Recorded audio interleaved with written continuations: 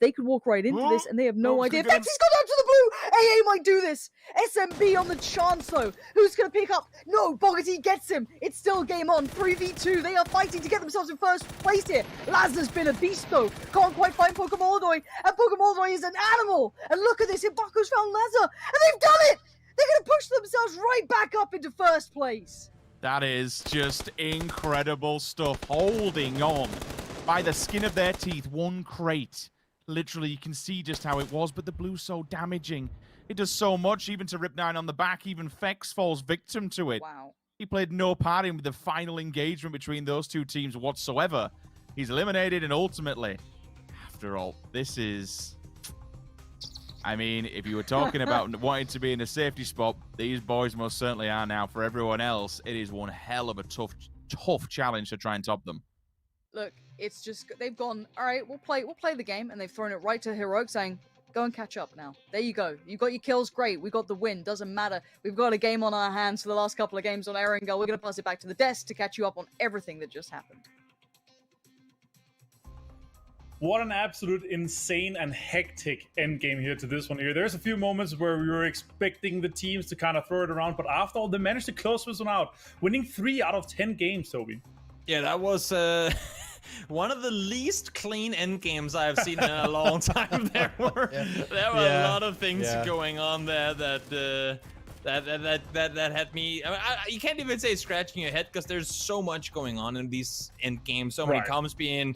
You're trying to keep track of everything, when in reality you can't, and at the same time you're trying to survive and also kill opponents yourself. It's so incredibly difficult, but oh my lord, did it look messy all the way through the end there. Yeah, this is pretty much a typical kind of urban endgame, even though it's not a city, but there's just so much copper here, Hybuck.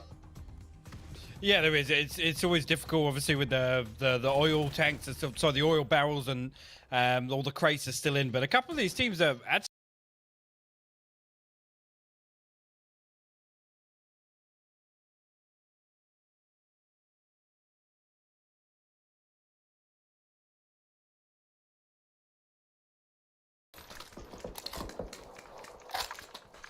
Wer hat noch ein bisschen 7er Muni von mir?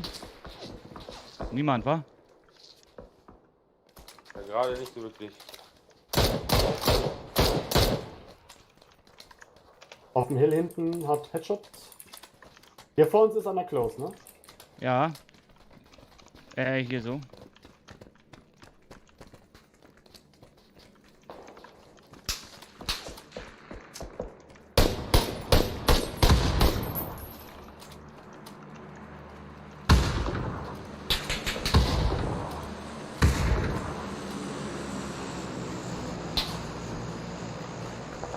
Er ist hier bei mir auf 75, da ungefähr. Da habe ich ihn gerade kurz gesehen.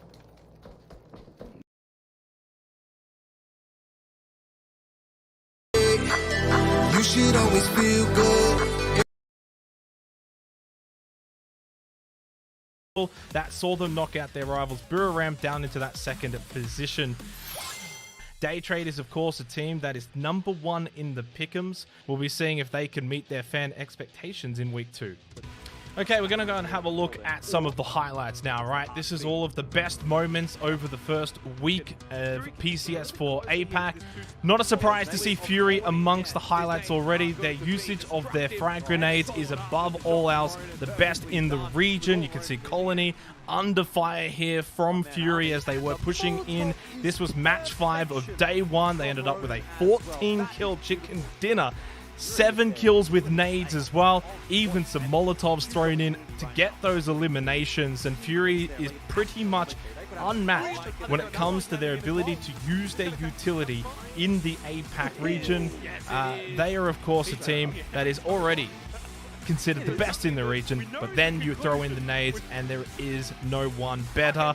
Team #1 was another team that came to the demise of Fury as they were pushing through Erangel slowly in this 5th match. So let's go and have a look at the second highlight here, of course. This is going to be Buriram United's massive 19-kill chicken dinner over on Miramar. This was on day 2, match number 10. This got them back into the contention to be able to dethrone Fury. with 2 games to go. This got them from a position where they didn't look likely to get first, and then with 2 games to go, suddenly the pressure was right back on to Fury. They were behind. Fury had the 3 chicken dinners. Buram only had the 2. They were desperate, and you could see it in their play. Pushed into a nice compound that teams tried to crash. Of course, the APAC region, as ever, always, they like to push onto compound buildings, and Buram punished them nicely towards the end. Nordra, pushing up this hill, was able to catch off guard Team Bliss. Rain and Textile were over towards the left-hand side, close to Nordra, but unfortunately did not see him coming. As he pushes up, he got information on both of the players. He was able to get the first knock onto Textile rather easily. Took a bit of time with Rain, but afterwards got the knock, and that basically opened up the game for Buram. Remembering they only had the 3 players to the 4 players of Team Bliss. And a really solid ending here as well for Buram as they pushed up the hill. It still wasn't easy. Team Bliss had a bit of a high ground. They still had 2 players up. Monty, of course, he was a player that was very, very solid for Team Bliss, and Bryn was still alive. And at the end here for Bryn, now this is a Buram highlight reel, of course. They got a 19-kill win, but Bryn almost spoiled the party as he had a 1 versus 3 opportunity. All 3 members of Buram ran past Bryn. He was able to get a nice, quick, clean knock on the first player. They didn't quite have full information. He gets back up, and now it's only a 1 versus 2. The immediate headshot, the spray onto Nordra as he's still throwing that grenade, and he's able to capitalize. Well, that's the APAC region, Toffees, and what it can show for in terms of the highlights. What were your thoughts for the APAC region? Well, I'll say this for you. You have a lot of confidence, and I'll be honest, that Buram play was pretty amazing. But let's take a look at our next group. That is the Americas highlights. Porosaurus, I know that we had some newcomers to the scene, some new sub-regions put together. I can't wait to see what you got for me. You know, it's obvious we did have a lot of newcomers, but we also have one of the most stacked lobbies in the world, as everybody knows from our performance at PGIS. Now, the question is, were those PGIS teams going to continue their high performance that they had all throughout this year so far? And were some of these newcomers going to come in and knock them off their perch? I don't know what I'll leave the decision up to you. The highlights we have, though, are great. Well, speaking of Toffees, to wrap up week 1 of America's, Sonics took first place with 2 chicken dinners and 84 kills, a phenomenal amount of kills. Now, it wasn't easy. Day 1, we had 6 games, 6 different winners, and it wasn't until day 2 that we saw some teams starting to step up and go for that second win.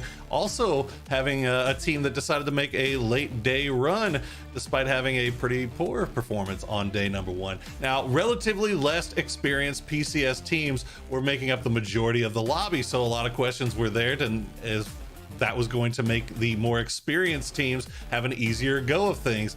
Well, we can't for sure say that this is the tendency, and if it's going to kind of keep going into week number 2. But as I mentioned before, teams like Dodge and Oath also made a run for first place with Sonics. So week 2 is going to be a lot of variables at play, and it's going to be very exciting. So this is that first fight that we saw Sonics take for the win. It was a very, very difficult fight, despite the fact that they had this nice ridgeline. It was a 4v3. Troglodytes used amazing utility work with the flashbangs to make this wrap around on the flank, get 2 quick downs. First the knock and the flush onto Tiggleton, then the trade onto Shrimsy, and it was looking really, really bad for Sonics, but there you go, the superhero H-Win stepping up big, coming in from the side where Troglodytes was not expecting them, saving the day for Sonics, turning it into a 2v1. They had 13 kills already, and that was going to be the last 3 to get 16 kills and the win.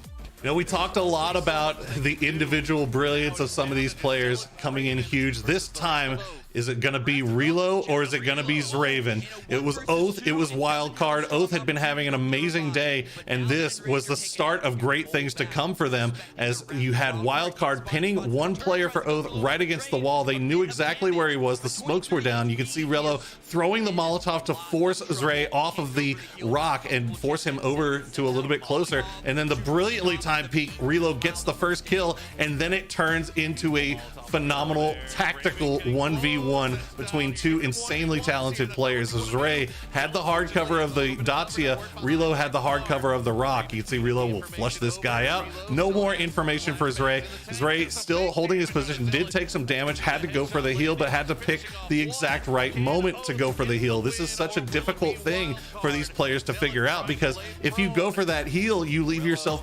extremely exposed to getting pushed here. Relo decides not to go for the push. That means Zraven can get that, Zealot can get that heal off. And you can see Relo, he keeps peeking, making sure that Zealot doesn't push. And Zealot knows that. He would have loved to push, but he kept seeing Relo peek, so he couldn't make that push over the way. And then you go, again, a brilliant trade in damage. Relo comes again, peeks the left side after peeking the right. Amazing 1v1 tactical stuff to get Oath their first of 2 wins. That's obvious. You know you're not going to find highlights like these anywhere else in the world. This is America's only. I am sure our region will have the best highlight reel out of everybody. And don't you think so too, Tavis? That was amazing stuff. Yeah, please. Yeah. Because we spend most of our time together, I know that you want me to agree, but I gotta be fair, Poro, so I'm gonna put it on the side burner, and I'll get back to you, because right now, we gotta go to our next region. That is PCS for Asia, and I know, paper thin, you've got to have some good, amazing, aggressive PUBG to show us. Oh, week 1 of Asia was fantastic. We had some great games, a lot of different teams winning chicken dinners, so top to bottom, we're seeing some really high-level PUBG. So once again, PCS4 Asia was dominated by the Chinese to start out with. They were doing great. Kaishin comes through with the win. A little bit surprising considering they had one of their star players, Cobra, not available for the event. Monguo comes in, steps up, is the MVP of the week even. They do great. Korean teams punch back. They had some really strong performances. And even the new rebuilt E36 came through with a win and some really close second place finishes. Yeah, so yeah, the previous regions, guys, were pretty good, but nothing compares to the best region, Asia. All right, so here, guys, we have an intense finish with Ghibli coming up over the hill. They smoke off 4 AM, and they start getting in to MCG really hard. 2 knocks there quickly. Some grenades being thrown both ways. 4 AM knows they have to do something about this. Some grenades splash into the back of Ghibli, doing some damage, and they almost get some knocks here, coming up just short. But then the follow-up from Lambu is huge. Takes 2 members of 4 AM down. All of a sudden, 4 AM is in a huge predicament. Ghibli recognizes that MCG is having a problem, and even though Ghibli is pinned behind this hill line, they're doing a great job with those initial smokes. Then they know that they have to finish off 4 AM, so all attention over there, even suffering a couple knocks, they're able to get the finish. Renba and Alambu doing some excellent work. MCG, yes, they are able to get these reses, but they're still now in a horrible position underneath this hill. Ghibli fans out, starts throwing their utility over the side, grenades, stuns, shots, all get it done, and Ghibli takes the win. So 4 AM has been a really aggressive team before this event and during, and you can see here why a big part of it is Forever. So here we have 4 AM, who has been fragging out like crazy. They're catching M-Tech kind of in a divot and take. Team, are you ready? Ready. Ready.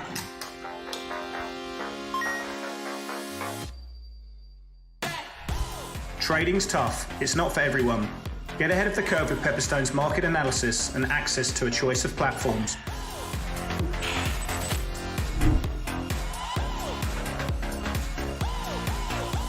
Taking him down. Forever on the backside, make sure that Hansi is clear here. Some smokes to try to allow M-Tech to get the reses. Not really going to come through. GFY tries to take advantage of this and comes up to try to third party this fight, but it's Forever.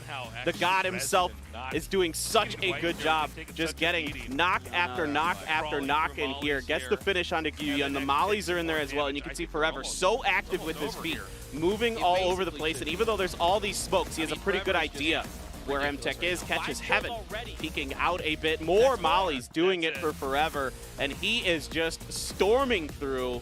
That is an impressive performance. Forever is nuts. All right, so Toffee's my man. I mean, you've seen the Asia clips. I mean, you gotta agree, they're the best, right? Bold, paper thin. Very, very bold. But in all fairness, you gotta see everything. So we'll get back to you because right now it's time to check in with Toby over in Europe. Toby, I know you've got that methodical PUBG, you've got those big brain players. Let's see how it translates into big brain plays. Oh, believe me, Toughies, week 1 was absolutely insane. Team went all in right from the start, and I cannot wait to show you all the amazing highlights, and I'm super ready to break it all down for you. So with the most chickens rule newly added, it was clear to see that teams had to spend a little time adapting to the format, but while they were doing that, a few other teams, including Virtus.pro, were going full on from the very start. And those teams that were playing it slow at the beginning, they quickly realized they had to start speeding things up. Virtus.pro up against Heroic. This time around, it's Heroic that we're focusing on. They know for a fact that they have the team that just won the other game in this exact position of Virtus.pro right over the hillside, and they cannot push into the circle before dealing with Virtus.pro first. So they throw all their utility, they push their way forward, Vasco comes up, finds the first, finds the second, and the molly from T-Bone gets down the last in the end. Now they have themselves a secured spot up towards the north side of the circle, allowing them for a push down towards the south into the fight going forward. Na'Vi plays a perfect endgame here. They maintain full control of the hillside, forcing teams like Skate to make the push inside the city by spreading out and taking control. And once they've kind of hurdled everyone down towards Novo, they can sit tight up on the hillside, they can spread out, they can take full control and shoot at everyone they please, because pretty much no one has the time right now to focus on Na'Vi miles up the hill. They need to focus on the teams that are next to them. And as you can see here, Aaliyah, Quasi, Melman, example, they can all do pretty much whatever they want as long as they don't leave themselves overly exposed, which of course they don't. As the fight kind of comes to an end, what they do is they send 2 people down the hill, 2 players move further down towards the city to help pincer, to help force the opponents close to another, to still maintain and be able to avoid being in the near, like upfront confrontation themselves. They force the guys close to one another while the remaining 2 players sit up on the hill. Perfect sheep herding, force everyone into a corner. And, well, let the Nates and utility do the rest. Nate slopped on over, great shots coming in, and Na'Vi net themselves a 12-kill win. Well, Toughies, now you've seen all the big plays of Europe, or at least some of them, because there were a lot going on, and I don't know how this could not be the best clips that you've seen all week. It's undeniable that they have keen decision-making skills in Europe, but I'm going to look at everything. And with Europe as the final region, we've looked at everyone's Week 1 highlights. And it's true, we cherry-picked a few, but production has forced me to take the role of picking number 1. And I'm going to have to do so, so I'm going to do it now, boys. Get ready. The winner of the Week 1 highlights is none other than PCS4 Asia's Ghibli. Okay, I'll tell you why. Why? Because you have to... Ghibli wipes 4AM and MCG, sandwiched between them. First, they get 4AM with grenades, and then, instead of healing, at half health, you gotta respect it's up and at her as they go over the top and completely bury MCG 6 feet under. That's how you win a chicken dinner with your back against the wall. I think teams could learn from it. I think I could learn from it, and I think everyone has to respect it. Week 2 is about to begin, and you guys can look forward to how the teams will adapt from their Week 1 play and take everything they learned and apply it to Week 2. In those intense matches, we can look forward to, you guessed it, new highlights. So please stay tuned and watch Week 2 of the PCS Weekly Review, because we're going to be back, we're going to have more highlight action, and we're going to be even more judgmental. But before we go, my name's Toughies, and I want you to join me in one last rewatch of the highlight of the week. It is the Asian region's Ghibli wiping MCG and 4AM to win the chicken dinner.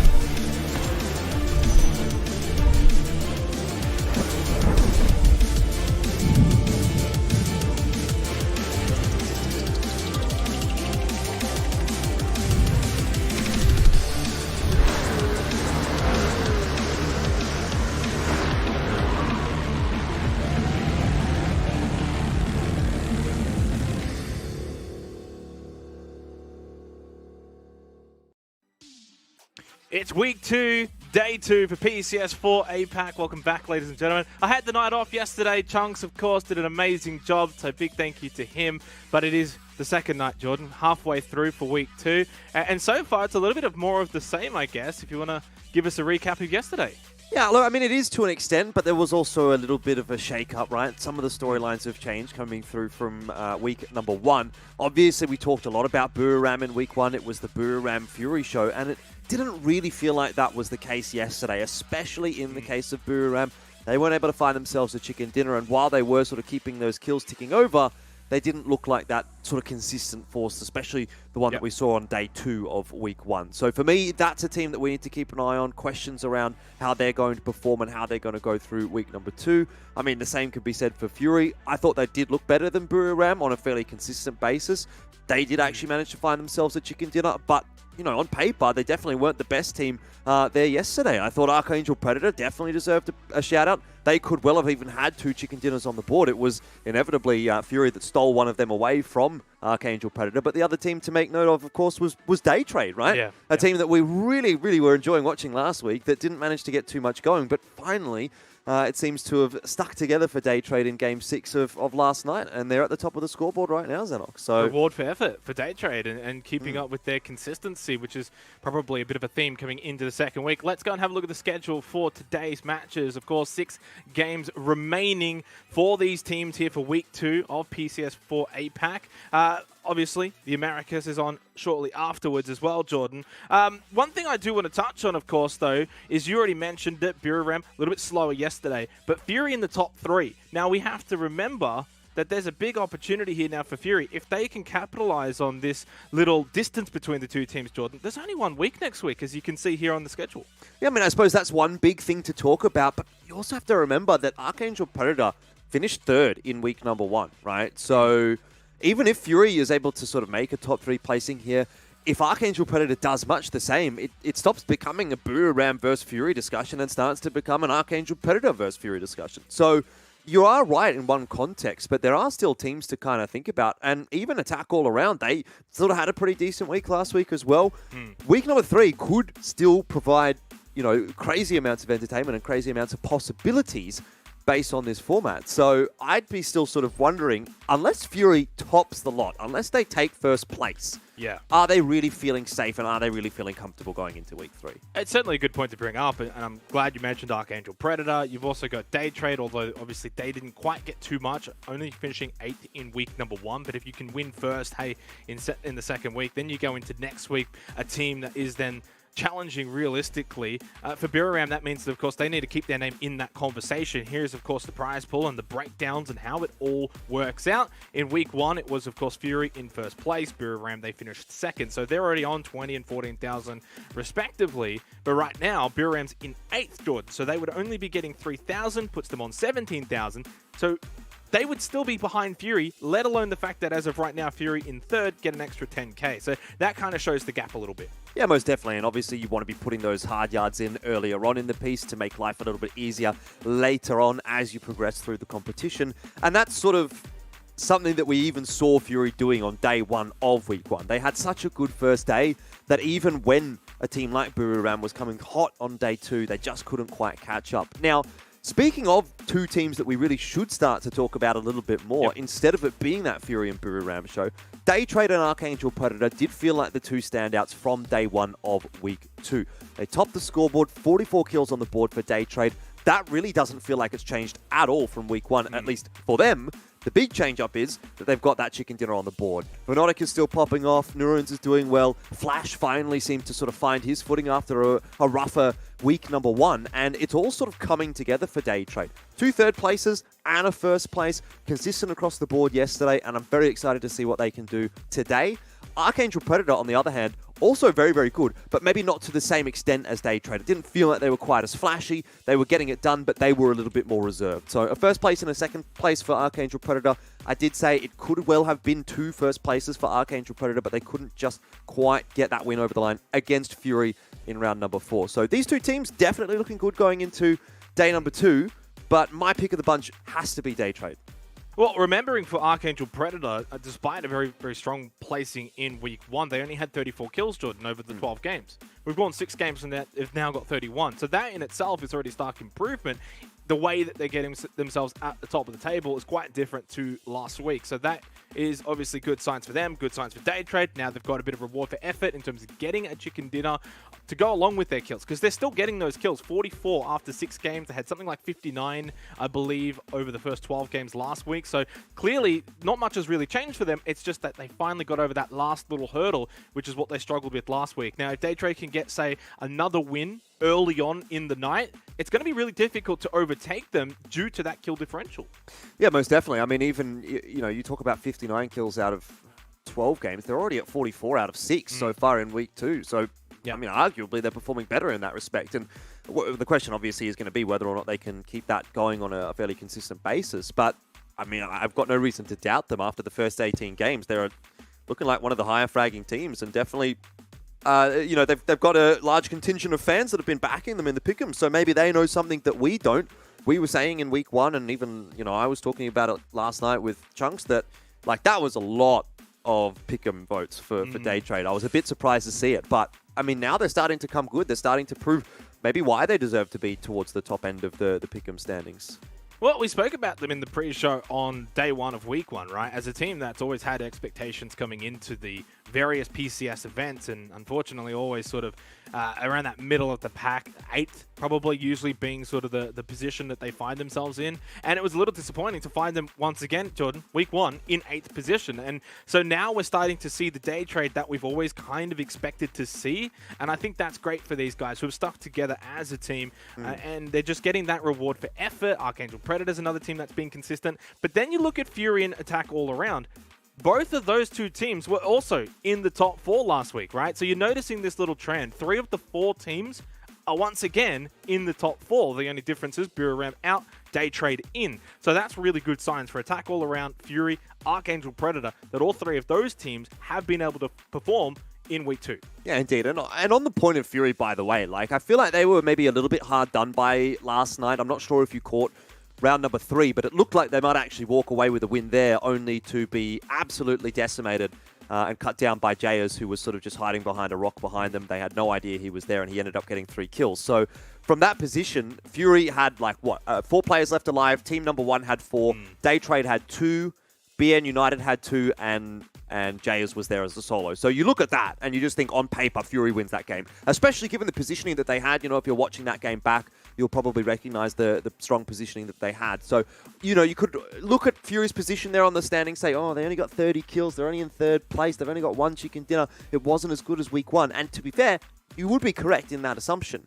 But when you actually look at the way they were playing these games out, especially that fight that they won against Sharper in round number 3 yesterday, they are still looking like a pretty dominant force, and I'm kind of expecting them to bounce back a little bit stronger today than what we got to see from them yesterday. Like I said, I think they got a little bit hard done by, so I'm looking forward to seeing what Fury has coming into day 2.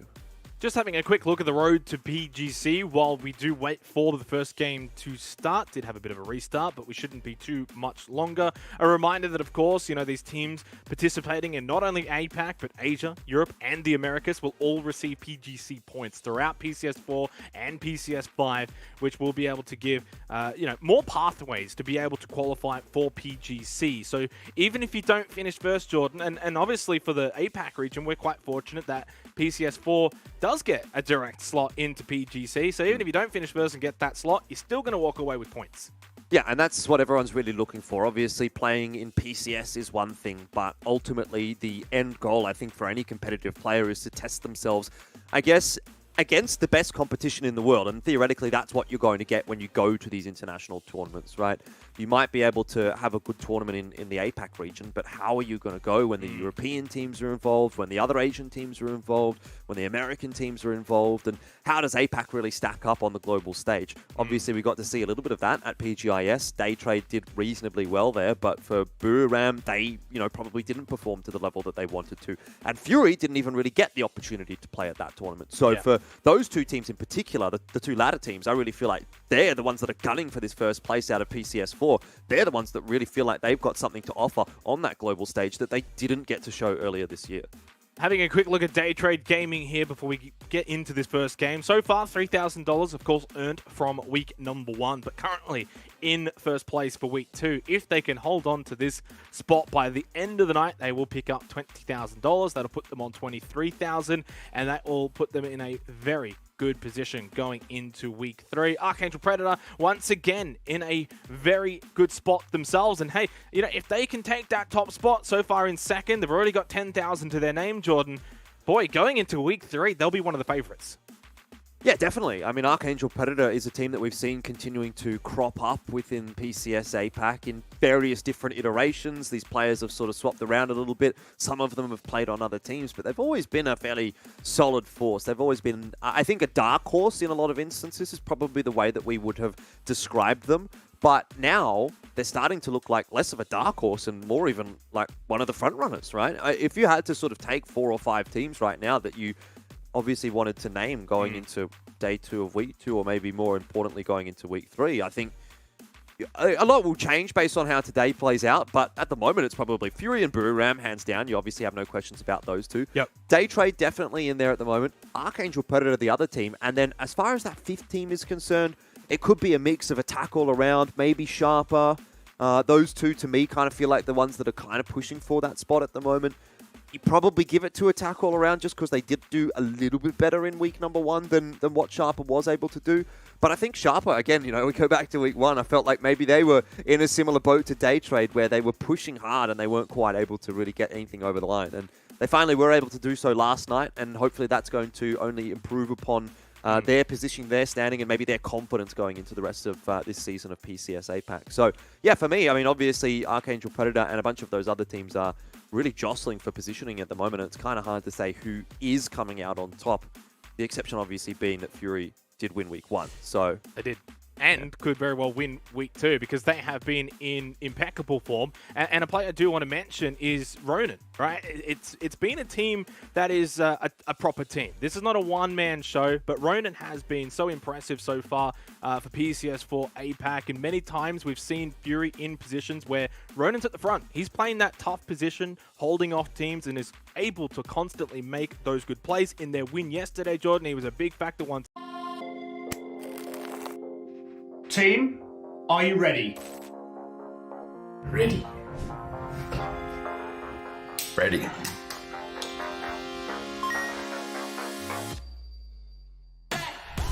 Trading's tough. It's not for everyone. Get ahead of the curve with Pepperstone's market analysis and access to a choice of platforms.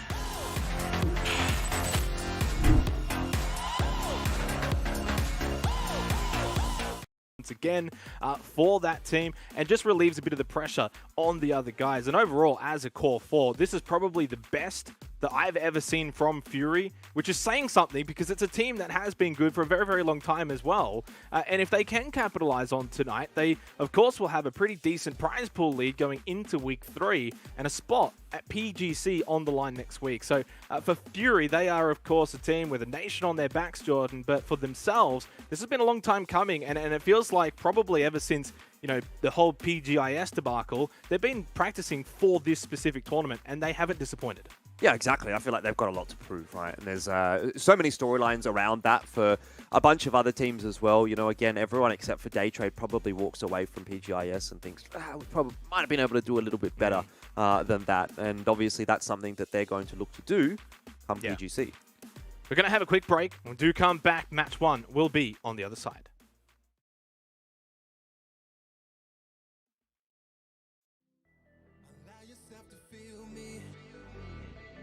Allow yourself to be free. Allow yourself to see all the things that we could be. Hey, you should always feel good. Hey, open up your eyes and take a look. Everything you need, you find that piece of me. We could be like fire. No one could put us out. We burn so bright, and they will compromise.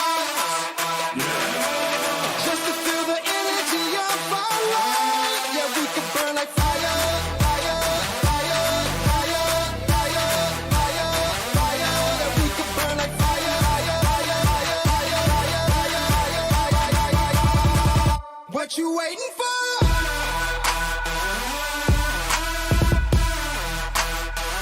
What you waiting for?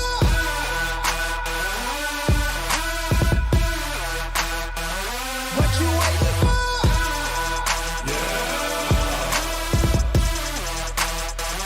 What you waiting for?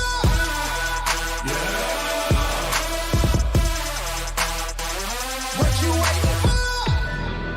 If we fell into an ocean, it wouldn't harm or hold us down. No, we could never ever drown.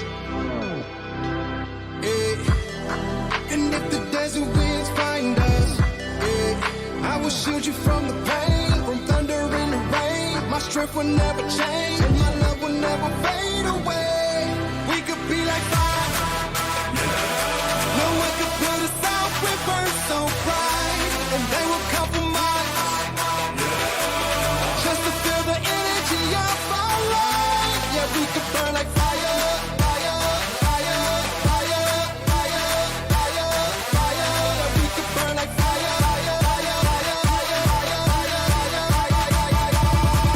What you waiting for?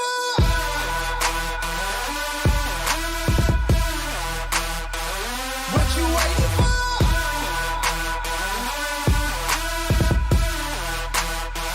What you waiting for?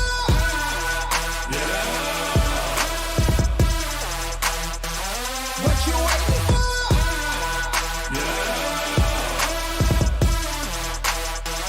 What you waiting for?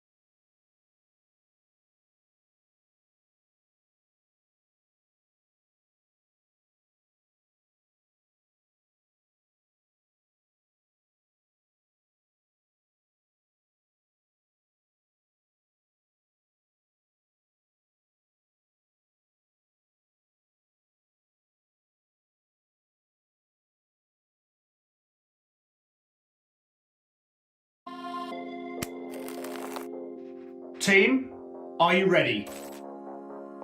Ready. Ready.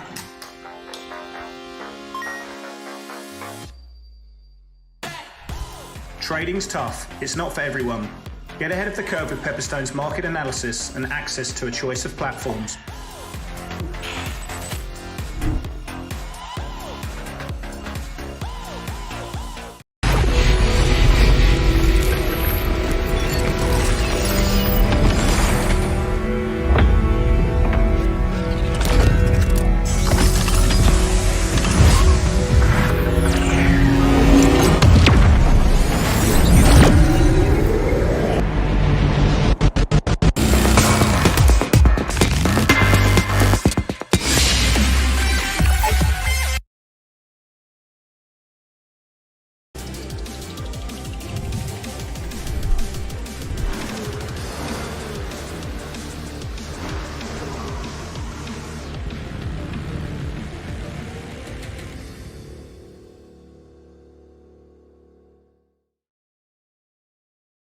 Not too far away from getting into the first match tonight for Week 2, Day 2, PCS4 APAC. Moments away, Jordan, and so because of that, we're going to now go to sort of our final thoughts and predictions for maybe the night as a whole and how we think it's going to sort of play out.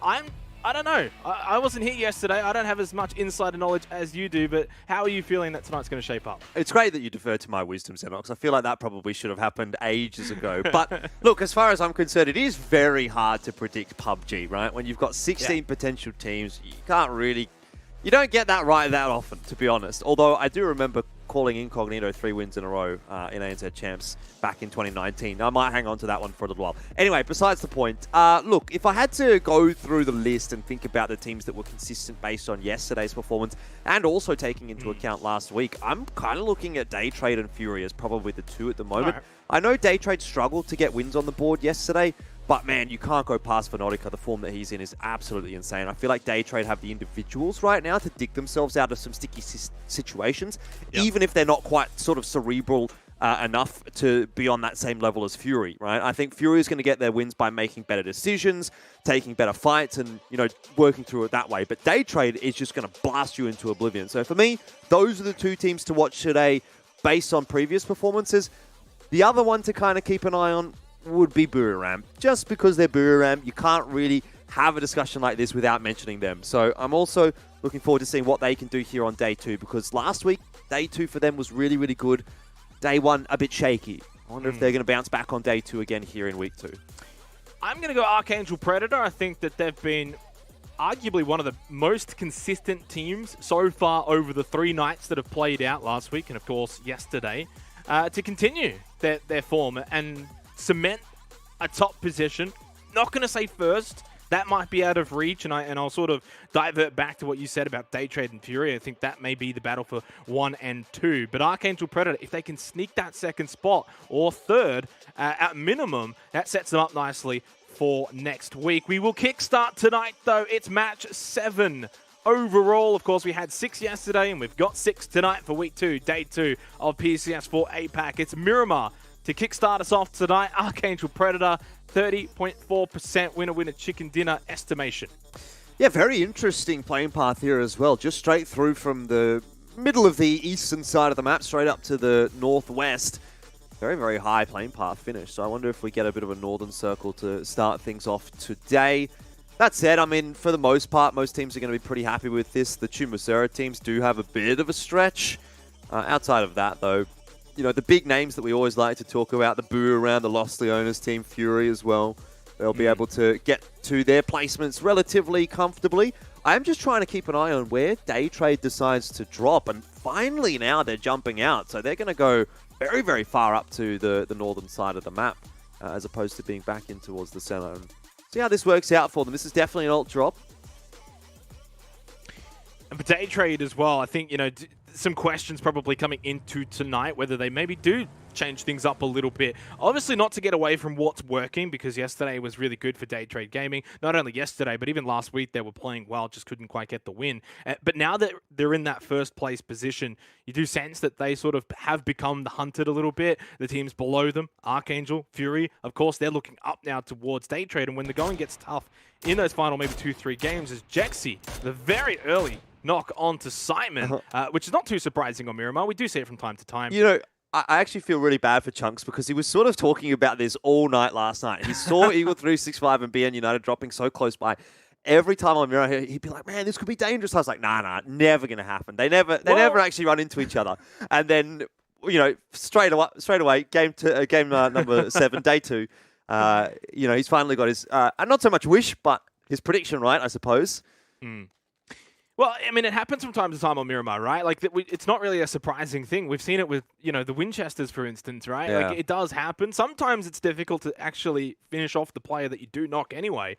Simon is going to bleed out. Jexi was able to do enough damage. Actually was pretty low on ammo, so fortunately was able to hit his shots. And for BN United, not a good start to the night or the game for that matter. In terms of the top 5 kill teams, it is, of course, Day Trade in first position. So despite the chicken dinner, still doing pretty good in terms of their kills as well, leading the way there along with their chicken dinner, which is why they're in first. They are all the way, though, on the other side of the map, so they're going to be coming in last for this particular game.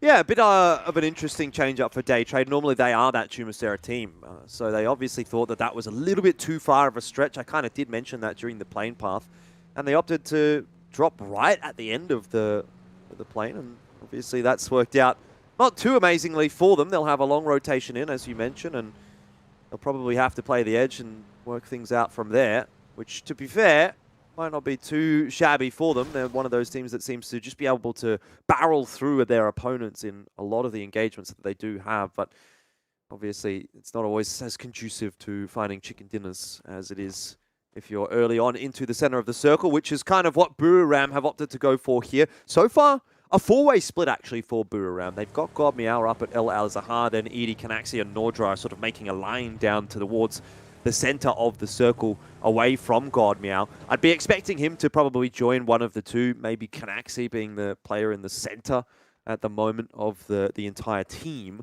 not necessarily in the center of the circle. That is Nordra, who's almost gotten himself right into the middle of the map. Another team to kind of note, actually, in this discussion is Team Bliss. And again, they've got themselves a pretty decent setup early on in the piece. Something that I sort of noted yesterday for Team Bliss was that they were fairly consistently able to get center circle in Phase 1 or Phase 2, and they almost always had a 2-2 split as well. But a lot of the time, they kept that 2-2 split, and one of the duos would get breached and taken down. So again, I'm looking to see what Team Bliss can do here. They've got a solid position, but are they going to be able to convert that into some serious points today?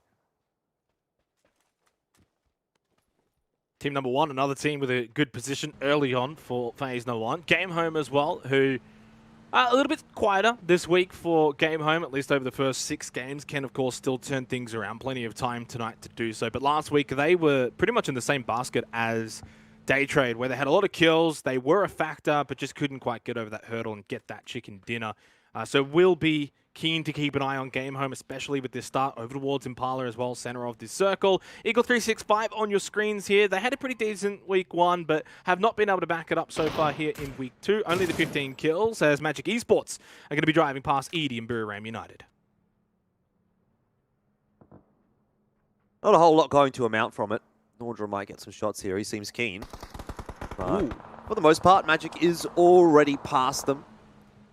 Lots of fighting going on in the distance, though. I'm not sure where that is. It might be Game Home, potentially. Team Bliss, maybe firing some shots off here as well as Magic goes driving past them, I should say. And, well, speaking of those shots, some of them have connected.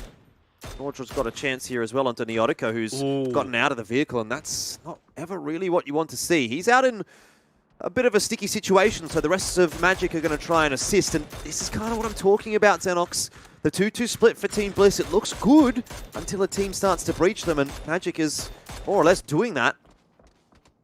Run, Neotica, run!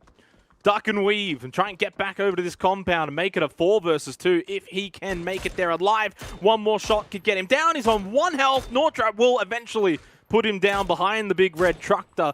Yeah, the 2-2 split. Now, that is exactly a good thing to point out, and that's exactly what Team Bliss are going to do. They're going to get their 2 players out of there. Monty and Co. going to join back up with Textile and Bryn. They're going to vacate that more central position, move out of that center spot a little bit, but they're going to have all players intact and alive, which is, of course, something that you do want to have for the majority of this game. So they're not going to fight for that. They'll back off. Magic Esports will lose Neotica, but they get the compound. They'll have 3 up for the late game.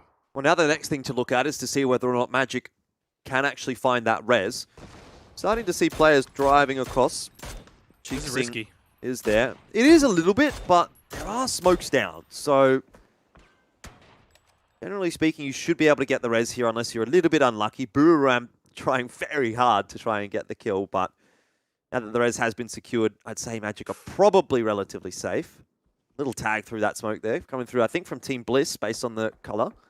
They are going to have to run back, though. A lot of the vehicles that they sort of... Well, Cheeksing's vehicle that he brought in to go for the revive has obviously lost its tires, and they've already committed quite a few smokes onto this position, too, so you kind of think they're going to have to start throwing those smokes back. Here's the run now. This is an opportunity, of course, for Biram. If they can get another knock, they're out in the open then you can get the flush. But Magic Esports have been able to make this work. They've got the Resurrect, they've got him back up, and they'll be able to get him over to the compound. So 4 players up, plus the center compound. Risky, Jordan, but hey, it pays off. Neotica's alive. For Magic Esports, they got 4 up in a pretty good spot.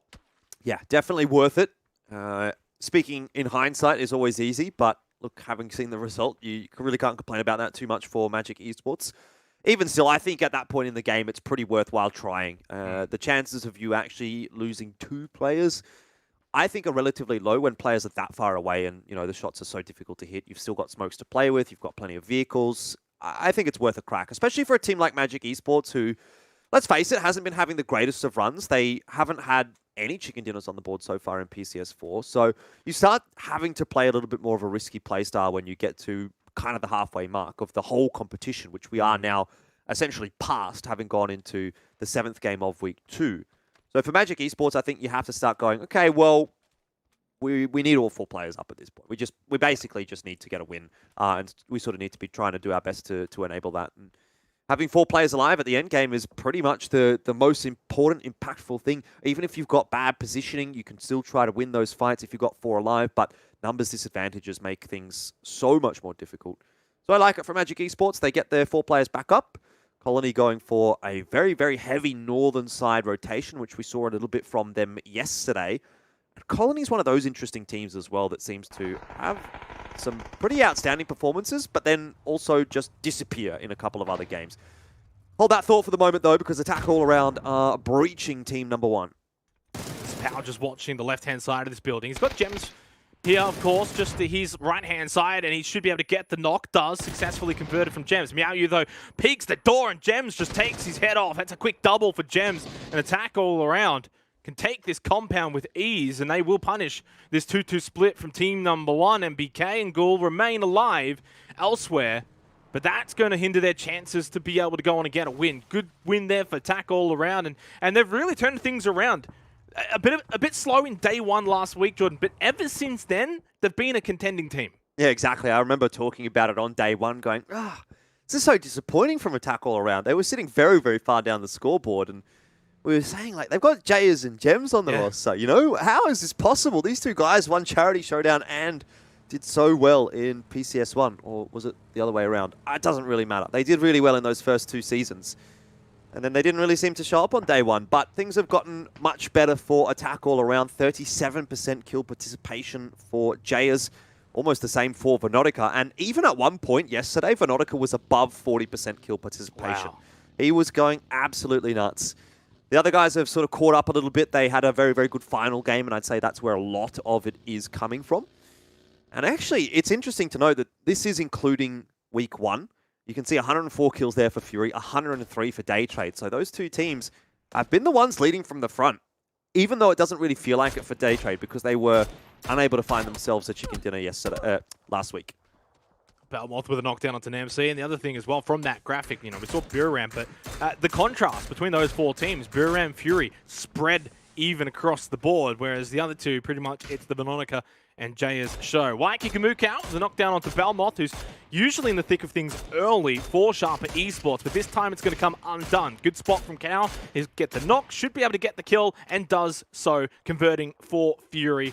And a good little start. And one thing that's been surprising, Jordan, a little bit here, as we've only just sort of gone into phase 2, 11.5 minutes gone, and while we've only had 4 deaths, we've had quite a bit of action. Oh, and we we'll might get continue more. here as well. Hansy just gets obliterated by God Ace with a good spray with the Scar-L. A second player comes in as well, and that fence is not going to stop those bullets. He gets a third. Jaxi is going to get sat down as well. God Ace with a God play, and being United are basically going to obliterate 365, and Chibarit's the last one alive. Sometimes I do think Eagle 365 make life a little bit more difficult for themselves than they really ought to. You know, just another instance where they're a little bit later into the zone than most of the other teams, and they kind of just decide to send it. Granted, it wasn't the worst of sends on paper, right? Obviously, looking at the result, it wasn't very good at all. But BN United were down to 3 players. If they'd scouted that out, okay, fair enough.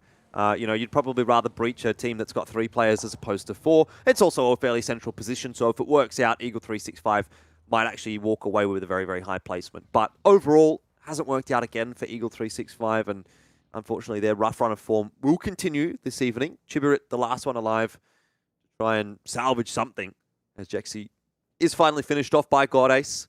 Day Trade Gaming, keep our eyes on this roster. Very, very exciting roster to watch, in particular Venotica, and Flash was doing really well for himself yesterday. Those two, for me, standouts at the moment, but I think you can go down the list for Day Trade, choose any number of those players, and you'll probably come away with something pretty good. This is a really fun circle that we've got here, because there's actually a lot of really big terrain, also a lot of cities, right? We got Impala, La Bendita, you got Minas Generalis, and you've got Junkyard. On top of that, there's also some of these, terrains. That's the one next to Junkyard as well. Impala, the entire region is quite rocky. That's the beauty of Miramontes. You can see the map here as well. There's so much space currently at the 13.5 minute mark. Going into phase 3, though, one of these teams, I feel like almost like a slice of a pie, is going to get favored. Let's go central, a little bit south, but mostly central for the most part. You can see the 2 players for team number 1. That is a little bit disappointing that they couldn't have all 4 players in that position. Yeah. Magic Esports as well to bring our highlighting eyes to that spot, Jordan. But that was where Team Bliss could have had maybe more than 2 players there. They could have had all 4 in that compound, elected to go for the 2-2 split. Fortunately, they were able to get their 2 players out alive, but now they find themselves on the edge of the circle, and the team that did take the compound, Magic Esports, of course, in that prime spot. Yeah, I mean, it's pretty hard to make that call that early in the game, though, so you can't really fault Team Bliss. They'll be looking back in hindsight and saying, damn, that's unfortunate, but what can you really do at this point? Sharper Esports, hanging around in Impala right now. They're actually going to have Game Home rotating past them in just a second as they're making their way out of Impala as well. Quite a few teams actually down in that southern part of the map, but we're keeping an eye on Day Trade rotating down from the north. They've left Puchils up on the top of Minas Generalis to provide overwatch, keep scouting, seeing if he can spot anyone out, while the rest of the Day Trade lads rotate in past La Bendita. Come up maybe on the edge of the crater, which won't be too bad of a spot to come in from. A lot of cover to play with. It gives them a lot of room to work, and also should be relatively easy to gather some information from here. It's a high ground position. That there isn't really anywhere else that they can go at this point that isn't open field. So I think you take this for now and see what happens with the circle, and then react accordingly for Day Trade. They're essentially just going to have to play edge for the rest of this game, which won't suit them too badly, I'd imagine. The same can really be said for Fury. They probably don't have the hard cover to play with that Day Trade does, so they might have to go for something a little bit more ambitious. I'm sensing potentially a crash, or maybe they do go to La Bendita, in which case they'll run into Day Trade, so that would obviously be less than ideal as well for them. And it's kind of, at least it feels like that's the 2 options right now for Fury. When you sort of look at the terrain around La Bendita and this compound for attack all around, it's either, you could theoretically go through them and go for a center position, maybe crash onto team number 1, those 2 players, but I don't even think I'm pretty sure that's just a hay bale that they're in, and prone probably. So for Fury, they're going to make the decision here. Do you clear out this La Bendita crater and get information on it, get a bit of vision on it before going into this compound? Because if you push into the compound first without getting information up here, then you could get third party. So I think they're actually playing this well, playing that edge and just sort of clearing out. They'll get information. Norrens is going to take this shot. Oh, never mind. He gets spotted by Ronan. And this is much better for Fury because it's less likely for attack all around to come and third party this. It is. I mean, it's better for Fury than the alternative, I suppose. But when you look at the two teams that they have to go through right now, Day Trade and Attack All Around, that's not looking like a sandwich that I'd like to be the meat involved in. You know what I mean? That's a very favorable circle shift. Granted, it does mean that there's a bit more time here for Fury to play with than they otherwise might have gotten if it went over to the other side of the map. But this fight could be a massive one, and that grenade could be too. Ronan gets hit for 52, but he'll survive for now. Flood cops a headshot. It's not a good fight here for Fury at all. They don't have the high ground. Day Trade can do whatever they want, and then there's that ever-present threat of attack all around. Just taking a little bit of a sticky beak as well. Yeah, and obviously for attack all around, they're in the circle, so they know they don't have to eventually get moving. They're going to just be defending their compound, being, as you said, that sticky beak coming out, throwing a few nades. And yeah, this is really unfortunate for Fury right now, but Day Trade need to be the team that now push down and push on to Fury, be the aggressors here, especially when they got Flood in this sort of position. Cow, that is so unfortunate. Yanku with some nice aim will knock him out of that Murado, who gets immediately flushed, and Fury could actually be our first team eliminated in this match. Yeah, it definitely looks like it at the moment. I think Ronan and Waikakamukau, they didn't necessarily have the worst of ideas. They knew they were in a rough spot. They knew they just had to get out of there, and it was going to cost them something, that was for sure. But at the very least, they managed to get one into the compound. That's Ronan, and Insight turns around onto Jayers, gets rid of one, doesn't quite manage to land the full spray onto Glooms, but he's certainly made him put his head down, hide away, and given Fury a little bit of extra room to work with. It's a good rotation in from Ronan and Flood, all things considered, but now the question is, can Insight get there as well? This is perfect right now from Fury. A lot of other teams probably would have caved, right? Waikakamukau goes out first. We'll draw attention to this fight, though, because now with a big nade onto Samoy, opens things up for Archangel Predator, but Mad Dog's going to go down at the wall. It's back and forth between these two teams, but Elgin Bots has just been able to infiltrate this compound. Man, somehow escapes with his life back up the stairs, but unfortunately he's going to lose his old mate Ted Day, and it is going to be 3 alive for Archangel Predator. They do well, but this compound, Jordan's not really in the circle. You can see it in the minimap, but they are going to be able to at least get rid of a team in Victim Rise if they can finish off these final player in man who's getting onto the crate away from the Molotov, but he's already burning. Unfortunately, just times it nicely with that jump out of the burning fire. He's last one alive, though, for Victim Rise, as Eagle 365 have been eliminated. Yeah, I'm not really sure how much longer he's going to be lasting here for Victim Rise. Elgin Bots has been really, really good for Archangel Predator over the course of PCS4. Probably the player to watch from this roster, in my opinion. Genfos is bleeding out. I don't know that man's going to be able to get there for the res. Unfortunately, Xenox, a bit too far away. And a 1-on-4. That'd be I'm going to bring attention back quickly, though, to Fury, because Flood's just been able to pick up a kill onto Disgusting. Now, I thought that the position that they were in, it almost looks like doom and gloom, but it shows the sign of a great side, that they don't panic under pressure, that they can navigate their way forward, as man obviously is going to just get eliminated one way or another, either by Archangel Predator or by the blue. He'll choose the blue. He'll be eliminated. 13th position for Victim Rise, but you can see on the map, Ronan and Flood, of course, they got to that position a little while ago. Insight stayed back. He was able to be that anchor. We saw Waikakamukau send it, get a bit of information from AAA, and draw their attention probably onto him to allow Ronan and Flood to push up. So they've managed, honestly, a really tough situation and done it well. As Team Bliss, obviously, now come back to the compound they were originally at. Yeah, they're also in a pretty rough situation here, trying to breach into Magic Esports in now what is a 3-on-4 without Monty. Magic have the superior positioning. Team Bliss hiding desperately behind the crates, but really not so much that they can do when all that utility has been thrown in their positions. This whole time, I've just been watching Team Bliss trying to heal. Textile gets his one off, and now they're kind of fighting fit, but Ona's going to start moving pretty soon, and Team Bliss are the ones under pressure. Tonke has such a nice position, and Magic Esports have got that flanking angle. I don't think Team Bliss lasts too long here. The fight begins in earnest and ends very quickly indeed. It's relatively routine for Magic when they get that kind of control. They do lose Leons, but that was to the third party of Buriram. And Magic now have to start their campaign in towards the center of the circle because they're outside of the zone right now. There's a lot of teams that are going to have to move in here. And this is going to be a bloody circle. There is just no cover at all to work with. So you're looking at Day Trade, 4 players alive. Attack all around, 4 players alive. Expendables 4 players, Fury 3. All these teams are not inside the zone yet. And X Stadium as well coming down from the north. They also have 4 players. So I can only imagine that we're going to be losing a lot on this next rotation.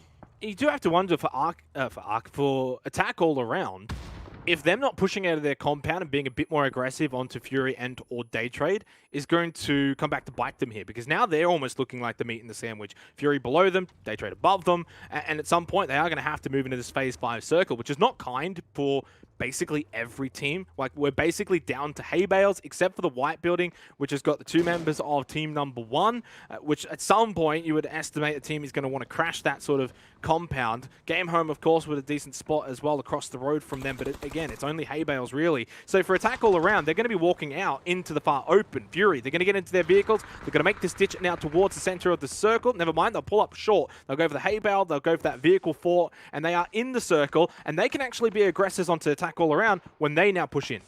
I don't know that Attack All Around necessarily has to push in off of this next circle.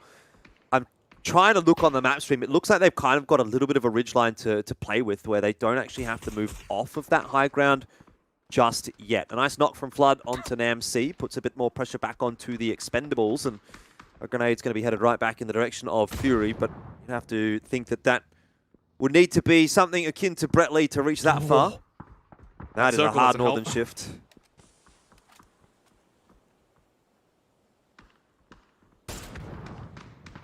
And Buram's on the other side of that circle shift as well, which is going to be helpful for them. They've got 4 players alive.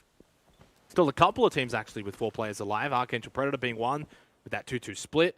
Day Trade still with 4 up, but I sense that could change sooner rather than later. And yeah, for Attack All Around, now it just gets all a bit too difficult, and you do have to question, should they have been more aggressive? Of course, we don't have that magical, crystal ball to get the answers, but now they will send it into the circle for Phase 6 because they know they have to make this distance. One's already going to be knocked out. That's Gems. He gets flushed by Norans. Big pickup for Day Trade. More kills on the board for them as they tally those up. Yanku makes it over to the white buildings, but MBK is waiting for him. The quick flush.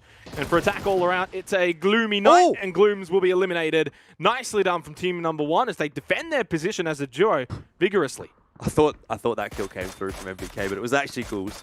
Either way, game home. Down to just the 1. 5 kills in this game, though. They've been fragging pretty nicely. This could be a huge feed for team number 1 if they hit their shots, and so far, they are. NBK gets rid of Flash. Veronica dropped by 777. Veronica might actually be resable right here. Well, hold that thought, because Fury are now trying to defend against the Expendables, who are just sending it right at them. Ronan dispatches of them himself. Should be able to get the res here on the inside as well, but he'll need to do the same onto Flood, who just got knocked by the last remaining member of Game Home. And Fury don't have a lot of time to play with zones moving. Flood's dead. He's gone. He's in the zone right now. That's a kill, but no smokes here for Ronan. But I think with the elimination there of Syfy, I mean, Glorious has got a couple of nades. He's still going to be a nuisance. That nade falls short. They get the revive onto Insight. Still got the 2 up. They can deal with Glorious at this hay bale hut. It's in the circle. You get rid of him. There's not many eyes on this position either. So this could actually be a late game play for Fury if they can get to this spot. It's all up to Glorious, though, from Game Home to deny them this position. Well, luckily for Fury, I think he's really the only one that has a respectable angle onto him. Team number 1 have a little bit more to worry about. Day Trade the same. And there's no one else really on this side of the map that's going to be looking at what is happening for Fury. So it is a 1-on-2 essentially. He's been spotted out. Veronica firing some shots in. I might have lied. Oh, he's actually gate-kept both of the 2 teams. Cool. I really did think that Day Trade might be a bit more worried about team number 1, but seems like they weren't. They were happy. They were comfortable inside their hut. Insight manages to get into the circle, but he does lose Ronan for it. So ultimately, it's rough. It's been a hugely, hugely difficult game for Fury and for all those teams that were on that side of the map. Fury's the last remaining team from there, actually, apart from Day Trade, who, to be fair, also have been kind of wrecked down to 2 players. Bounces off the back of the hay bale, will catch Nan from Gagan. Good nade for X Stadium, who have just quietly gone under the radar. They've got 4 players up. Although, cast the curse, Gagan immediately knocked down by Algen Bots, who is the one, of course, up front. He's that enforcer for X Stadium. And him being knocked is going to make things a bit difficult for the other 3 members to now push forward. And I'm going to say this for Insight as well. There are obviously eyes that do know his position at the hay bale. That's Day Trade. Maybe even team number 1 to a degree, not entirely sure, but we do know that Daytrade know of Insight's position. So it's going to be very difficult for him to make it out of that hay bale position and snake his way forward. Not only that, but the circle didn't help either, but it does help Buriram, who have still got 4 players alive, Jordan. This could be the game where we see Buriram pick up their first chicken dinner. Insight looking for another kill. 6 kills for Fury. Under the old format, a top 6 with 6 kills from the position they were once in would have been so impressive. Unfortunately, they don't get a chicken dinner from this game, but they did pick up kills that they might not have gotten had they not been able to navigate the way they did earlier. So still a pretty decent game from Fury, and they are also now tied in terms of kills with the Archangel Predator. Big moment here as Buriram tries to push onto the position that Magic has taken control of already. Do they know that Tonkay is lying in the grass so close to them? I have to imagine they don't, but some util being thrown out, so maybe they have a sneaking suspicion. Neotica and Cheeks in close on that hay bale. It's up to Tonkay now, though. He's lost both of his teammates. Buriram looking a bit too clean. Nordra, Rezable, that's for sure. So successful at the moment for Buriram, unless Tonkay plays spoiler. Daytrade finally dispatches of team number 1. Those two have been assisted quite greatly by the circle. But Daytrade has gotten rid of them, and now they find themselves in the top 4. X Stadium also have 3. It's 4, 3, 2, and 1 as far as players alive for Buriram, X Stadium, Daytrade, and Magic. And from this kind of a position, you have to believe Buriram will find their first chicken dinner of week number 2 if things go to plan. Well, is Tonkay going to cosplay as Jay is here? From what we saw yesterday against Fury, is he going to dismantle this Buriram team? If they're not aware of his position, it's very easy to run past him, or even just as they come over this little lip, he can get a kill. A quick knock into a flush means that they go down to 3 players. They'll probably get the trade, but then you've only got 3 left pushing forward into open space. Buriram, the reason why they're holding here is, well, pretty simple. If they start moving forward, they are going to be in the firing range of X Stadium and Daytrade. Yeah, and Tonkay. And Tonkay. Tonkay, I feel like, is the biggest threat, you know, because Buriram, they'll be aware of X Stadium, they'll be aware of Daytrade. They'll kind of play around that. But Tonkay just snaking in the grass right now. I don't see a way for Buriram forward here, because Tonkay should get one. X Stadium's looking at Buriram. Daytrade's also looking at Buriram. And it's also very unfortunate that they can't get the angle on Tonkay due to the... I think there's a defilade behind Tonkay. So pretty much all eyes right now are on Buriram. They might have 4 players up, Jordan, but I don't know for how much longer. How many smokes do they have? That's one of the big questions. Obviously, they've got vehicles to play with, so if they have to send it, which ultimately it looks like they might have to, they do have that option, but smokes could be another. Edie holding one in his hand, I could see just for a second there. Now Nordra jumps in the vehicle. It's probably going to be, what, 2 players in the vehicle, 2 players to stay and try and hold down the fort, and Buriram will see what they can get done. They have the caliber of players to make this kind of thing work. God meow, and Check Nordra, behind you. Check behind you. They do just walk into the zone, or, well, drive into the zone, but there's a little bit of cover for them, it seems like. Tonkay's best play is probably to not shoot. There's a chance he could win this game. It's a long one. It's a long shot, but you probably want to play to win rather than play to get the kills. And at this point, now that Buriram have already gone past him, it's probably better to play that snake game and just crawl in with the blue as needed. Never mind, he actually dies to the blue. Nordra picks up a quick double as well. Fur, 74L1, both eliminated. This is perfect for Buriram. They get the head start that they needed. The nades now fly over from Daytrade. Venotica trying to do everything that he can. God Meow, 2 health, somehow still alive. Norans as well. They've got a lot of utilities still remaining. But Buriram United have been able to survive this initial onslaught. They've got Daytrade's position known as well, and they've still got the numbers. X Stadium do not. It's only Gagan left. Venotica and Norans. Buriram have got a huge chance now to pick up their first chicken dinner of the week. Yeah, well, a lot of the time I'd probably back Daytrade even though they're down on numbers, but not against Buriram. They're just way too good. Nuran's now alone and dispatched of. Nordra is going ballistic in this final circle. 5 kills already for himself of the 8 that Buriram have got. Gakon's been spotted by the looks of things, definitely now that he stands up, and Buriram, it's kind of like a walk in the park in the end. They find the easiest of wins, it seems like. And they're pretty happy with that because it's been a long time coming for week 2. It was not easy, Jordan. They played that perfectly. Patience is a virtue. They held their position for as long as they feasibly could, sent 2 players forward. Fortunately, Tonkay wasn't trigger happy. He was actually pretty trigger disciplined in the end, allowed them all to go past him. I'm not sure how he ended up dying to the blue. We didn't quite catch that. I don't know if he got spotted, got tagged, and then the blue did the rest of it. Regardless, though, they were able to get to a decent position, identified the spot they needed to get to, got there, and then from there played off that perfectly. And for Day Trade, I didn't think they did anything wrong. It was the fact that X Stadium lost 2 players instantly. And that put them from 3 down to 1. And of course, as we know from there, the rest is history. Buriram able to pick up their first chicken dinner for week number 2. Day number 2, week 2 in general, Jordan. And that immediately gets them back into the conversation. Spices things up a lot, doesn't it? Because now we've got 7 teams to think about with the chicken dinner on the board. So 7 rounds done. 7 teams with a win. At this point last week, we had Fury with 2 wins, Buriram with 2 wins, and we were kind of saying, well, who's really going to be able to catch them at this point? Archangel Predator actually got that round 7 win, which was their first, so that wasn't even making things look any more interesting or close. Ultimately, they did end up going on to get 2 wins, but not at that point in time. So, yeah, very, very different storyline, very, very different feeling from week 2 than what I'm getting out of week number 1. Nordra, had to be the MVP, really, didn't he? Because he was the one right in that final circle that was doing all of the damage. 6 kills, 60% kill participation. You can't really complain about that. Nordra has been such a phenomenal individual for Buriram for as long as I've been doing PCS, which has been since the beginning, Xenox, and, he's been there since then as well, and performing quite admirably in pretty much every single season. Buriram has been, performing. So he's a big key proponent of their success.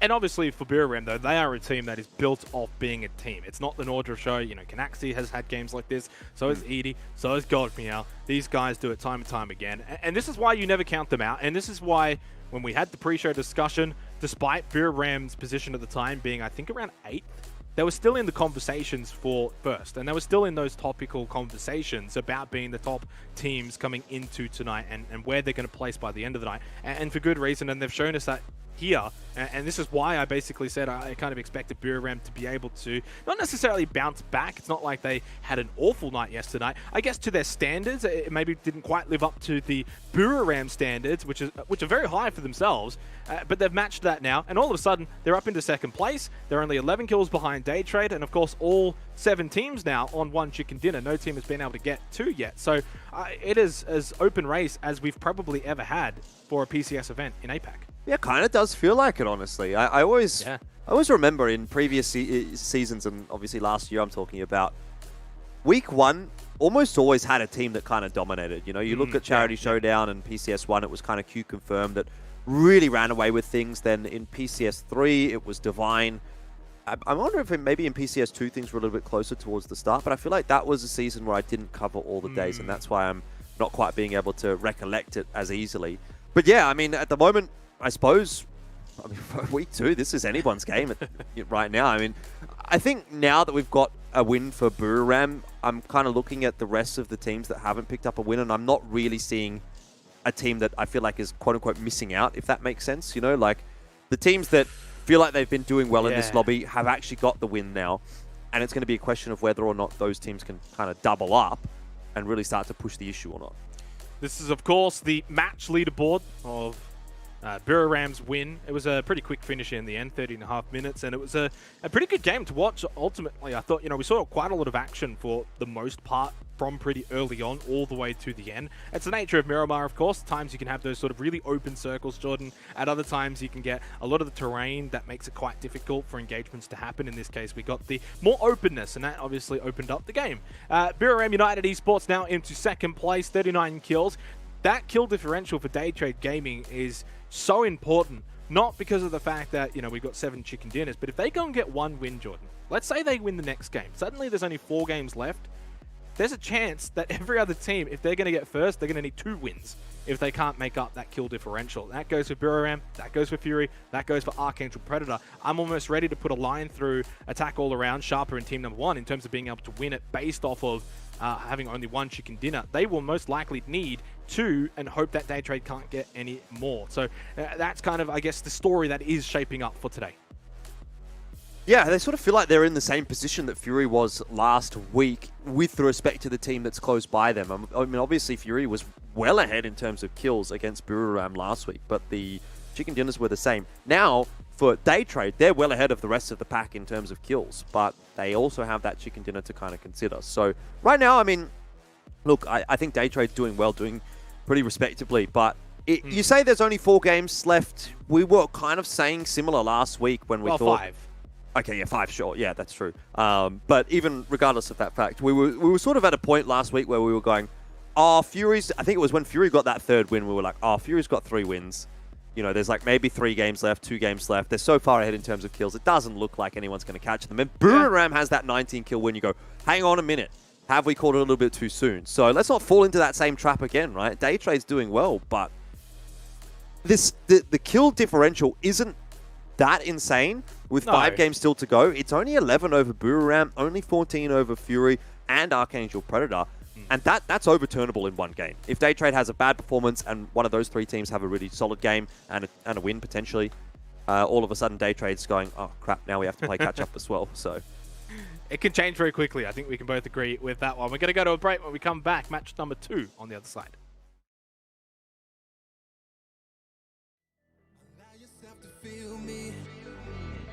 Allow yourself to be free. Allow yourself to see all the things that we could be.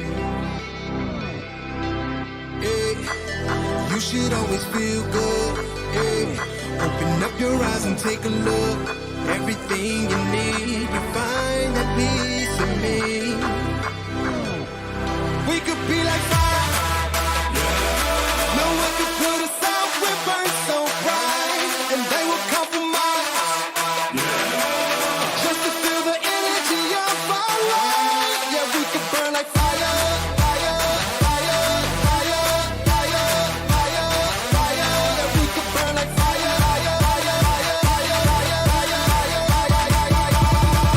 What you waiting for?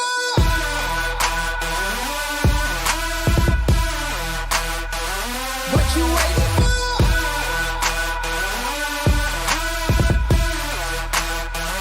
What you waiting for? Yeah.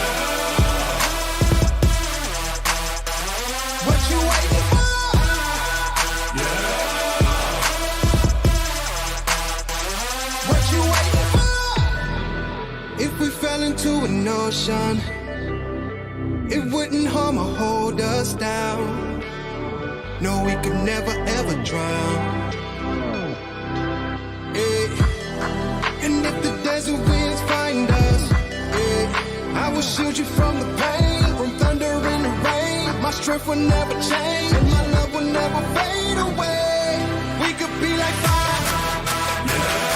No one could put us out. We burn so bright, and they will compromise. Just to feel the energy of our life. Yeah, we could burn like fire, fire, fire, fire, fire, fire, fire. Yeah, we could burn like fire, fire, fire, fire, fire, fire, fire. What you waiting for?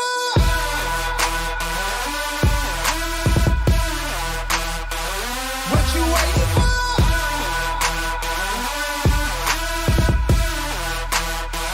What you waiting for? Yeah.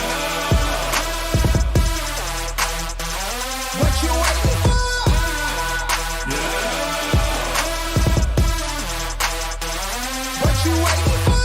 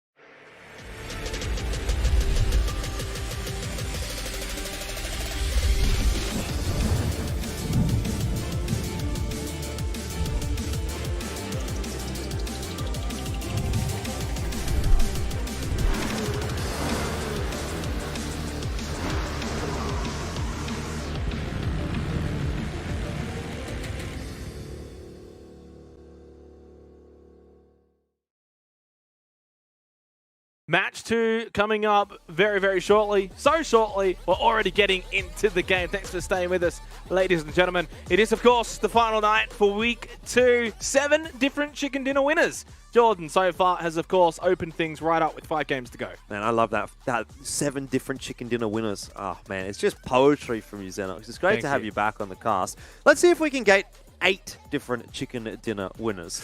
Who would it be? That'd be a tough ask. Yeah, that's the thing. That's like, I don't know, maybe Colony, but they've sort of taken their foot off the gas a little bit. Their first 2 games looked really awesome, and I was saying, hey, maybe they're in with a shot for Week 2, but they haven't been so impressive since then. X Stadium, a couple of second places in a row, they've sort of starting to ramp up a little bit, but the consistency is not there for those teams that are winless so far. And obviously there's a reason why they haven't managed to get a win on the board. BN United are also maybe one to sort of throw in the discussion there as well, I suppose. But I don't really get that same sense that they're quite the cutthroat team that's really going to be able to convert a good position into a win on a really, really solid basis like I do from some of the other teams. So, you know, maybe Colony, BN United, X Stadium might be the three you look towards. Game I Home? would like to say Game Home, but I just don't think they've been up to the same level that we saw from them last week. What if it's a return to form maybe for Game Home? I think that's probably what they need to try and achieve, because week one they looked really good. They were like Day Trade. Two peas in a pod, basically. Day Trade had 59 kills, no chicken dinners. Game Home had 56 kills, no chicken dinners. So they kind of went hand in hand. Game Home had 2 third-place finishes and a second-place finish as well with 11 kills. That was one of the Buriram wins. So that's probably something that's been missing from their game this week, although apparently they finished off yesterday with a second place and 11 kills. So I guess that's maybe some good signs or some bad signs that they could, in fact, end up replicating week one where they didn't end up getting a win. They will need to do that this week, though. And this is the thing. Any of these teams that haven't picked up a win, Jordan, literally from Colony beyond, as we are going to play the vehicle game, which this can either go on for about 5 minutes or it can end very, very quickly. And it's going to end very quickly, Tinoy. And then the side swipe from Belmoth.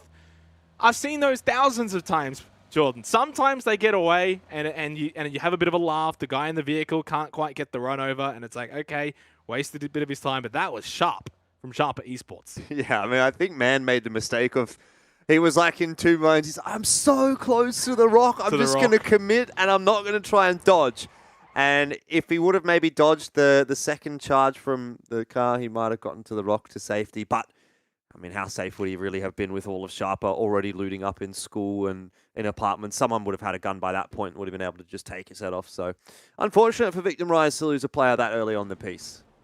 I've just seen the map, by the way. It's a Sosnovka Island circle, but right now we are looking at the previous match finish, which was a tense standoff. Buriram United. Nordra opened it up for them at the end, getting a quick double onto 2 of the 3 X Stadium members. That was basically the difference maker. That allowed them to then take the 4 versus 2 fight with Day Trade. I mean, just prior to this, Venotica, Norrens, they had already thrown basically all of their utility at them. The only thing left was those flash grenades. As soon as they walk out of the smoke, Buriram had them covered because they had already dealt with X Stadium, so they didn't have to worry about that third party. And it was a pretty clean finish from Buriram, and it really highlighted their discipline and their fortitude to hold out defensively in that tough position, because they did have X Stadium, Day Trade, and Tonkay all looking at them. So well played from Buriram, deserved to win, gets them up into second as we draw our attention back over to the second match of the day. All right, I'm really interested to see what Attack All Around in particular do from here, because yesterday we had a Sosnovka Island circle. It was a little bit more western than this one is, and you know, the result will end up being quite different. But Attack All Around rotated out of Pachinki at 3 minutes and 30 seconds on the clock, which is where we're at right now in this game. And I'm looking at the map stream. They're on the move again. They got themselves into a very, very solid compound and then went on to win that game. If I'm not incorrect, I think that was game 3. No, maybe it was game 2. Yeah, it was game 2 yesterday. That makes sense because Erangel was the second match of the day. But Attack All Around is following that exact same game plan. Same for Day Trade. They were the first team over. Attack All Around was the second team over. Makes sense, obviously, based on their drop locations. But it feels like we're getting a bit of a similar game to what we saw in game 2 yesterday. The difference being the later circles are going to sort of shift further over to the eastern side of Sosnovka Island as opposed to ending on the west. We sort of ended right outside the western side of the military base, which is obviously not going to happen with a circle like this, or it's very, very unlikely to do so with a circle like this. X Stadium, a team that's been up and down so far for PCS 4. At times, they had some good moments last week. They had a second place finish, you know, and regardless of the kills, which was only 3, at any time that you're getting into the top 2, Jordan, and you're that close to a chicken dinner, that's the difference really between money and no money. Yeah, had any team that won last week was in the top 8. There was actually a team that didn't win last week, which was Day Trade, that of course ended up still getting money, even though they didn't get a win. Attack All Around going to make their way onto Sosnovka Island. I will say this though, because we've already had 7 different winners, there's maybe less likelihood of that this week. It's almost more likely that we will have at least 8 different winners when it's all said and done, although maybe I've just jinxed it Magic Esports, a team that is currently not faring so well. Only the 10 kills, Jordan. But one thing they did in week 1 that we do have to remember was they had a pretty slow start, and then in the final game, they picked up a 17-kill win, and that skyrocketed them from the bottom 4 into 5th. They're going to have to repeat that again here for week 2. Yeah, look, they're definitely a solid squad. They're a team that's been around in PCS for a very, very long time, and we've seen them a lot. So there's no doubt that they can contest at this level. It's just they've never really been one of the top teams in terms of being able to really convert games and tournaments in particular. So I feel like they've always flown under the radar a little bit. Tonkay doing some flying as I speak as well. But has managed to control that pretty well.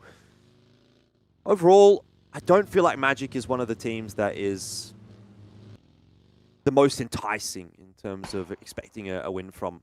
Game Home maybe doing a little bit of bridge camping here. The Expendables aren't going to be too happy to see that. They won't be the only one that's going to have problems here because Sharper Esport is behind them, just about to enter the bridge. NamC down low, no shots connecting from Disgusting here. He just manages to swindle his way around the corner and should be off to relative safety now, but Game Home have now had one opportunity to set their sights and get their drop correct. And now they have another opportunity to dispatch of a team.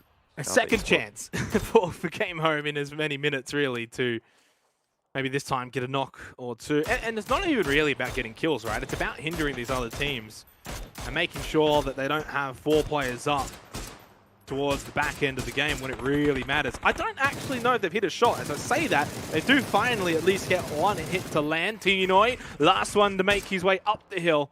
And he does so quite easily. Game Home, 2 teams, 2 chances. And I think maybe only 2 bullets landing. But the good news for them, they're still got a good position at that crossroad. So, you know, they don't really get any reward for it right now, but they do have that position. God Meow showing us some of his wheelie tricks as they make their way safely onto Sosnovka Island. Still a few teams that have yet to do so. Eagle 365, X Stadium, VTR. Team number 1 over in Primorsk and Colony have found themselves a boat. They're going to be making their way over to Sosnovka Island now. Yeah, it's the same compound that Buriram took yesterday as well. So you're kind of starting to see those tendencies shining through based on similar circles. Day Trade, not quite in the same position, a little bit more of a contest from them. In fact, that compound was the one that Archangel, Attack All Around actually just went past and the one south of it. And I'd say that's partly the reason why Day Trade opted not to try to contest that yesterday. But either way, most of the teams getting across here relatively comfortably. Team number 1 and Colony both going into Primorsk. Again, the same rotation through from them. This time it's actually Colony that finds the boat as opposed to team number 1. So they'll be managing to make their way down through the southern part of the map and coming up on that bottom beach. Fury have gone out to, you know, sort of the northwestern side of the military base, which again is a little bit of a change-up based on the circle positioning, but they find themselves very, very central.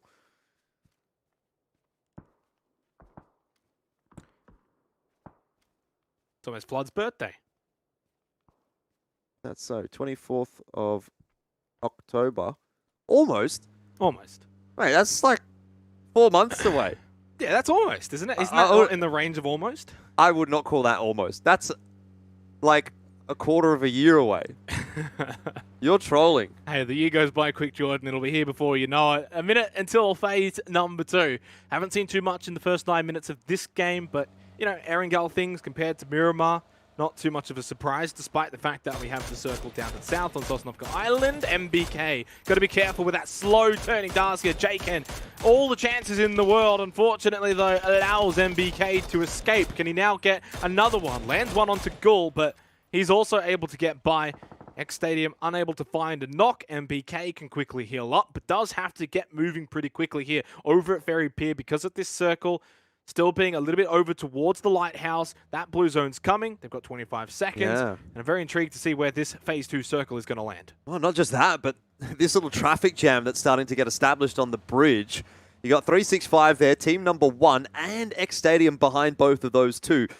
Tiburit has actually pulled up. He wants to take the fight to team number 1. Sapau's driving all over the place like a mad chicken. He's got his head cut off, it seems like. And Ghoul, on 1 HP, cooking a grenade, really under the pump right now. Luckily, he's got some shots through to help him out, but Chibarit does eventually get that knock and survives for the moment. This is madness. This is messy. Neither of these teams really should have pulled up here. They wouldn't have wanted to have gotten stuck in this engagement, but here they are. And X Stadium is hearing all of that, and they're going to come in for the third party when all is said and done. Well, you say it's messy, but Eagle 365 haven't lost a single player. They've got all 4 players up. It's messy for team number 1, that's for sure. X Stadium just trying to avoid as much as possible. They're up north over towards the yellows here. They're actually going to catch Sapao, making his way out of that catastrophe. And they will be eliminated in last position. 10.5 minutes into the game. An early death for team number 1, currently 7th on the standings. That's one team, Jordan, that of course already has a win that is now taken out of the game. So just ever increasing the chances, maybe we see an 8th chicken dinner from a separate team. Well, until we get 8 teams with a chicken dinner on the board, it's actually, you know, statistically more likely that a team that doesn't have a win is going to get a win than one that does already have one. At the moment, not by a large margin. 7 versus 8 really doesn't feel like that makes too much of a difference, considering the strength of the teams in the top 7. That's obviously not something that's reflected on the statistics or the paper kind of formulas and all that jazz. But rotation's starting to come through from all the teams that were already on Sosnovka Island, having to move their way even further east. Fury going towards the observatory, but that's been taken up residence by Game Home, so they won't have that option. And they'll go a little bit further now down towards the road that goes toward Novo.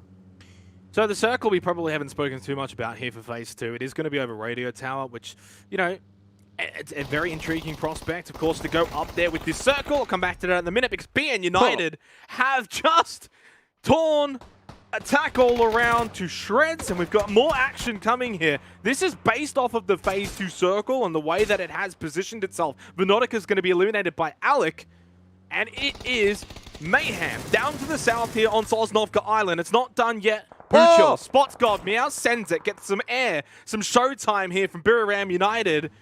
And God Meow will have to just go down to the beach for a moment and just sort of recoup things. Nordra, Canaxi, Edie, they'll also recoup themselves into this position, but they will not have God Meow, who's currently driving down in the water. Puchel seeing if he can get any of these players knocked out of their vehicles on these rotations. Well, it's not just going to be Magic that's going on the rotation past them. Keep an eye on Fury. Waiki Kamukia driving that vehicle is going to be trying to link back up with Ronan and potentially Insight as well further on down. Magic are doing the gauntlet run at the moment, and they're kind of getting away with it. Oh, you want to watch out, Ronan. Neotica drives up, so does Tonke, and they both just get deleted. I'm not sure what they were thinking, because their 2 buddies had already driven off. I feel like there was a bloodlust there. They knew Ronan was at the rock. They thought, maybe we can drive over him. But in the end, that hasn't worked out, and it's a nice kill on the board for Fury. I'm not sure who got the other one. I have to guess it was maybe Daytrade. I didn't catch it on the kill feed. I think it was BN United from a quick glance of the kill feed. Yeah, and you can see now on the map with 10 seconds to go why teams are down to the south here, Jordan. The radio tower position has already been occupied by Game Home. You've got Team Bliss over at the crossroad above to the north. I'm kind of expecting the circle to do us all a favor and come inland. Kind of does. It's still quite a bit of water. What this does do, though, is for Phase 4, we kind of know where it's going to be. Right? Stadium's on the boat. This is the best way to rotate. You don't have to do anything. It's one way to get across, Jordan. You know, it is better than nothing. It's better than running. It's better than swimming. It's fine. It'll work for X Stadium. They should be able to make it in. Insight with a knockdown onto Edie. But this is setting up for a Game Home win. Long way out, I know. It's only Phase 3, but Game Home over at Radio Tower should be able to win from here. Based on Phase 4, likely to keep them in that position. I mean, it's an early call to make, considering there's so many teams still left in this circle. Buriram do manage to get the res on one of their players. Nordra confirmed. Ronan hanging around so close by. Could be the killing blow for Buriram. Fury will not be very pleased to lose a player here, though. They've got a hard work ahead of them if they're going to have to push up that hill. Timing nice from Ronan. So patient. He knew exactly what they were looking for, and it was the vehicles. Edie's down again. Mikey Kamukau seems to have an angle. Ronan's done it again. God Meow deleted. Was that through a smoke? I don't even know, but Fury have just deleted Buriram Esports. Ronan, I think, has done it himself. 3 kills. Was helped out by Flood with that first one, but that was something special. Yeah, and this just continues to highlight how impactful Ronan has been for Fury. It's a team effort, but he's just leading from the front right now. Mamonji with a knockdown onto Jaxi. VTR swimming south of Novo. Close by to Magic Esports. Vandal 9 over towards the shack. Hansy's driving by, and this is just chaos over towards Sosnovka Island. Still 1 minute and 10 seconds until phase 4. Teams looking to get to the positions. Now, being United, a very intriguing spot, basically south of the radio tower at the bottom of the hill, which is good because Gamerhome's not really going to be able to look over and sort of attack them, right? So they should be pretty comfortable there for the time being. Samoy knocked down onto Leons as they're doing battle over towards South Novo, Magic Esports, and VTR. Mad Dog tags over towards Vandal 9. 365 have got to be careful. There is just so many red little indicators on the left-hand scoreboard, Jordan. VTR, 365, MG, so many knocks, so many teams already wounded. 47 alive, 16 minutes gone. This is one of the faster-paced games we've seen so far for PCS4 APAC. Yeah, it's that rotation along the road on the western side of military base, or southern side of military base, western side of this circle, that's going to be so problematic. Everywhere else seems relatively clear and open, but Game Home have an angle, Archangel Predator have an angle, Day Trade will be there if anyone gets past those two teams, and Eagle 365 is involved in it at all as well. Just look at how congested it is on the western side of this circle. 4, 5, maybe 6 teams part of that discussion. Fury, not really. They're a little bit further down the hill, and so they don't really have a stake in this fight. But if anyone gets past it, maybe Fury can be the ultimate gatekeeper in the end. Well, this is a game that Fury could actually end up racking a lot of kills from this sort of position. As you said, you know, being a sort of gatekeeper. It depends on what side of the circle they do eventually navigate over towards. If they go a bit more over to the left, they will find themselves over towards this area where you've already got Archangel Predator, who are about to eliminate 365. Day Trade's over here. So is Colony, for instance, too. There goes Eagle 365 Esports. They're eliminated. CJ with a quick double. 12 teams, 41 alive at the 17-minute mark of match number 8. Only 4 games to play after this one for this week. Lots of money on the line, lots of chances.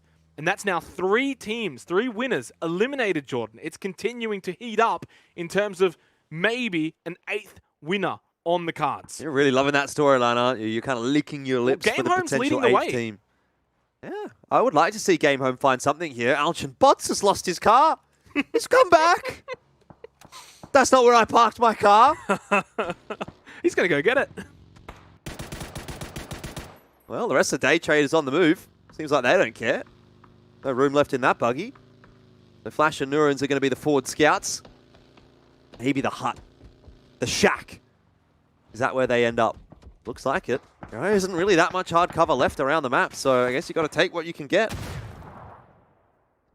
Yeah, it's a desperate nade from Simon. Never really going to be able to stop Day Trade from getting into that shack. Now that they're in there as well, it's probably difficult for BN United to push out and try and flush them out. And it's kind of difficult for any team to really push up to that shack right now. With Game Home at the top of Radio Tower, they can of course look down, so it's a pretty open area. That's a good little push in, and they've still got Puchils alive, so it's not just those 2. So for Day Trade, they've got 3, but Puchil's still on the edge out to the very far west. As we look over towards X Stadium now, trying to push up close by to the Expendables, who have been very, very quiet today, Jordan, but this could be the moment where they can make something happen. Yeah, this is not the kind of cross that you want to be making, even with all of those grenades, the smokes available for X Stadium. Expendables, all they have to really do is throw some grenades back into the smokes, and you're already giving yourself a numbers advantage. It's a very, very rough cross, and even this isn't going to get them in the circle. So the Expendables, the ultimate gatekeepers right now for X Stadium, and if not them, well, Team Bliss might have an angle. You can see them up on top of the hill, just watching and waiting. Levi's slowly creeps around the corner and dispatches of Gagan. And now Team Bliss start to announce their presence. This won't be fun for either team. X Stadium eliminated, but how long can the Expendables last? Well, the good news for the Expendables is they've still got all 4 players alive. The bad news is the blue zone is right there, and Team Bliss have already been able to capitalize on this predicament. Monty with the initial knock onto Levi's. That now gives Team Bliss the numerical advantage where they have now got a 4-on-3. That's going to be Hong Tanker knocked down. It's only NAMC and 777 alive for the Expendables. So even though they got rid of X Stadium, now the shoe's on the other foot, and Team Bliss are going to do to them what they did to X Stadium. Certainly seems that way. Levi's and Hong Tank are still on the ground. Namsi looks like he's trying to get the res. 777 is the only one providing an extra bit of distraction for his squad at the moment. Team Bliss just keeping a cursory glance in his direction, but more focused on the players that are stuck inside of the smoke. And how realistically do you get out of this one as the Expendables? I mean, they better hope that they've got more smokes to play with. They better hope that 777 can manage to find something. Molly. Oh, that's a good toss. Day Trader cooking. Yeah, and can they capitalize on this? Perfectly timed from Godace. I mean, didn't even need him. Simon's Molotov alone does the job. Great throw into the shack. BN United can take the position for themselves. Nice proactive play from BN United. This is the best probably we've seen from them since their chicken dinner over in week 1, where it was a big win. They've maybe been a little bit better in some ways, I guess, here for week 2. Now it's about capitalizing. They've got 4 players up, 29 kills overall, 9th place on the standings. From this position, with the circle they've got for phase 5, can they capitalize? Poochills catches Algin Bots right at the edge of the blue here for phase 5. He will now sit in the blue. He is the solo one left alive for Day Trade Gaming, and I sense he's not going to be able to make much happen from the position he now finds himself in. Glorious will get the knock on the Mad Dog. Day Trader out. And Archangel Predator probably following suit shortly. Nice little snapshot onto Maestro. Alec follows. CJ with a quick double. Momonji needs to now try and recover things for the Colony. Well, Archangel Predator are having some bigger problems than the Colony right now by the name of Fury. They turn around, but inevitably it is Colony that dispatches of them. A little bit of help from the Fury lads. Wyan Kikamukau chiming in with one there. Momonji and Alec will survive. But Fury know there's one more team over there that they're going to have to keep an eye on. And 6 kills already.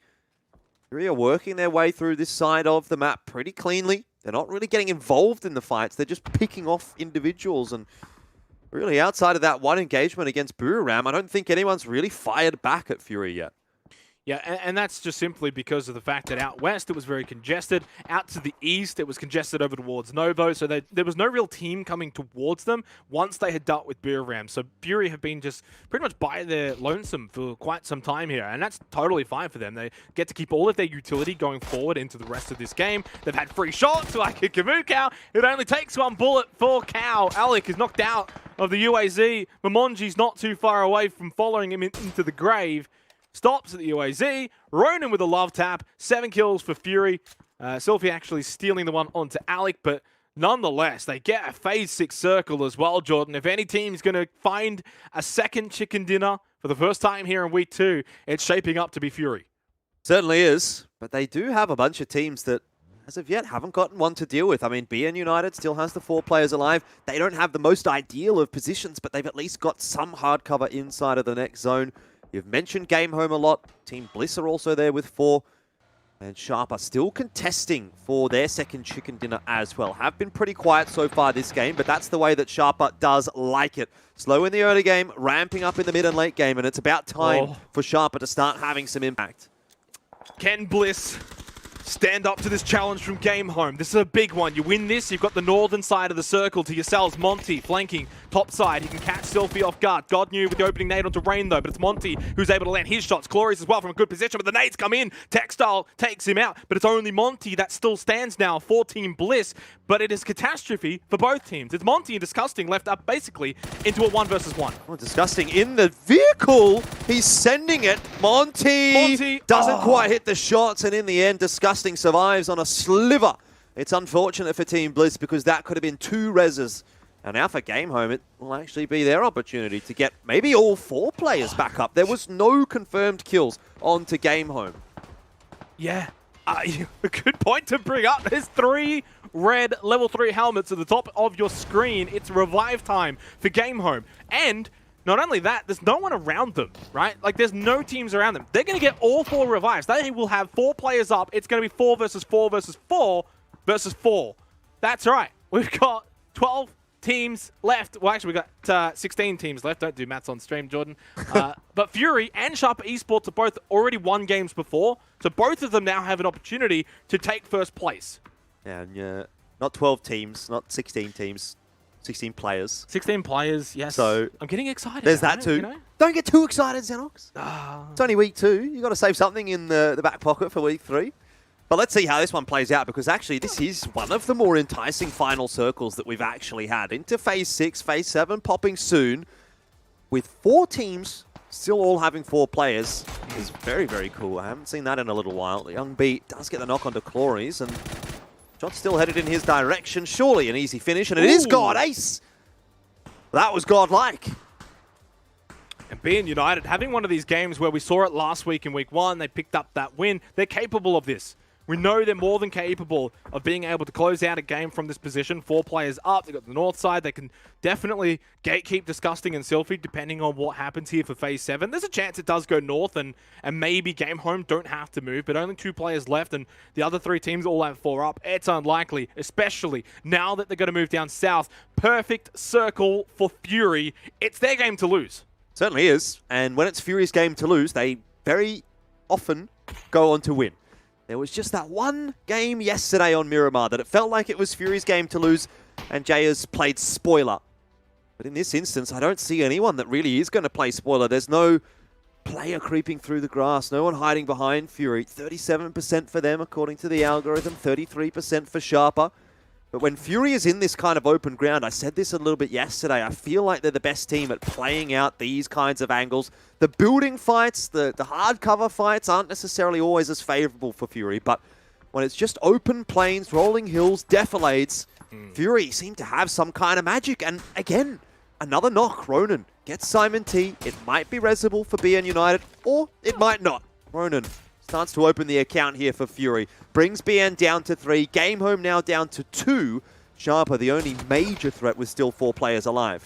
And with the positioning that Fury are holding, Ronan out to the far left, Cow and Flood out to the far right, they've basically denied any chance of, basically players getting in behind them. So they've got that completely cut out. They know that everyone is in front of them, and that's just good for peace of mind, that they're able to know, right, everyone's going to be north of us, no one's going to be snaking behind us. Sharper do push out, they've got information on this, send Flood, Cow, they're kind of keeping them at bay. Insight's watching. Ronan is actually now pushing up north to try and get involved against BN United and Game Home, who are doing battle. God Ace, the spray. There's only the one down at the moment. So is Dr. Logi. Sylphie will heal himself up with the smokes, but they are dissipating and he's running out of time and space. Disgusting's gone. 10 kills now for BN United. Can they send Sylphie and Game Home out in 4th? Dr. Logi looks like he's resible, but then you consider the blue at the back. BN United, I don't think really have time, especially considering Game Home do still have that one player. Not for very long. Okay, Rez is on. God Ace in the UAZ, sends it back into the blue. They're going to have to run on foot at this point. Fury dealing with Sharper. This is the opportunity to go for those 2 remaining BN United players. While Fury and Sharper are distracted with one another, they can at least take some positioning. Yeah, and they're putting the pressure on to Sharper Esports because they already know that BN United are quite wounded, they're quite beaten up, they know their position as well. So while Sharper's in a disadvantaged position, sort of in this kind of bowl area to a degree, Fury are going to be able to capitalize, they get the higher ground, and they can just pin them down, throw in all their utility, get these knocks, get these kills, and then they know there's only 2 players left that they have to deal with up to the north. They should be able to do that pretty comfortably. Belmont down. They need to try and get the revive on him inside of these smokes, but they're running out of time. They're running out of the smokes as well. And for Sharper Esports, it just feels like the pressure mounting. It's like a dam, and they're about to be flooded by Fury. Insight gets Maximus, and they are moments away from picking up their 2nd chicken dinner of the week and going into that top spot, unless Youngbai and God Ace can do something about it up north, the duo for BN United. Yeah, well, hold your horses for a second, because BN United is trying to aggress. They're starting to push down, which is something it felt like maybe they needed to do a little bit earlier. There's a knock already. Waikika is confirmed. Sharper is not dealt with. Fury now down to just the 1. It's no. Flood. It's a 1v1v2. BN United playing spoiler. And Sharper... Sharper indeed. Fury is out in 3rd. BN United a 2-on-1 now against Belmoth. And we might well have our 8th separate chicken dinner winner, Xenox. You've been talking about it all game. BN United making the storyline true. And fair play to them. It's been a very tough fight for BN United this game. Up north, they deserved it. Big win. Big celebrations. What a moment as they represent their team. BN United find their first win of the week. We have 8 different winners, Jordan. You can't make this up. Yeah, this is fantastic for the storylines. BN United super happy with that. In fact, I think that's the most pumped reaction we have seen from a team on the player cams so far in this tournament. But yeah, I mean, at BN United, they've had a couple of good results so far in week 2. They had the 2 second places yesterday. Felt like they sort of slowed things down a little bit after that one win that they got in week 1. But there's another one for them. So, straight back into the swing of things. Now 8 separate teams on the board with a chicken dinner. 4 games to go. And this lobby is really, really starting to heat up. They have gone from, 9th or 10th place into 3rd now, BN United. 42 kills on the board. And that is something special. Yeah, and that's so good for BN United as well, because we saw them win a game early on in week 1, and then as you said, they did kind of just falter a little bit from there, struggled to really be able to build off of that win. They've now sort of had a much better week 2 overall without getting a win. Now they've got that reward for effort for a team that has just been, I think, leaps and bounds better than week 1, despite obviously doing pretty well in week 1. By finishing 7th, they had a win, but they only had 25 kills overall, Jordan. They've now got 42 kills. They've got a win. They're in 3rd place. They had a second, a 4th, and now a win in round 8. Talk about perseverance for BN United, on top of the fact that they had to work bloody hard in that game. Up north, we saw them take on Game Home. They had to win a couple of fights. They had to deal with teams around them close to Radio Tower. Just completely fair play to BN United. Young Bai or Young B, I don't know which one it is, Jordan. But what I will say is I know these guys are good. He's great. And a 14-kill win is better than their 12-kill win they had in week 1. Yeah, it's better than what most teams have actually been able to put on the board so far this week. In fact, I think that actually might be the highest amount of kills for a win so far this week. So it is. Keep that one in the back of your mind in case it comes down to the 3rd tiebreaker. Obviously, the first one being the winner-winner chicken dinner format with the total chicken dinners. The second being the kills between the 2 teams. And the 3rd being the best chicken dinner, which so far is BN United. 14 kills. That game, the best one so far for week number 2. 2nd, 3rd, and 4th. Young, God, and Simon, all with 4 kills. The spread, that's what you want from being a good team. You want the spread, right? Like, you don't want it all to just be on one player. You want it to be 3 players at minimum, ideally 4. And I think that's been the difference here for BN United, is they've been playing at a higher level here in week 2. They get reward. They're up into 3rd now. And, they're only like 9 kills away from 1st. So, and we had this conversation before about, being able to sort of overcome that differential. Well, Daytrade only picked up 1 kill that game. So they haven't been able to balloon that out. So the 14-kill win means not only have they got a win and they're in this 8-team tiebreaker, but they're not bad on kills either. There's a real chance that BN United could walk away winners here for week 2 with only 4 games to go. You take this momentum and just run with it as far as you can, and it's a big opportunity for them. It's a really tantalizing prospect at the moment, isn't it? Fury 2 kills behind Daytrade. BN United only 7 kills behind Fury. I mean, Archangel, Predator, and Booram tied on 39 kills as well. It's really, really tight towards the top end of things. I mean, the top 5 right now, the separation between those is very, very, very slim. You got Sharper, you got Attack All Around in team number 1, who also still have a win on the board, but they're a little bit lower down in terms of the kill department, so they don't feel like a massive threat. At this point in time, probably needing a couple of games to kind of overtake that amount of kills. But overall, I mean, this is better than last week, as far as I'm concerned. Like, last week, it was cool seeing that 2-horse race, Fury versus Booram. It was a nice storyline. It was really, I mean, the fact that we've seen it before, kind of, I felt like made it a bit more exciting because it's just a continuation of that same storyline. But now we've got something a little bit different. And now, again, like I said, going into that game, it kind of feels like it is anyone's game at this point. Who's to say that Colony or Game Home still can't come away with a win, or X Stadium and throw another hat in the, on the coat hanger or whatever it may be. That was an analogy that sort of fell short. But you get my point. Yeah, and look, Game Home could have easily been in BN United's position. Full credit to BN United. They're in 3rd place, and they do show us that dreams can come true. We're going to a break. When we do come back, 4 games still to go for this week.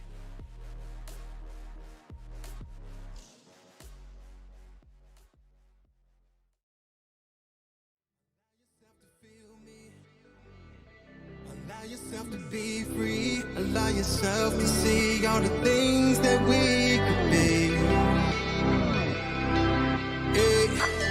You should always feel good. Open up your eyes and take a look.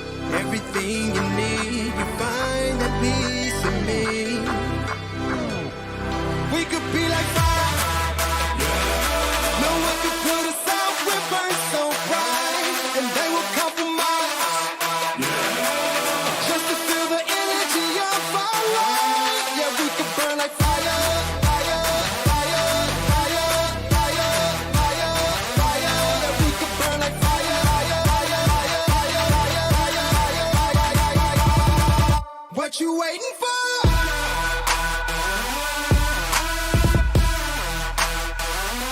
you waiting for?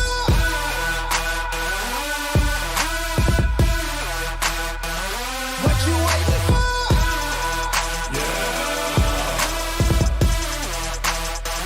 What you waiting for?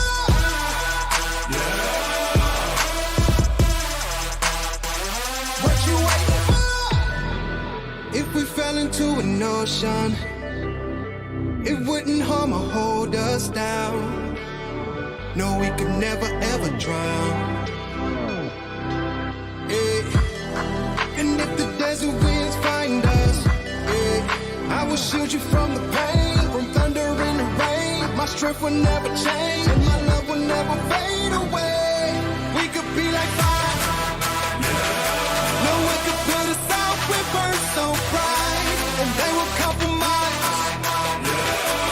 just to feel the energy of our life. Yeah, we could burn like fire, fire, fire, fire, fire, fire, fire. Yeah, we could burn like fire, fire, fire, fire, fire, fire, fire, fire. What you waiting for?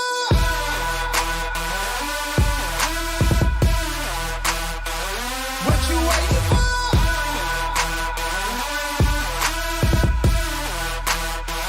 What you waiting for?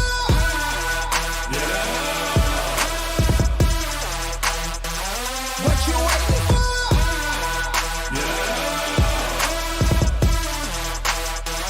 What you waiting for?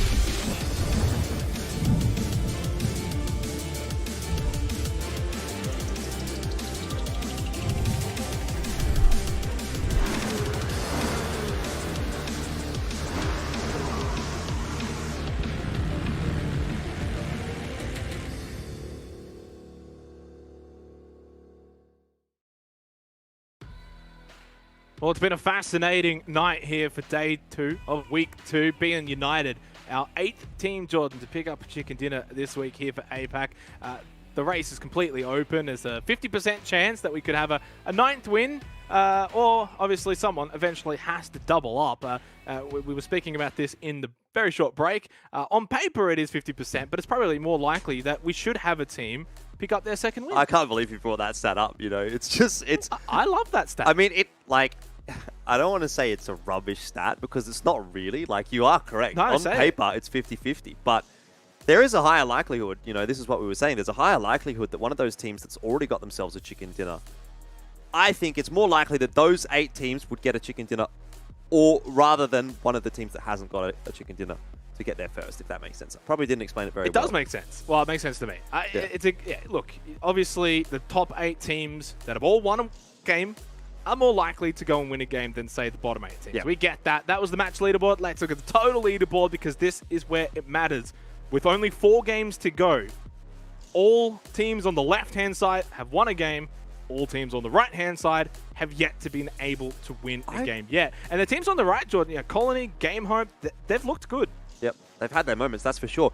I don't actually remember the last time, and I don't think there even is a time where I've been doing PUBG, that 8 different teams in the first 8 games of a tournament have actually had a chicken dinner. You know, I'm thinking back to ANZ Champs. It was domination from Atletico and Incognito. We go into PCS 1 and Charity Showdown. It was Q Confirmed that were putting wins on the board. PCS 2, I think, might have been Divine. Or that might have even been PCS 3. I mean, there's just... It's hard to believe, actually, that 8 different teams have managed to get all of those wins. Especially in this region as well, where, you know, in the past, it has been very top-heavy. To a degree, I would still say APAC as a region is always quite, you know, fascinating and fun and open, but it's always dominated by, you know, in the past, usually Fury, Bureau Ram, and to a degree, Divine Esports, who, of course, not even here. But nowadays, you would look at it and say, okay, Fury, Bureau Ram, off the back of week 1, again, had that 2-horse race, and you just sit back and you're like, oh, it's going to be like that again. You come into week 2, and suddenly, as you mentioned, we've now got 8 different winners for the first time over the first 8 games of a portion of a tournament. So, yeah, it is extraordinarily fascinating. It makes it very interesting to watch the final 4 games because even the teams that haven't won a game yet, Jordan, I mean, theoretically, they only have to win 1 and make up the kill differential with 4 games to go. That's quite doable. Certainly is. 4 games to go. I mean, really, you got to say, like, anything's possible at this point. 4 games is still a fairly significant chunk. It's still 25% of the total games that we actually get to play, so there's actually still a lot available here. I think once we get to 2 left to go, you probably can say, okay, time is starting to run out now.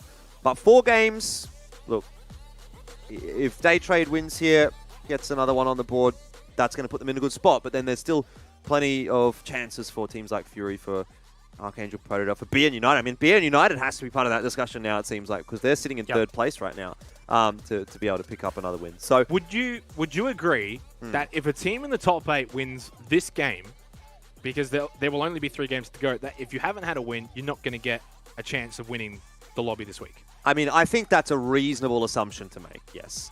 Like, obviously, again, on paper, it's definitely possible that one of those teams that didn't get a win yet could get 3 in a row, you know what I mean? And then they could go on to win, but in all likelihood, we just know that's not going to happen. So, yeah, I'd have to say you're probably right. If you get a second chicken dinner here, you're probably not confirming yourself a 1st place, but you're giving yourself a very, very good chance of getting there. And I'd say you're probably confirming yourself, at the very least, a top 4 placing.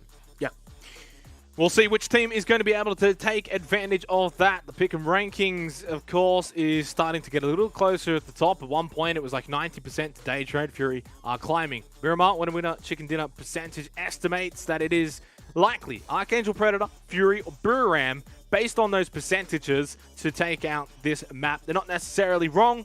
Don't disagree with it, but I think it's wide open, Jordan, regardless of the fact that it's Miramar or Erangel. And that is a very straight plane path, might I add, on the very left-hand side of the map. And that's going to make it difficult to get over to the right-hand side of the map. Well, you know what's funny, Xenox? Actually, the plane path is always technically straight. So I'll just say that. But this one is north to south, or south to north. So I get what you're saying. I would feel bad if I was Colony and Game Home, though. Look at that, a 0% chance. Are you really serious about that? Surely not. Surely not 0% chance. Give them at least 0.5% or something like that. The other thing I want to bring up here is one of them's going to win it now. Yeah, just to throw it in the face of whoever's made that stat. But yeah, the other thing I want to bring up here is that Fury, I look at their week so far, and you know, it's kind of like, it almost feels like they could have 3 wins. You know what I mean? Like, it's kind of, again, it's a bit weird to say it because obviously they don't, and it's like, oh, this could have happened, that could have happened. It obviously didn't, but I wonder how that's sort of playing on their minds. You know what I mean? Like, round 3 last week, okay, they got outplayed nicely by Jayers, fair enough. Round 8 just now, you know, BN United finds a nice timing. But in both of those instances, it kind of looks like Fury's the team to beat, and they don't actually manage to capitalize on that. Imagine Fury's at 3 wins right now. Like, you're going, like, no one's going to catch them. That's and that would probably be the storyline, right? That again, Fury just completely dominate the lobby because, I mean, they got 3 wins last week, and while Buriram matched them with 3 as well, it was always the Fury show. They had the kill differential. But, I mean, like, ifs and buts, man. Like, ifs and buts. You had your opportunities, and unfortunately for Fury, they just weren't able to capitalize. But I think it again shows that despite the format and despite the finish to that game, it's still Fury, again, at the top, being consistent. And that is what Fury is known for, consistency. And they've shown that throughout all of last year, in all of the PCS events, that and I think now you can basically give them the title of it because as we're into PCS4, once again, they are consistent. And it's always been Fury and Buriram, the 2 consistent teams. Let's look at the previous match, though, because this was one to rewatch. If you didn't quite catch the end of it, I would suggest to go do so. But this was only in Phase 2, Jordan. Look at this from attack all around. It didn't work out. No, it didn't. Imagine how differently that game could have played out, though, had they at least even gotten rid of one of these BN United players. Could have just made a huge, huge difference. They get a couple of knocks, but ultimately, attack all around get wiped cleanly. BN United down to the remaining 2. This is what we need to take a look at, these final sort of moments. And Young B, it's a nice knock onto Ronan, who's not really salvageable. It all happened in the space of a couple of seconds. Waikiki Mukau was knocked by Belmont, confirmed by God Ace, so instantly Fury goes down to 2, and then Young B has an angle onto Insight, who's running back for the res, and at this point now, you know, Fury just have Flood left alive, and he's kind of hiding behind the rock. So what ended up happening, I guess, was that Fury weren't quite aware enough of what was happening above them, and they just got pushed upon from behind, and, you know, element of surprise, it's only 2 players, but if those 2 players get a knock each, or in this instance, it was Belmoth that kind of helped out, a knock and a kill, that's good enough. You know, it brings it straight back to 2 for Fury. And then it's like releasing a fox among the hen house. Fury are running around. A couple of players are on the floor. You're thinking, oh, you know, what are we going to do? We need to res quickly. But come back here. Help me. I'm safe. But ultimately, they've got angles. Insight dies, and it just falls apart once that chaos starts to ensue. As we draw our attention to what is now match 9, we are well past the halfway mark. PCS4 APAC, it's going quickly. A lot on the line this week. Attack all around, of course, you know, bowing out early in that last game, but once again, they've been up there, they've been in the mix, middle of the pack. They've got to win, 28 kills. Not a whole lot, which is why they're on the lower end of that top half. But they're a team that, of course, always has potential, Jordan, and at any moment, they could probably walk out with a 12-kill win. And I think you could say that for, honestly, a lot of the teams. You've seen that from BN United now twice. They had a 12-kill win last week, they had a 14-kill win tonight, just before.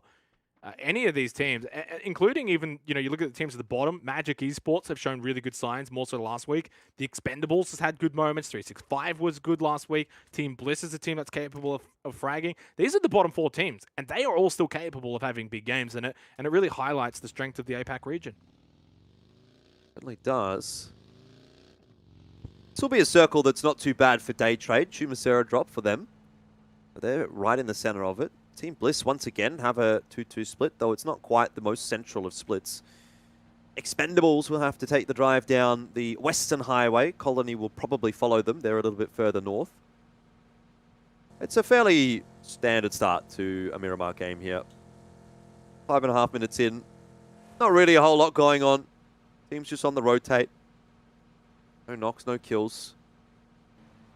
And a lot of real estate to take up as well when teams like Colony, like Archangel Predator, Magic, and BN United, the teams that are very far up on the map, finally get into that circle. The great open road, Xenox. Yeah, it feels like we're going on a holiday together. Wouldn't that be lovely? Yeah, I wouldn't mind it. I don't know, where would you like to go? The Great Ocean Road? Yeah? Maybe we could go up to Queensland or something. Yeah, I like Queensland. I know all the good spots. That's where I'm from. I know, yeah. Personally, I was thinking overseas, but anyway. I don't know if we can do that one just yet. Yeah, hopefully. At least we can't. We are day. heading down south for Miramar, though. That's where we will be eventually heading. And that's currently where Game Home are already located. Once again, in a pretty good spot, 2-2 split. We saw them, of course, hold Radio Tower last game, Jordan, and I do have to wonder if maybe they squandered that chance a little bit, but it's always difficult coming down that hill late in the game. As we can see the map here. They're in a good spot once again, and we'll see whether or not this time they will be able to capitalize. In fairness, it really did just come down to a fight with BN United. Had they won that, they could have actually won the game. So full credit to BN United for being able to win that. I don't think Game Home, in the end, did anything necessarily wrong. They just lost the fight. This is an interesting rotation from the Expendables. AMC's down on the Los Higos Island. So I can't imagine that he's going to commit to this. But where's he going? If not to stay there? Like, maybe he is kind of that one insurance fund they're going, well, what if it does go here? I don't think so, because this circle isn't situated for Los Higos. Well, that's what I would think, yeah. He might be going for loot. Maybe. I mean, he is in the building right now, so that would make sense. Certainly not playing for the Los Higos position. He can head over there, get some loot, and then head back, knowing that Valdemar is obviously in control of the Expendables. We see the kill proportion again.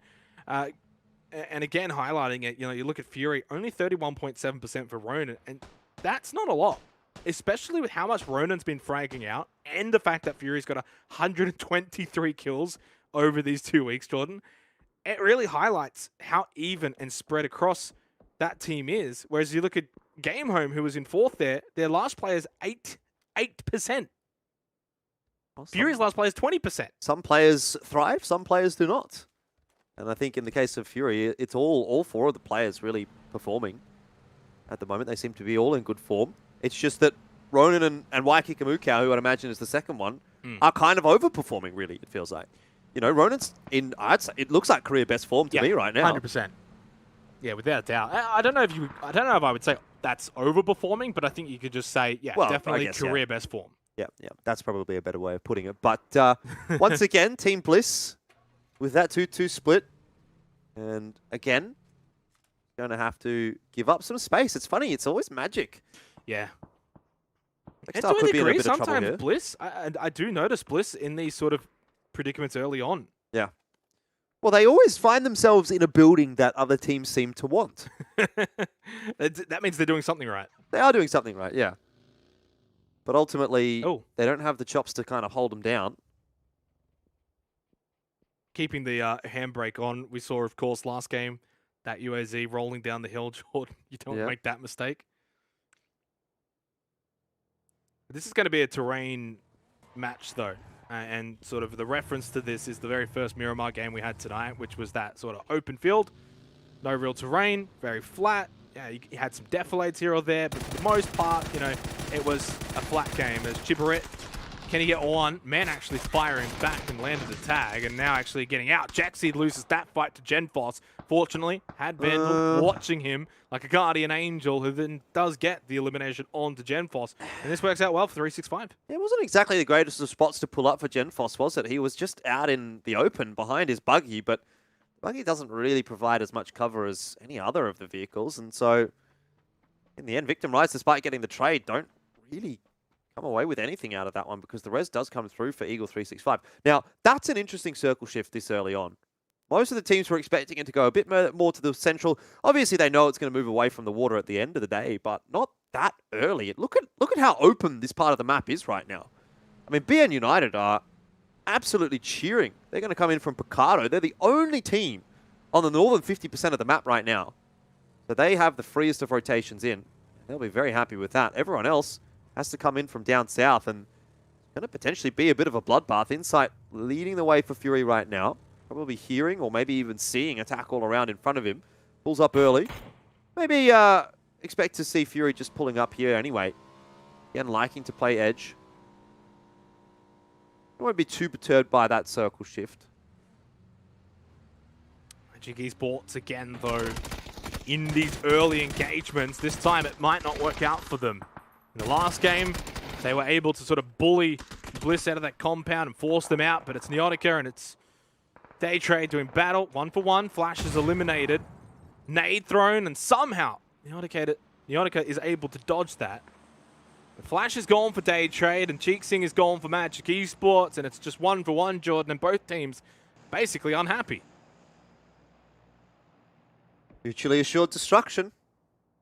Word we loved to bring up last week. Hasn't popped its head up quite as much this week, but still fits in some positions. And this is an interesting one of those, actually, for Team Bliss. Right up on top of the cliff. Directly below them is Sharper. But so far down that they're not really a threat. You was knocked, but he'll be reservable. That'll be fine for team number 1. It doesn't look too bad for Team Bliss once again. All 4 players relatively close together. Central position. Just waiting to see if a team's going to crash in on them eventually. And I'm not so sure they will this time because the game is already developed. We're 12 minutes in, phase 2, whereas previously in the last match, it was quite early on. And their 2-2 split's not even really a 2-2 split. It's so close this time. So you can actually commit to a fight. They do have Sharper Esports right under them, but we'll keep an eye on that, see if anything does come from it. And it's a very fascinating circle here for phase 2. We've got a minute until phase 3, and I really want to see that before we sort of can gauge where this is really going to be heading. Because if it does go south, then it's going to be that terrain, mountain range sort of match. But if it goes north, suddenly you got 2 cities, Ladrillia and you got Chumacera, intact inside of the circles, and that just basically changes the landscape entirely. So it's almost like we're at this fork in the road, Jordan. We're either going to go north or south, and one of them is going to basically change the game completely and how it's going to be played out in the next 30 seconds.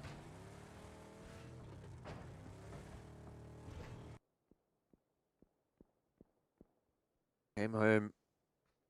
They're getting quite close to team number 1, and the ladder is keeping an eye on things. I wonder if they've just spotted Godnew there. Cool. Definitely looking in this direction, but I think Game Home have been pretty sneaky on the way up here.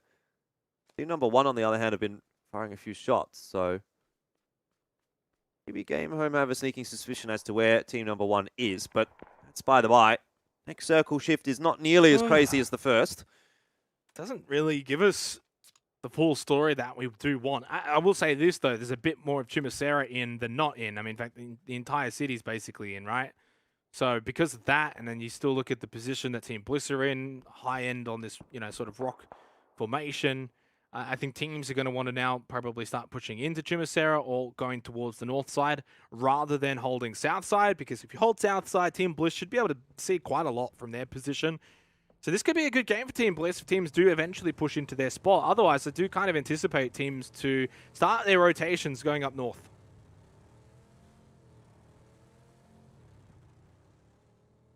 Ronan on the way. It's not a badly timed rotation from Fury. Attack all around, just setting up behind them. The Expendables. Trying to crash Victim Rise, and a good shot, or a good angle at least in here from the Colony. Ends up taking a little while for Alec. Teddy does get the trade, but that's good news for the Expendables, who will have heard those shots, probably recognizing who they're going up against, and all of a sudden they take control of at least one of the buildings, not the whole compound, because man is still holding on for dear life at this point, but that's really all that it is. Teddy's down. Team Bliss might actually end up picking up that kill. That was their knock. Instead, he wins the race. Maybe, man, been figured out yet by the Expendables. They're clearing together, which is good to see. I might not necessarily know even roughly where he is. Yeah, and it's more for the Expendables than BTR, right? Because man's not going to be able to win the game from this spot. So it's more so, does he catch someone, get a kill, and then they pounce on him, but it's too late, you've lost the player? Or do they run into him, pick him up, make sure he doesn't get anything, and then they can breathe easy. In a good spot too, mind you, as well for phase 3. Minute till phase 4. Mad Dog, pretty long distance. Land a tag onto Glooms from Attack all around, putting the SLR to work. Today is going to bleed out, courtesy of Rain from Team Bliss. If it goes south, Team Bliss are going to be in an awesome spot, but if it does go north, they will have to move from it. Obviously, we've now got 1, 2, 3, 4, 5 teams inside of Chumacera. not a surprise with the current circle. Anything out towards Colony's position, Jordan, though, and all those teams will have to come out. That's probably the ideal world, I think, for this game. You probably, if you're a fan, if you're a viewer, want to see this shift away from Chumacera so that there's just an absolute bloodbath as there's that mass exodus from the city. We'll get to find out in just a second. 10 away. A little bit of fighting going on in Chumacera. You can see Waikiki Mukau has gotten a knock onto Mad Dog. That was actually finished off by Flood. Sylphie also dispatching of one of the Buriram players as we speak, and that is the circle shift that at least I wanted to see as a viewer of this game. I'm sure the players aren't happy with that, but BN United could be 2 on the trot. Yeah, and if they can, it just changes everything for week 2, day 2. Insight will take out Nan. It's an important trade. Yeah, and they're going to be able to get the revive onto Ronan. Yes, because the blue's not moving yet. So that's a nice, easy revive. They'll have 4 players up. They can continue to then push into the circle, probably in a more northern path. The thing that I do want to keep my eye on is BN United's position. They've got attack all around, sort of just above them, Jordan. So they could look to push into BN United. They're going to have to then win that fight. If so, Sapao just catching a glimpse of Canaxi as Buriram United are just having a very tough time of things here in Miramar. They could very well be the first team eliminated here in this match 9 game, as they're in 4th at the moment. And by losing this game, Jordan, they are out in last place this match, and they're not going to be on 2 chicken dinners. They could drop down the standings pretty heftily. Yeah, they definitely will be. BN United, I can't imagine, is going to be getting knocked out anytime soon. 37 kills already on the board, just 2 behind Buriram. Should at the very least be able to overtake them. Sharper has a bit more work to do, but they're in the mix in the middle of the map. As I speak of them, they do lose a player. Well, that thought for the moment, though, because Fury is trying to deal with Day Trade, who's working their way up the hill. Waikiki Mukau out in the open, didn't expect the push through from Norans. He was helped out, though, by Game Home, who actually got the knock and the flush onto Norans. But Waikiki Mukau still does end up going down they push through the bleed. Yeah, and I like this from Game Home. They're not scared of Fury. You know, a lot of teams would maybe just take that and just, you know, sort of run away and be like, all right, job done. We got one of them. Allow the other 3 to just go off. But Fury's a team that can win with 3 players. I mean, there's a lot of the teams in this lobby can win with 3 players. And by the way, we've just lost Day Trade and Buriram. 2 of the top 4 teams have been eliminated. Archangel Predators on 2 players alive, Jordan. And we've just seen Waikiki Mukau get eliminated. And Ronan has just been knocked by Gems. Top 4 teams are just dropping like flies. Certainly are. Ronan probably resable, I want to say, with the smokes coming down here. If the cross can come through from Fury, this is what it's all about. Insight always seems to be the medic man. I'd love to see a stat on most reses, because I reckon Insight would probably be up there. Flood doing the covering. Game Home are going to send it down the hill right on the perfect timing. It's all really down to Flood right now. Can he find a knock to open things up? Yes! Sylphie goes down, but Ronan straight away re-knocked. Flush through onto Sylphie. Insight now on the ground. Again, it comes down to just Flood solo in the smoke this time, and Game Home still have a couple of players up and ready to fight. So Flood probably won't last too much longer here. Cloris finds him. Fury now out. And you spoke about it. Lots of the teams in the top 8 already dropping. We're now down to just, 3 remaining as team number 1 also drops. That's Archangel Predator, BN United, and Attack all around. If it's not one of those 3 teams... It's happening, Jordan. It's going to be another chicken dinner winner. 50% chance. On paper, apparently. Well, it's happening in reality. BN United, of course, have got 4 players alive.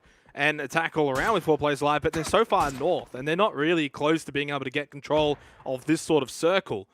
You know, you kind of look at the remaining players of X Stadium, Jaken and Gagan, they hold center position. But it's a team down south that I've got my team, well, my eyes on those teams. Team Bliss, you got the Expendables. Obviously, Man is still alive in that compound with the Expendables. He's just chilling. It's like a 5-man over there. CJ will catch Leons for Magic Esports.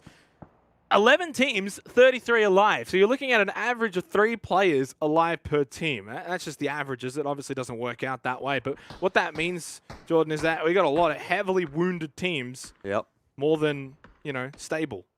That is certainly for sure. I was going to say Eagle 365 as well. Have 4 alive, but that might not last for too much longer. Tonke gets a knock on a Chibarit. Looks like he'll be resable behind that rock, so maybe he's okay. Yeah, a lot of teams that just don't have the numbers on the board right now. I mean, X Stadium moving into the center of the map right now. Only a couple of players alive for them, but they do have a central compound. Back all around coming down from the north. May well end up running into Colony just in a sec. Colony's sort of locked down the entire western flank. Like, they actually have a very, very large portion of the map to call their own. Well, they've had the last 2 circles essentially shift onto their position, Jordan, right? So they've already been in this spot for so long, and then the circle has come to them. Obviously, they're not in the center of the circle. It's not a hard fit like that as we look at CJ getting knocked down by the native God New. Game Home, you know, you look at them as a team that's outside of the top 8. Again, just like week 1, have been able to get these sort of kills. They got 36 now, but only 2 players alive. This would have been a perfect game for them to maybe capitalize on the misfortunes of those top 8 teams. Instead, it might be Colony who are able to do that. God New has just stolen this vehicle away and just said, all right, I'm backing out of here. I don't know if he's going to be able to survive that much longer, though, because Algin Bots is sharp. That is going to be God New knocked, but it was Jexy who was able to find that one. And Algin Bots probably falling here for Archangel Predator. They are out. There's only 2 teams left from the top 8 alive, and all teams in the bottom 8. Never mind, as I was about to say that. It's just one now. BN United. Yeah. BN United is the only team left. Look at that bottom half of the standings, Jordan. Everyone, We're going to have a 9th winner. Everyone there is just licking their lips. Circle shift.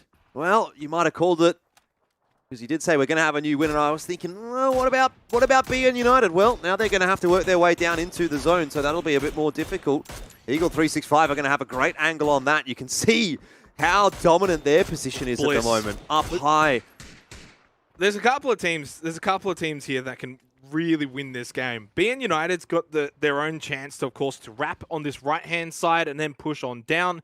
I do fear, though, that maybe due to the terrain that teams might be able to sort of spot them at various times, like 365. Obviously, Colony out to the very far western side, as we have spoken about. They're not in the circle anymore. In fact, they're not even close to the circle. And you've got all those teams in the compounds. So I think they might be crashing. But Team Bliss down south, I'd almost bank on them right now, because there's no one that's going to push in from behind them, and they can freely choose how they want to position. Third party the teams at the compounds, or take out 365 over to the far right hand of the circle. So we've got, you know, we're only in phase 6. We've got a lot of time remaining here, but so many different ways that this can go. Pressure definitely starting to mount for those teams, though, in the bottom 8. You don't really get much better of a chance than this, knowing that almost all of the top teams are now out of the picture. And for teams like Bliss and for Colony and for the Expendables and Eagle 365, those teams that have 4 players still alive, you're really starting to feel like now's your shot. Maybe you can make it happen. BN United on the rotation in, but it's exactly like I said. Eagle 365 have such a nice angle onto them from the high ground. They're going to rain shots down upon them. They've even sent Shibarit and Vandal 9 down onto the ground. They're going to get into a closer position where they might even be able to throw some grenades in, and that's when the real problems start to arise for BN United. Already with a player on the ground. Rez is starting to come in. Grenades flying through from Vandal 9. Does a lot of damage, but not enough to confirm a kill just yet. Okay, so I thought Team Bliss might have been in a higher position, but as we just saw from the POV of Eagle 365, they're actually quite low in their position, the terrain around them, which maybe to me suggests that they may eventually sort of just hover over towards these compounds and maybe fight it out with the Expendables. I'm not actually sure what they're going to do. They have not moved at all. So that almost suggests to me that maybe they are kind of pinned down a little bit by Jexy and Hansi of Eagle 365 and the Expendables on the other side. So maybe it's not quite as good for Bliss as it may seem on the map.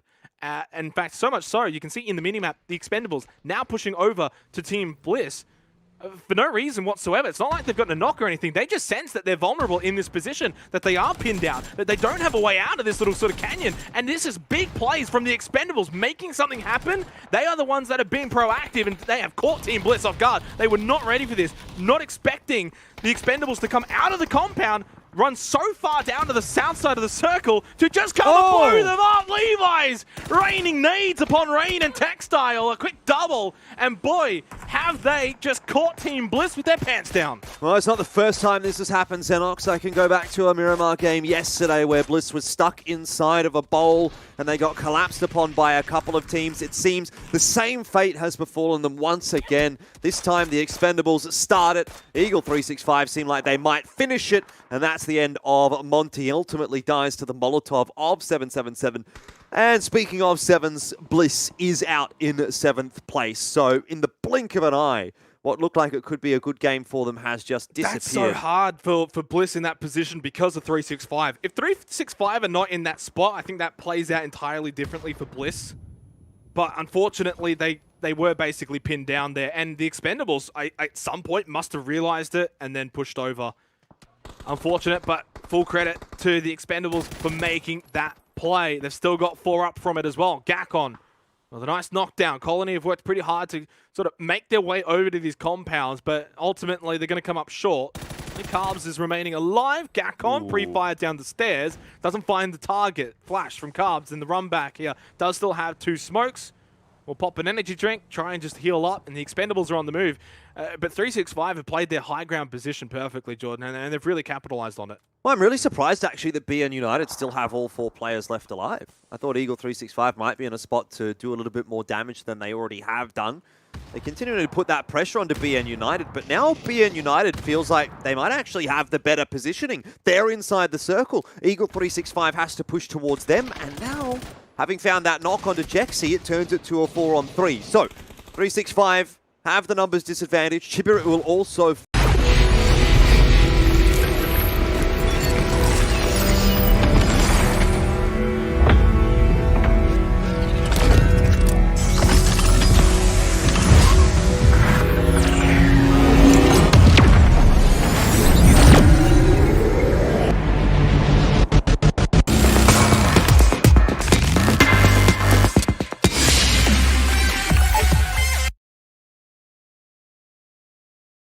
fall, and all of a sudden BN United start to take pole position for this game.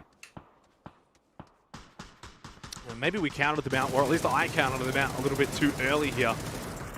And maybe 365 have misplayed their hand, pushing down onto BN United. They've really just woken up. Young P with a, what was that, a 3 or a 4K in the end, Jordan? I think it might have been 3. Regardless, though, Eagle 365 have just been wiped out so convincingly, so easy after what was basically a good position that they were holding, and they just weren't able to make much more of it. Full credit to BN United, and they continue to play with ferocity, and they're really riding this momentum that they've been able to establish over the last couple of games. Yeah, they're in a really good spot now. The only real concern for them at the moment will be X Stadium, who is locking down that building, but in the next 40 seconds, they're going to have to move. So BN United will have this nice little ridgeline to play. Victim Rise eventually getting spotted out was Man. And will be getting that kill. And kind of comes down to the Expendables versus BN United right here. And then I guess whether or not we see Colony or X Stadium have any kind of an impact on the game. X Stadium, I would say, probably don't have much of a chance here. They're going to have to run out of that building.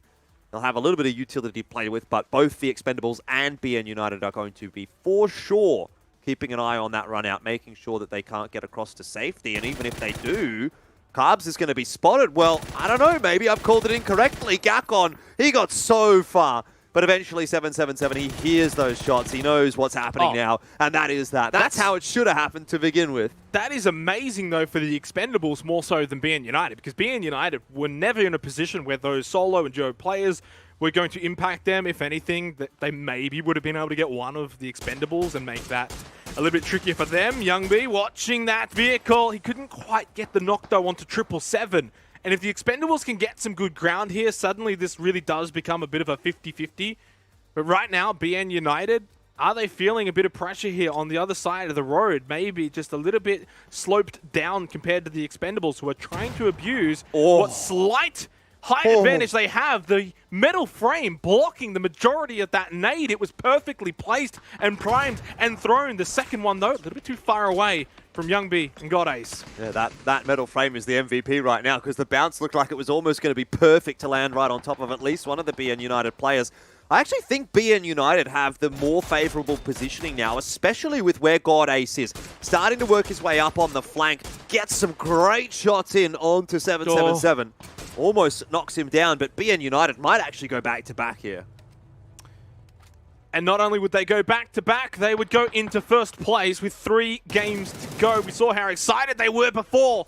Will they be able to match that energy towards the end here and finish off the Expendables? They are seemingly setting up for a back-to-back chicken dinner. The Expendables holding on, but it feels like they're just running out and they're getting pressured and pinched. And, well, there's a knock though. That's one back. Yeah, hold on for just a second because that knock is pretty big. Rez here for 777 as well. It's given time for BN United to work into a bit more of a central position. They actually have more control of the circle than what TE does right now. But the Expendables, no! Levi's has run over home. That is horrible timing. That is horrible timing. And BN United now starting to feel it.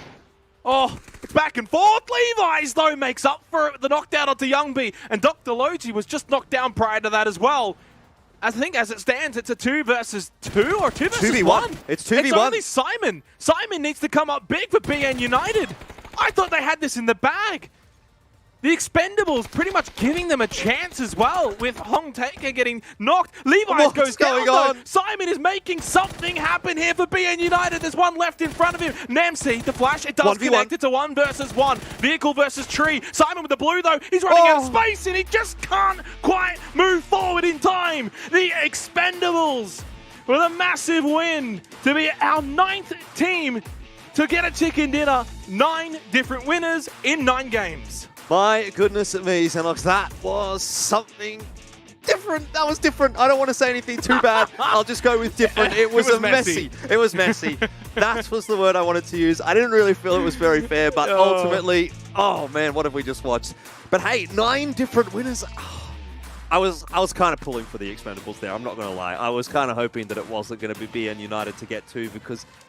no, again, it just means one more team in the mix. The Expendables have really been hunting for a win here in PCS4. They haven't had it up until this point, but now that's one on the board for them, and they're able to jump up. Actually, they do end up still in 9th position. They haven't got that many kills on the board, but hey, at least they've got that chicken dinner, so that's out of the way, and they can start to focus on what else is going to happen. So 3 games left for week 2, 9 different winners. I mean... it's craziness. You couldn't have written really a better storyline than this. No, you certainly could have. And you know, you sort of touch on the fact that they haven't had that many kills, but none of that matters with the way that the lobby is shaping up here for week 2, Jordan, because no one's won 2 games yet.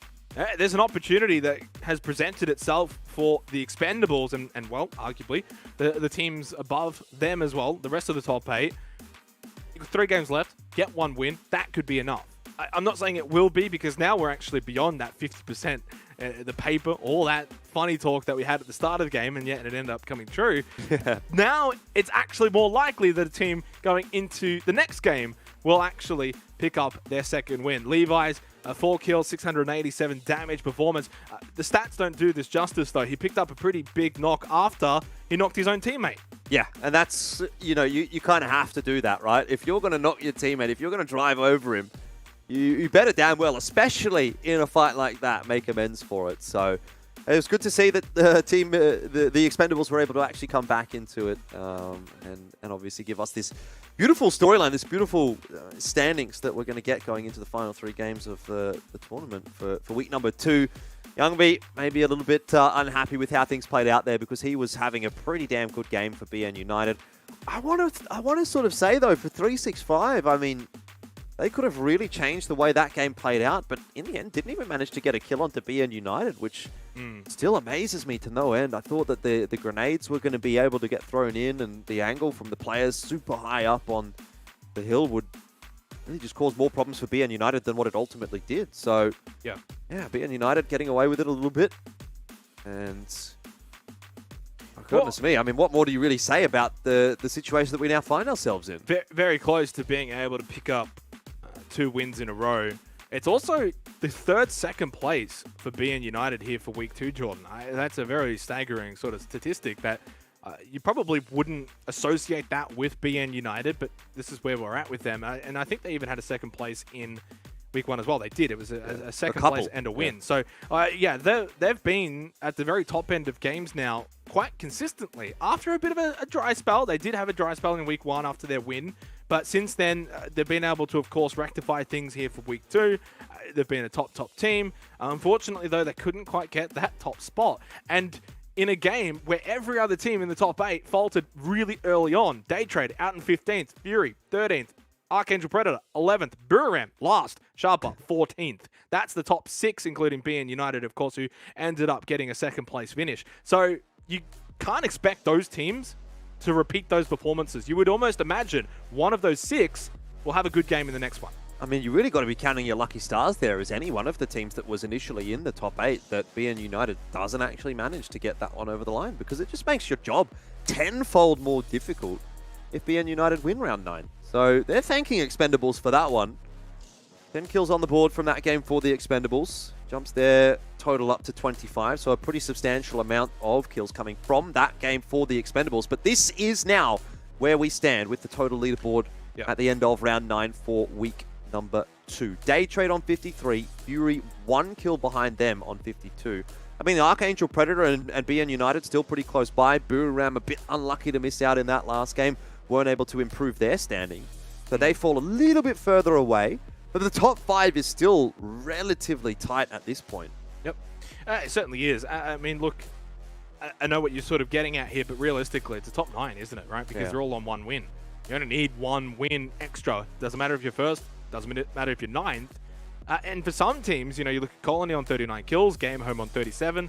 A win plus extra kills could see them jump as high as, you know, 4th, 5th, 3rd, something like that. So even those teams that haven't even picked up a win yet, 3 games left, and they're still in with a chance based on the kills that they do have. And for teams like the Expendables, who only have 25 kills, like they're bottom 4 in terms of kills, but with that win now, you only need 1 more. You don't even need a single kill, Jordan. If you could somehow get a chicken dinner without getting a kill, that would still be enough for the Expendables to take first. So that's the sort of position they now find themselves in. And along with a couple of other teams that maybe haven't been on our radar in the last few games. Team number 1, of course, have been quiet. 16th in round 8, 12th in round 9, the one that just passed. You've also got Sharper Esports, who finished 14th, 16th, 14th in the last couple of games. So there's teams that have won games that we haven't really seen too much of in the last few games that are still there with a chance. 3 games to go, turn things around, and there's a big opportunity for them as we are heading into match 10. No breaks here. We get straight back into it. Over to Erangel. 3 games left for week 2. PCS4 APAC. So far, 9 different winners. Do we go to 10? No breaks on the hype train, Xenox, and I can't really think of a better hype train than what we've got right now.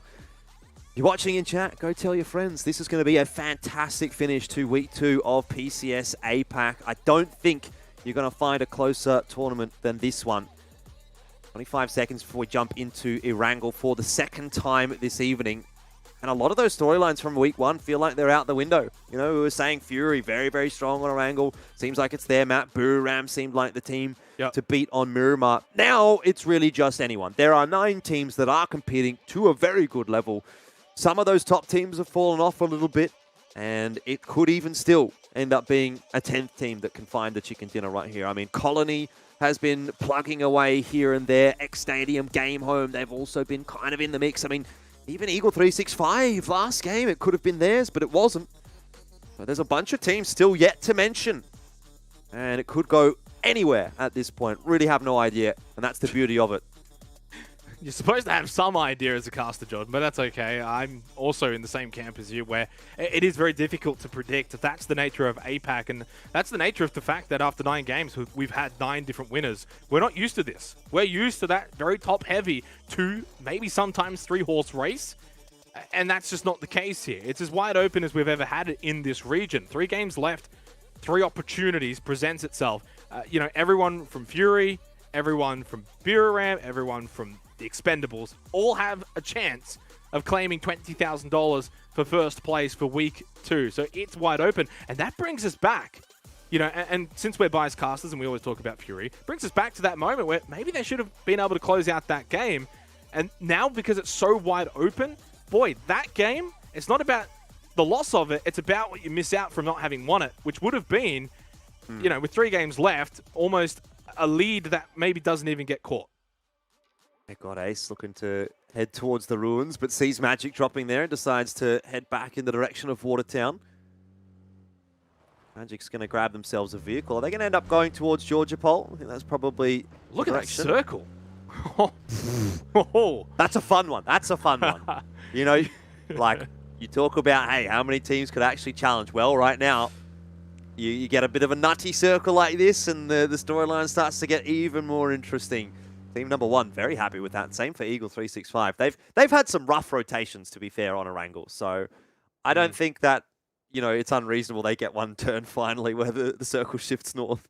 And Fury going for the ult drop as well, not down to the military base. It's almost like, I swear, I've seen this.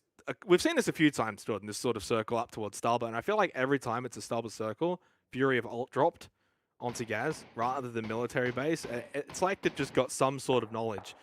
They might have to check their PCs or something along those lines, but it's a good circle for them. Good circle for team number 1. 365 close to the vicinity, and game home again. Another team that finds themselves pretty early on close to that circle. A team that's going to be far away, like they were in previous matches. Day Trade will have to traverse quite some distance to get up towards Stalba. And I feel like this is going to maybe replicate the earlier game of Erangel that we had, which was down towards the radio tower, just on a larger scale, because obviously it's a bigger mountain, but it's going to probably have us see some action around that phase 2, phase 3 portion of the game. Yeah, most definitely. It's pretty good news still for Fury. I'm kind of still keeping my eye on them. Day Trade are so far away from this circle. They've decided to spread out pretty substantially. BN United, probably not too disappointed with the circle shift, honestly. They've got one of the faster rotations in. They might already be on the rotation as well. Dr. Logi and the Darcia here alongside God Ace. Simon T might be getting picked up on the way. Uber's arrived. Beep, beep. Youngby just run up the road. I don't know if he's looking for a vehicle, if he may have already found one or not, but I can only imagine he hasn't, given where he's actually run to. So it might actually only be the one vehicle here for BN United, which is probably not ideal.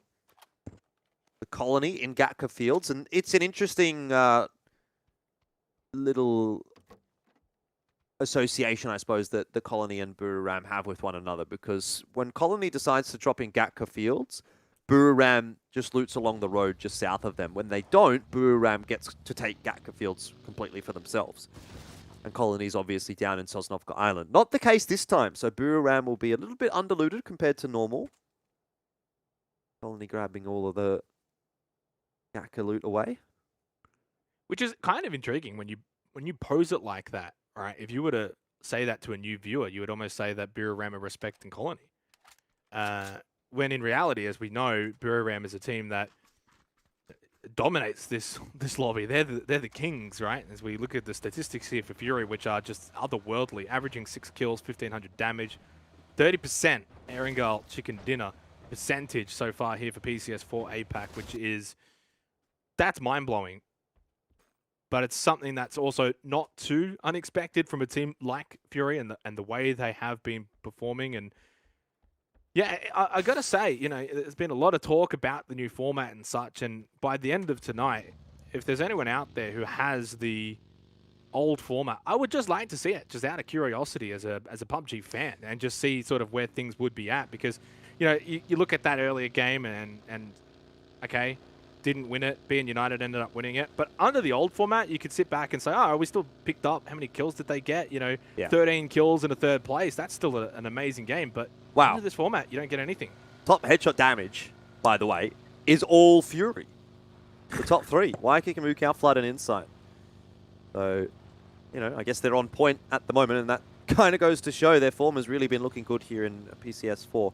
But yeah, I think someone actually did that at the end of last week. It was probably one of the Liquipedia guys. I'm sure they would have access to, the ability with all the tables and the spreadsheets and all that stuff. So yeah, I'm sure that we'll probably see it again. And from what I saw last week, it didn't really make a massive difference. The only exception really was Day Trade, who was like 59 kills or whatever it was without a win. And they jumped up pretty substantially. But for the most part, everything else was the same. Fury stayed in first. Buriram, I should say, stayed in second. And everyone else was sort of just, maybe 1 or 2 placements different, but nothing really overly crazy. And I find that's a common theme when this format came in, I went back and I had a look at a lot of the previous tournaments, and yeah, there generally doesn't tend to be a whole lot of a difference. As you said, there's usually the odd instance, which is usually sort of not the norm, right? It's the outlier. As team number 1 are going to have the Expendables pushing up towards Stalba.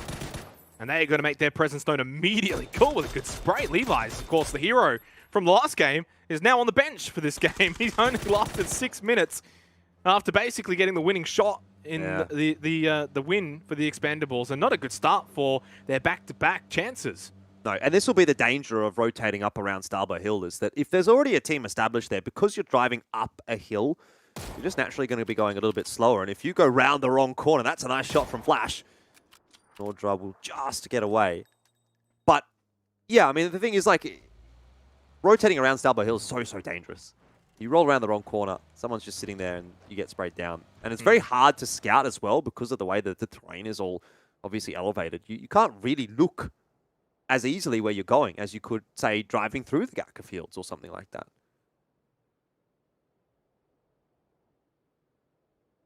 The Buram Day Trade are going to go for the scenic route. Everyone else is basically already there. Yeah, very late rotation from those two. Magic Esports might have a little run-in with Colony. Decent shots in from Tonke. Maestro had the chance. He wasn't really able to land anything too substantial, and Magic gets past. There'll still be a few more teams that Magic will have some run-ins with. BN United is in front of them, so is X Stadium, Victim Rise, and still some shots through from the Colony. But at the end of the day, I think Colony have bigger fish to fry. And I was halfway between saying fish to fry and things to worry about, so we got a thing in there. That was fine. But, yeah, they're going to go up towards Severny. Long rotation coming in here for Colony still. Ooh, the Ormford Simon. Bit of name that's constantly in the kill feed for BN United. So is Youngby as well. It's a good, solid team that I think, you know, when you think back to their win last week and then the dry spell afterwards, you have to then sort of wonder which was the anomaly. Was it the win or was it the dry spell? Now I'm starting to think it was the dry spell because they've been able to perform so well here in week 2. And that's great news for BN United. And I think what this, not only today, but yesterday as well, has proven is how even this lobby is. Yeah, obviously, we know Fury, Buram, they're usually going to be at the top. Daytrade's a good team. But for the most part, anyone can win. And that's been proven. And that is the beauty of this format when it is at its best. Daytrade finally make their way into the circle, going past the Roshawk River. 40 seconds until phase number 2. Everyone else pretty situated north of the Gazi Pond, over towards Stalba. And really a central circle shift here onto Stalba, Jordan, I think will have us probably end up getting a phase 2 that's quite stagnant.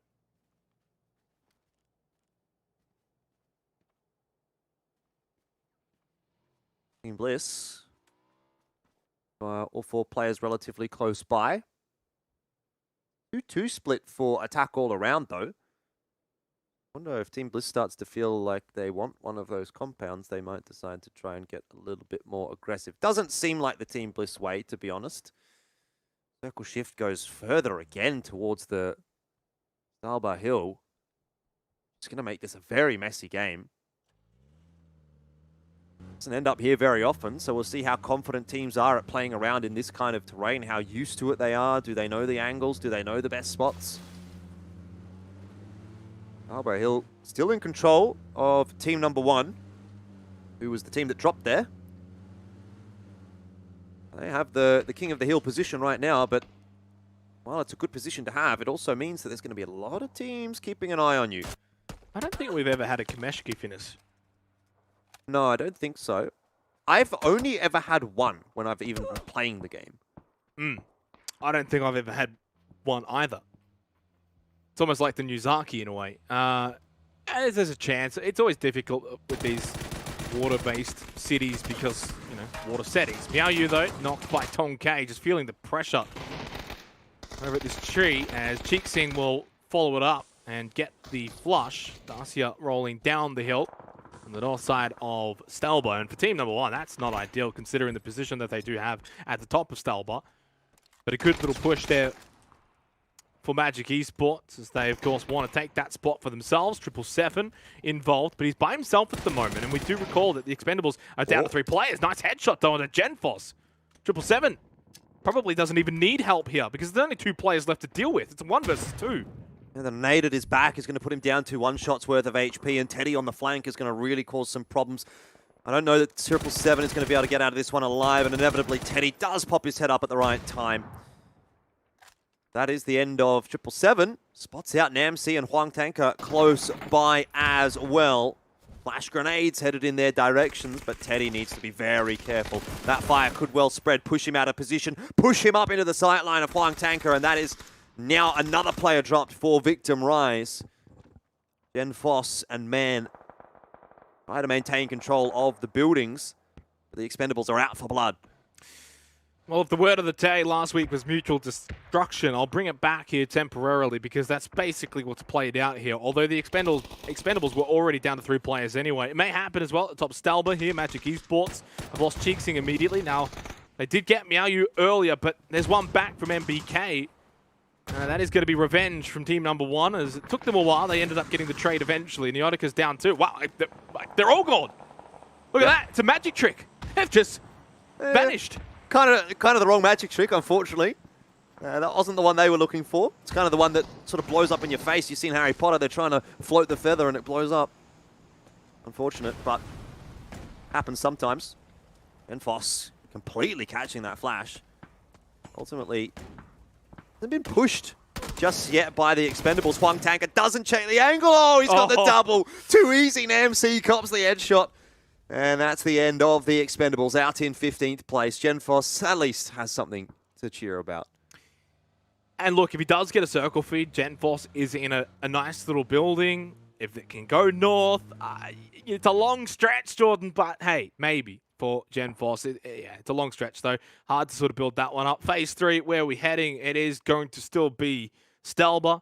It is going to be the eastern side of Stalber. Not ideal for BN United, who are out west.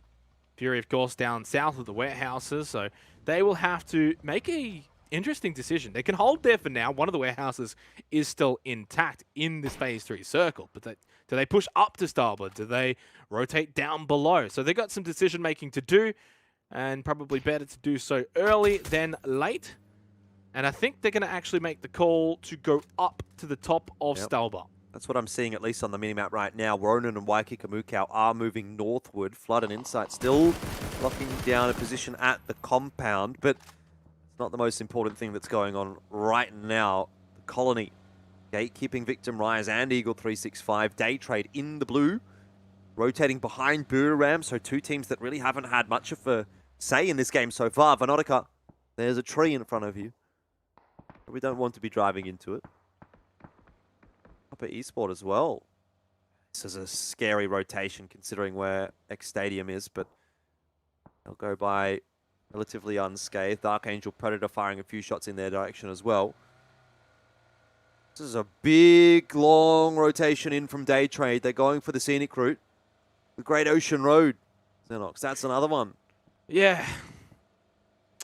Don't mind this. I do have to question where they're going to finish, so I'm curious to see what their plan is here.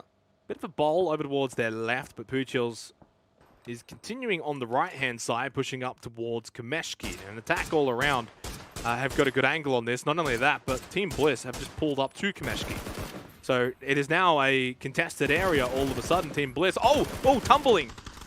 Unfortunate for Day Trade here, but Team Bliss, can they capitalize? Surely they will. Vanotica down, so is Norans.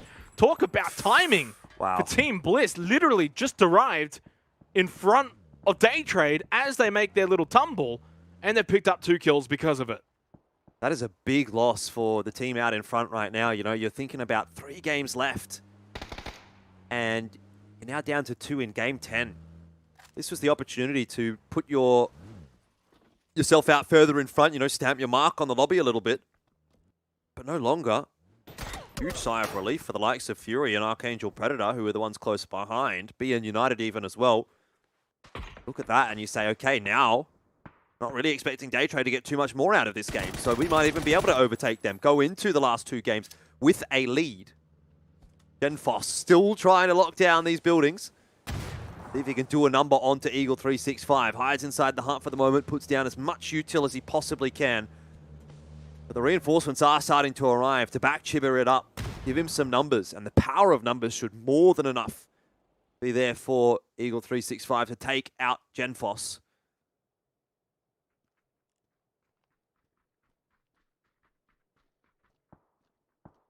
Can Archangel Predator be the team to break this 9-game deadlock of teams not being able to get 2 wins? They are dead center. It could be their game to leapfrog up into first place. And for Fury and, I guess the teams that are all on 1 win. Oh, hang on. Hold that for a second, because this push from Fury...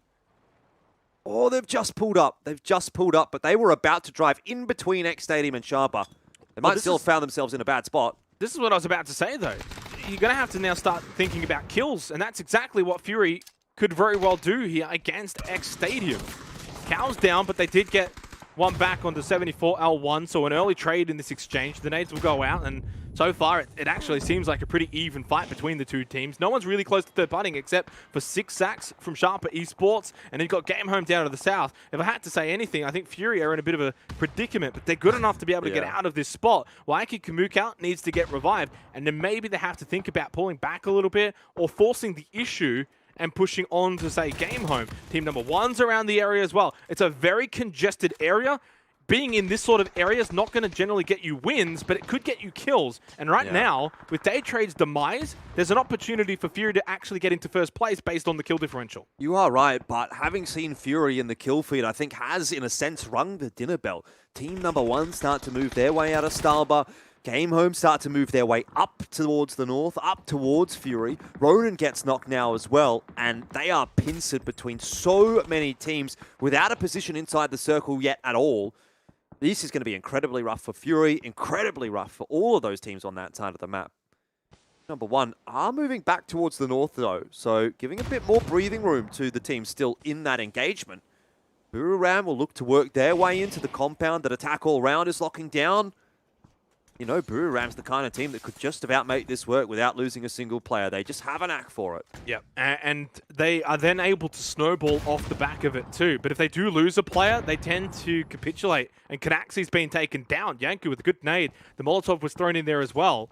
And Attack All Around, winning this exchange currently. Edie with a nade outside, primes it, throws it inside. Yanku just sort of dodges as he watches it fly over his shoulder. Another Molotov. A lot of utility has been expended now from Buriram United. Good shot from Edie. That's Yanku down, but they've lost God Meow in the process, so it's 1 for 1. But unfortunately now for Buriram, they've lost 2 overall in the entire war that has been playing out. Gems, nice little shot into Edie, gets the flush, and this has gone horribly wrong for Buriram United Esports.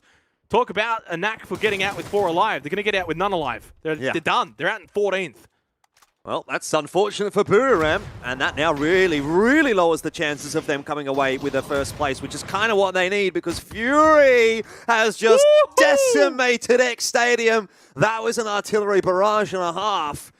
And all of a sudden, their corner of the map starts to look a little bit easier to work with. Yeah, and that's obviously due to their own work, right? Like, you can only have themselves to thank for that one. Big nades, as they usually do. Another one for the nade montage, which is growing exponentially. By the end of this tournament, they are going to have like a 10-minute video of just nade killed. But yeah, opens up that entire side of the circle for them, just relieves a bit of pressure, allows the rest of these teams now elsewhere. You know, the north side is seeing quite a lot of congestion, so they're going to just basically destroy each other. Simon, big nade down below. Vandal's making a run for it. Can't run far enough, though. Simon T with a perfect nade, 360 nade throw over to Waltanzi. He actually hit him there. That was not bad. I would have been absolutely losing my mind if that would have got the knock. That would have been unreal. The God nade.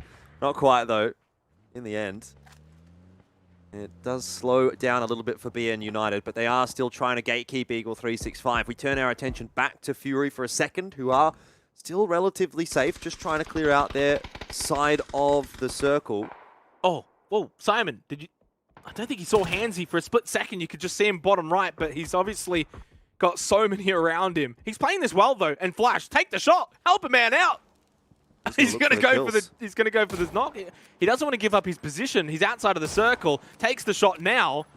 does steal the kill on to Chiburit. This is going to help out Simon T and Youngbai as well for being United. Hansi by himself on this rock face. Still smokes available as well. The shot though from Flash now onto Simon. You've got to get out of this position. Run, Simon. Get away from this man with the Mosin. And he's able to do so, but he still has to deal with Hansi from Eagle 365. I mean, it's not a bad choice from Flash in the end, to be honest, because it's really important that Day Trade, even if they don't pick up a lot out of this game, can at least maybe get 1 or 2 or 3 kills, something like that. Oh, look at the damage numbers pop up onto Sharper.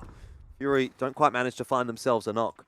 But yeah, to the previous point, if Day Trade can stay within a stone's throw of whoever ends up on top, at least in terms of kills, then they're still in with a chance. Team number 1 seem to have been overwhelmed by the Colony. There's only a couple of members for the Colony, and I mean, it's incredible how much this side of the map has now opened up. After X Stadium and the Colony, X Stadium and Team number 1 have been removed, Game Home have moved all the way down to the southern part, and so there's actually not a whole lot actually going on over to the west, which is crazy to me. No, well, there's not a lot happening over to the east as well. It's basically Team Bliss by themselves. Down to the south, it's Game Home by themselves. Look at the position, though, for Archangel Predator. Do they get another feed? Kind of. They're more edge now than central, but they've still got the only compound inside of this phase 6 circle.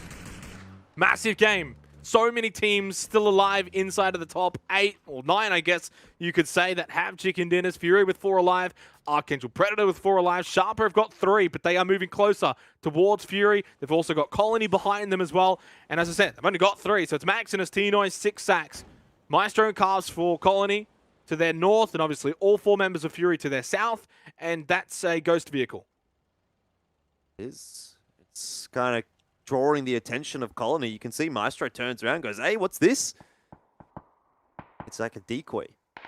Sharper's going straight into the center. Archangel Predator having a look in their direction. Grenade from Algin Bots. Probably doesn't go deep enough, and he cops a headshot. Has to duck back down. Still cooking another grenade. Throws that back in the direction of Sharper, but they are well out of position by that point. And they found themselves a nice little dip to play with for the moment. I'm not sure how useful that's going to be if Fury or Colony start to look down the hill. Maybe they are just helped out by that Defilator above them. Archangel Predator certainly doesn't have an angle, so not a bad rotation so far from Sharper. But this, to me, is the most important fight that's going on right now. Colony and Fury, and obviously Fury's with an advantage, 4-on-2. But whichever team does actually take control of the top of the hill is the team that's going to have superior positioning on the vast majority. Yeah. And probably in terms of fighting, you're not wrong. I think in terms of like the overall game, I think Team Bliss's position close by to the compound, just outside Archangel Predator, it's a fascinating one because it comes down to what Game Home do. If Game Home crash this compound, they're going to end up in a fight, and it's probably going to end up in a three-way fiesta here. But if Game Home eventually move away from the compound, then Team Bliss could maybe hold out from behind. I say this, and literally, Disgusting and Game Home now make their way over onto Team Bliss. So they don't, unfortunately, have Game Home going away. They have Game Home making their way over to the compound. They knew Team Bliss were here. Big nade onto the head of Monty, quite literally. He's now down below half health, and it is only Bryn. I think he's going for a revive. But unfortunately, the pressure from Game Home is just too much. You do not have time to go for the revive, and they are just getting bombarded once again. This is a repeat from the Miramar game. It's so unfortunate for Team Bliss. They get to a pretty decent spot, but another team just happens to be above them. Nice shots from Youngby. Genfos deleted.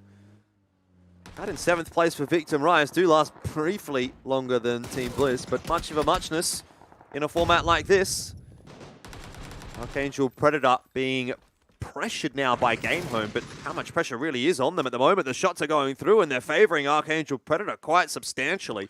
Mad Dog dropped, but it's a 2-for-1. How have they allowed this to happen, right? Like, as soon as Game Home push up onto Bliss, you should be pushing out of your compound, third-partying, being aggressive onto Game Home, and basically almost making them a non-factor. Instead, you sit inside the building, and then that means Game Home can not only kill Bliss, but then eventually push into your building. They're quite fortunate. They get the revive. They got the kill onto Clories. All's well and good, but a lot of the other times, if that was, say, Fury would have completely punished them and probably taken out Archangel Predator and the compound. Fortunately for Archangel Predator, Fury's on the other side of the circle. Well, Xenox, I do have to bring it up again. Something that we were talking about quite a lot. Got 10 separate winners potentially on the cards after this game, but those chances are slipping away. Archangel Predator has removed Game Home, which now means But there are 3 teams remaining with a win on the board. Colony, the only one missing out so far. So unless they pull a route out the hat like what BN United did, we will actually see a team. I am not counting them out. It's not coming out of my mouth. I'm sure. I mean, and that's fair. But there's a very good chance that we see one of these remaining teams move up to 2 and really establish themselves with 2 games left. Well, the last time Fury was in this sort of position, they left the 2 players alone, if we recall, right? There was the 2 players for BN United. They went and dealt with Sharper Esports. Well, they didn't quite deal with them. But this time, I think they're going to want to make sure that those 2 players of Colony aren't going to come back to bite them. But they've got to be careful. Archangel Predator starting to push out of the compound. You've also got Sharper Esports that are still alive with 3 players up. They are a threat on the other side of the circle. So there's a lot going on, and it just kind of feels like no one's doing anything except for Fury. Archangel Predator are moving out slightly, but Fury are being the proactive ones. They're pushing. They're making sure they're going to clear out these 2 players of Colony. From there, they'll then continue to draw their attention over the other players. Algen Bots, though, has been sneaking up behind. Now, Flood's kind of caught out here down to the south by himself. The other 3 members of Fury did push up. Flood's smart, though, knows not to engage, plays defensive, and just allows his teammates to now look back down south. Yeah, I think they want to get that res onto Insight before anything really happens here. Fury have left Flood on a little bit of an island. He's kind of the insurance fund. He's behind the vehicle, safe for now. Shots going in his direction, though. Mikey Kamukau finally confirming one onto Carbs, and Maestro, the last one left alive. But, oof, he's gone as well. So Waiki Kamukau picks up a quick double onto Colony, and that's the end of that. Down to the final 3. 4 players alive for Archangel Predator and for Fury. Fury having the high ground. Sharper Esport with 3 still left alive. A bit of a feed there for the Oceanic squad. I mean, I'm just going to say, you've got to be winning from this position. And I think Fury would agree with that. It's not easy, right? Like, you can say, oh, you know, they're favored, whatever. What was the percentage? 37%. Now it's probably a little bit higher than that. Flood with the trigger discipline. Misses a couple, but still gets the damage onto CJ. That's still good. It's going to use meds. That still supplies for the long haul. Also just forces Archangel Predator to stay below and not being able to push up.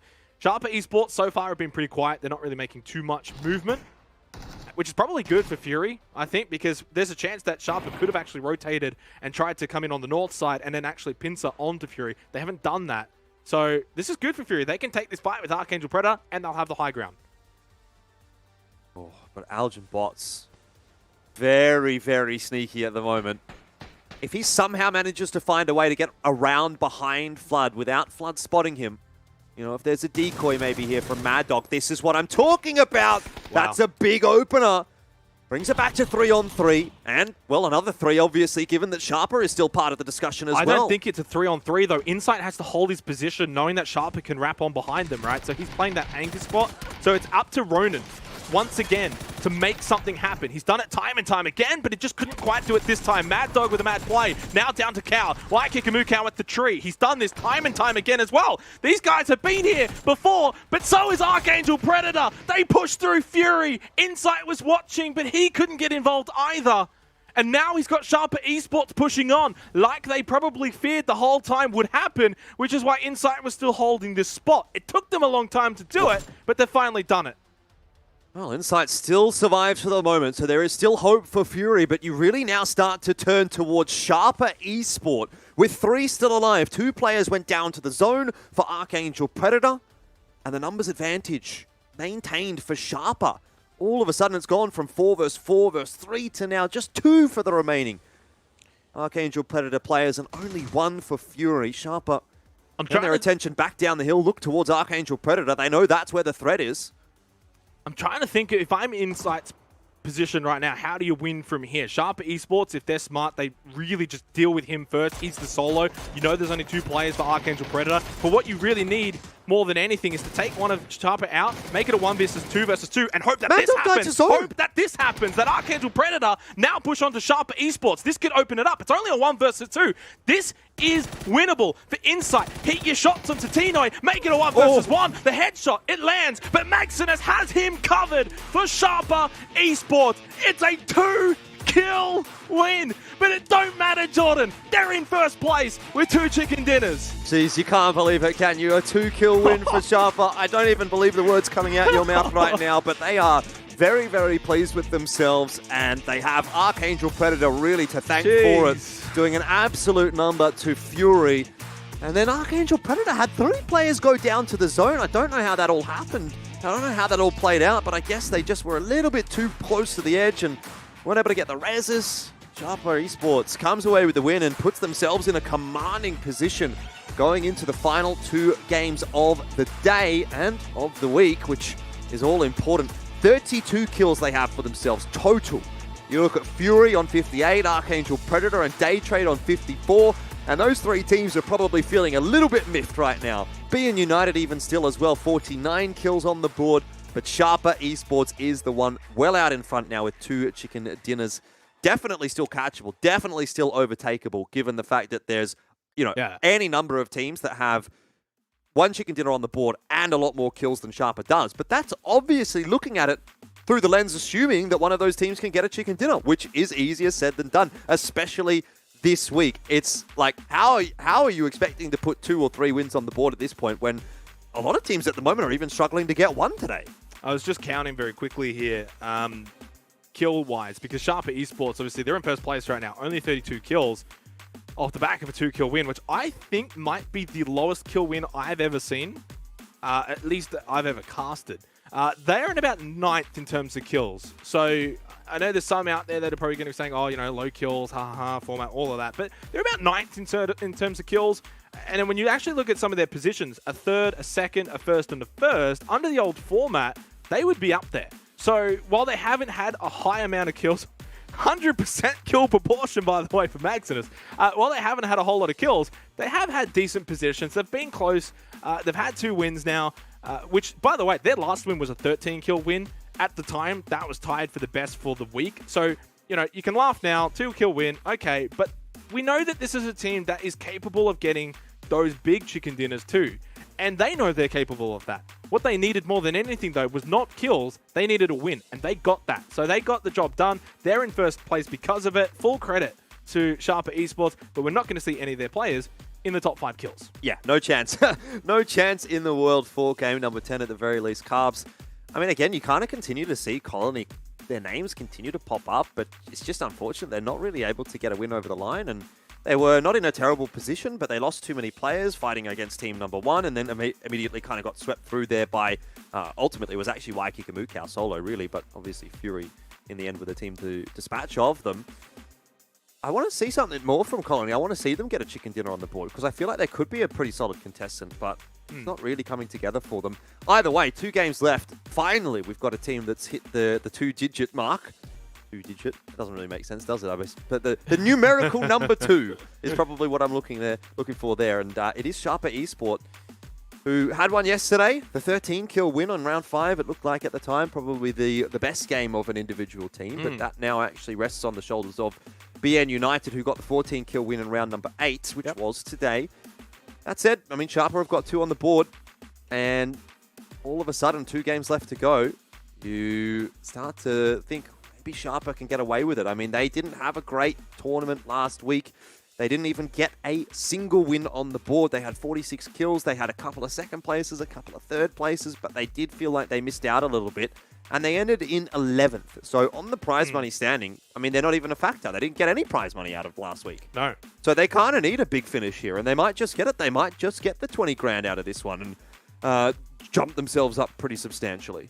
Well, yeah, obviously they'll jump up substantially. They won't get into first or anything. I mean, as it stands right now with 2 games to go, it would be Fury. But that's the thing. We've still got 2 games to go. For Sharper, though, absolutely huge for them. Probably guarantees top 3 from here, depending on how it all plays out. We've still got 2 games, though. We're going to go to a break. When we do come back, plenty of chances still for all teams involved.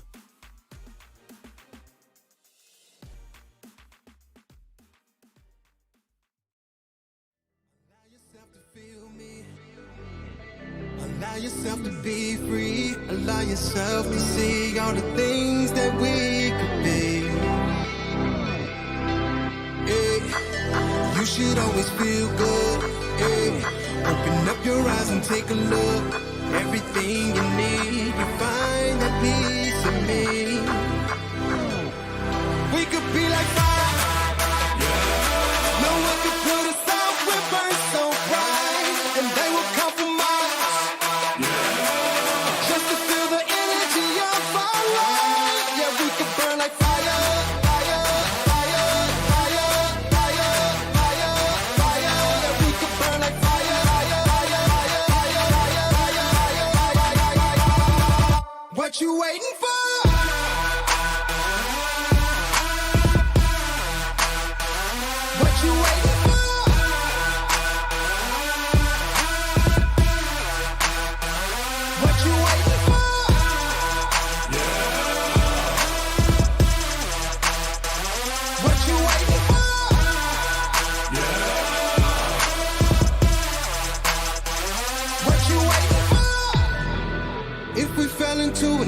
shine.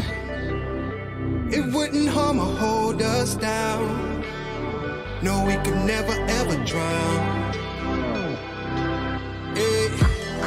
And if the desert winds find us, I will shield you from the pain, from thunder and the rain. My strength will never change, and my love will never fade away.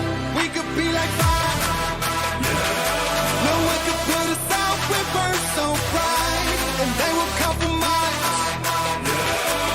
just to feel the energy of our life. Yeah, we could burn like fire.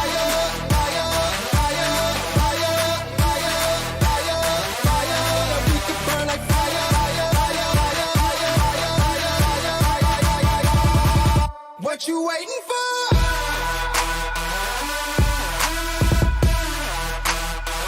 What you waiting for?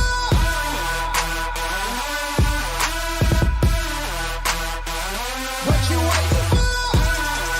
Yeah. What you waiting for? Yeah. What you waiting for?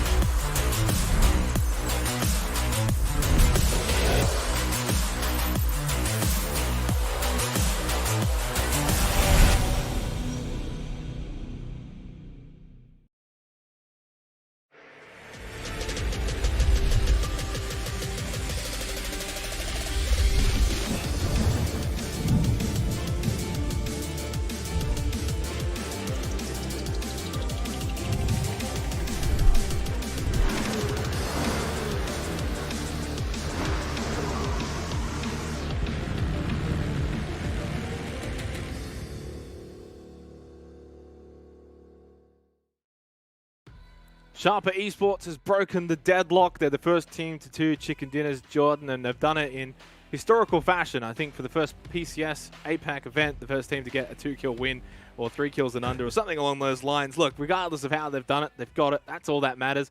And they've already proven before that they're able to get big kill wins. So this is not exactly a travesty that, a team like Sharp is a great team. They've got some great players, and they're more than capable of getting big wins like we saw round 5 yesterday.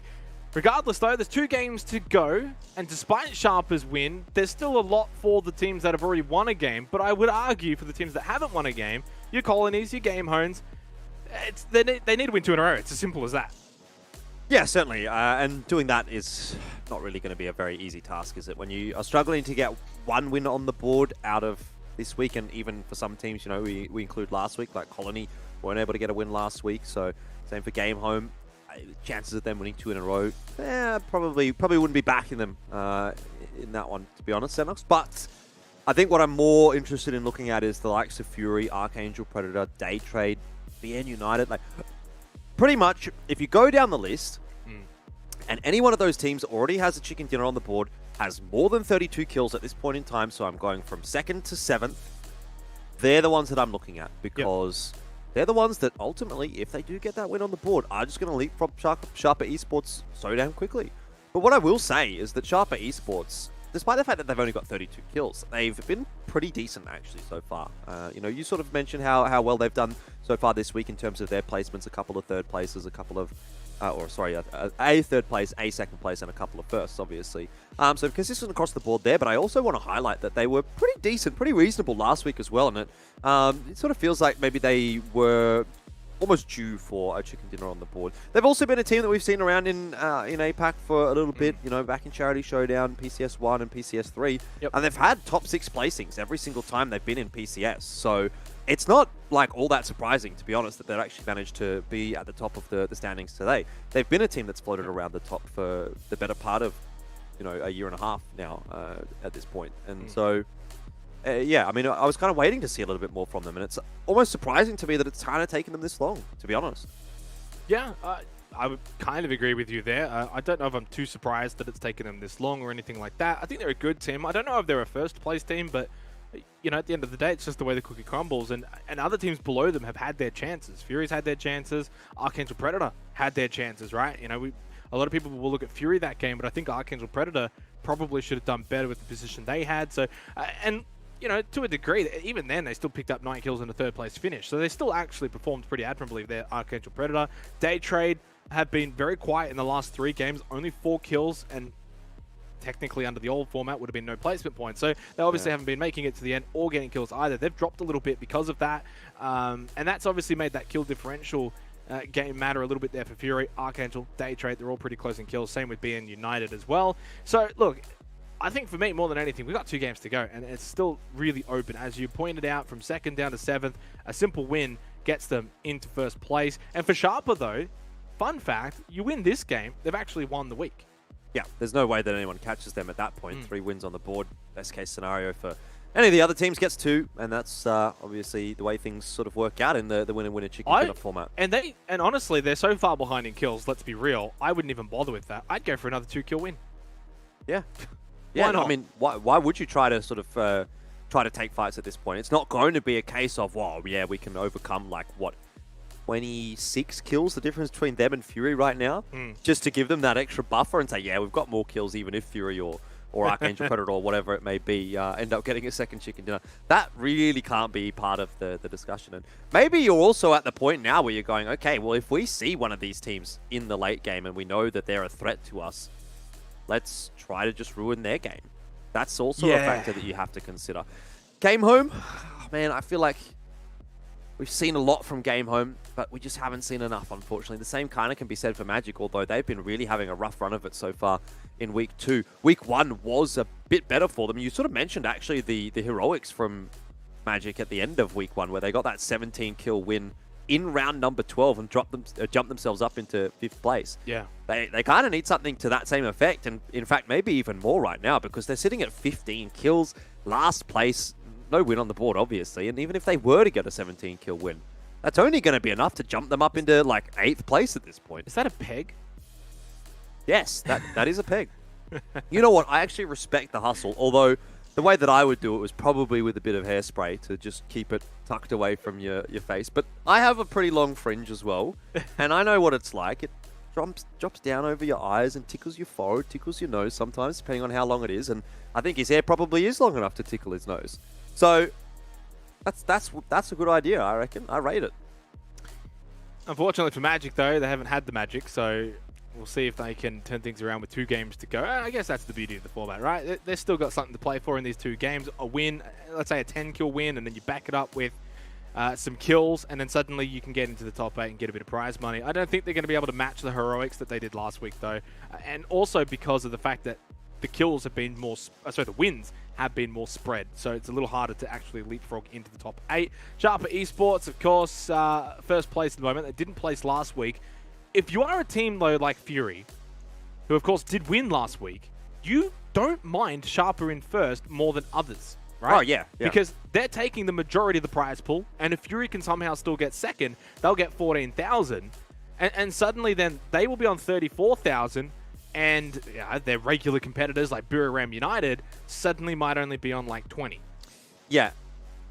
I mean, I guess at the end of the day here, if you're Fury, it's like the lesser of 2 evils. You'd probably rather see you'd rather see Sharper or maybe Day Trade picking up a win, being United in 7th place last week as well, so maybe those 3 teams, if you're Fury, look at them and say, yeah, it's better than it being Archangel Predator. It's better than it being Buriram. First time I think we're getting to see Bliss on the cams, so that's fun. And I think they're actually in their facility right now as well, by the looks of things, which is pretty cool, right? It's not something that you normally get from an Oceanic squad, particularly in PUBG, but even in many esports in general. I can really only think of like...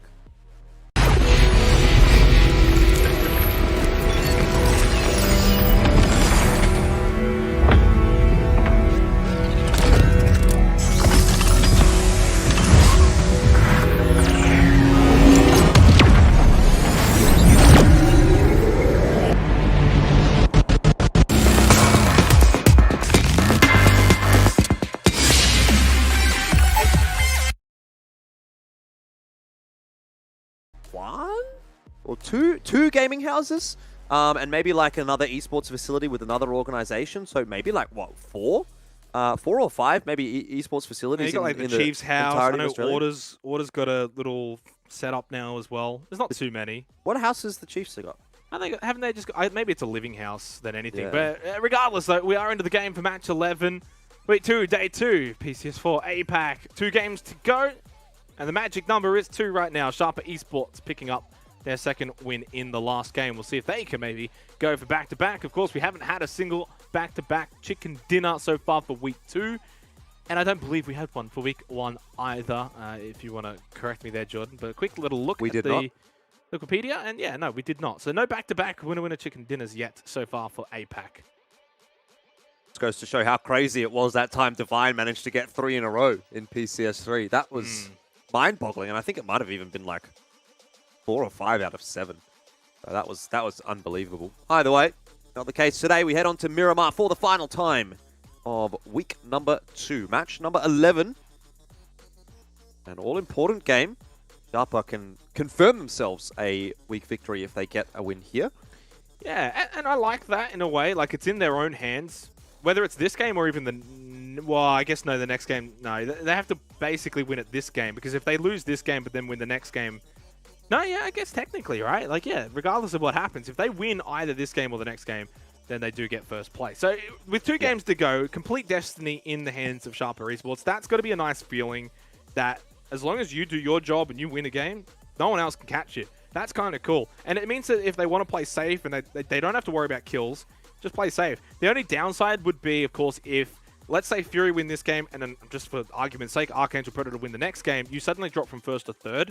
That's a bit of a discrepancy in terms of prize money, but that's like worst case scenario, right? 3rd place. Wow. If that's your worst case scenario, I wouldn't really care. I'd be happy with that. Most teams would. Yeah, I mean, I think at one point we were saying if you get 2 wins on the board, you're probably top 4. Well, now we know if you've got 2 wins on the board, you're at the very least top 3. You're actually at the very least top 3 because there'll only be 3 teams with 2 wins if it comes to pass that there is 3 teams with 2 wins. That's true. So it's top 3. It's getting a little bit better. But Sharper won't be happy with top 3, given that they go into the final 2 games in first place. Either way, game at hand sees the circle relatively central over the map. I mean, this is fine. I don't think anyone's going to be too disappointed with that. It's got Hacienda del Patron right in the middle. And I just want to cut you off here for a second, Jordan, because we've got a bit of time here. Okay. But so Buriram United finished second last week. They got $14,000. Obviously, we know Fury won. They got 20. As of right now, Buriram are in 6th. Now, that can change very quickly, but for that argument's sake, let's say they remain in 6th. They'll only get 5,000. That'll put them on 19,000. Do you know what that means? That means that even if they were to win next week, they can't get to 40,000. That means there's an opportunity that if Fury can somehow win this week, their arch rivals literally can't catch them. Yeah, and it won't even be the case just for Buriram United. Like, even for Archangel Predator, like, it's almost the case if Fury wins this week, gets to 40,000 points, it's highly unlikely that a team's going to be able to overtake them, because you would need to be coming out of week 2 with more than 20,000 points in order to potentially be able to overtake Fury in week 3. Yeah, I don't want to do the very, very quick maths here on stream right now, obviously, either, but I don't actually know if it would be feasible to catch $40,000. Technically, it would. Obviously, you'd be relying on Fury to lose. Well, I mean, as it stands right now, if Fury were to get the 40,000, you look at like Archangel Predator, 3rd and 3rd. That's 20. I mean, that's high. If Archangel Predator could come 2nd, for example, and Fury would come 1st, that might be the way to do it. But yeah, if Sharper Esport actually wins, it makes it incredibly difficult. Yeah. So, for any team. Exactly. And so this is the thing. If Sharper win this, they deny Fury from being in that position. So it opens it up for next week, right? And it makes but even next then, week it's kind of the same thing, right? Because Sharper is on 0, like going into week 2. They didn't get anything out of week 1. Even if Fury doesn't win, as long as Buriram and Archangel Predator don't get the lion's share of the money, right? If Fury takes 2nd, they're up to 34,000. Who's catching them at that point? Buriram on 19k. Technically, you can. Yeah. An Archangel Predator, maybe, if they get up to 15 you gotta win or 20k. Yeah, you would literally have to win, and Fury would pretty much have to come, I don't know, like 7th or 8th or worse. Yeah, and more than likely, not even in the top 8.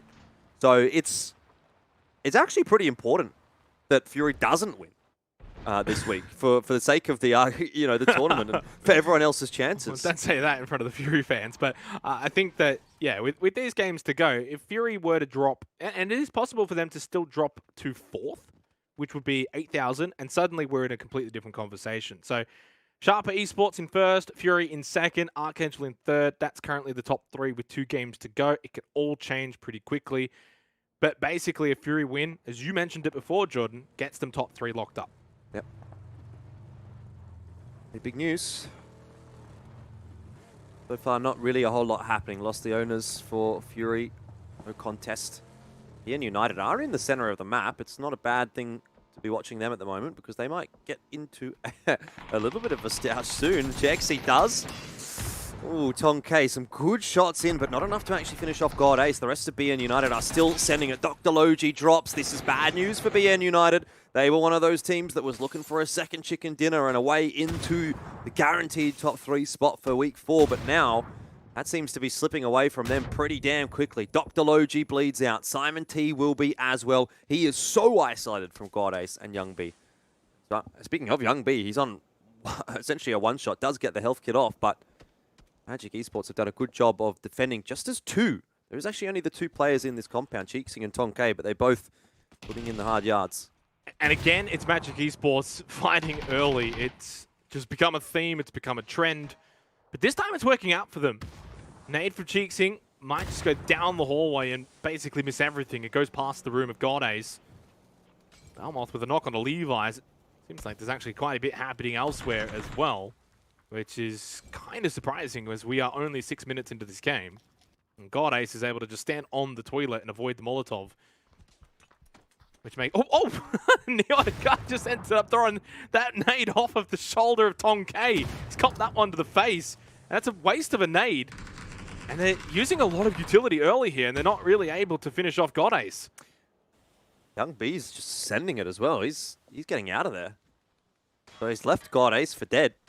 Maybe BN United is hoping that they don't even realize there's one more player still in the compound, but God Ace has been making some noise, and he's also definitely been spotted now, so what are you really going to do? Good shots through from God Ace, but not really going to provide him the space that he needs.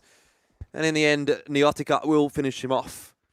Did just see a kill in the feed there as well for Sharper Esport.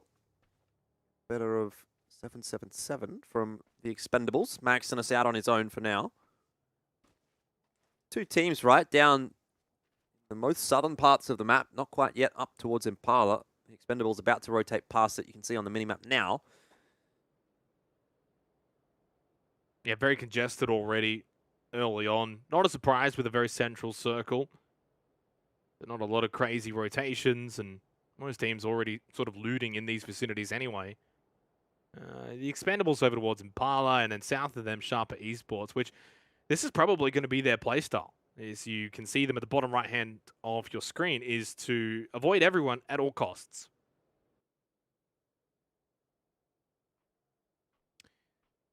Yeah, why not? What is? He got dropped loot. For a second, I was like, "What is he doing?" But there's loot on the ground. And look, honestly, for Sharper Esports, it's a matter of just play to the rules, play to the format, play to your ability to win, as you would in the previous iteration. You would go for kills, for instance. In this case, you're going for a win, and some teams have got different ways of being able to achieve that. For Sharper Esports, they know that, you know, first place is not necessarily locked up, because they know with that kill differential, if they don't win, they're not going to finish first. Like, it's a given. Like, it is literally just a given. Yep. Even if the Expendables is the team that gets away with the win here, which, again, unlikely because they've now only got 2 players. But let's just, for argument's sake, say. Well, I mean, I guess we did see Sharper get a 2-kill win, so maybe it's not impossible, but highly unlikely. I think you're normally getting around 6 to 8 kills at the very least for a win in most instances. On average. Yeah, so I think most teams would just be able to overtake them by a slight margin, assuming Sharper got nothing out of this game. Team number 1 being spotted out by Game Home. This is up near Minas Gerais. Number 1 have a 2-2 split with a couple of players just below the Game Home lads. Shots now coming through from Sylphy. Glories, but not enough to actually finish off that kill, that knock rather. Ooh, gets away to safety. We'll be relaying that information over to his teammate as well, and so we'll see them just move back into the compound, into safety.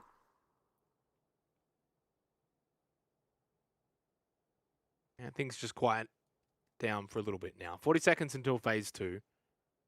Everyone's basically in position. Not a whole lot of movement is necessary.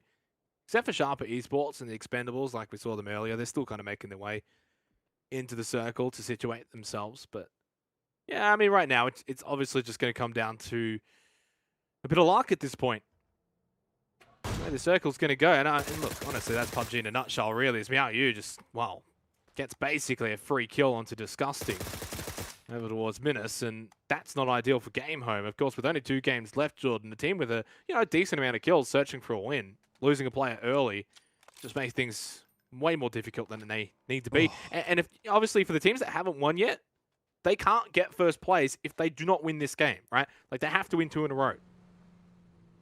Must win indeed.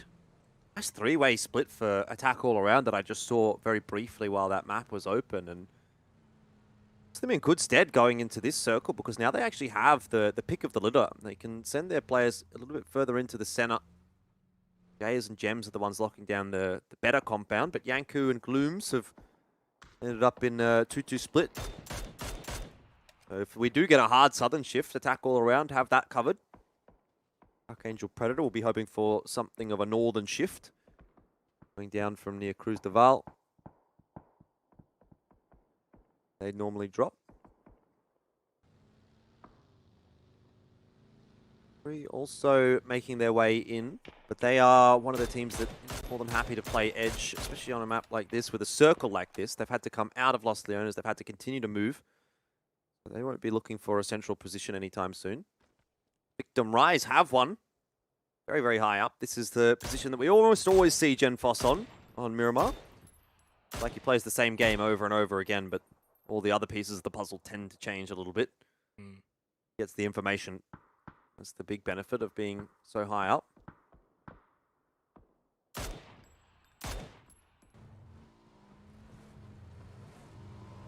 And of course, with this phase 2 circle being central, it means that it is going to be a quiet zone, whether you like it or not. In that sense, we're going to see too much, unless the team decides to, of course, crash a compound and play a little bit risky. Game Home technically pushing into Hassie and onto Magic Esports, but not really. It's a pretty decently sized little area when you actually sort of fly over it. There's a lot of space, and you can fit 2 teams into Hassie, and Magic Esports aren't necessarily going to want to push onto that building that Game Home have now pushed into. Well, only, of course, the 3-man. And for Young B down in San Martin by himself, he'll be able to hold into the city for a little while longer. And the thing with this sort of circle is the longer this goes on and it keeps staying central, the likelihood is you're going to end up with a sort of city finish. A lot of buildings means that it's just going to get chaotic towards the final few phases rather than early on. Another nice 2-2 established for Team Bliss. Been tough going today for the Bliss squad. But hey, 1 win. What a difference that could make for them. Jump pretty far up the standings if that were the case. 58 players still alive, so it hasn't been a particularly bloodthirsty start to the second last, the penultimate game of PCS for week 2. And this is also where mental fortitude is tested for these top teams. You know, the Buru Rams, the Furies, the Day Trades, and even to a degree, maybe the Attack All Arounds and the Archangel Predators, you know, the ones that have got expectations to perform. And you're in this sort of dogfight, really. So many teams that are obviously on one chicken dinner, and you're running out of opportunities. It's not like we've still got 6 games to go. You know, you've got this one and you've got one more. So you're running out of opportunities. So if you're a team like Archangel Predator that gets into a fight early and you lose that fight, well, you've got 1 game left. Speaking of them, they've actually just gotten a nice little feed just to the north side of San Martin and Hacienda del Patron. So they're in a good spot, but I could see them maybe fighting at some point if the Expendables or Team Bliss look to push into that little position. This is also going to force probably more teams towards San Martin. I don't know if there's room to really crash into Hassie. Not a good circle for Fury over towards Graveyard. They've got a lot of work to do to find their way into this sort of circle for Phase 3. I definitely think they're capable of doing it, Jordan. That's not the issue. It's just more so, let's see how they're going to do it. Always a waiting game, isn't it? Rotation coming through from Ronan. Insight providing the covering fire. Moving back over to Magic Esports. They're now also seeing the Expendables popping up here near Hacienda del Patron, but AMC doesn't quite send it all the way into the building, and so he's caught out in no man's land. Won't last long. Leon's finishing him off in the kill feed. An important knock. Ronan actually gets rid of Yanku. It won't be finishable for Fury, but it will enable the rotation from Flood to a higher degree of safety. You're going to have 1 guy on the floor, 1 guy rezzing, which means only 2 total firing. So essentially halve the threat for the rotation of Fury. And now they're in front of Attack All Around for the most part. Waiki Kamukau leading it right in the direction of Victim Rise, though. I wonder if he overcommits here a little bit and gets picked off. Yeah, I'm watching that one too as well on my map that I can see. Man's going to actually push up. Cal's going to be super careful. He's well and truly by himself. There is no reinforcements here. Cal turns around at the wrong time. Maybe gets at the right time. There's a nade, but he probably realizes now what he's gotten himself into. Bitten off more than he can chew, and Gemfoss is just watching him from above. Goes prone, and yeah, Cal's obviously moved forward to scout the position, and unfortunately Victim Rise are like a hornet's nest there, and they've just all buzzed around him. It's one of those unfortunate things that can happen when you do scout forward, and Cal does just get caught. They fall back down to 3 players remaining. They're inside of the circle, and not all hope is lost, but not ideal when you're searching for a second win. Yeah, we've spoken about how important it is to get into those final circles with 4 players alive, and how big of a difference that can actually make to your win chance. So conversion rates for teams with only 3, definitely not that high, especially in this format, where you do tend to see a few teams managing to get to the late game with 4 alive, just because of how passive they've been enabled to play. So Fury go scurrying away around the other side. We'll end up coming in from the western side of San Martin. Everyone else looking relatively content with the positionings that they've taken. Waiting to see where the circle will go. Could really head in any direction at the moment, but over towards Hacienda del Patron again is where it ends up, moving off of the city. Suppose that makes sense. A lot of teams in that circle that are very, very happy with how things are looking here. Buriram, Sharper in particular. I mean, look at Sharper. If this goes out east again, Sharper could just lock things in right here and right now.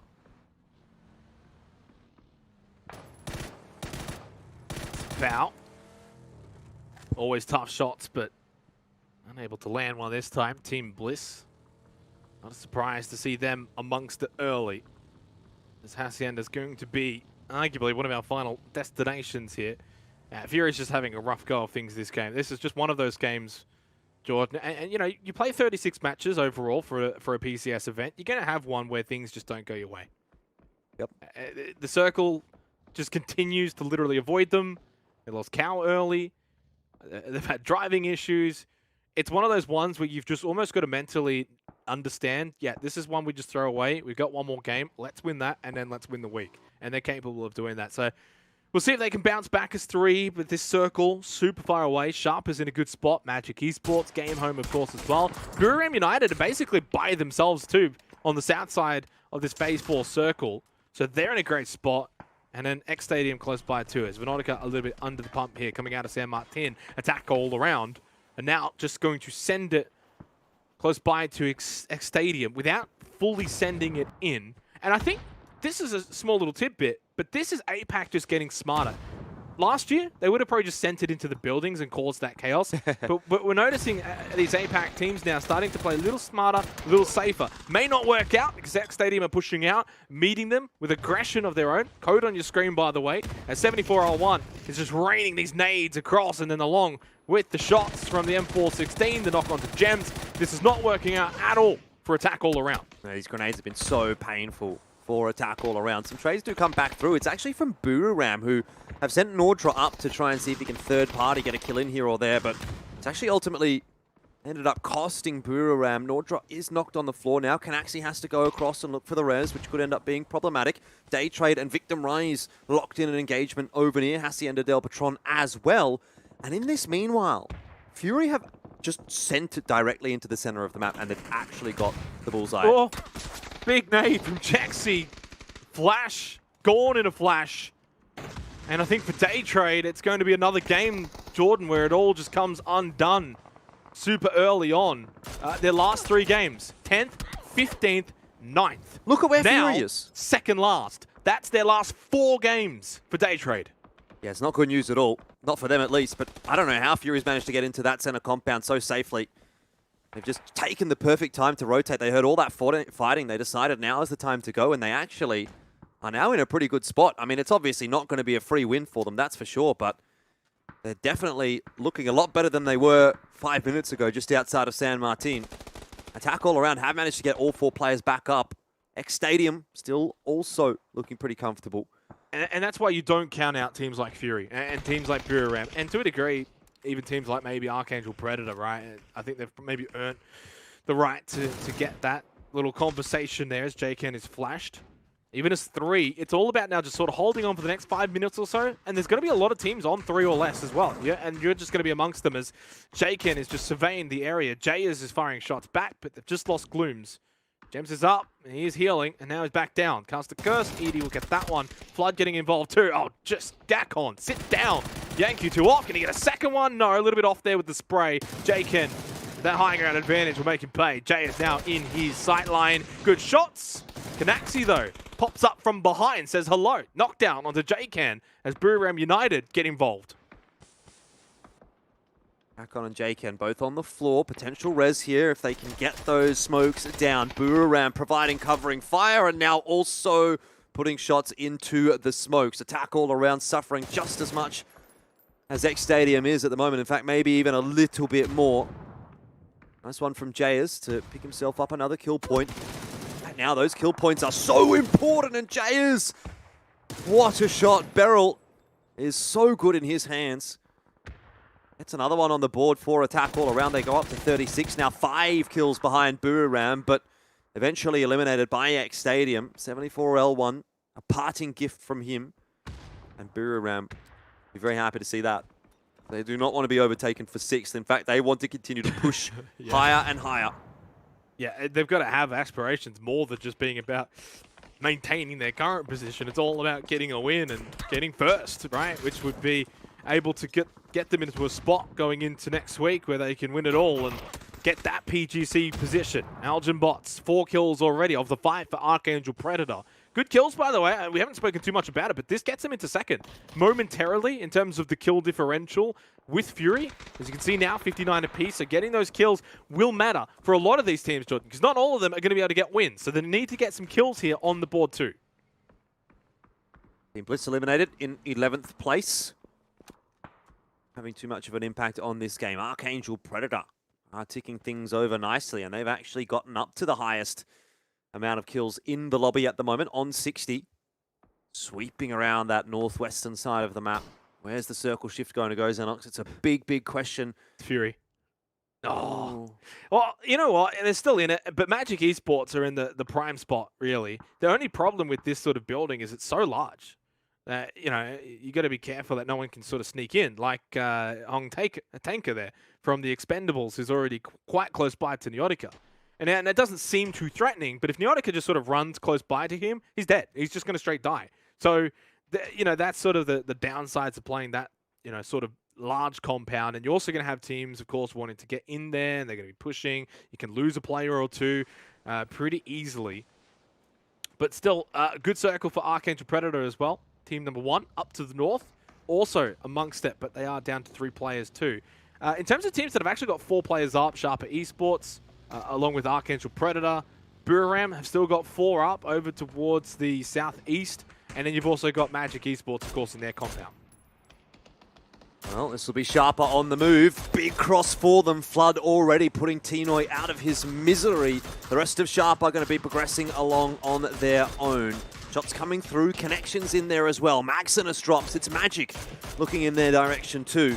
So this is bad, this is rough. It's unfortunate for Sharper, who really looked like they might get a good feed. They didn't, and they've been punished. Buriram now, though, might well lose one. Canaxi and all sorts of problems. Edie firing grenades in that direction, but Insight and Flood also getting involved. Canaxi is confirmed. Flood got the knock onto Belmoth. It was stolen away by Edie's grenade, but overall, this kind of chaos is great news for Archangel Predator and for Fury. Oh, don't say that. You're a bias caster. Sorry. 10 teams, 24 alive. And I think that actually goes with what you were saying in terms of the chaos, right? There's a lot of wounded teams now. Buriram, they went from 4 now down to 3. BN United's gone, but Young B was by himself for a very, very long time, so just was basically holding on for dear life. Nordra with another nade, and Buriram will send Sharper Esports out. So no back-to-back chicken dinners, Jordan. It's not happening. They'll be on 2. They'll have 1 more game to try and secure first place. But for right now, there's an opportunity for a new team to occupy first place going into the last spot. Now all eyes turning towards Archangel Predator, Fury, Buriram, and team number 1. If any one of those teams grabs themselves a victory, they will be in the lead heading into the final game of the evening. Buriram fragging nicely on the edge of the map, but they are now also down to 3, and they have a rough direction into the circle, having to pressure into Hacienda del Patron, where both Magic and Game Home are situated. And while these two teams both don't have a chicken dinner on the board, they're nothing to sneeze at. Yep. Especially when they've got a crossfire established amongst themselves, and Buriram is kind of pushing into it. Phase 7 circle about to present itself. Not even going to say anything. Buriram, Magic Esports, they're in the circle. Nice little angle there from Tong K, unable to get what he was looking for, though. But with Nordra down, it's only 2 players actually standing up for Buriram at the moment. It's imperative that they do get the revive onto Nordra. Need him up. Not just for his fragging power, but for the numbers more than anything moving forward. 9 kills for Magic Esports, though, right? Like, they've been at the bottom. They had 15 kills going into this game. If they can walk away with a win, they don't necessarily jump up too much. They would technically only go to about, like, you know, 8th or 9th or something like that, depending on how many kills they end up finishing on. But it then means going into the last game, they would still have an opportunity to somehow get first place. I mean... Well, that's the format for you. Yeah. That's the whole point of it, is to keep every single team in the discussion right down to the wire. Buriram are very concerned about Game Home right now. Keeping an eye on them, looking in their direction. They know Game Home's going to have to push in. I hope that doesn't happen, by the way. I don't care if there's Magic Esports fans. If you're in last place 2 games to go, you shouldn't be finishing first. Sorry, I'll just say it. Yeah, I think that's fair enough too. Anyway, Archangel Predator, they're not a team in last place, and they have definitely been considered one of the top teams in Week 2. He might still be going into the final game. Having already lost a player, CJ down, Algin Bots running around in the open, shots headed in his direction as well. It's not looking good for Archangel Predator here. This rotation might be an ill-fated one. Oh, Sapao, that was close. Did take a little bit of damage. The thing is, though, Fury's not going to push on this position, right? Like, they're not just going to eventually push out and sort of overwhelm them. So it's like, how much utility do they want to expend to eliminate team number 1? Good point. Also have to think about the potential kills on offer here, you know? Like, it's not even about, okay, look, if Fury gets first place, yeah, that's going to come from Chicken Dinners, but kills going to be impactful as well. Could get them a second or a third. Insights on the ground. It's Flood and Ronan right now, and really it just feels like it's Flood. First one goes his way. Second, not quite connected. Looks for the reload. Grenades coming out. Smoke's even in hand. Nordra helps out. NBK was knocked by Nordra. If only he knew. If only he knew it was Fury, would he be helping out like that? Sapao finished off and Fury survived. Team number 1 out in 7th place, and they can thank Buriram for the assistance. Oh, they can thank the Circle Gods as well. At least momentarily here for Phase 8. Could this be Fury's 2nd win of the week? A lot of work to do, though. They've been in this sort of position multiple times tonight, but arguably, I mean, they've only got the 3 players, right? Like, it's not like they're in the overwhelmingly favored position. Yes, they're in a building that's inside of the circle. That's great, but Archangel Predator's spot with 4 players up, Jordan, controlling that west side, I don't mind that spot. I think Archangel's in a good spot to maybe win this game. Oh, yeah, for sure. They're actually the only team left with 4 players alive. Well, that doesn't necessarily mean they're going to walk away with the win. Look at the absolute mess that is Hacienda del Patron at the moment. Game Home hiding in a couple of rooms. Magic in the other one. Buriram at the end of the hallway as well. Well, actually, Buriram, now that I look at the minimap, is actually outside of the building. Looked like they were at the end of the hallway. But it is madness up in Hacienda del Patron. At least one of these teams is going to come away very, very unhappy. In fact, probably all of these teams are going to come away very unhappy because it's just going to be an absolute mess. Godnew does catch Cheeksing. So Magic lose another player, down to 2 now. And so already they're disappointed with how things have proceeded. Game Home also on 2, Buriram on 3. I don't need to see someone get a pick on one of the Archangel Predator players if that's really going to blow the final circle open. What can Ronan find here? Flood's knocked by Mad Dog. Archangel Predator, that's a big knock, but not probably in the grand scheme of things. It's just going to deny Fury's medical supplies that they've got remaining. And it might allow Buriram to now push onto this building with a nade. Nordra to put a dagger into the hearts of Fury fans everywhere. The door gets blown off its handles. Mad Dog with a second knock. This time it's onto Insight. The pressure mounting. Flood's still up. So is Ronan. They need to go big right now. Nordra's the only one for Buriram that has actually pushed up. Godmeow and Edie's still pretty far behind. I mean, this is a 1 versus 3. Push her straight in. No regard for the care of Fury at all. Ronan's been able to sneak outside. The Molotov, he's close to it, but he's not on fire. Nordra's looking for him. He knows that there's still one left. He now gets the vision. The flash. Nordra's insane! A 3K to wipe out Fury. Single-handedly takes the compound, takes Fury out, and puts Buriram in a position to maybe get into first place. They've still got to deal with Archangel Predator. But regardless, whoever wins this fight, Jordan, will be in first with 1 game to go. Buriram just going absolutely God mode. Nordra really, he gets another knock on to Algin Bots. Buriram giveth and Buriram taketh away. Could this be the strong ending that we've been waiting for from Buriram? It's so typical of this squad to come into the final day. All looks lost, but all of a sudden, they come away with something, some special magic for Buriram.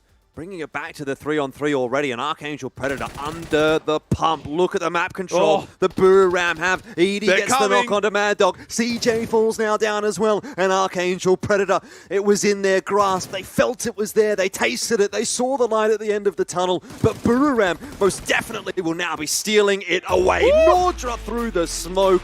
And you have to give him the MVP again out of that one. He's leading for MVPs out of They're pumped, Jordan. Look at him. I don't even know what to say about that one. Out of their chairs, Buriram United Esports from Thailand. They are now in first place, Jordan, just like that. From 6th to 1st for these guys who deserve it, every inch of it. Because they are, of course, one of the best teams in APAC. And they have got one game to now hold on to this position. Winner, winner, chicken dinner. It's their second one for the week. It is their second one for the week, and that is an all-important chicken dinner as well, as you say, puts them into first place. Man, what an individual performance from Nordra, though. I think he had 3 MVPs out of PCS4 so far, and that might be his 4th. We'll see who it ends up being. I can't imagine it's anyone but him. Surely. Either way, Buru-Ram sets up the storyline so nicely going into that final game. We've got a battle for first place between Buru-Ram and Sharper. You've got the potential for Archangel Predator, for Daytrade, for Fury to catch up if they have a good game and overtake both of them. Obviously, the kills are there to make it possible. One game left to go and a potential, I don't even know, go down the list. We've got what? Buru-Ram with 50 points, 50 kills. Fury with 63, Archangel Predator 61, Daytrade 55. BN United, if they win, they're probably overtaking Buriram as well on the kills. So maybe a potential 6 winners out of that final game. That'd be huge. And that's the sort of make of it as you will. You know, I'm very honest, Jordan. I'm an honest guy. I made a comment. I said that last place probably shouldn't be able to win with 2 games to go. Obviously, that's not going to happen, thankfully. But in a way, you look at the other side of the coin and you think with 1 game to go, there is a lot of winners who probably deserve it. That, or, you know, should be deserving if they can go on and win it. This guy's insane, though. Nordra right now, at least for week 2, is the MVP, no contest.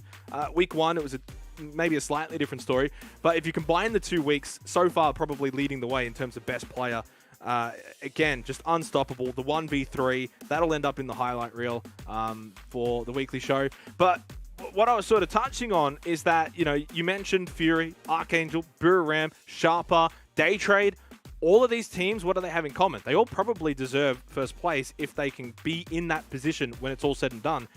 And make of it what you will about the format. The fact that it's possible means that it's not necessarily evil. So I like the fact that with 1 game to go, you can have those teams that deserve to be able to win have the opportunity to still win. 7 kills, 933 damage for Nordra. A few other things popping up in the top 5 as well. You see Magic there, Archangel Predator. And Magic were in a rough spot fighting Hacienda Del Patron for such a long time, and there always seems to be one Fury player in this list. One thing that I noted is that Fury is doing a lot of damage. You know, if you look at the damage charts, they're just so far out in front of everyone, but the kills are sort of still hanging around relatively even. So yeah, they're putting in the work, but you know, a lot of those kills getting taken away maybe, or maybe they're not getting the kills or the knocks. Either way, yeah, it's been a crazy week actually. This week's been very enjoyable. Yeah. And I'm also going to just sort of touch on as well, because look, I've been in PUBG for a very long time, and I loved the old setting. And as much as there are some good things with this new setting, I do want to mention what the old setting would have shown in terms of like leaderboards and things like that. After 11 games played for this week, you're looking at like Fury in first, and they're about 30 points in front of Buru-Ram, or it's about 28 roughly. But Archangel Predator's in second, BN United's in third, Daytrade's in fourth. So, like, what I'm sort of getting at here, it's the same teams, Jordan, that are in the same positions. You can maybe move one above the other by 1 spot, but if you look at the top 6, it's basically the same. So I think you can, and here is the leaderboard, of course. The only anomaly to a degree is Sharper. Outside of that, everything else is virtually identical. So I do want to mention that for, you know, the people out there that make these comments about the format without actually looking into the statistics behind it. Well, the statistics behind it suggest it's actually pretty close to the old one. Yeah, it certainly does. All of the times that I've looked at it when things are, you know, calculated on the old super settings, generally tends to be relatively similar. I mean, there's obviously some discrepancies when teams are just going ballistic in terms of kills and are not able to get a chicken dinner, then yeah, then they tend to sort of jump up a little bit. But by and large, it's not enough to sort of even get them up into first place or anything like that. So for the top end, it's usually pretty much the same. Either way, it's obviously not a massive talking point right now because there are some big ones that we still have to go over. I mean, even looking at like team number 1, they've been able to have a 13 kill win in the past. So who's to say they're not going to be able to get a 13 kill win here and even still then potentially jump up, not necessarily into first place. They'd probably need a little bit more than 13, but like even all the way down to 7th and 8th, you could actually probably make the argument that stretching really a little game. bit for number 1 and attack all around. But I see where you're coming from, but it's not about, because you're obviously looking at this for first place, but those teams, if they were to win, and let's say they fall short, in terms of this, kill differential, they'll finish 3rd. And that's a big chunk of money. I mean, 3rd place is going to be, $10,000, right? And I don't know, obviously, what it'll mean in terms of week 3, in terms of first, but you'll be making money. And that's obviously always a good thing. So, those teams have got something to play for. And the teams that haven't won a game yet still have something to play for. The game homes, the colonies, if they get a big win here, they can actually still get into, a top 5 position, top 8 at minimum, with the kills that they've already acquired previously. So those two, of course, probably exceptions. The bottom 5, realistically, aren't going to be able to achieve much if they do get a win here in the final game. But it does mean you've basically got 11 teams with 1 game to go playing for something. Always a fun discussion to be had. I mean, you say 11, but even then, like, you go down the list and go down to 16. If any one of those teams gets a win, they can instantly jump up pretty substantially if they get the decent amount of kills on the board that you would normally consider to go hand in hand with a win. Buriram United on your screens right now. 3rd place for the Pick'em Challenge. I'm surprised by that. He managed to finish 2nd last week, and right now they're sitting in 1st place. And look, if they get first place right now, and Fury doesn't actually come away with a chicken dinner, then they will overtake Fury in terms of prize money, because Fury will sit in 3rd place, best case scenario. Obviously, Sharper's already locking in 2nd. So, from the storyline that we were talking about from 2 games ago, or even 1 game ago, where we were saying, oh, well, if Fury wins again, no one can catch them. Now it's kind of going to be like, Fury's not even going to be close to 1st place going into next week, unless they win this next game. Wow. There's obviously a lot of ifs and buts. We're going to go to a break. When we do come back, though, the final game for week 2 of PCS4 APAC.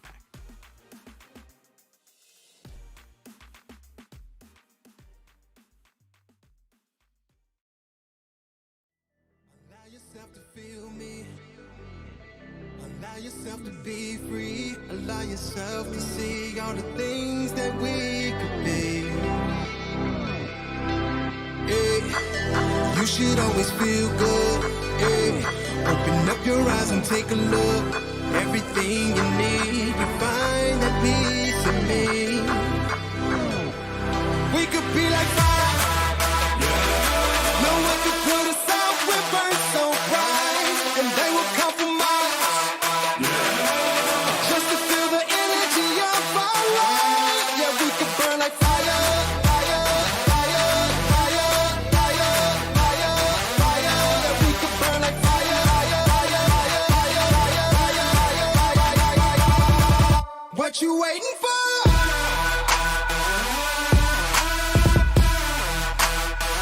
What you waiting for?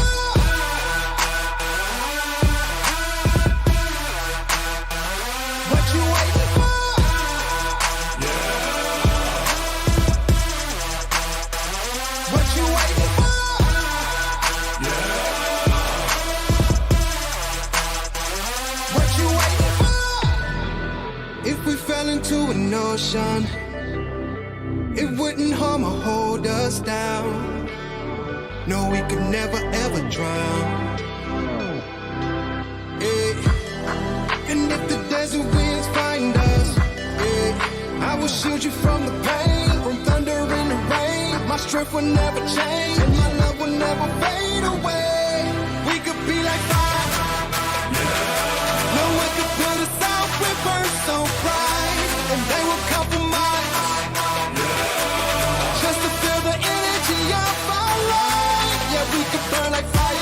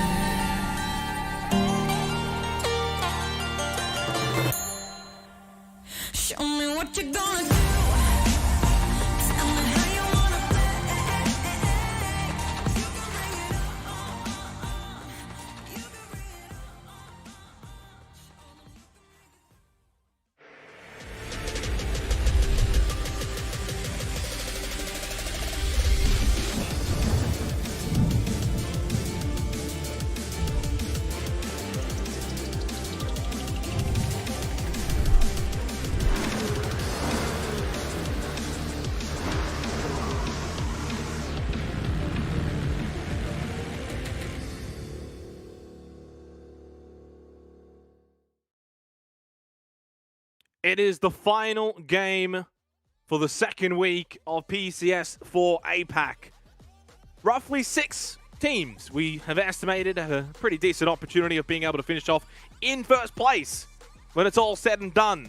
So this is very much going to be a game of who is going to survive. It's a battle royale, Jordan. Ultimately, that's what it comes down to. That said, there's going to be some kill discussion involved if it ends up getting to that point. If it's Fury, Archangel, Predator, Daytrade, BNU, any one of those teams could actually move up into first place, but it will, be a discussion around how many kills can Buriram get. I think that's definitely something that they need to be looking for here. It's not even so much about getting that chicken dinner. Yes, if they do get the chicken dinner, then they definitely secure themselves first place. But even if they can get 10, 15 kills out of this game, I mean, those are some big numbers without getting a win, let's be real. But it's possible for a team like Buriram. They could even still survive in terms of that first place if maybe, let's say, like BNU gets the win and Buriram still gets a lot of kills on the board. It could actually still go the way of Buriram. So there's a lot to talk about, but we'll obviously keep you updated as we do go through this game. Plane path here for us is a fairly Western-heavy one, actually, here on Erangel. So we're more than likely going to be seeing Fury end up down in Sosnovka Island as opposed over to Yasnaya Polyana.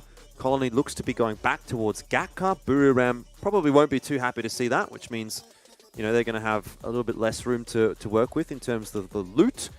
Interestingly, we do have Team Number 1 and Game Home both down on Sosnovka Island. So a couple more teams in that area of the map than what we normally see. Yeah, I do have to wonder if Game Home are maybe going for the Novo drop.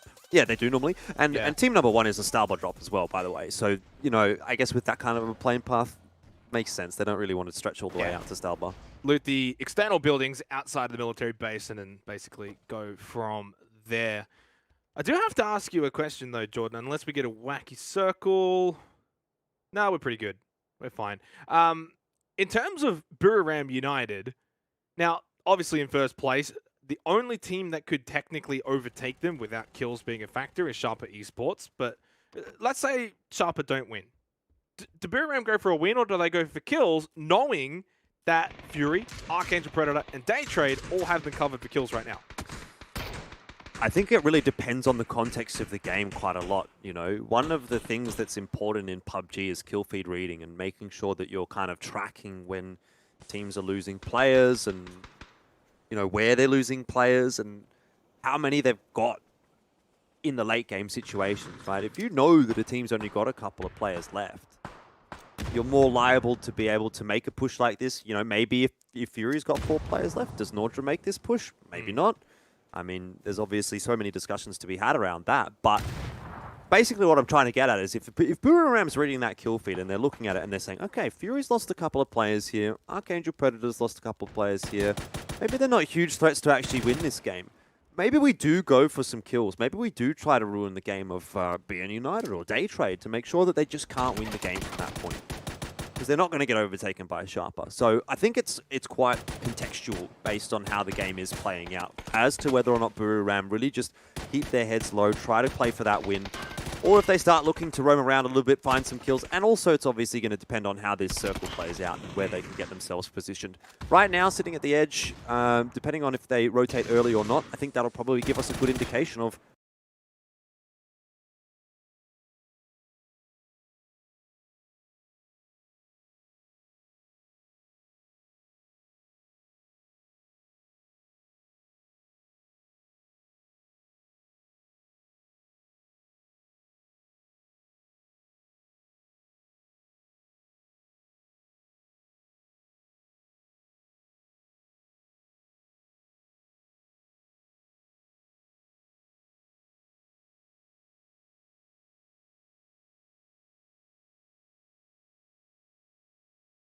how they actually want to play. Yeah.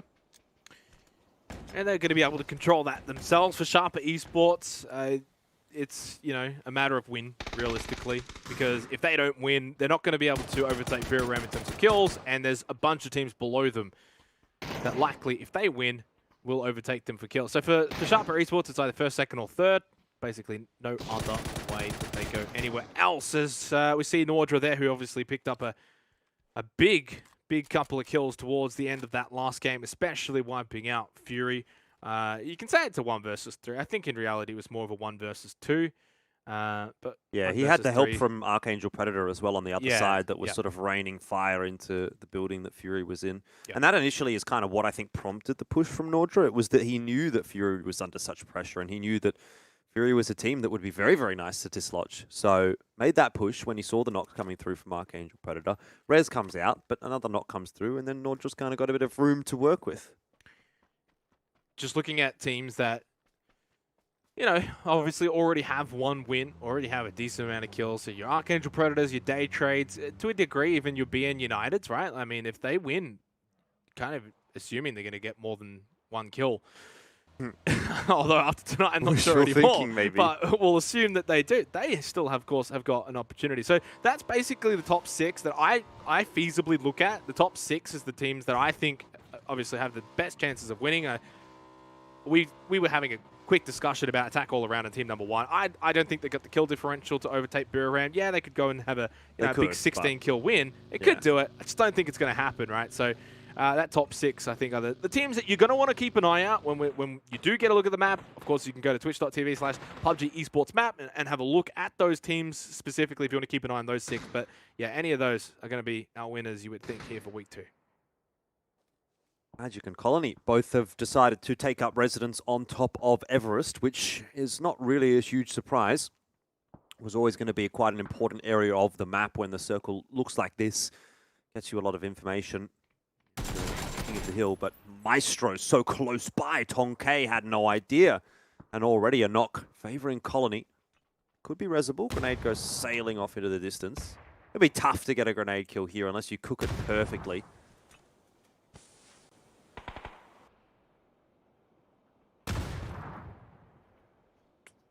Quite perfect. Maestro at half health, but probably not the fight you want to be taking early on. Although I say that, if you are Colony, maybe you're fine in taking this fight, because they're going to need kills to go along with a win. They can't just bank on a low kill win. It won't really push them up too high. It'll be something like 6th or 7th. But a high kill win could actually see them really skyrocket even to as high as maybe 3rd, depending on how many kills they could get away with. So they got a lot to fight for in this game. Magic Esports looking to, of course, get off the bottom of the standings. A win would theoretically do that. Don't know if they're going to get into the money from that position. So for them, it's about, I guess, playing for a bit of pride here, as 6 sacks will send themselves forward. It's a pretty big circle with not really too much water besides basically the sort of Georgia Port area. So a lot of room for teams early on, as Gems and Glooms will combine for the first kill of this game. Maestro will be eliminated from Colony, and that's going to really hinder their chances of finding a win, as they do now sort of collapse onto Ken here, who I think is probably dead. The Molotov is already doing the majority of the work. The nade from Carbs will do the rest. Yeah, nice little breach from Colony, recognizing that there's only the 1 player in this building. Gakon's going to try and run over and help, throw some grenades in onto Colony. They'll be relatively okay, nimbly avoiding those. Momonji is on the floor right now. Maybe X Stadium is looking for the damage to finish him off. Carbs is actually burned inside of a Molotov. Alec gets traded back. It's a bit of a messy fight right now, just really backwards and forwards. Utility damage all over the place. Gakon jumps inside. Momonji. Oh! There's a Darcia in the way. And Alec steps up, takes some shots into Gakon. Knows he's hit the head, but Alec tries to pick up the pace. Maestro's dead. He bled out. He had 1 nade. Elected not to use it onto Gakon, and eventually just dies anyway to the Molotov, and Alec will flush Ken. 74 L1 in a way, looking to pick up the pieces that basically already gone and have left the server. Alec as well, and it's that mutual destruction once again. 8 minutes into the game, Jordan, for both teams. Is it really worth taking this sort of fight? Not really. Oh, that's nice off the backboard from Alec. Do it again. Oh, right hand, left hand, underarm. Oh, he's going to try and roll it off the roof. Oh, that was a good one again. Oh, they just pushed him. Why not? That's an easy way to do it. Well, in the end, the Colony get all 4 kills onto X Stadium, but at what cost, Jordan? Well, the cost is too great as far as I'm concerned, whatever it may be. I think it was 3 players in the end. Yep.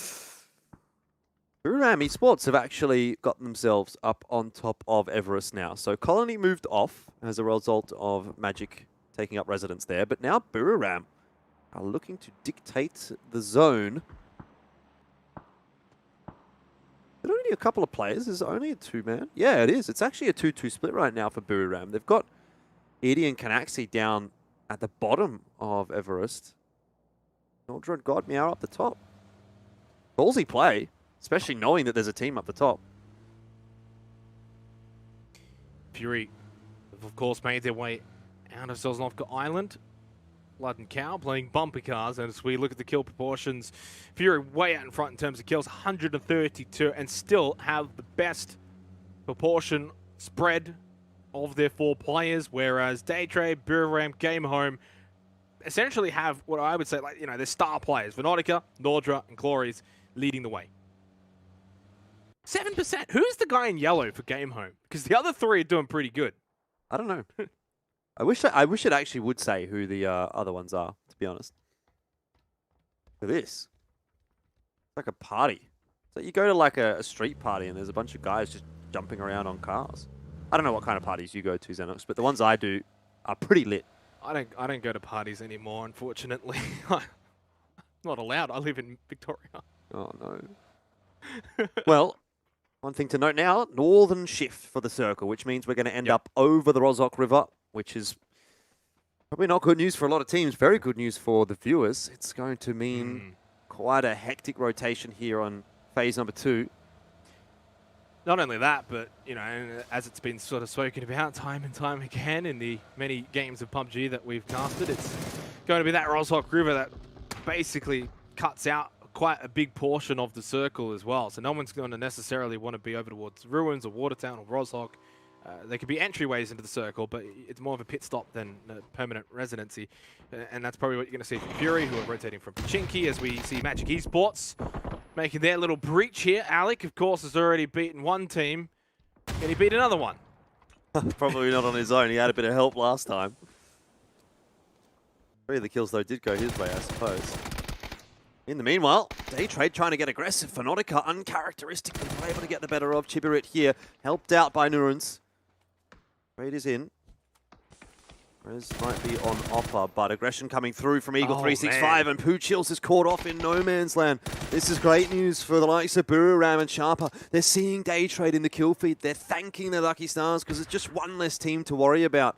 Courtesy of Eagle 365 so far. 3 players still alive on both sides. Yeah, and bad news for Daytrade fans as well. Big nade from Jaxi. The knock onto Flash. That's going to eliminate Venotica as well. And for Daytrade Gaming, that's going to eliminate their hopes of taking first place in Week 2. It's unfortunate for them considering, you know, in Week 1, Jordan, they didn't get a win. They had so many kills. In Week 2, once again, they got the kills. They got a win, but they just couldn't be enough. It couldn't be enough to get into the top 1 spot, or top 2, or top 3. Nuran's on his own now for Daytrade, and Buriram's kind of headed in his direction. They've come off of Everest. They've driven all the way around Georgopol. They're actually coming in from the western side of the map, which is quite surprising from where they were. Alex somehow has gotten out of the building alive. He's got a buggy. I don't know if Magic's going to let him get out of here alive. Surely not. Finding his way out. Not too many shots actually headed in his direction, keeping himself safe, but Archangel... Oh, never mind. It's attack all around, I should say, on the other side of the bridge. Doing a number onto poor Alec. He escapes into containers. Alec is like the star of the movie right now that we're watching. The protagonist. Yeah. We'll see how much more trouble he can get up to. And we had a bit of a pan over of Fury just close by to Watertown. As I said, a bit of a pit stop. I mean, if you want, you can hold out here for phase 2. We only got, what, another 30 seconds. May as well see what the circle does play up.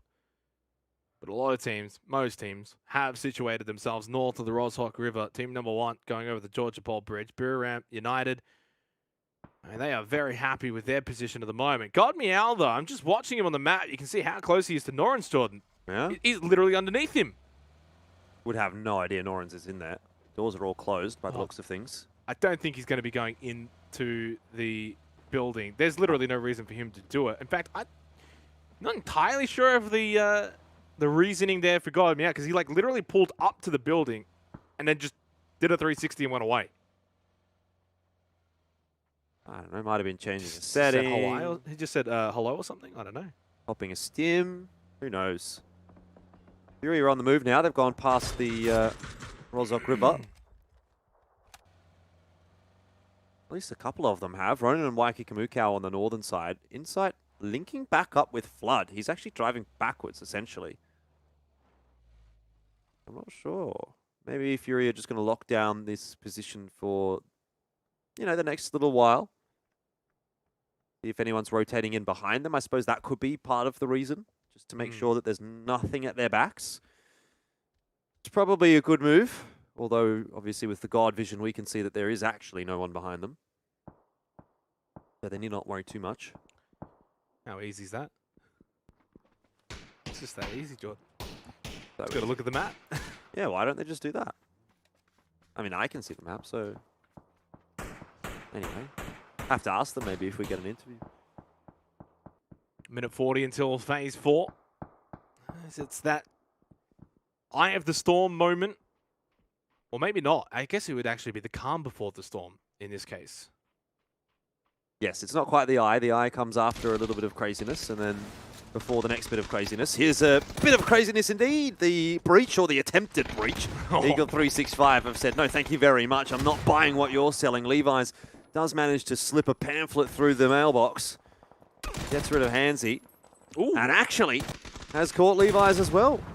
This is becoming a little bit more expensive. The Expendables are finally eliminated. And Vandal 9 will survive. Took one with him though. Hansi got flushed on the staircase. That's not ideal for 365, who of course already in a very favorable position for the circle. They actually got Victim Rise pushing up. Norin still playing that solo play for Day Trade. Yeah, and the BTR have pulled right up to that compound. Jexy with a knock onto Samoy. That's a good start considering they're still, of course, trying to, you know, scrape themselves back together after that little conflict that they just had with the Expendables. So we sort of pan back over it. Today's been knocked. Chivret, Vandal, and Jexy trying to now just deal with Genforce. So they've actually dealt with this pretty effectively, Jordan, considering they only just got out of that Expendables scrap. Yeah, Man was left behind. He was sort of the hovering fire provider. Sort of out in no man's land a little bit here. Can't really help the teammate that's stuck inside of the compound. We'll hold that thought for the moment. Another circle shift coming through. Oh, great shots from Nan and CJ. Combining to take out 6 sacks. Now that could be bad news for Sharper Esports. It's the Bliss circle. It's gone the way of Bliss up at Plains, you're right. Booram might head in that direction though, so it might be a curse in disguise as a blessing. Fury have dispatched of one of the Sharper players. That's actually quite impactful indeed. I think Sharper's now potentially even down to just the 2. Never mind, the res has been pulled through, but Archangel Predator, I can see her on the move right now, Xenox. This could be a massive, massive moment. Imagine Archangel Predator takes out Sharper Esports. Tinoy, he hasn't managed to get it done, but Archangel Predator, Algen Bots is on the ground right now. They're still making it happen. Mad Dog and CJ. Nan. 3 standing for Archangel Predator, a team that, of course, you know, you win this game, you're going to be in first most likely. Yep. They've got such a large kill differential to Buriram. The only team that's close to them is Fury, who, of course, is above them at the moment. So Power, knocked, gone. MPK probably going to follow him very shortly. Ghoul was gone too. 6 sacks and Maximus, the last 2 for Sharper Esports. Of course, the other team with 2 wins already to their name. They lose this, Jordan, they can't get first. It would be 2nd or 3rd at minimum for these guys in blue. Coming across for Algen Bots. Maximus throws out a flash. No real pressure just yet from Archangel Predator. They're waiting to those heels across. Pushes for. Grenade lands right on top of Algen Bots. He can't get back up again. Fury's watching this. Well, they're not necessarily watching it, but they're hearing the gunfire. And I'm just wondering if maybe there's a chance that they could push over and really third party and capitalize on this and just wipe both teams out. These are 2 big competitors that are going toe-to-toe right now. They can hear the gunfire. They can see the kill feed. They probably put 2 and 2 together. Maybe they're just wondering if it's worth it or not. Maximus, the last one alive. But how much more damage can be done to Archangel Predator? Oh, why not just drop down on their head, CJ, though? That's why. Woo. He just catches the feet. Maximus couldn't land it. He couldn't stick the landing. But the damage has been done. So Sharper Esports, of course, they've got second or third locked up, guaranteed. But Archangel Predator, of course, going for first, are down to 2 players remaining. Yeah, I'm not sure that they're going to be able to get it over the line with just the 2. So you're going to be looking at Ram and Fury and BN United right now. Maybe even attack all around, a bit of an outside chance if they have a monster game. But Archangel Predator, I think what they really should be doing right now is just trying to steal away a kill or 2, because it really could make a big difference, right? They're equal third place right now with Fury. If Fury doesn't win here and doesn't get a huge amount of kills out of it, Archangel Predator, maybe just find 1 or 2 more, and that could be the difference between 3rd and 4th. That could be the difference between a PGC slot at the end of week 3 for a team like Fury as well, right? Yeah. 3rd is 10,000, 4th is 8,000. You want every little bit, especially if Ram somehow end up getting all 20,000, Jordan. Big circle feed for Magic Esports, and to a degree, Bliss, they did give up the down plane position slightly. I mean, they're just north of it. They're fine. Noran's finally has been eliminated. Bye to him, as Young B is going to be knocked by Ronan and followed up with the kill. And, well, you speak about Archangel Predator getting kills. Fury get 1. They're now in 3rd. They are in 3rd, but how long is that going to last? I think Fury at this point are actually looking like they might try to make a run in for first. I mean, they've got a good circle positioning right now. They're on the quiet side. Neotica, big spray. Victim Rise eliminated by Flood. There's another kill for Fury. Kills don't feel as important for Fury right now as they do for Archangel Predator, because there's more legs in the game for Fury right now. They can definitely look towards a win. But Archangel Predator aren't really, and they're probably resigned to that fact. Really keeping an eye on Ram on the western side of the map as well, by the way. Yeah, and the thing that's interesting for Fury, they can't actually get second, right? So it's either 3rd or first. Yeah. So, right now, the kills don't necessarily matter too much for Fury. They just need the win if they're going to be able to get, into that first place position. Jay is with a big nade towards Ram. That's a team that Fury wants to see eliminated in the kill feed. And speaking of elimination, there goes BN United. We're at the 21-minute mark, and we're down to 8 teams, by the way, Jordan. This has been very, very chaotic. And a lot of teams out to the far west, including Ram, who still have all 4 players up. Yanku, Jay is Glooms. Goodbye.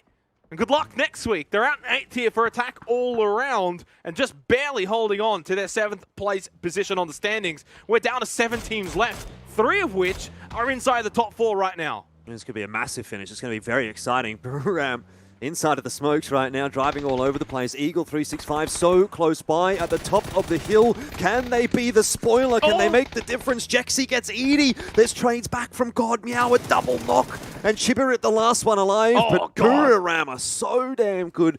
They sweep them aside like nothing but a fly. And Eagle 365 are out. Best case scenario, 12th place for them. Ram up to 54 kills. They're not out of the woods yet. You can see here on the mini-map, and you can see as we pan over, Game Home, they're a team that's inside of the circle. Ram's not, and there is a knock. Now remember, Ram need the win. Really, because they're not going to be able to beat Fury on kills, and they can't allow Fury to win either, regardless. I think they're about to find that they haven't got a position in this game no longer. They're running out of time. They're running out of position due to the blue zone. Nice nade back, though, from Nordra as he does push forward and cleans up Game Home, almost getting Clories. They're actually just been eliminated, courtesy of Fury. Flood gets the kill onto Clories. That's going to allow God Meow to survive and move forward into the zone, but as a solo. Yeah, Nordra definitely not getting res. He's sitting inside the blue right now. Fury have a great firing position onto Magic. Tonkay lucky to be alive at this point. Fury with 5 kills. Archangel Predator will have heard their shots, probably recognize that it is Fury below them, but they're not game enough to push in on top of them, which, I mean, you can't really blame them. They haven't seen Fury dropping any players, so they probably know it's 4 alive. 4 vs 2, don't like those odds against Fury, and also, they're down on kills at the moment, so Could you imagine if Bliss end up wiping Fury again? Because Bliss is in a really good spot. In my opinion, if whatever the chicken dinner percentage thing that shows up, it should be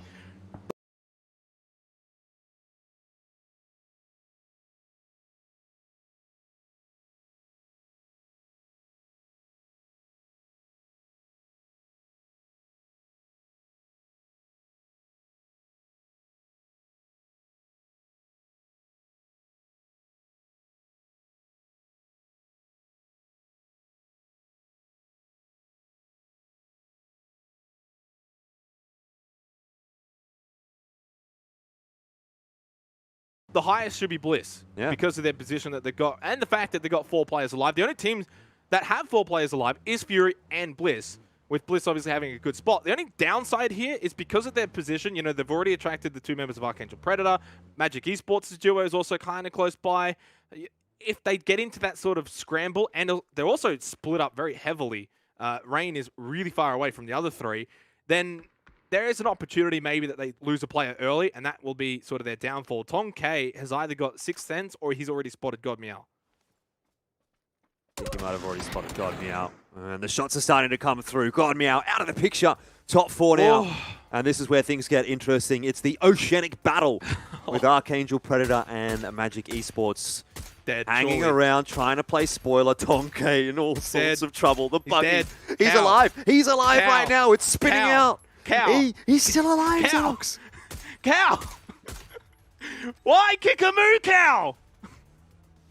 Oh, look, I'll say this. I wouldn't have been able to hit those shots anyway. And look, it may not come back to bite them. Maybe it does. They've got 4 players live. It's phase 6. Now we get to Eye of the Storm territory. This is where we breathe a little bit and it all just slows down. Okay, he's got another shot here at Neotica. Observer, get off cow. Don't show no more. Yeah, he's cracked when he's not being watched. I guarantee it. He's insane at the video game. Yeah. Look, they're not easy shots. They're not. All right, we're just having a laugh. Those are not easy shots. No, they're not. And they're not hugely impactful shots either. I mean, Magic Esports is not a huge threat right now to Fury. In fact, it's probably better for Fury if Magic doesn't go down here because they're going to start to wrap north and put a bit more pressure onto Team Bliss, who is the big threat. I do also want to say, like, Archangel Predator in the top 4 here, imagine they could steal a win away. You know, you remember BN United, 2 players alive. We thought, oh, it's a Fury win easy. Didn't end up happening. So let's not count Archangel Predator out. They could jump themselves straight up into first place just as easily as Fury could as well. Bryn with a nice knock onto Neotica. We're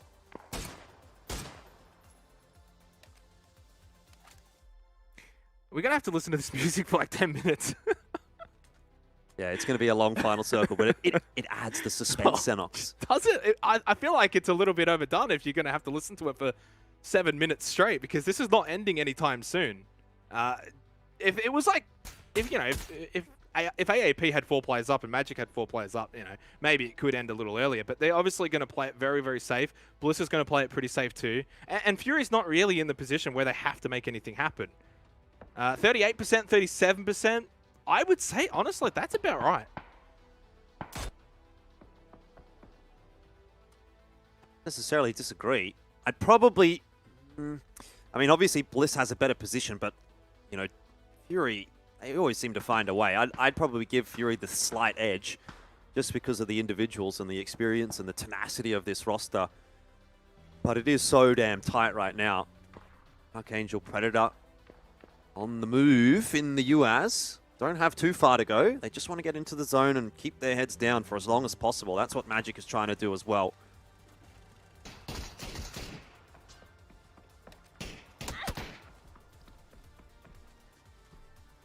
Yeah, and right now for Fury, it's just all about safety and sort of defensive mode, right?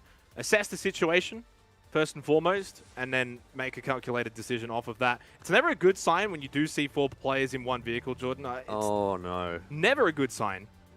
They're sending it as well. They're not stopping. They're actually sending it right in towards Magic. Never mind. They might just pull up in this dip. All right, so that's yeah, okay. I was getting a little bit scared there. I was like, hang on, what is happening here? Yeah. So that's not too bad. That's pretty good. Very close to Magic. They do need to be careful that they don't drop a player here, because as soon as that happens, Team Bliss is going to push out of planes and start to look for the third party. You can bet your bottom dollar. They're not going to give any freebies away to Fury. Ooh, good nade. Really good nade right onto the head of Neotica. And this is Fury's strength right now, though. There is one back from Tom K. A bit of taste of your own medicine there from Magic Esports back over to Flood. Oh, one hit the tree. That's not ideal from Insight. Fortunately, didn't actually bounce back onto Flood. That could have even been worse. A little bit unfortunate there, and there's a battle over towards the north side as well. Ronan's going to be knocked, but there is at least one back from Waikikamukau onto Tom K. The man is clutched, so is Insight. They wrap her in the smoke. They outnumber Magic Esports, taking control of the western side of this circle. You know what? And maybe control of PCS4 APAC. Well, that is actually really good timing for Fury that the fight has played out right then and there, because Archangel Predator pushed right in on top of Team Bliss. Team Bliss couldn't do anything about the fight going on to the west. They had to deal with Archangel Predator first, and they do so with a couple of grenades. Now we're into the 4-on-4. The two Oceanic teams going head-to-head. For Fury, it's a chance at first place. For Team Bliss, it will be their first chicken dinner in PCS4 APAC. Bliss versus Fury. And Bliss will give everything they've got to win this. Do not even question it. Although, and if they do win this, they actually can't even get into the top 8. I will mention that, right? Like, it'll actually be a 9th place finish for Team Bliss. But they would rather 9th place than last. There's a lot on the line here for both teams. Obviously, a bit more for Fury, goes without saying. Insight, landing a few tags onto Bryn. The spray from Rain there with the barrel, but he's copying it back from Waikiki. The send has already been successful. They are going to capitalize and collapse on top of Team Bliss. 2 members, already half health. Ronan has bled out, though. They need to get rid of Rain and Bryn before they can heal up. Rain's already got off a first aid kit. He gets up onto the rocks. He lands a few tags on a Flood. Cow's down. It's only Insight and Flood remaining. 2 up versus 3 for Bliss. There's a knock. Monty's down. Bryn got the finishing blow on a Waikiki. Rain, Textile, and Bryn to spoil the Fury party. Well, Flood and Insight have to step up absolutely massive here. Monty might even be resible for Team Bliss. They still have numbers on the board. Fury slow things down.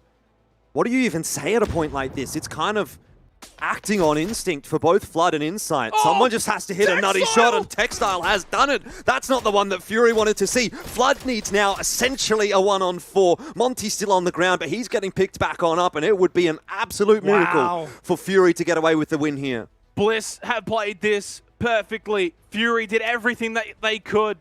None of it was really bad. In fact, I liked their play, but Bliss just a little bit better. Bliss with their first chicken dinner on PCS4 APAC. That's not Bliss, that's Buriram, but hey, they also finish in first place.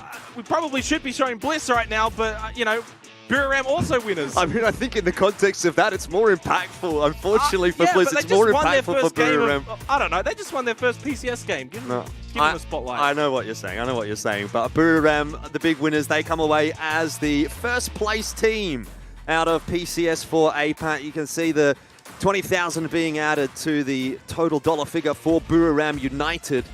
And that means that they're going to overtake Fury. They're going to overtake everyone. They should be in first place at the end of week number 2 overall.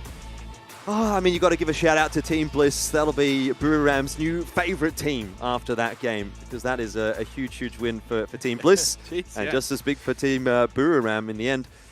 Got a feel for Fury. It almost felt like the Cinderella storyline, you know, 2 weeks in a row, they would have had that $20,000 on the board, and it would have been, I would say, almost impossible for them to drop out of first place in week 3 if they had have won 2 out of 3 of the weeks already.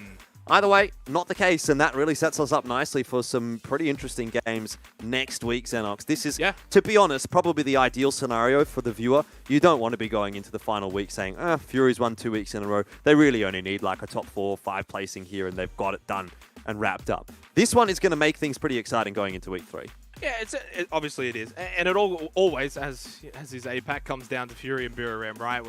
Whenever it's said and done, Fury win week 1, Buriram win week 2. It didn't seem like it was going to shape up to be that storyline because, you know, we had that open field, but alas, we've ended up that way. You know, and full credit to Buriram United Esports, of course. You know, they had some moments throughout this week, Jordan, where, you know, they had some pretty low place finishes. Ultimately, okay, now we're going to talk about Team Bliss, but this is, of course, a Buriram team that is consistent, like Fury. Both of them are always consistent, so fully deserved for them to be able to get the win. And the thing that's interesting, because Fury finished 3rd, technically speaking, they're going to be on, what, 30K? So if Fury do win next week, regardless of where Buriram finished, they'll actually still win it all. So they've still got their destiny in their hands going into next week. I do want to talk about Team Bliss, though, because they did win the game. And I wish we had been able to see their celebrations. It would have been big. I assure you, a big game from them. They had a good position over at the crash plane, played it well, didn't actually overplay their position, played it, I think, pretty safe for the most part, and then played for the late game, and ultimately just won a really good fight against a tough opponent in Fury, hit a lot of their shots, and ultimately deserved that win. And a team that has been improving throughout PCS4 APAC. We've seen that since game 1 all the way now to this game as well. They are a team that just gets better with each game and probably feels more confident with each game. And to get that win, it's just reward for effort. So well done to Team Bliss. Overall, big stuff from those 5 players. Nordra, 25 kills, same for Clories. I think Nordra was in the top 5 last week, so if I had to take a guess, he's probably leading from the front for the kills overall. I know it was actually Venotica last week that was the first place, the kill leader essentially, but he didn't have such a great day today, unfortunately, for day trade, so he's probably slipped down. And the reason I bring that up, obviously, is you have to remember that there is a reward for the player with the most kills at the end of PCS4 APAC. 5 grand on offer. Could be Nordra, could be maybe Ronan, Waikiki Mukau. Both of those players have also really been sort of chiming in quite substantially. I'd say they're probably the top 3 overall at the moment, but don't have that statistic on hand. That's just sort of conjecture. Overall, I mean, Buriram very happy with the week's proceedings, and it really didn't feel like they were going to be able to do anything close to that. Like yesterday, it was not good for them at all. Their highest placing was an 8th place, but today they come out with 2 wins. And yeah, exactly, that's the thing. Like people come into today and go, man, Buriram's sitting whatever. Why do these casters keep talking about them? They haven't done anything this week, but it just goes to show that like Buriram keeps coming back from behind every single time. They're the day 2 kings. They're the kings in general. I think Buriram United and Fury are by far 1-1 in my eyes. I think rather than a 1-2. This is of course the match leaderboard. Team Bliss with a 6-kill win. Thoroughly deserved in the end. They ended up, of course, with a 4 versus 4 against Fury.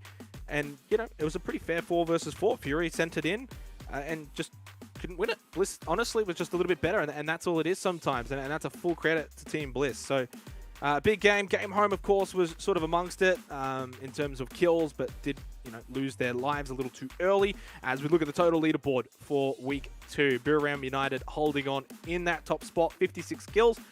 Which is, a pretty decent margin, Jordan. It would have been good for 3rd, tied with Day Trade Gaming, so I don't think you can complain about that. For Fury, of course, 70 kills. They topped the kills again, but this time, instead of 1st place, it's 3rd. But I don't think you can, it almost sounds like they've lost, but they finished 3rd and won $10,000. That's an amazing effort, and we can now see the overall total prize pool. And they're only $4,000 behind Buriram United. And this is what I was saying before, is that if Fury win Week 3, they get all $20,000. The maximum amount of money that Buriram could get is $48,000. So you do the math. Fury still have their destiny in their hands, but now Buriram also have it in their hands too. Yeah, it's a funny little format, isn't it? 34,000 for Buriram, 30,000 for Fury there. I don't know if I want to say the only 2 that are really in the running next week. I mean, it's obviously not the case. Like, Archangel Predator comes away with a win. Buriram and Fury both sort of kick the bucket a little bit. Then there is maybe a top 3. Sharper Esports, you could also make that argument since they're on 14,000 and a win there would equalize them with Buriram. But then you're also assuming Buriram gets nothing out of next week. I don't think that's very likely. So it does seem like we're shaping up towards, again, that Buriram versus Fury sort of argument, that sort of discussion going into the final week, and then there's sort of the battle maybe for like 3rd, 4th, 5th, 6th coming through for Archangel Predator, Sharper, and Attack all around. So, yeah, I mean, it despite the fact that we did end up actually having a very different week, it was a roller coaster week this week. The situation doesn't really feel like it changes all that much. It's still Fury, it's still Buriram. Yeah. The top dogs that are the ones that are really worth discussing going into the last week of competition. And I think in terms of being realistic here and honest, it basically, in terms of this 1st place finish for Week 3, you're looking at basically either Fury or Buriram. The only outlier would be if somehow neither Fury or Buriram really make any money, and then you would you would actually only need Sharper or Archangel to basically win it all. So those 2 teams need to win it. They need to get the 20k, and they need Fury and Buriram to get nothing. So that's the situation there for those 2 teams and for us going into next week. So it all comes down to, once again, a Fury Buriram. It's like that meme. What is it with the astronaut in space? Where it's like it's always been Buriram. Oh yeah. Fury. Yeah. Yeah. So. Oh, it's Fury and Buriram. Oh, it's always has been. It always has been. I don't know. I mean, like, what else can you really say at this point? It's unfortunate, I guess, because I'm sure people are getting a bit sick of us saying Fury Buriram all day long. But end of the day, that's what it is. That's just the storyline. That's the two teams that are the best at the moment, and those are the ones that deserve to be talked about the most. There is obviously a big battle for all of the other placements. There's PGC points on offer, 128 for third, 106 for fourth, going all the way down. You even get PGC points for coming last. Not a lot, granted, but even still, they could eventually come into effect, and that's going to be compounded with the PGC points that teams will potentially be able to get out of PCS 5 as well if they do qualify to that tournament. And I think that's also worth discussing, right? There's also, there's obviously the money, there's the prestige of winning PCS 4, and the team that does win PCS 4 does go to the Global Championship. But there's also that greater context where you need to think about, okay, even if we come second here in PCS 4, going into PCS 5, we've got the 160 points, we've got more points on offer right now than anyone else had, and in theory, our biggest competition. Let's say it's Buriram that wins, right? Buriram wins PCS 4. They get that slot to PGC. Fury goes, okay, we've got 160 points on the board, and now we're kind of like, quote unquote, the best team that hasn't qualified for PGC yet from our region. So makes our life a little bit easier going into the PCS 5 matches and trying to qualify through to PGC in that respect. Oh. So. Free voting coupon above, by the way, for those who have still stuck around to hear us ramble on as we close the show for today. That's, of course, for the Pick'em challenges there. Look, I 100% agree with you, Jordan, and I think that, it's easier said than done. If you're Fury, it's sort of like, well, we would want to just do it now so it's all locked up and we can sort of prepare for PGC rather than have to hope that everything goes well for PCS 5 and do it all over again. Obviously, they've shown us throughout last year that they're capable of that. Buriram's capable of that. The question is, are other teams capable of that sort of level of consistency? To a degree, I think Archangel Predator have proven that they are a very, very consistent team so far for PCS 4 APAC, but that's going to be week 2 done. We've, of course, got one more week to play out next week for PCS 4 APAC. Right now, it's Buriram and Fury going toe-to-toe for the top 2 spots. Be sure to tune in next week to see how it finalizes.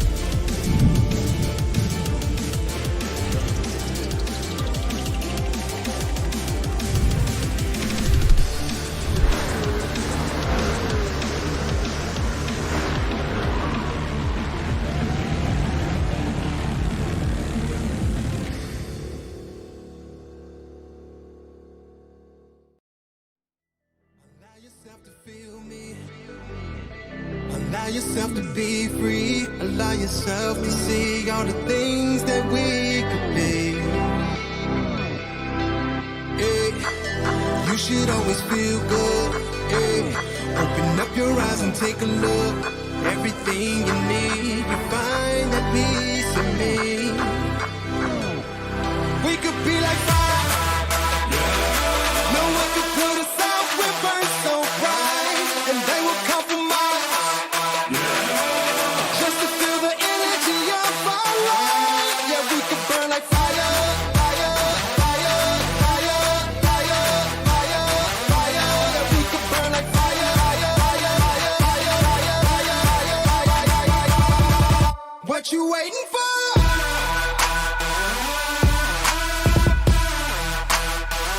What you waiting for?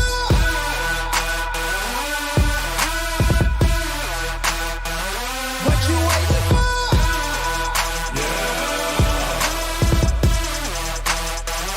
What you waiting for?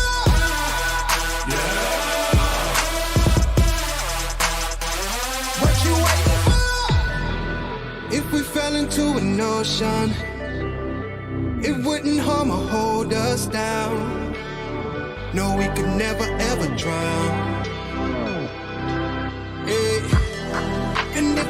the winds find us. Yeah. I will shield you from the pain, from thunder and the rain. My strength will never change, and my love will never fade away. We could be like fire. No one could put us out. We burn so bright, and they will compromise.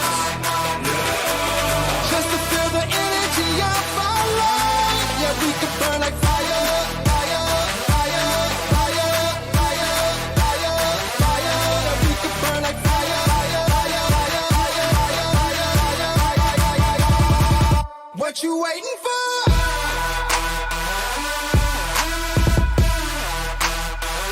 What you waiting for?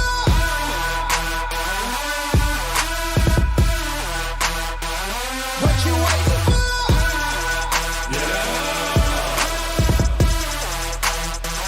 What you waiting for?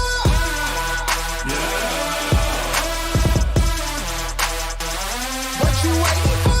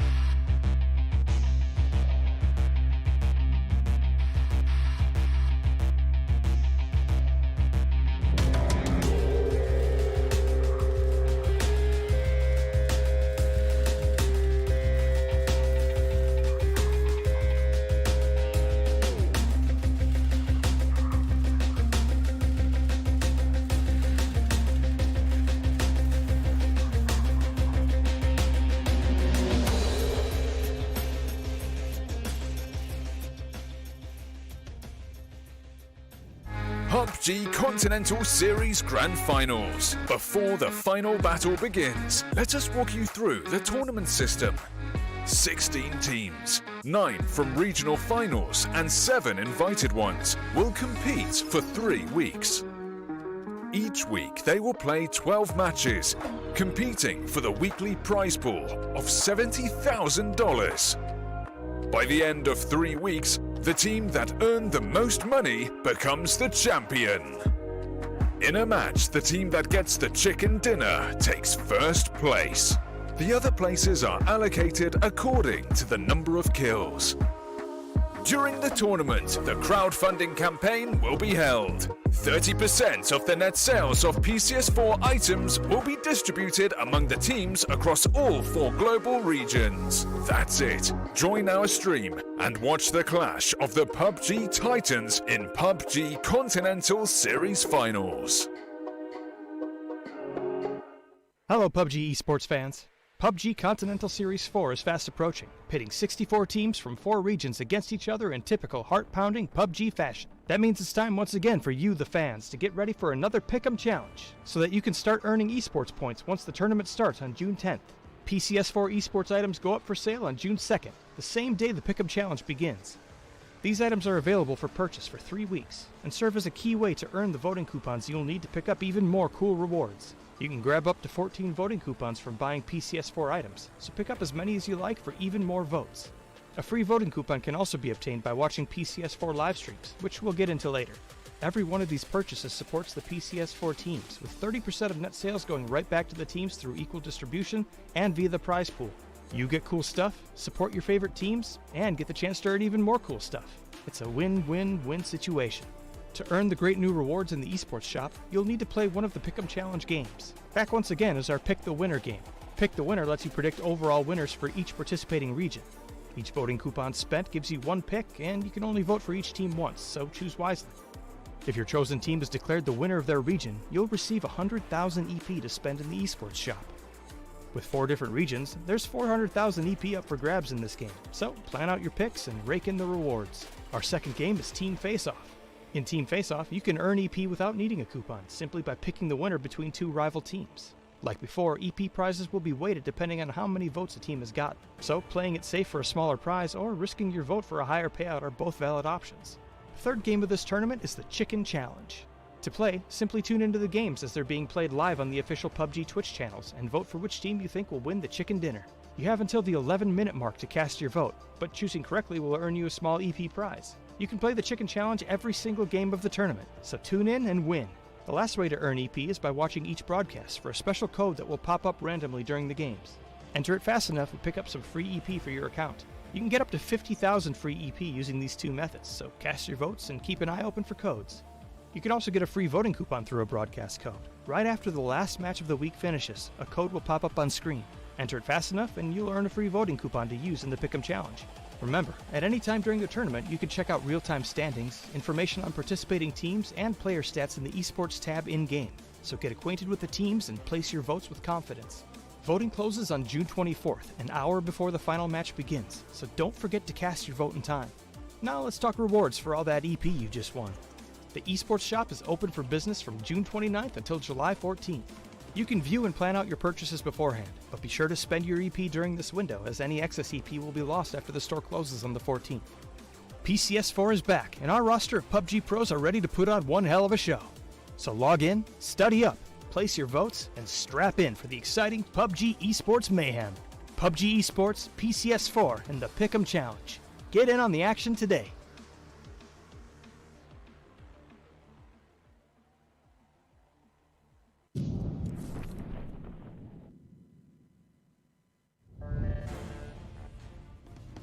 Damage, it is. Good work from Lazza, and now the rest of the pull-ups come in.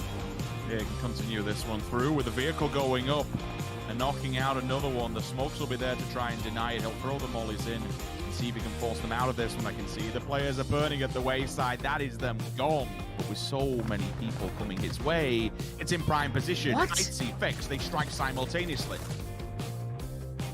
Mortar strikes galore, bombardment. It could be another win on the board. 16 plus frag. Said about, there they are, knocked and waiting.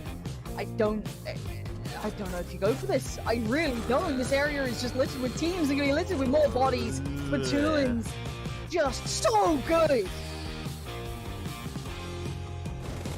As red line, we hop on board. Different fights, different places. The spray coming in, but maybe they're going to avert and try and head somewhere else. Lick's going to pile in, or there's no deaths yet, and there it is. Oh, he's trying to work up with that in mind, but he's still being spotted. Sprays in. Great damage, but it's not enough. Liquid close it out.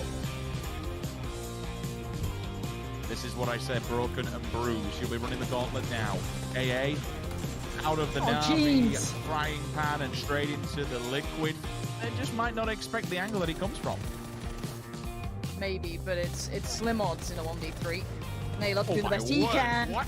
Sick damage coming through. Ivus on the turn, can't quite deal with it. SMB stay alive, but it has been a back and forth between these. Loaded, good first tag, but they could do with a bit more here. Trying to be cautious, trying not over peak for the punish. It's all down to Beanie to try and save the day, but the Finns are looking fiery. Rustamar up top, Beanie hits the deck, he tries to do it, the flash is too good.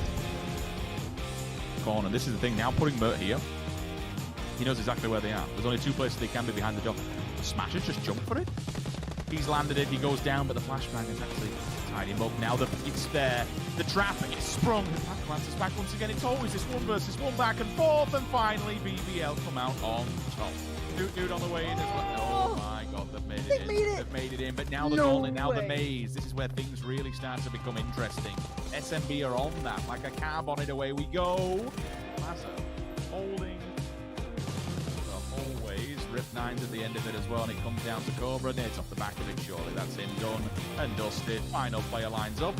Where do they go? Quizzy has to look as menacing as possible. Tapping away, good damage coming in towards him as well. They're making the mad dash down towards Exhalation. I don't think it's going to go well. They're being dead on arrival. Look at this. Everyone being absolutely slaughtered. Play as well. Izum is just thrown down, praying for his life, and he's not going to get heard. The prayers go unanswered. And now looking for that final player. This has to be it. This has to be their game to be had. And there it is. Finally, red line. Na'Vi is overstaying their welcome. Pull up, mutiny, lots of damage done. Jiong, Rustamar. Flyosh the first one to fall, but it's from his teammate, unfortunately. That's to the back of the head. Danamon's there to solidify RTG as they try and work their way out of it. At the moment, it's RTG that is falling victim. Where VP are going. Yep, back to the bridge. Here we go. Na'Vi set the trap again. They get some good damage on towards one. There it is. Another found. Na'Vi utilizing this new bridge look. He wipes the way. That's going to be a good pick up there. Another knock as well. So they're going to get, what, 2 kills out of this. So they're going to be on towards 3. The edge here. This is the real big problem for someone like Ents to get into the circle. It's going to be so rough. Absolutely, but VP opted to do this. They moved themselves away from SMB and they actually moved to edge of circle. They moved almost out of circle. So I want to see what they plan to do with this. They've decided that's a better option here. So a very unique play. I don't often see it. Zorf has found Ivus. Page is in a 1v3. The res could come in, but at this point he has to just try and play his life. Tabako's got a great angle, poke him all the way, could be the one to get it. Splits the difference, and there it is. Great play in the end from AA. And whatever's in front of them. I mean, it's not a bad shout, to be fair. If VP gets shot at, disengage, let them take the heat, let them take the fire. So Party to clip. Ooh, okay, so that's up from the top of the window side of it. Nate's there.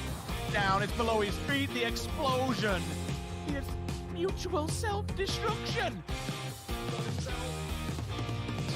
Do they not know he's here? Or do they not care? That's... Well, they might care soon. Let's see what he can do with this. Players pushing. Gonna isolate the first. Gets the first. Looks for the flush. Gets it. Great work from Diggory. Half HP now, though. Looking a little rough around the edges, but still so deadly. Moves up to the next position. Leads it. Oh my god! I trust him at the best of times. I do not trust him with this one, and he knows exactly what's happening. Gives it up to the blue, and after ult.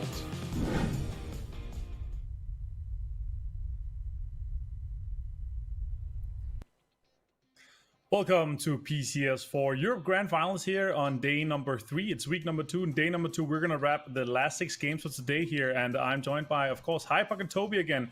Yesterday, Hypuck, we had some pretty crazy games and a back-to-back to wrap it up. Yeah, we did. It was coming out of nowhere, I feel. Actually, it was quiet in the other games, but after all, definitely closing out strong yesterday. Yeah, it was some pretty crazy games. Of course, the last one, they managed to hold down that compound, and They got some love from it, but also they had to fight for it for sure. Toby, what's your thoughts on yesterday's games? They were interesting all the way through. I mean, we had some interesting circle shifts, and I think for the most part, I think with the exception of the Exhalation game up by the what do you call it, up by Containers, it was the team that we were expecting to got winning the game that ended up winning the game. Having said that, the fight between Heroic and Ensa and Miramar still brought me a lot of joy. Like, just thinking back at it, there was so much going on, and I feel like that and the red line push onto Exhalation and by Containers is a proof that even though these games are tough for a lot of teams, even though you think there's no way we win this game, teams find ways to do it anyway, and I think that's good. Maybe the lesson to bring to today's match is that even though you're like back against the wall, can't do anything, it can still be done. Yeah, exactly right. And yesterday for me, it was definitely a case of, the same old. We didn't see any new winners, but let's take a look at the standings, guys, while we discuss what our expectations are for today, because obviously there is a few teams that are due a win here, Hypuck. I mean, I'm going to come out and say it. It's been painful to watch. I've said this a few times, but Heroic are due a win. I mean, a wise man on the analyst desk once said a broken clock is right twice a day. Heroic is due to get a win. They have to, right? If they keep finding themselves in these situations, again, I'm still of the opinion, I think they need to ride things out a little quieter in the mid game, maybe biting off a little more than they can chew in that regard. And ultimately, I want to see them keep 4 up until like the top 6, and then let's really see what they can do in that team fight scenario. For sure, and they are our current kill leaders with 5 kills ahead of Ents right now, and with 1 win here, if they open up the day with that, they'll be straight into second place, and they'll be hunting after Alt, and they have been putting themselves in situations. It's been 4 second places, Toby. They must get a win today. We're reaching the level where it's more likely that they win a game than they don't, especially if they can keep up the way that they've been playing so far. It's getting pretty ridiculous at this point. But no, one team that I kind of want to bring into the conversation, a team that we haven't talked about too much, primarily because the few games they've had something going, other teams have kind of outshined them, is actually Mutiny. I mean, Mutiny finished inside top 5 on all their ranked matches yesterday. They had a top 4 finish on Miramar as well. They're not flashy. They don't go out and do crazy stuff, but they have shown that, like, just the games where Danimon is alone, he can fend as a solo player. He can fight teams off. He can force teams to make plays around and away. So if they have just 1 mob, if they have just 2 mob, like if they're just 3 guys up in the late game, they seem like they can still work with that. They aren't one of those teams that, if you're on all 4 up, we're not going to go out and do anything. So I think Mutiny could potentially be a surprise today. Hypuck, thoughts on Mutiny or any other team right now? I agree with that. Again, I probably put Mutiny in a similar bracket to I did after all, before those last 2 games yesterday, right? They're relatively, I'd say, absent kill feed wise, but still creeping up in terms of placements. One for me that stands out is BBL. I praised them last week for having a very, very proactive start, getting themselves on the board early on, and then kind of working on the kills as the games develop. But this time around, something doesn't seem to be working. I mean, they had the 3rd place finish with 1 kill, which again, they kind of squeezed that one through, but I haven't seen it this week. Haven't seen the same as what we saw last week. No, for sure. For me as well, there's also the fact of Navi, obviously, one of our winners of last week. And Faceland as well, they haven't won a game yet, Toby. I feel like that's a team that definitely should, obviously with the big name and they're kind of the synergy that they're running right now. They also had a 2nd place. They're also a team that should be getting a win today. And if they don't, they're going to be having a really, really rough time once we kind of wrap up the 3rd week and we look at our overall standings where our PTC points, of course, will be awarded. Yeah, I mean, the situation with FaZe is very similar to with Heroic. They find themselves in the late game time and time again. The analytical aspect that I'm having a hard time with is, for the most part, the games where we go back and see Heroic not get the win, I can kind of put a finger on, okay, this is the thing that they've done time and time again. Maybe we talked about they may be aggressing in situations where they didn't have to.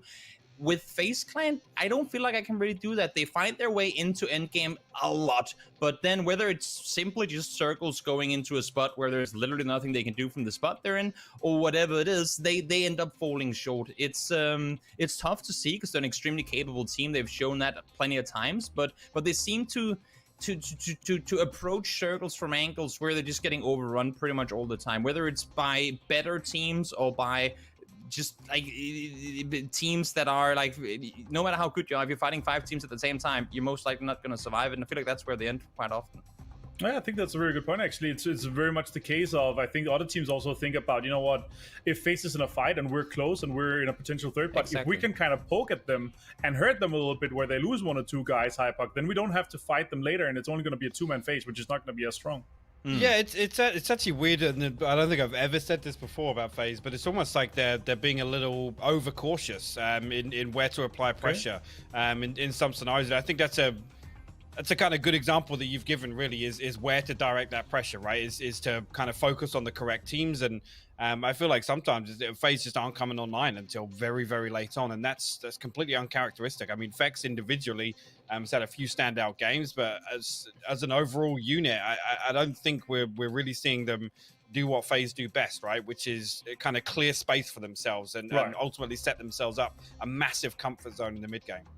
Right, and there's also so many cases where you can do everything right. You can make all the right decisions, and then there's a Navi that comes and rolls up behind you, and your example takes a 5 and you lose 1 or 2 guys, right? So yeah, it's tricky. I think with this format, if this is the way we're going forward, we've always talked about how consistency is key, and that's the ways that likes of FaZe and other teams have thrived before, regardless of not getting the wins. They've always been up there in placement points, and they still do place in the top all the time. In this format, that just doesn't grant them any favors. They need the kills. If not the kills, they need the wins. And so far, at least for this week, neither of them has really been a big thing. For sure. We've got 6 games to go today, and we've got 3 Miramar. We're going to start it off with Miramar, of course, as we always do, and I'm extremely excited to see if we're going to get more winners, new winners. Are we going to have that? Do you think so, Pantheon Sims? Well, that is quite the question, isn't it? We've been... I mean, we can talk to death about Heroic not getting the win yet, and this and that, and we can talk through the possibilities. There's plenty of teams in this lobby, and I look to other regions, right? Maybe a little less NA, but, somewhat globally, and I see, quite a few different winners. I feel that some of these European teams really do have a good grasp on, I guess, repetition of success already, or at least, it's a handful. I think I'd say Exhalation are the ones that have surprised me, if anything, Rich, because, yeah, they've been doing well for themselves, and, last time around they were able to actually close out the victory there too, so it's not just a one-off. So again, though, are we really waiting on, the luck to line up for these teams, or do we just credit the ones already who've been closing out those victories? It's extremely hard to cut it, right? It's no matter which we say, there's always going to be options against whatever, there'll be a counterbalance. For every argument that you're going to be able to formulate, there will always be something against it because we're working off the back of a different system. Consistency, is it good? Absolutely. You need to consistently be at the top here. You need to consistently be in the end game, because if you're not in the end game, you're not winning this thing. It's quite as simply black and white as that. Now, yes, there is leverage for where these circles go. Yes, we do see certain teams having, sometimes a bit of an easier job, let's say. There's been a few times where it rings synonymous with ENCE, where they've just picked up this absolute picture-perfect compound, because sometimes they can be in a little bit of a distant position compared to everybody else. And it's just like, well, you know what? We'll just let the circle flow our way, and away we go. If history repeats itself, this game should be a VP win, and that's not because the circle's up towards in the position it is. It's just that they won the first game of every single day we've opened up for the last 3 days. They've got the first win, so if they can keep going today and pick up another one, I'll be impressed. Well, another good point, actually, people have brought up is AA, for example. I'm glad they're on the screens here. They're a team that have been quietly doing well. I'm not going to say they're a VP. I'm not going to say they're, consistently up there. But they have been claiming the wins. We've seen it both times, I believe, on Erangel, unless there's a Miramar I'm missing. But they have claimed the dinners. And I mean, Bogarty's been fragging out. You've got some big names in that roster that, Pokemordoy, the man's a legend at this point. There are a couple of teams in here that have definitely shown that it isn't that one-horse race. Yeah, I mean, last week was very top-heavy. VP went on a mad one. There was, the amount of kills they accumulated alongside with the wins, it was almost impossible to catch up with. But, teams were trying to close the gap.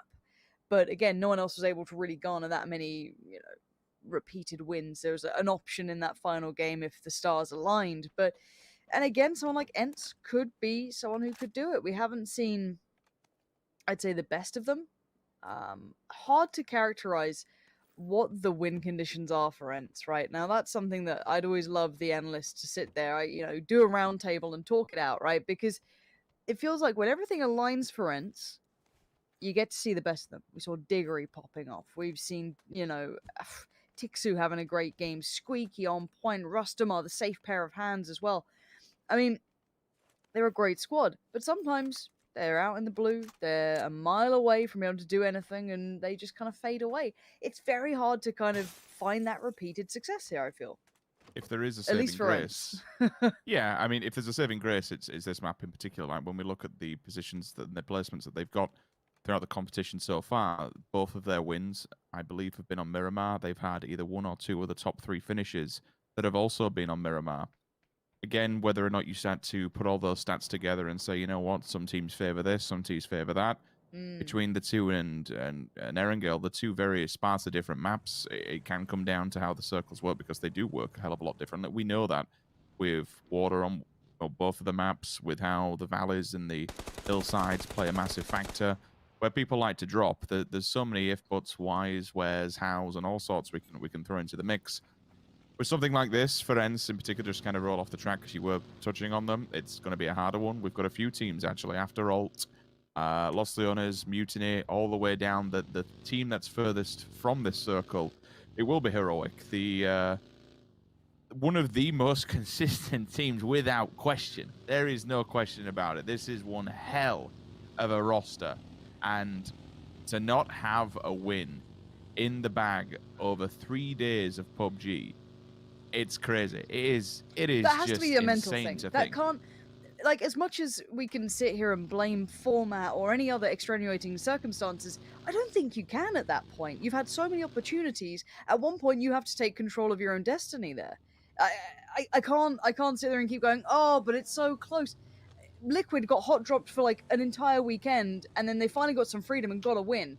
And for you guys home, there's a quick win to be grabbed at the top of the screen. Get the code, pop it in game, get yourself some goodies. I can't keep feeling sorry for a team if they can't convert it. Like, I see it. But, this is brutality. This is the best there is. And already you're going to see Na'Vi showing that off. Alia and Melman waiting patiently up at the top. RTG gone.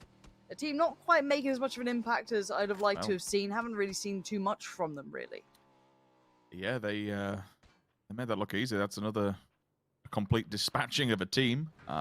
Yesterday we saw Example doing almost the identical thing. Straight off the bat, a team hot dropping, gets the AKM and just blasts 4 of them back to the lobby. BBL, not too far from this. It's not this hillside, it's the next one where the fight actually went down. It'll be Exhalation, who might be the next team to roll into Na'Vi. They are just on the opposing side. You do have Daboom, who is disconnected from the rest of the roster. I see Salik is transferring through the crater itself. So 2 will sit closer to La Cobereria. 2 will probably move closer to Na'Vi to try and keep them in check. And this is the only thing for Daboom now, with Salik pausing down within the crater itself. If he goes down, the likelihood of a res is absolutely nigh on impossible. Don't get me wrong, if Na'Vi don't want to overstep the boundaries and just stay where they are, then maybe you could even use him for bait, try and let Salik wander upside the hill and then go for it. So Daboom has to be very careful he doesn't overstep the boundaries here, because at the end of the day, if you poke the bear, you are going to get the claws. And Na'Vi, for all intents and purposes, this is the team that finished second last week. While they may not have any wins on the board right now, the power that's on that roster is scary every single day of the week. Towards the center side of it, you will see 5 smack bang in the center. Next to them, just down towards the southern side, you'll see Skade. You cross over and you head more towards the western side, and you look towards the trailer park and the road. Ents are playing all the way up against the western wall. They're the closest and furthest to the west as you roll in. In the middle, you have the roadside. There's only really one compound. It then falls onto that second road, and Redline will be in there. Bears have to be careful that depending on the rotation, who they catch first, because 5's guarding the northern side of it. So if we do get the Cobra areas, switch up and hard push to the north, there are going to be players in abundance there. FaZe are playing a very 4-wide split, all individual placements, and that's just because of the ground that they can A, control, and B, monitor. No one else is getting to that western side now. Liquid, BBL, Mutiny, probably Heroic to a lesser extent, or moving past Monte Nuevo eventually for Heroic, and working their way from down south. Okay, and the men of the hour, I'm surprised the desk hasn't talked much more about them, considering the performance they put in. A little surprising, maybe, but finding success deserves to have discussion. AA, now both weeks that we've kind of seen this, and elevating themselves here, are sitting towards the top. Plenty of room to work with, 2 of the chicken dinners at least, so far, sitting beside them, and I want to see if there's more to that. I want to see if they can maybe carve away a bit more of a lead on the kill front as well. And another team that we haven't mentioned that did get a lot of the airtime initially when they were hot dropping was 5, for example. Now, they moved themselves towards the north. They've got a great slice of land out there, but we have to see if they can kind of withstand the pressure that comes with that sort of territory. They're going to be in a very, very busy area, going to have Ents swinging around there, and we'll see how they do. Exhalation, I do want to keep a little bit of a touch on those guys. I do think there's a couple of names now that I've been enjoying watching. They've been doing quite well for themselves. But as it stands, AA doing the most with the dinners, Ents, VP, Redline, and Liquid. They are the team so far that have been able to find that elusive victory. That's all that matters here. I know that some people are a little flustered with how things are going. I'm sure Heroic are pulling out their hair, but it's the way it goes. And FaZe, I think it was last time, had quite the amount of kills, but couldn't quite convert to a dinner either. So it happens, and some teams are adapting a little quicker than others, but definitely seeing that teething period here. But SMB, I've been feeling like they're starting to become a little bit one of those deadly teams, right? They're starting to get their name out there a fair amount now. T-Bone, speaking of Heroic, oh dear, that's a very slow-moving vehicle and a very easy pickup. T-Bone's gonna lap that one up. Lovely stuff. Now, that's gonna be a bit of a problem for old Mutiny. Player down, but look at that circle. That's very far north. And can we just appreciate, for all but a moment, take a look at which team is all the way in the north. One of the teams that had to travel and convert furthest. Ents have not got out of their vehicles. They've stabilized towards the north. Now the circle's been favorable to them. The problem is there is 3 teams in residence here. 5, Skade, Ents, all diving in for the same place. There's only a limited amount of compounds in this circle. You can understand why people have pushed away from La Cobert area. It's all the way on the east. And eventually it should come this way. It will force it out. The creative fields will play a factor into this. But we do have pull-ups in abundance. This is hot territory. Nobody wants to share. 5's already in the vehicles and trying to back out of it. They know. This place has been taken and claimed by somebody else. Get the hell out, regroup as a team, and find somewhere else to call home for now.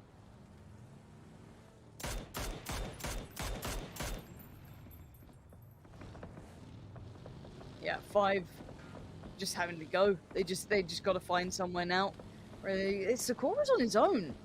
Oh, that's an opportunity waiting to happen. Yeah, Sakura's no way out, no way out. Try to make maybe a dash away, rejoin with the rest, but took a second too long. And it ain't great, but it's something, and it's slap bang center on this circle at the very least. The problem is there's very, very limited win condition circles here, if that's the best way to describe it. Because it's pushed further to the west, you do have that road that I made note of towards where Redline were holding down, just below Trailer Park. We can get endings there, but it's pulled above El Pozo. If El Pozo was still in, you would see plenty of teams lingering and lurking in that vicinity. But for now, we have to look at Ents' position. Like, Ents have just taken control of the best piece of the pie here. There's nowhere else to cut it. Everything can change up still, don't get me wrong. We could get it... Okay. That's a little rough. Oh, dude. We could get a complete hard shift, and that hard shift goes over to the east. If it hits Cobreria, then we're laughing. Everyone else can dive into town and try and stabilize and try and survive. It is difficult in there, don't get me wrong. We still have that plateau, but everyone is now to get that in play. You are banking on a very, very hard shift, and it has to be a double, essentially, you know, to get it within there. It has to be 2 of them that centralize around that area. SMB are playing for it. Let's take note of that. SMB are just on the edge of the furthest crater towards that side. Same could be said for VP. Same could be said for BBL. They've all committed down to that crater themselves. Hold on. Yeah, it's I do want to highlight the interesting one. If Heroic cut up north, there's going to be a problem on this fight. These two can posture a bit. The 2-2 split makes me nervous for FaZe more than Liquid for once, which is actually quite rare. Just because Gustav's out on an island. If he gets knocked, he's unrecoverable, so probably the best choice because those nades are on the way. Fuzzface is on his own. He's disconnected from the others, not from the server, but from the rest of his team, just, you know, on his own, trying to hold the other compound. Now, great reply from 8C. And 8C has always received a bit of, I'm sure, a little bit of flack there. And this tournament, I feel he's been incredible. He's been really putting in some work. So I've been enjoying watching him play. And he picks up James well enough. And there's a shift and a half. South we go. That is a big southern move here. Okay, well, basically cut the middle out, right? We just take the middle of this circle out completely. We look at the roadside, we look at the crater. Where are we going to go? It's... Oh, my word, okay. There is a world and a small scenario in which the hangar building that is just below Mutiny does come into effect on this one, but ultimately that mid-pack, that mid-section of this circle, it's kind of a dead zone. Again, there is somewhere that you can go between that hangar, and that's probably the last real place to be looking at it, but there's 3 potential spots teams will be eyeing up now, and this is going to be hella difficult. You either situate yourself within that big territory in the middle and hope for the best, or you play the extremities, but you have to go west or you have to go east on this, and you have to keep it in the back of your mind that you could be playing edge for quite some time. People towards the north will eventually be brought down over that hillside and down the road. People from down south, again, El Pozo, there is some dirt track areas that are lingering down there, but for the people and the players that like to take that mid area, those last 2 hangars, they'll be within arm's reach of that, and they can take full control when it comes into play, and if it comes into play. The interesting one for me here is VP. Playing the extremities still. Lower side of crater fields, they'll be lurking on the edge. They just need to be aware that SMB eventually will be rolling their way. They're going to be bottlenecked because of how the blue works up against this circle and because of the hard shift. Remember, they were playing all the way to the edge. Kind of same principle as what VP are doing. So how they get into that now will be a very, very difficult entry point. Another difficult entry point is still that fight we saw earlier on. Team Liquid and Face Clan. Are they pulling eventually, up? They Hold on. AA are pulling in. They're pulling in towards Ents. Tixu and Squeaky are both here. Oh dear, let's see if they can kind of, I guess, alert the others to get over here, get some support going. Great defense so far. Pokemon all the way does find Squeaky, but so far it's been mostly the Ents sweep. Tixu cannot touch the ground. He has to say exactly where he is. Squeaky has been flushed as well on the window. Hibako gives him the drive-by treatment, just grabs him, drags him down.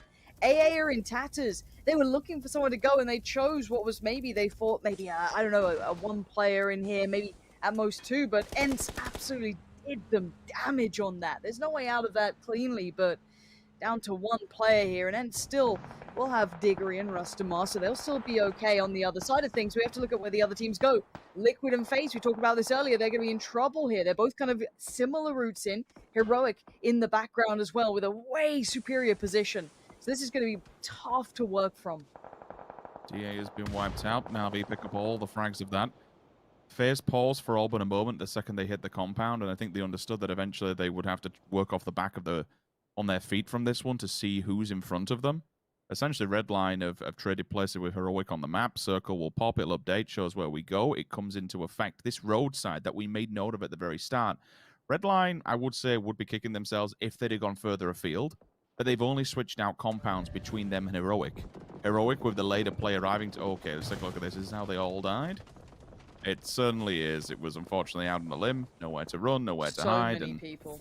Yeah, Navi and final team in the They'll back. push up. Yeah, nowhere. Again, same kind of principle. There's really nowhere to go, and they're just going to get mullered out of the cars. Liquid's down in 14th. Good work to Mutiny, considering that down to 3 players, that was a 2v3 crash, and to be fair, Heroic didn't have too much vision on that. Like, a little bit, there was some, some fire coming in, but well done to Mutiny to hold that really well. That was brilliantly done by them. No casualty, no one getting knocked, no third party came in. Speaking of, though, Exhalation have been trying to get a little fruity on the outskirts now, though. Going to be finding it hard to work past Na'Vi, who have the high ground, have pretty much the circle on their side as well. Never going to be easy to work in from that. So they're going to use that. Just have to be careful to not to silhouette too much. You don't want to leave open a chance to see Salik looking maybe 3'd up, so he can take a little bit of a beating. Hibako, the remainder, I believe, from AA, going to be on the move on the bike, going to try and keep himself as quick as he can. Nice and mobile, maybe find like a shack, a rock, anything he can. But yeah, I think he's kind of realized those options are done for, and there he goes. Nail Up claims it. A name in the feed we're getting used to. Redline building well here, but I'm interested to see where the circle goes after this one, if I'm honest, and that's going to be very defining of who's going to really get the keys to the castle. That'll be an important fight between VP and SMB. SMB won't really have the hard cover. Navi still going on to Exhalation. 2 players that they caught. Remember, these are the last 2 teams outside the circle. Just be aware that ENCE is watching all this. So once this fight comes to a head, the boom takes out 1, moves on to the second, but Alia shuts it. Down and done. Quizzy can be in with the revives here. The smokes will be there, but ENCE is still lurking. ENCE needs to be really careful because they are down to 2 players. Losing up against the fight earlier on between them and AA. But this in particular is quite important for VP because then they can face their next task, which is, I think they'll be in the circle, or certainly not far from it. The 3 compounds between Heroic, Mutiny, and BBL now, this kind of lower southern area, it should be fruitful with this circle, in theory, unless we get something really wonderful and wild, and then we're all in trouble. But there is a hillside to which ENCE reside on, and again, it should flow away from that. Is this a push from SMB? They're kind of out of options at this score, but that's a really good opener. Youth, 1-2. All right, then, between 2 of them, that's not a bad job whatsoever. That's how you do it, Liquid. I guess it helps to maybe have that many players, the right sort of angle on the pull-up, less pressure on you, less eyes on you. But can they actually get into the compound? I'm amazed Mutiny took those fights so open in those doorways, not making them work a little harder for their meal. But SMB, to some extent, stay alive. I think they're down to 3 now, as Rip did get caught in that one. And there's a circle. You said it wasn't going to go too central, and it's pretty central. It's barely touching that roadside. So at this point, you've got, what, BBL sitting there pretty. You're going to have SMB and Heroic, and then, I guess, VP in the south. And it could be a brand new winner here as well. Keeping in mind, there's only VP, Redline, and ENCE still in this. You've already claimed a chicken dinner. So plenty of teams outside of that looking pretty. And, I mean, VP's still in there, which is a terrifying chance. Keep that in mind. They'll always be counted on that one. But now we look at who else can shuffle into this. That north side, Rich, it can't be all of these teams. There can only be so few to make it in. It's the 3 last standing compounds, right? And they're all taking residency within. They're really difficult task for VP, and if they have, well, maybe if they're a bit quicker and worked their way onto SMB, they then would have been able to fold into this compound, which was taking residency earlier on. But instead now, SMB have a position, a hard defensive line that you'll have to see VP work through. T-Bone in the kill feed onto Apocalypse. That makes things a little bit easier. That's one and done. VP should read that and maybe push on the knock. Diggory down. Rustamar probably going to break his legs at the back. If not, the blue will do it. VP have to go. With that 1 player down within that hangar, that's the go symbol.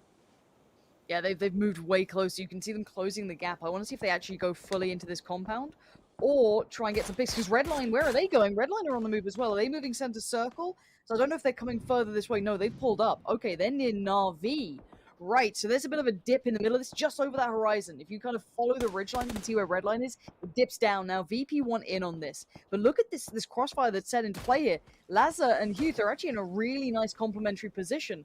Sadly, the fence is going to be a bit of a hindrance for that smoke, but if they can't clear Lazar cleanly, this could be really tricky. And look how dug in he is. This could be a tough position to move through. There is only 2 of them remaining. I thought there was 3, but maybe another pick happened. You can see Batulin's methodically trying to work out, okay, where is this guy? There's got to be someone out here. What are they up to? He's trying to be very, very cautious on this. Yeah, I like the approach. Try and find them from above. Saw it yesterday, one of the Na'Vi players who jumped between the 2 doors to bait out the shots rather than just running in and dying needlessly. Alia, yeah. He's having a look for a different team as well. 5 just seem to have pulled up, but I think he realizes that there is one knocked. He can get the jump on them. Can't tell if he's got a frag there or not. Finds him on the res. All right. That's 2 of them, but they response instantly. Dude's got to run for it. We see that killing the kill feed. See a big old nade going. It'd be nice.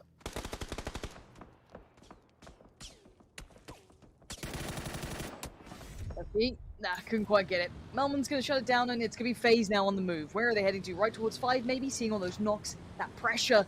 It could be time to try and sweep through this, clear the north, allow themselves a safer route in, or do they just carry on forward? Drive-by meta is still large and in charge. AT with a good pick up towards Dex. There are still players here, though. There is at least, I think, 1 more on his feet. Yeah, it is. It's going to be Rudy on the back lines. Does he do any damage to them? Not yet. Lazar's found Batulins. Lazar was the player outside on the crate, so that was the player waiting to see if he did that damage. Good work from FaZe. Very quick. FaZe can now kind of pick themselves back up, do what they need, and then get back into motion.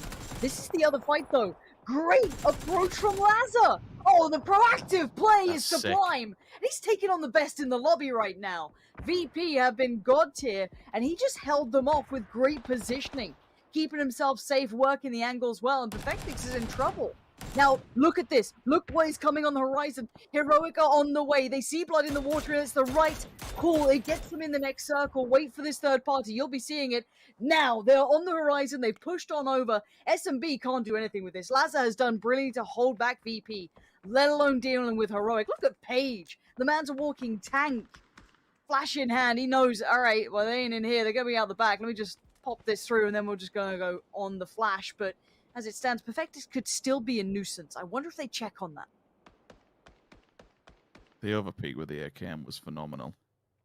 Well, they know how many still they've been keeping check, but how many still to be taken down. Beamies have got the final read onto VP, so they can focus 2 on that and set the rest of them off to try and find these remnants of SMB and whatever's left over. Quite a rare circle to get this between both the compounds. I wonder if it does pull further down towards the south, but again, it's either you go towards the roadside or you hit it towards the crate itself. But to be in the middle here, it's quite adverse, and it keeps a lot of players in the middle on their toes. Excuse me.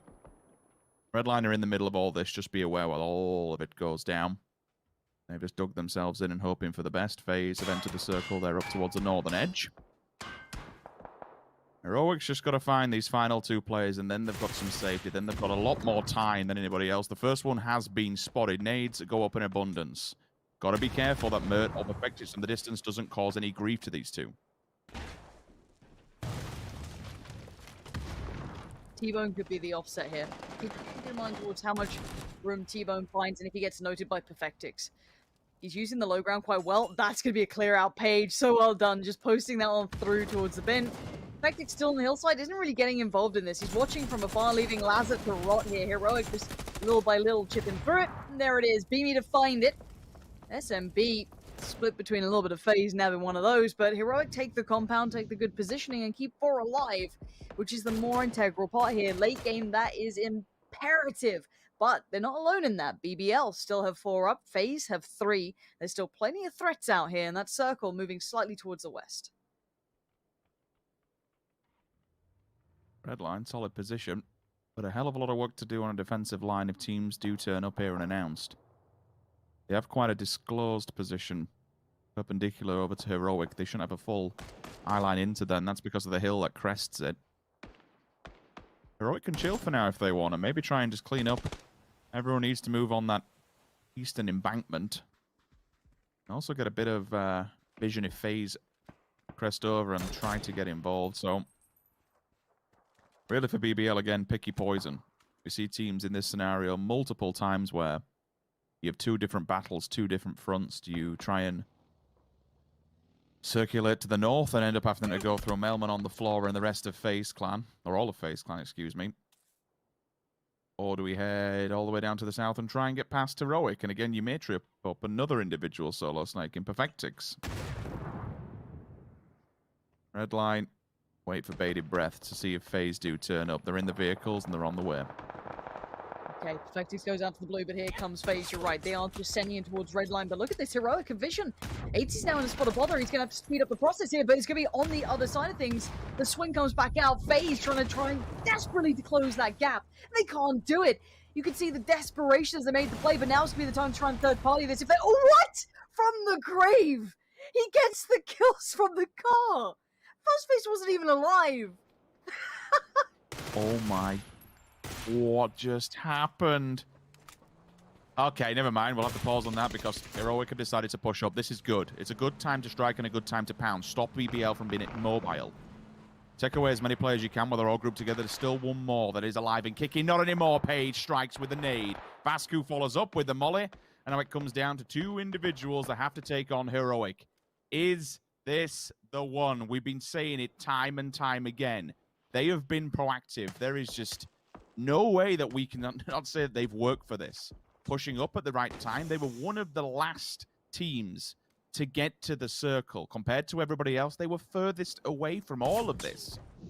Thankfully, it come a little bit in their favor down towards the south, but they have still worked valiantly. Now they have to find these two individuals, and this is theirs. Easier said than done compared to what we've seen thus far. But with the smokes up on both positions of the individuals, they at least have a tiny bit of info of where they will be lurking. Look.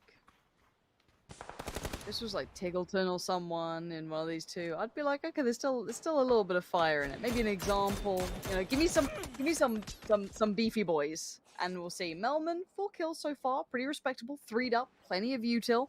Smash not bad, but playing quite passive here. So I don't see how they're gonna find this unless, as said, if someone feeds, right? This could be the ultimate throw. And you can see Melman's like, look, Smash, can we just be friends for a little bit? Can we just for like a little bit, because that'll make it much easier. However, Melman has been very much noted. Position going to be kept in check. Page is also 3'd up, so Melman being, you know, the beefcake on the other side doesn't really change the dynamic too much. Here comes the rest of Heroic, and they're being patient. Impressive that they kept the... Oh, there we go. Drive-by. So it's impressive that they've managed to keep the vehicles to this later stages. It keeps them mobile, it keeps them agile, and it gives them hard cover to work with. And now they can all group up, all 4 players just homing in on Smash's position. Every single piece of utility. Don't expose yourself. Just keep using all your utility. There it They've done it. After 3 days of complete and utter heartbreak, finally Heroic get a win on the board. They open up the day, and honestly, like, credit where it's due. They worked hard. There was a lot to get involved with, but the mental fortitude, Lauren, the gymnastics that these boys must have been going through, always just failing at the last hurdle. I'm very happy for them. I really am. Yeah, I'm glad that now the panel has to talk about something other than Heroic deserves a win. So good luck, guys. You got to diversify a bit here. I want to hear new topics. Give me what you got, guys. Enjoy. Thank you so much, Lauren. You should probably unmute us so you hear what we say, because we actually did touch on after all, but that's completely okay, guys. Heroic finally broke the curse. It's fantastic. Now, yeah, you said we don't have to talk about it anymore, but they jumped straight into second place with this one, Hypok. They do, yeah. There was a couple of those moments I was worried. I'll be honest, watching that, I've never wanted a team not to screw up that bad, watching along with the game. But yeah, they played that out perfectly. And actually, we talk about the kind of the levels of when to dial things back. Actually, when they pushed onto the warehouse there, by the way, shout out Lazar. I know Toby's going to touch on that point, but when they pushed onto the warehouse there was a moment where they took a step back and they didn't want to overextend outside. And I was questioning it at a time, but actually, they've got prime real estate there. They need to just wait for that circle to play out, right? Basically run its course. Exactly, and on top of that as well, the rotation that they did when the third circle hit Toby, they did that, like, they literally set themselves up because they knew that there's going to be so little players on that side. Yeah, and I'm really happy to see how, despite the fact that you can never say they knew there was going to be no one there, but despite the fact that they probably didn't expect anyone there, they still took the time to scout it. There wasn't just this should be free, let's go and take the compound. They actually took the time to make sure it was clear first, because they came in way further west without having a chance to scout up towards the warehouse, without having a chance to scout towards that compound. And they played it perfectly. As we said during the game, we saw, I think it was Paige with the Groza kind of hovering with the flashbang going, why is he not pushing it? Why is he not going for the kills? But you could see in the way they were playing, they knew Perfectix was still up on that hillside. He could become a factor. They have had so many situations where it was like let's just do this, not work out for them. So glad to see someone, don't know who it was, called the comment, you know what? Yes, we could go out and get the kill right now, but we could also just take a breather and enjoy the fact that we're inside the circle and everyone else has to make moves. And let's just wait for the next big fight to pop off. And that's what they did the whole time through. Their timings on pushes, their timings on engagements were exactly the way they want to and need to play games in order to get wins. Yeah, and a bit of an unfortunate situation for FaceClan. They lost one player, obviously, but also the pull-up that they did on Redline in the dip there, that didn't work out. They got third part a little bit, but that didn't work out intentionally. Hypok. No, it didn't. I think the way this terrain kind of pans out there's always going to be a few teams that have to make these desperation moves, right? Exactly. You're pulling into a bowl. There's 2 or 3 people prone behind vehicles. It's just the nature of how these circles play out. The end game was actually pretty interesting. Again, I was on the edge of my seat. Some of the moves that Heroic were making, I was like, oh my god, they're running out behind, out literally wide in the open to both players. But I think once they'd kind of taken control, got a little bit. It was all in the octopus all along. That's he's what it been was. waiting 2 weeks to bust that out, but finally. But yeah, there was a couple of moments, but luckily they took control of, I guess, the best access towards the center of that zone, and ultimately with that last shift coming north, all the way towards Smash. There was a chance that actually Melman and Smash were able to do a lot of damage as they had to make that cross in the open, but well handled nonetheless, and they finally close it out, man. Yeah, we were a bit afraid that they were splitting up too much and they were getting overzealous, but it was a 2 versus 1 versus 1, or 4 versus 1 versus 1, and they should easily be able to close that on out. Phosphase and T-Bone both on 6 kills, super impressive for them. And this puts them on 50 kills, Toby. They're gonna go straight into second place with this. This is obviously what it pays off when you're playing an aggressive style and you're collecting all those kills throughout the match. And this is where, I mean, with the exception for After All, this is where it starts getting scary for other teams, right? Because we saw it last week with Virtus Pro. Out of nowhere, they had such a big kill lead that once they got the wins to not even get ahead, but just to tie with everyone else, even if teams came up and tied with them, there would be no way for them to catch because they did not have the kills at all that VP had at that point. Now it's kind of the same thing with Heroic here. If they manage to find one more win at some point today, even if it's a tie, it's going to be incredibly difficult for other teams to catch up on the kill count that Heroic has already managed to get. Yeah, for sure. And we finally get a new team to win this one. Obviously, it took 4 second places, 2 or third places. They finally made this one happen. We're going to take a short break before we're going to be back with game number 2 of today.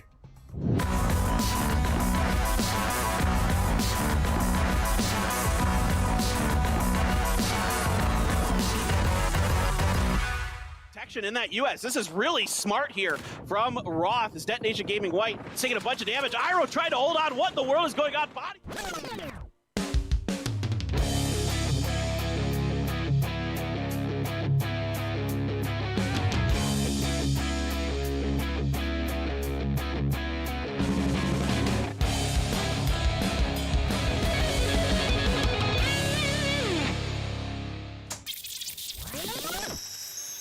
Through the smoke as this look at this kill feed. It is absolute chaos. Iroh gets 2. What a spray from Iroh to hold the line for TSM.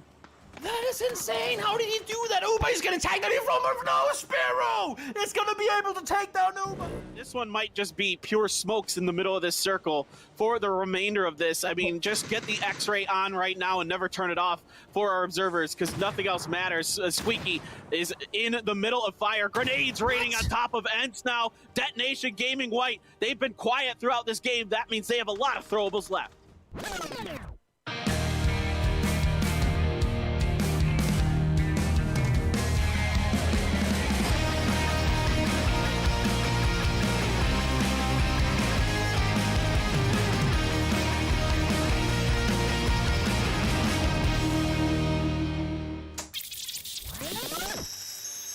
Just threw, what, 15 smokes and didn't run? That's a good nade. That's a good nade. That's a good nade. Rustenmar gets the triple with 1 nade, and he has 1 more. Throw that nade the exact same spot, and that's going to be a quad kill with that nade. It's on point. It's a little far. He's going to get them. He's going to get all of them, and there you go. Rustenmar. For a chance to push down into the hill, and once the hillside was excluded, they all sent it at the same time. Chaos consumes everyone. K7...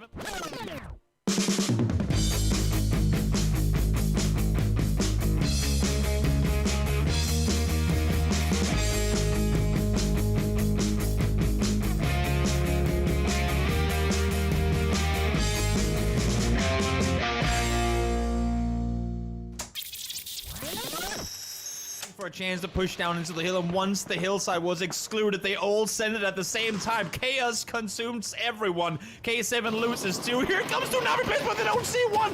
No, Zenon from behind takes out both of them. Oh no, they never saw. Had they angled that card just.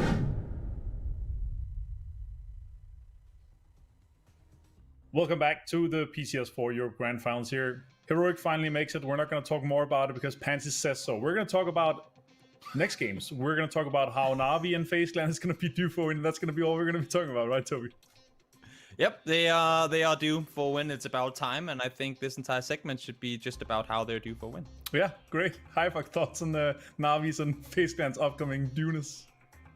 Yeah, I heard they were due for a win. That's the word on the street. But no, actually, just coming back to the previous segment, Tommy made a really interesting point, and I touched on this really with a couple of other teams kind of tracking behind what we saw last week, and BBL was the example I gave. But this kill count actually overall it's way more spread than what we were seeing last week. I think we had a couple of standout individually. You know, when these teams were hopping up to 1 win and then 2 wins last week. It was interesting to see really now that Heroic have posted their win, how much that changes for, I mean, we're looking at Liquid as well. That was the one that kind of stood out before that previous game, the win and 18 kills in total. Right. It kind of negates that totally, really. It kind of makes it really, really difficult. And again, the win can dig you out of a really bad position on this leaderboard with this new format, but it's a testament really to how Heroic have been playing overall, and now that they've put this win up, actually how strong they are in comparison to After All's position, really, with that extra win. Yeah, for sure. And that's also really interesting because we obviously have 4 regions, and the other regions throughout, because we're the last kind of region to close it out, we get to see and talk about what other regions have done. For APAC and for Americas, Toby, they actually had 10 different winners. But Asia closed it out. They only had 6 different winners, with Petrichor Road taking home 3 and 4 other teams on 2 wins as well. So that was a super, super close call all the way to the end. Yeah, it's wild how some weeks you see like just the same teams go up time and time again. But I think, I mean, when talking Asia, and I hope there's a paper thin out there somewhere that'll agree with me that like Asia is probably one of the most momentum-driven regions. Right. Yeah. So once you get Petrichor going, once you get some of these really top team goings and they hit their stride, they can be unstoppable. And when you have 3, 4, maybe 5 of those teams within a 16-team lobby, and all of them are starting to hit shots on the same day or the same weekend, for anyone else out there, they're going to have a really hard time. Right, the snowball effect, right? And I actually think we're going to see that with the work will. I wouldn't be surprised if we see them catch another 2 chicken dinners, actually. But for sure, looking here at the amount of damage that they're able to put out, obviously being our kill leaders currently, they're looking extremely good. But also Na'Vi, they're looking pretty good. 39 kills for them. If they catch a win as well, they're going to be straight into like third place. High puck. Yeah, they will. I can't dispute that math, Martin. That was very on. accurate, right? Yeah, it was really accurate. The next one is going to be 11 kill Na'Vi chicken dinner, and they're going to be straight into that. They're contesting our good friends from Heroic. I'm really curious to see what's going to happen, obviously, in the next matches here. But the tendencies that we have seen from the games here, Toby, it kind of feels like the top teams, they continue to do better and better. Yeah, and I think, I mean, we were sitting and talking about it during the last game. I think one team that we need to highlight, we highlighted them last week, obviously, for winning, but Virtus Pro, they have an ability, and I'm not sure how they managed to scout the way to that other than just by doing great scouting. They managed to find approaches to the quiet side of circles in Phase 4, Phase 5, where things start to get heated. Like, for all the viewers out there, take a look at it for the games to come. When you hit that circle where all of a sudden teams are just too much on top of each other, Virtus Pro will more often than not be on the complete opposite side of where all the action is going down. They do it phenomenally. They play it slow. They aren't too fussed about, oh, do we get this compound, or oh, do we get this particular hill? As long as they're on the quiet side and they can then make their aggressive push in later and punish other teams, they will succeed. And I think it's impressive they continue to do that. Yeah, I completely agree. And this last game here was obviously a game of relief for Heroic. Let's hope and let's see if they can continue their momentum and the high morale that they've obviously built here from the last one. Take it away, Pantheon Sims. We will do. And I think that's a really good point you bring up with, especially for Heroic, shaking off that rust, proving that, okay, we can finally get that win. Right, we can do this. It's a big mental overcome, considering they had so many opportunities. It's glad to see them finally break that, right? It's that, okay, we know what we're doing now. Everything feels a little less pressured, a little less worrying. A little bit of a, I'm sure a sigh of relief more than anything at this point, where they're like, okay, we're in a good spot. We get one more dinner, we might be unreachable. Because, as we said, as much as people make the incorrect assumption that kills, they don't really mean like as much as they used to. Well, they do if you can get that one win under your belt. If you set yourself up in a position the VP were in, or now necessarily Heroic as that second spot holder, it's very tough to reach it. You've got to be getting those kills in and then finally make that push for it. So, for now, though, we're back into this second go of things, and we have to see what we have coming up in front of us. I mean, no more hot drops, no more silly business, at least to start with, from, the two we're expecting. But your thoughts after that one, Rich? I mean, Yeah, a heroic, kind of the talking point for this one. Been able to... okay, no, it's not below. I was wondering if they were going to actually pull into it, but no, the vehicle's pulling away. Never mind. It's that self-belief, right? You've managed to now break free of that chain. You know that this is a doable thing. There does come a time where you just keep kicking yourself and beating yourself up that eventually it will drive a team down. And I think now that they have got that one win, there is that little bit of relaxation time they can take. That circle is absolutely horrendous. FaZe fans? What in the world is that?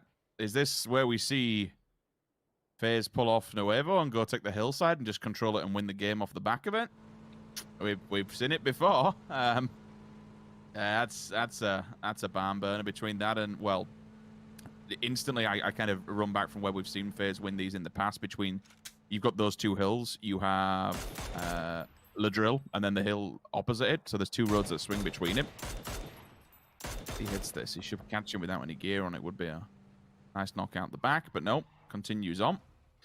Able to get geared up and see where we go. So yeah, Circle, it's going to throw everything into the mix here and really shake up this lobby. Very limited amounts of land you can play. One team could slot themselves in, I suppose, up against the cliff face, because then well, we don't have to worry about anybody from the west. No one can get to us from the west. We'll control all of this. And there are some really big dugout areas that keep you occluded out of everyone's line of sight and keep you pretty damn safe.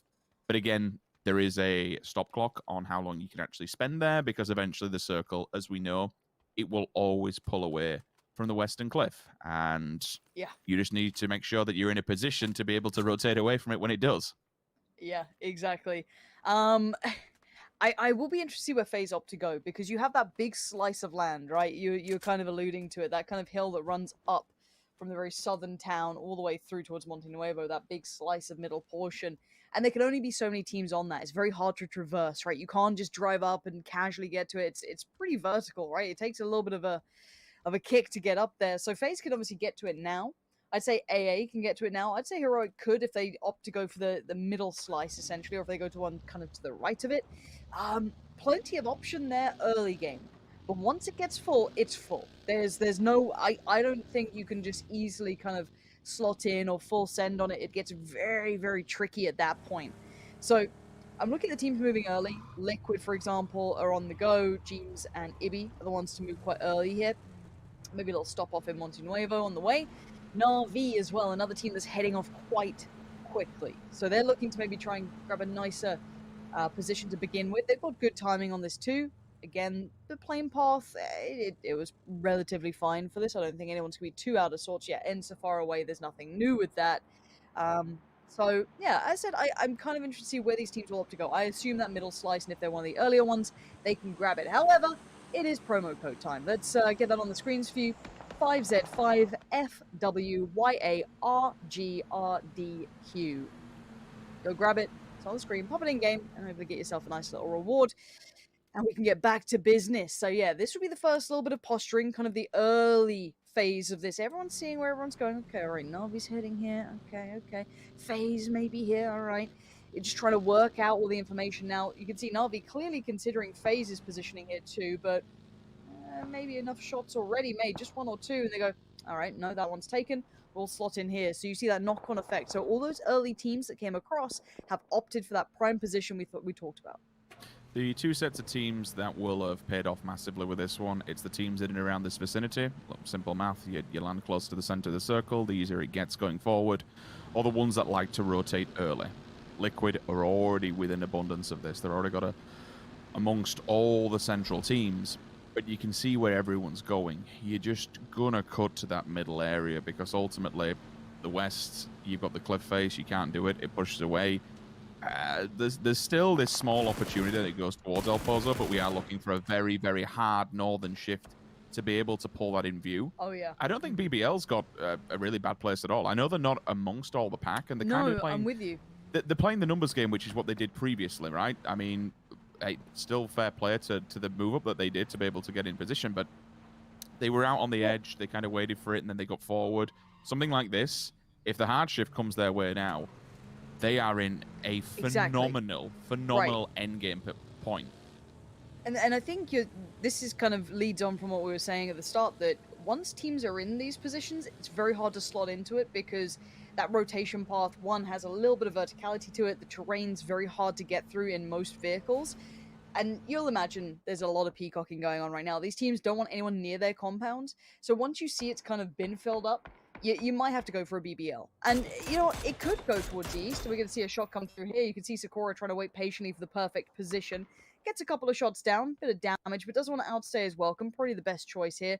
And I want to see what Skate do with that now, because they're kind of skirting the edges a little on the western slice, which is, you said it earlier, it normally moves away from that, and you got to get the timing right. It can be a fallback plan if you need it. It could work that way, but it's not pretty. It's not your prime position, but sometimes you got to get what you're given. You're not always allowed to get into that main area. You know, the club's full. Sorry, boys. So AA, I'm looking at where they're positioned a little bit further to the south, but they started in the south. They haven't really gone too far, and I think they got the drop. So at least get some goodies to work with here. Concerned about Scared. They will play that area that I spoke about at the very start of the game where you can go up against the wall, but you are limited. You become a bottleneck and a gatekeeper for anyone who needs to transfer down towards the south from the north. I don't think 5 would just go blasting in there. If they do, they're unfortunately dead on arrival. FaZe are doing the old usual play style. Split it up, keep as much ground as you can. Not too far from one another, so that's not even really the biggest of 2-2s. It's just compounds within residency of each other. Mutiny DA still yet to make landfall. Another team who's just skirting the edge here and touching base. Ents. Exhalation directly in front of them. See if we can keep track of one another or potentially trip over one another. Ents will be running out of room towards this northern side. Exhalation pull up in the position that they're in. They can try and work the way closer towards the wall, but then you've got 5.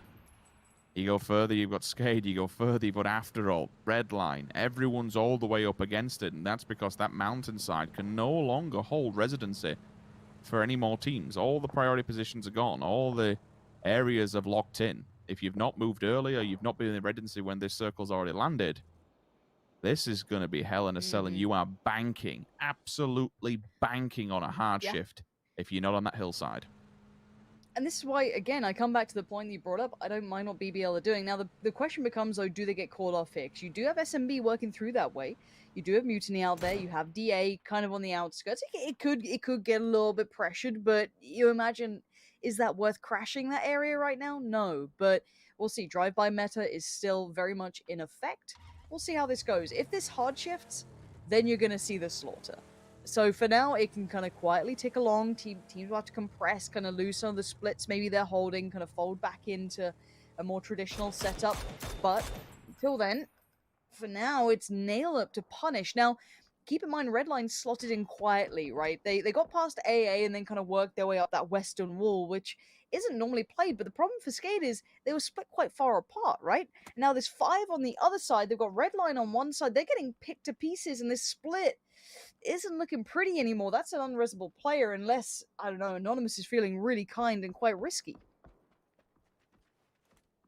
It's one of those where you need to make the call of risk versus reward. I mean, even getting the revive up against the windows, it won't be the easiest thing in the world. It actually centralizes. Okay, well, I mean, we're kind of set up for what we anticipated, right? It generally, I haven't seen circles on me personally. The most northern side of this one, Lawrence. So I have a look at VP. I think they've got to swing down. You have a little bit of a split in the middle of those 2 hillsides. With the western hemisphere, if you will, how it is, they're going to go for it. Okay, so the smokes have already... That was my concern, the windows. But pre-smoking it, I think, is a really, really good maneuver. If we can get to the door now, just between that and the window, because they'll be able to bang the door down and then probably kill him if he's hiding behind it. But what's in favor of them? Time. That everyone else is going to have They've to got move. to worry about. Yeah, everyone's coming down south. Redline have got bigger issues on their plate in front of them. This is going to be a mass migration for this next circle. I don't know how many teams we lose throughout these next 2. I really don't. The next 2 transitions are going to be sketchy as hell. Now, I do look towards Na'Vi's positioning. because I've seen a couple of endings kind of, between that north and south position that they're currently actually holding both ends of. So I'll be interested to see if that comes through. Liquid not too bad finding the edge of Montenuevo now. VP okay. Oh, that could be a problem. The booms are spraying in on it. Not going to catch too much damage though. Tixu gets away with just a light tag, 11 damage done. He's fine. Gonna slow himself away. Might have to try and find a little bit of, I don't know, a safer route in. Maybe swing a little wider. Take his time to join up with the rest. You can see Squeaky's actually going back to potentially help him if required. Skate have got the player back up. Going to move into the compound that they left, I believe, one player in. I think Sakura was over here, so they've been able to kind of keep that one in check. Under the watchful eye of Batulins, but he's getting a couple of shots to keep him humbled and unable to make those peaks and keep that ridge pretty much safe. Now, at this point, BBL have got their way in as well. They were further on the east, right? That was what we were looking at. The teams kind of working in already at this point. BBL was one of them. They'll do it okay. Slowly coming through the Driller, they'll be fine. Now, in the south, DA and Mutiny opted for that southern swing because, well, there's only so many avenues in. We said this area is very hard to just, as the crow flies it. You can't just send across these ridgelines. You'll see BBL, it's very tricky to get up on these sort of positions. So they can maybe get to a halfway mark. You can't do it easily. And already speaking of Mutiny, looks like Zorf's caught one out. So that was a decent bit of range to it too. So a bit of a nice shot coming out there. Should be recoverable if the smokes go up quick enough. But yeah, it's the next one, Rich, that I'm waiting for. You, me, all these players and everyone waiting at home. This could be rough depending where it goes. I mean, it's only phase 2, right? It could swing. It could still go to the east. It could still stay central and keep a big old chunk of that clip face in. Exhalation and Ents eventually has to come to an end. I have seen that Ents have actually backbuilt Exhalation. Tixu's in front of them, so he is keeping them distracted for all but a moment. DA, last one's really to get into this circle. Xiong's actually not with them. Be aware of that. He's still out to the blue, behind Mutiny enemy lines, working his way in the vehicles. They're not a full stack at the moment. Red line have clearly read this, but Uber strikes first. That's a really good knock and a frag as well. Removes Sabaku. Do Red line push on this? Of course they do. This is an opportunity to catch another team and deny it, but Vard's there to answer back. Lookerux falls. And all of a sudden, Pixel from down low absolutely decimates QBE and Ivus. That's a massive blow for Redline. 3 players simultaneously falling. Oi, oi, oi. That is phenomenal work from DA. What a reply. Yeah, what is Nailip meant to do about that? He just has to sit back. He's a solo man now. Great moves coming out. And Zorf, he was somewhat on the outskirts here. Bogati and Pokemolodoy already moving up towards the next position they want to hold. And Zorf better get a wiggle on, try and get to that vehicle and get en route. You don't want to stick around with DA if they're feeling feisty. But with that circle update, we've got to talk about it. Where has this gone? Well, it's to kind of the area we were talking about. The compound that Na'Vi left one side of, where Liquid are now picking up. VP are kind of on the northern outskirts. Now, I want to see what VP do with this, because I don't know how they feel about this positioning. I want to see if they're trying to maybe move up a little bit further, maybe opt for something different here. They're kind of going across the field. So this is very interesting. While Liquid moved out of Montenuevo, they moved into the position that Na'Vi held their 2-2 in. Na'Vi moved to the south position, and now VP have kind of slotted in right alongside Na'Vi. And they actually didn't get too much flack while doing it. Not necessarily completely unchecked, but now the attention turns. Na'Vi looked preoccupied with dealing with a little bit of, a couple of shots towards Liquid. Uh-oh, you can see the... Oh, the attacks came back in, but Example and Alias still got Perfectix, still flushed Lou. VP struggled on this rotation a little bit here. This wasn't pretty, and Batulins is still on the other side. So they believe it's going to be one of these endings. And I don't think it's a bad shout either. It's a devastating blow because, picking up that compound freely, essentially. With the circle this compacted and condensed with teams, you'd have thought that someone would have been taking residency within there. Na'Vi clearly don't want anything to do with it whatsoever. Dead. Onto one. Transfers onto the second as well. On the pull-up, there is a reply. Physics onto Salik in the distance. Also, be aware of that. Smokes will go down and the reses will try to come through onto Dead, but it's instantly denied. Nades there. Zoom bleeding out the wayside. Instinct doing whatever he can. He's going to wait for all but a moment to boom to get with the rest of the pack, and then maybe they can tackle this head-on as a 2. He's just fully sending it, hit the wall, and get involved. Now he's up close and personal. Now maybe they can try and make something happen, unless BNR catches one of these with these nades. It'd be tricky. Wouldn't it? It'd be tough to make happen. And the problem is, this is life on the outskirts. This is fighting for survival. Neither of these teams are in right now. ENCE isn't either. You can see them making their dash in while all this happens. Instinct does pick up the NR. And Kobe, 2B, has a little play around the outskirts. Does get Instinct. But the problem is that even if you make it out of here, you're being watched by all occasions. RTG down and out in 16th. And I wanted to see if ENCE faring it better. They still got 5 to get through. Who have been proving them.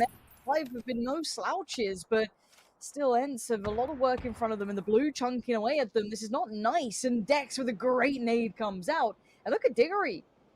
Position is going to be rough. If Naz pulls up next to where Rudy is, there's so few angles to actually work with, and now they've noted where Squeaky's just living in the blue. He looks dead in the water, and he is. Dex, lovely work. This is what we wanted to see from 5. Now they've been freed from that hot drop kind of scenario. Much better. And dealing with Diggory is never easy. He is a beast unto himself, and I think ENCE now know odds aren't looking pretty anymore. No, they're not. Every team's had to move Liquid as well. sending. You'll see Liquid in the kill feed. They've had to move from the compound. The compound actually won't bad what they took residency within. Mexi goes down, and both of these teams opted to try and book it. Sakura pulls up and knocks 2 of his teammates. Oh no! What? He just run 2 of them over. No. I think he was on the drive-by and didn't see them. Oh, it's a collapse. Oh, no. Okay, well, the smokes have to go down, and he needs to pray that he can get his teammates back on his feet. Otherwise, he may have just ruined the day for Skade. No one's looking this way, which is kind of a tiny benefit. You will maybe see FaZe try and throw some nades if they try and extend out there. 5 annihilates ENCE in the kill feed. That's because of the blue. From the position that they were, there's nothing ENCE can really do about it. It's just one of those things. Batulin finally works his way off the hillside. I understand why he's trying to stay there for quite some time. Same principle as to why Liquid went for the compound. We do get circles that end within that field, but unfortunately, there is that divide, that north-south divide between the two parts of this long area. We've gone down towards the south. Heroic, FaZe, BB to a lesser extent, prime positions. We do have a massive fight that is back building. Let's not forget about it. That's over by the northeast. Na'Vi, remnants of VP, and SMB. 3 of them all vying for the edge of this circle as Batulins does finally go down. Yeah, a nice attempt from Batulins there, and they predicted the circle well. You could see why they valued that compound alongside Na'Vi, but they were never in a prime position to work with. Someone like FaZe, of course, was very early on. Same with Heroic. Same with AA. These are the teams we were talking about very early in this lobby, having a great shot at picking up those very primed compounds. And I want to highlight BBL doing well to get into this position. This hillside ain't easy to creep up to late game, and they've got themselves a good spot. Now 5 on the pull-up. It's just, I think, it might just be Naileup here. They've gone past. Oh no, that's such a headshot. Nailup's so sharp. He's not going to let that slip. Do they keep going? They pulled up beside him. How is he still doing this? Naileup, no. How is he getting away with this against someone? Jesus. Don't leave Naileup unchecked. He is too good to go unchecked on. Alia instantly snaps to 1. Huth in the distance, loses his life for the good of it. All the way up on the top, Apocalypse round the corner. Quizzy should hear these footsteps and eventually strike out. I'll show you the circle once we check this POV because it's an absolute belter. It's one that I did not anticipate. It's one that makes Naileup look good for this. Spyro has to hit the deck, but this blue is starting to chunk. He'll try and take out as much damage as he can do before dying to the blue. Quizzy there to finally finish off Lazar.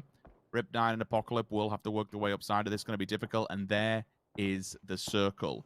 In no world did I ever expect Naileup to still be in for Phase 5. I thought this was going across the road. I think a lot of the teams thought this was going across the road. And now, I mean, I don't know how the algorithm works. It is touching the embankment at the hillside.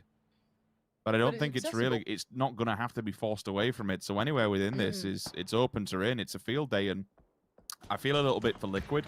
The idea was there to hit in front of Skade. Unfortunately, things also went wrong for Skade. So between those two teams, it was a very, very damaging and very destabilizing rotation, because that position would have been fantastic for this, right? No one's around you. Oh yeah, you can see the value now. Again, some great theories just get pulled astray. Now Mutiny laying in everything they got towards D8. Just slowly chugging on up. Paige has found Marco as well, so they're aware of where BBL are, which means they're going to be keeping an eye really drilled in on that, because, again, their position could be very much high priority for someone. Na'Vi's looking like they're heading that way too. Pokemolodoy, though, does find Pixel. I'm looking at Na'Vi here, because they're moving very close to Heroic, and these are teams very much towards the top end of this lobby. Now, in my eyes, though, have I told you the story of Nalup's 1v32 win that he pulls off? I'm going to find out soon. Na'Vi have moved up, but now they are in the eye line of FaZe and of Heroic. A couple of others on the outskirts, too, can definitely see this. You've seen BBL being held back.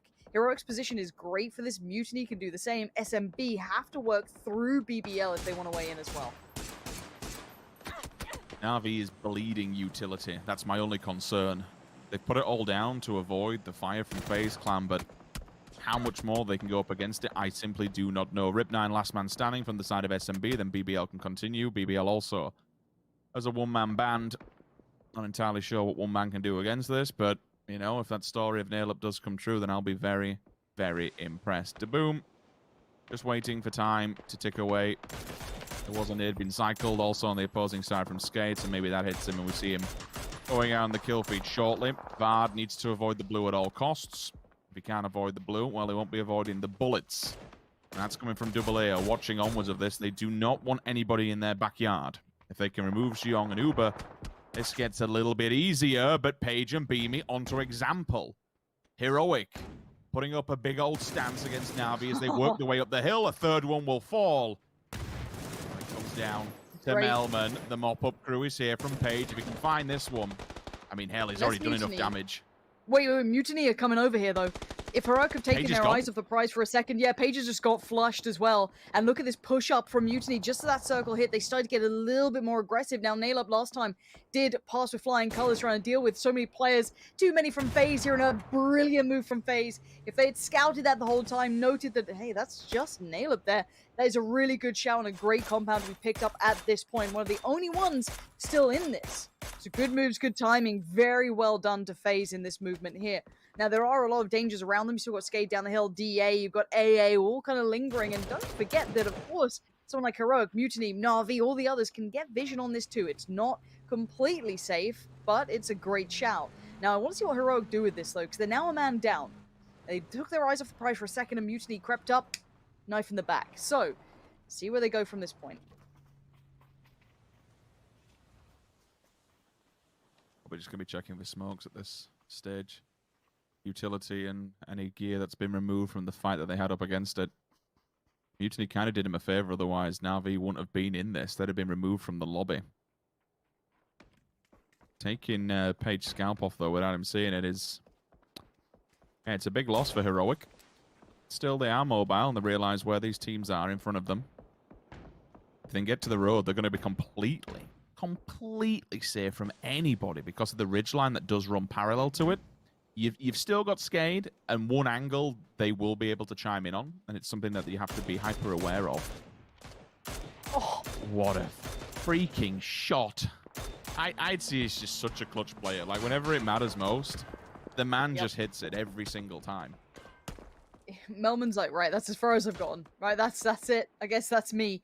Now, there are shots coming back in. It's not unpressured, but again, FaZe is going to be hard to dig out of this position. No one's in a full, really in the spot to full send. Maybe Heroic, but that would be crazy. That would be borderline unstable if they go for that. That's going just into the, into the dark and having no idea what's in front of them.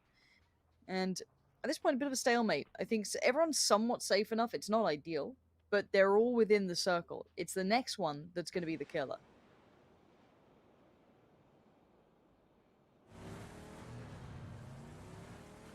After all, making a big old move. They could just be taking the ridgeline, which is maybe what they're looking for on the side here. Heroic, they're going to go for both sides. I'm kind of okay with this one. Ibby doesn't want nothing, but he's instantly spotted and removed from play. Makes After All's position that much more viable for now. Stay down here in the ditches and hide the vehicles. They play this well, man. Like, but Circle's not been good to them. Games and stuff, like, yeah, I guess. But I mean, if they can play this late and wait for Heroic and Mutiny to resolve, which is a lot to be said, they could still play the roadside pretty well. They could, but then I think in hindsight, if they would have removed DA earlier on, and don't get me wrong, DA were the first ones to strike on them. Sure, yeah. If they wouldn't have been in that vicinity and they could have continued the kills, that would have been clean for them. That would have given them a real nice, clean point of entry. FaZe... Could have been. It's Nice their backyard, and honestly, we would anticipate that they stay here and be in the late game. They absolutely are. The push-up onto nail-up's been phenomenal. Now they have the last compound and the biggest amount of ground. You can't even get behind them. That's the good thing about that position now where they are. Nobody can get behind FaZe, and they can just look forward. Yeah, FaZe are going to sit happy. I want them to stay proactive, though. I want to see them doing damage, taking helmets, doing everything they can just to stay very much showing off. Now, T-Bone's pretty much the only one standing for Heroic here.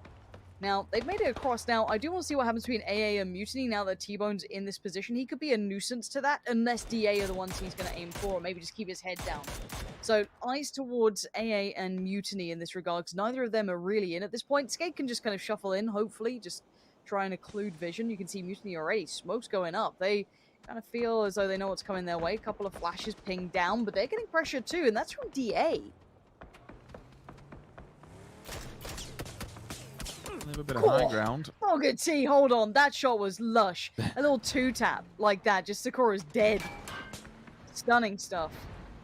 It gives them an opening, right? It gives them a window. If they want to try and hit it from that side with the vehicles that they've got, they absolutely could do. They're out of the line of vision when it comes to FaZe Clan. They're just kind of playing the edge at the moment, which I'm fine with, because if you have to drive over to that place to take residency there, you are open to a lot of teams. It's still an option, should this... You know, you have to find somewhere else to swing in on. Take Anonymous's place, but you are giving up... Well, one, you've got to run the gauntlet of Granula and Leosh directly in front of you. And two, you've then got to swing it and hope FaZe doesn't push out. That is a telltale sign of what we're playing with, literally. An open Baron res working. Yep. Oh, they've got the ridge line. AA still have compound. AA still have this. Yeah, okay, so no one... Skate, I mean. Ooh. And DA's positioning is pretty rough. Just because, again, these small ridges, these small, like, dips in the hillside are pretty much what's keeping some of these teams safe. That's the scary part to me, is that, you know, a bush. 2 bushes are pretty much keeping Skate safe here. So, it ain't much. And everyone's just hoping, like, oh, maybe another team will go down, or maybe we get presented with a chance to move a little further forward. Maybe they will unravel in front of us, but everyone's doing the similar thing. Now, for AA, I think waiting for Skade's position to become cleared by the blue, and then they can start working around, use the kind of, I guess, east side of this circle as their home, but they need that side to be cleared, because you're right, it's the only angle that can really cleanly see to it. If they crest, then yeah, they're fair game for everyone. But until that point, we have to wait and see if they get moved forward a little bit sooner, or if they can maybe wait it out. Another downfall is if DA had nades, because you can kind of paint a picture of where a team is down there. That's the only thing for AA. There's no real hiding spot. You've got a very, very limited window that you can set residency within, and teams can just throw nades there and kill you, but ultimately there's no one to challenge that, so they can stay safe. They don't have to go fully mobile just yet. FaZe do have to pull up. The head of the compound will be pulled away from them, so now even they are on a knife edge if a team looks this way. You can see DA getting ready for it. They understand that FaZe are not safe by any means whatsoever. They can utilize their vehicles and build some sort of a barricade to work off the back of. At the moment they strike... I'm saying that, actually. I'm going to say people could try and third-party onto it, but really they don't have to. Everyone else just stays down low. Uber, belter of a headshot. Takes one. Xiong is forced to move the vehicle again. Just keep it in tow. Keep it mobile. Keep something. Okay. Actually, that's the telltale sign, right? With AA, vehicles, FaZe, vehicles, DA, still one. Mutiny, if you tried to run them, I think you get collatted completely by After All. I don't know what the play is. I really, really don't. DA is making something of it, but we shall see. I mean, they've got to pick their poison. There's no good choice. You move down, you got AA. You move up, you got FaZe. They opted to move down after getting a couple of shots towards FaZe. They weren't gifted much. Xiong now is in no man's land. He's got T-Bone just prone down in this smoke. He's got no idea. They're right next to each other. Zorth's taken out Anonymous. That's actually pretty important. AA are doing well from this eastern side. FaZe are trying to kind of pendulum swing through this T-Bone. Gonna hear the steps, sprays in blind. He has no idea. Jung does go down. Great little pickup there as well. That does go to Fex. And now here comes After All. Good trade out. That's a huge kill from 8C.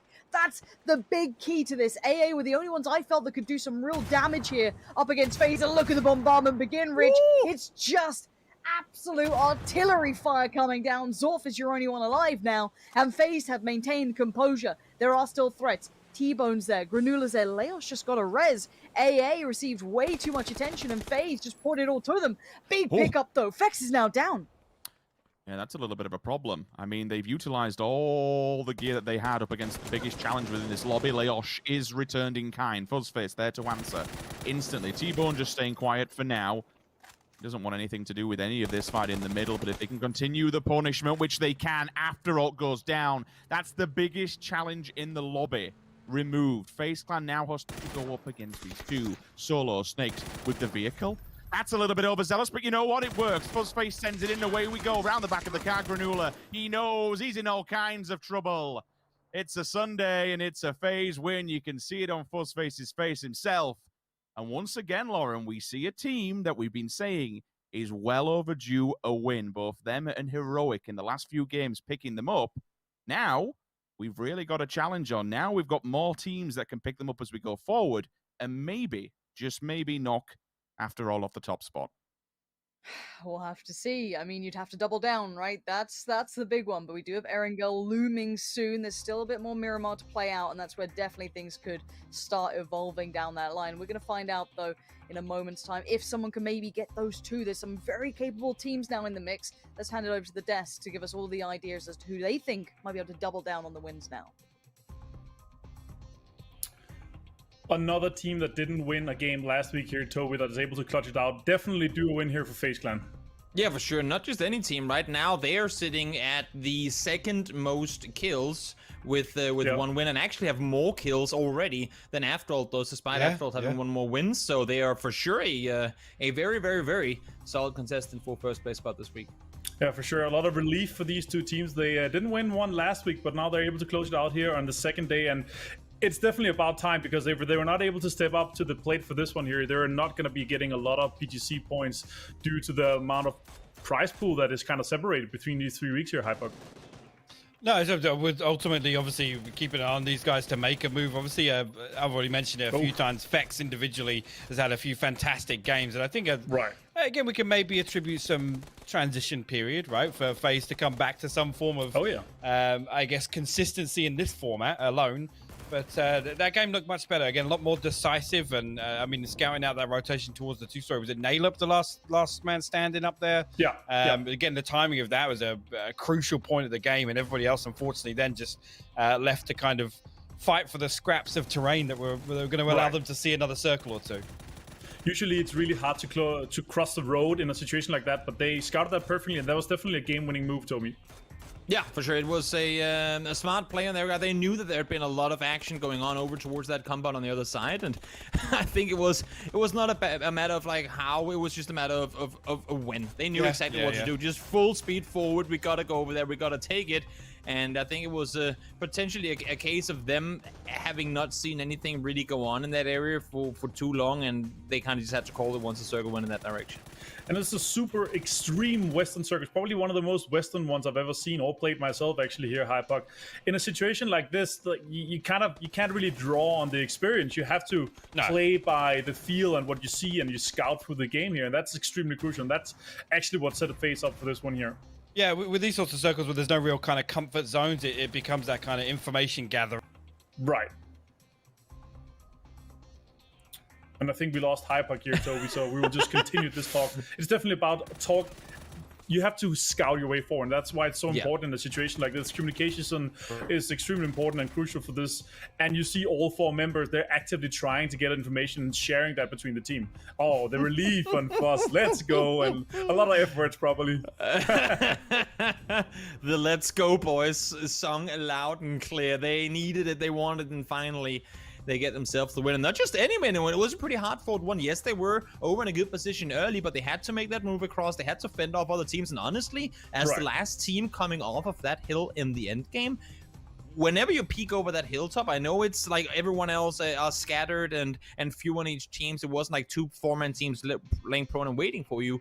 But that's a difficult fight to take. Yes, you have the smoke, so they had to fight downhill. And when I saw Fex go down early in that one, even though there were still 3 up, I couldn't help but think, oh no, what could go wrong here? I mean, we already have T-Bone on the side. I wasn't completely sure if they knew exactly of his whereabouts. They still had Mutiny players below them as well. One good nade, one good like angle from T-Bone or something could easily have turned things around. So it was a hard-fought endgame, even though on paper it might have looked easy or easier. It was a difficult one to win, but they brought it home. Yeah, I was a bit afraid when Phosphate jumped into the car. The flashbacks to Nations Cup where we saw Brazil drive into the blue and just die. It was kind of, I wasn't sure about that one. But the confidence and the experience that he can draw on obviously puts him out and closes that one out. And they could put it down to a 3 versus 1 and close it out. 11 kills for this. Phosphate again shows up. Last game was 6 kills. This one is 5. He is stepping it up, Toby. Yeah, and where he is performing, a team that I feel like we have to put into the box of mention here is Liquid. 4 kills over the last 5 games. Oh yeah. And I mean, of course, now we're not playing with placement points, but they've been like sitting. They had 2 6 places as like as a finish off of yesterday, but they just have not got anything going. They're not getting hot dropped anymore. Yes, they end up in situations where there's a lot of action going on around them, but I've seen them play more controlled than what it seemed to be doing here, and I hope for them they can get something going. Yeah, they have to get used to not getting hot dropped anymore, and obviously playing with a sole focus. Yeah, exactly. Playing with a sole focus to obviously only play for the wins here in a situation where you're not contested anymore. It's obviously different, but they have to start focusing on kills otherwise.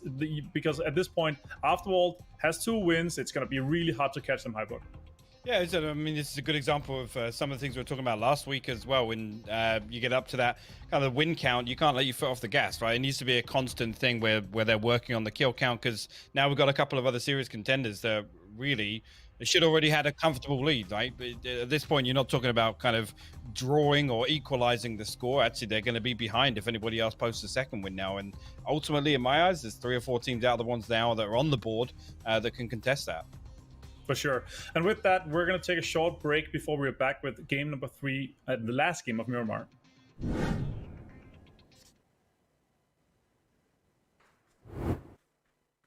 One holding H4 on yellow. Did he see you? I think he did, yeah. I'm running close. I have one That's in front of me, guys. Yeah. In the open for you. Just 1 HP. Nice tax. Nading. This will be dead. A little bit. I'm crawling back. Need to be me. They're flashing. Yeah. Far right, bottom. 3 active.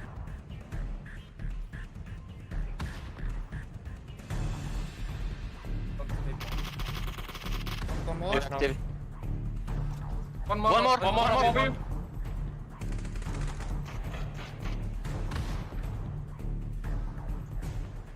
safe if we kill them. Yeah. One more. One. Nice. Can you fall back, T-Bone, a little bit? You need to rest, first. I'm gonna rest. Stay alive, I'm resting. Stay alive, I'm resting. We need to send it to the field. We can play on the field. Right? I'm gonna start it. I have no car. Above me! Another team. Another team. I hate you. Insta. Oh, nade.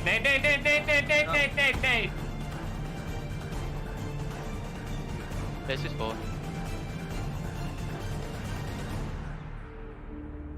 Smoke myself. Take car and go right side, Vasco, right now. Just go, I'm dead, Vasco.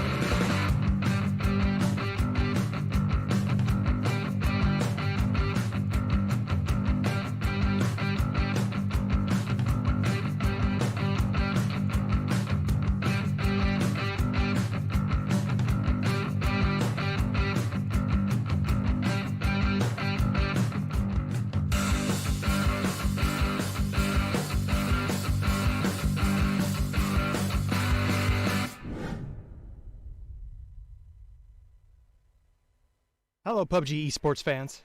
PUBG Continental Series 4 is fast approaching, pitting 64 teams from 4 regions against each other in typical heart-pounding PUBG fashion. That means it's time once again for you, the fans, to get ready for another Pick'em challenge, so that you can start earning esports points once the tournament starts on June 10th. PCS4 esports items go up for sale on June 2nd, the same day the Pick'em challenge begins. These items are available for purchase for 3 weeks, and serve as a key way to earn the voting coupons you'll need to pick up even more cool rewards. You can grab up to 14 voting coupons from buying PCS4 items, so pick up as many as you like for even more votes. A free voting coupon can also be obtained by watching PCS4 live streams, which we'll get into later. Every one of these purchases supports the PCS4 teams, with 30% of net sales going right back to the teams through equal distribution and via the prize pool. You get cool stuff, support your favorite teams, and get the chance to earn even more cool stuff. It's a win-win-win situation. To earn the great new rewards in the esports shop, you'll need to play one of the Pick'em Challenge games. Back once again is our Pick the Winner game.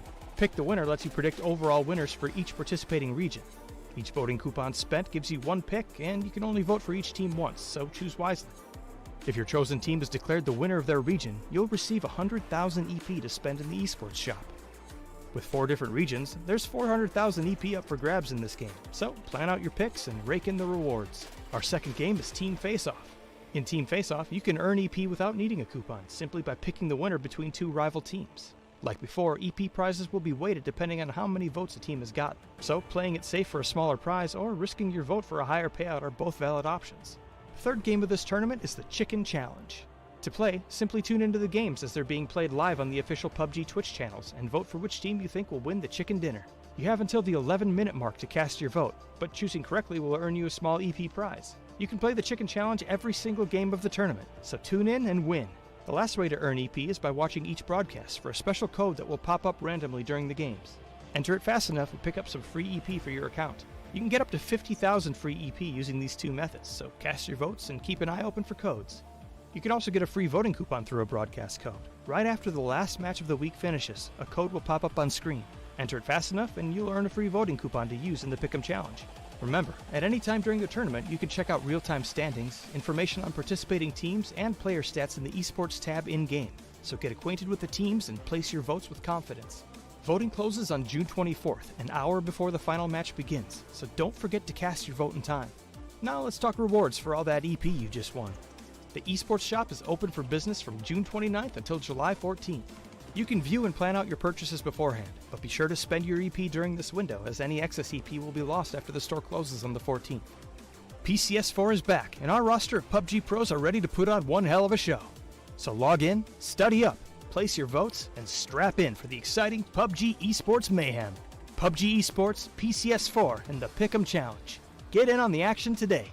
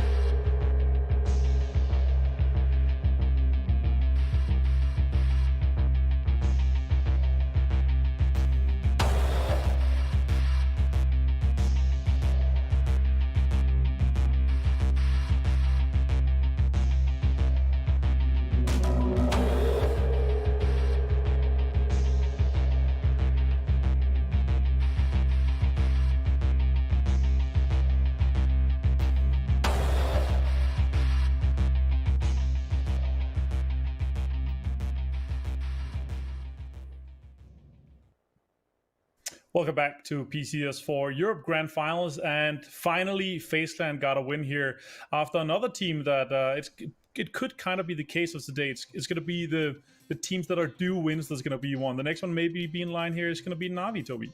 Yeah, it could be. I mean, they managed to find wins last week, so I don't see why they shouldn't be able to do it this week as well. They've had some pretty decent performances.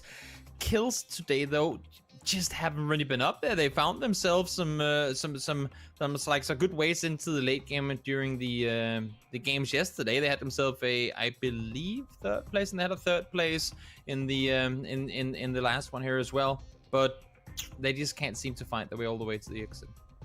Yeah, for sure. And with that, we're gonna have one more game of Miramar, and we're gonna be shifting over to Erangel. Is there a team that you think could be closing out better here in Miramar, Hypuck, than Erangel maybe? I mean, if the circles continue the way they are, obviously we made a point about that previous one. There's no real comfort zones there, so it's hard to call really. It's kind of based on how these rotations go. And you can say the same for the first, right? With it being so far up to the northwest, it's rare that we ever see such an extreme shift on Circle 2, at least, as well. So yeah, going to be difficult to call unless we kind of get a very central circle, or maybe one favoring a particular city or drop spot.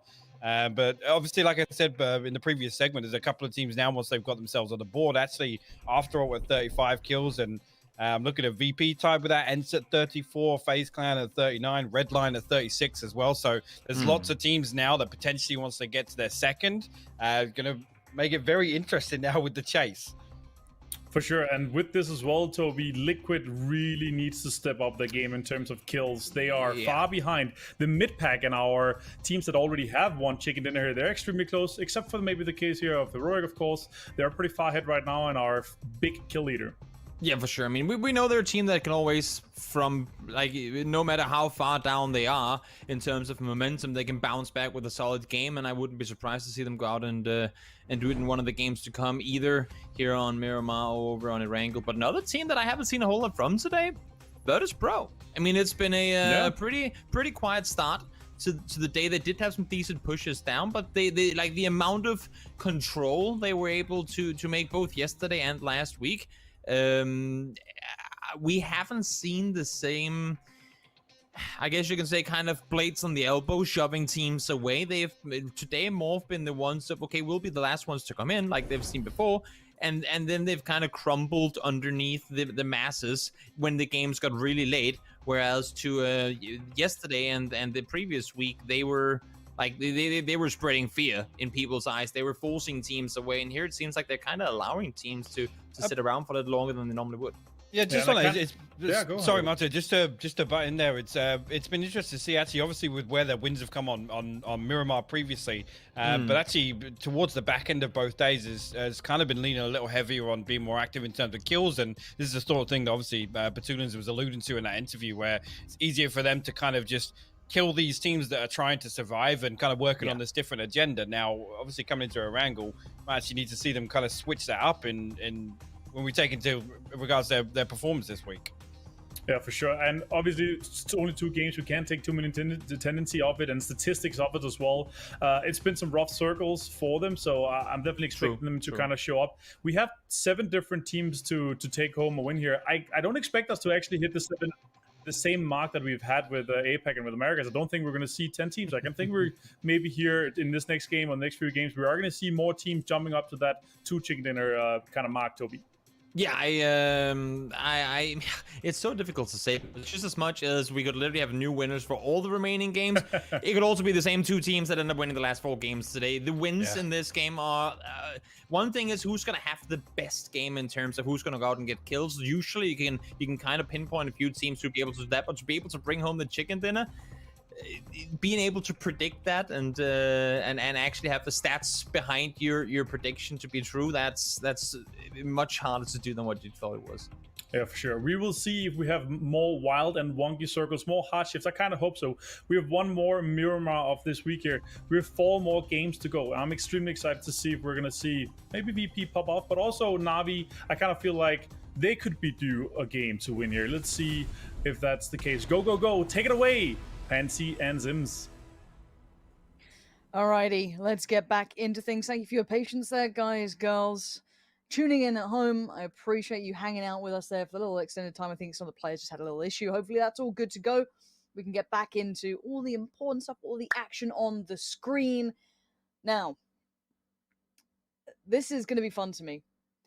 Because once again, we had this kind of discussion last time around, right? Where it was like, there was a clear leader on the lobby. They'd need a hot drop or a denial to keep them tamed.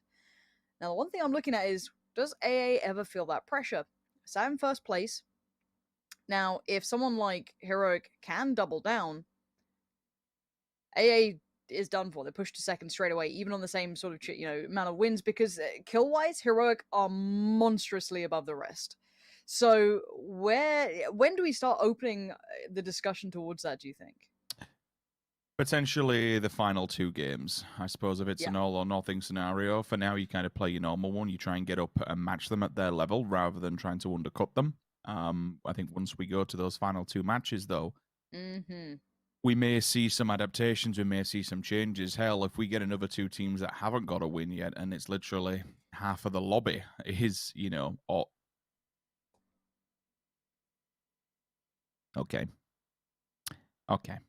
That's a okay, so the circle. circle has gone, let's do it again. All right, no worries. Also, just on that note, 17 is playing for Liquid right now. I believe one of their players has had some connection issues, so coach is stepping in. Don't worry, the man, big brain. Big brain, not sure if he's, mechanically still got it, but... I believe in my boy, Tanner. Brain. I love him. I tend to as well. I tend to as well. I believed one day, that's why I teamed with him, all right? Look, I tend to agree. I'm a big fan. And there is someone who has just like this natural charisma of being like a group leader. When you meet people, you're like, huh, you embody that sort of energy. Fair enough. That is the man on the screen. He can get anyone together.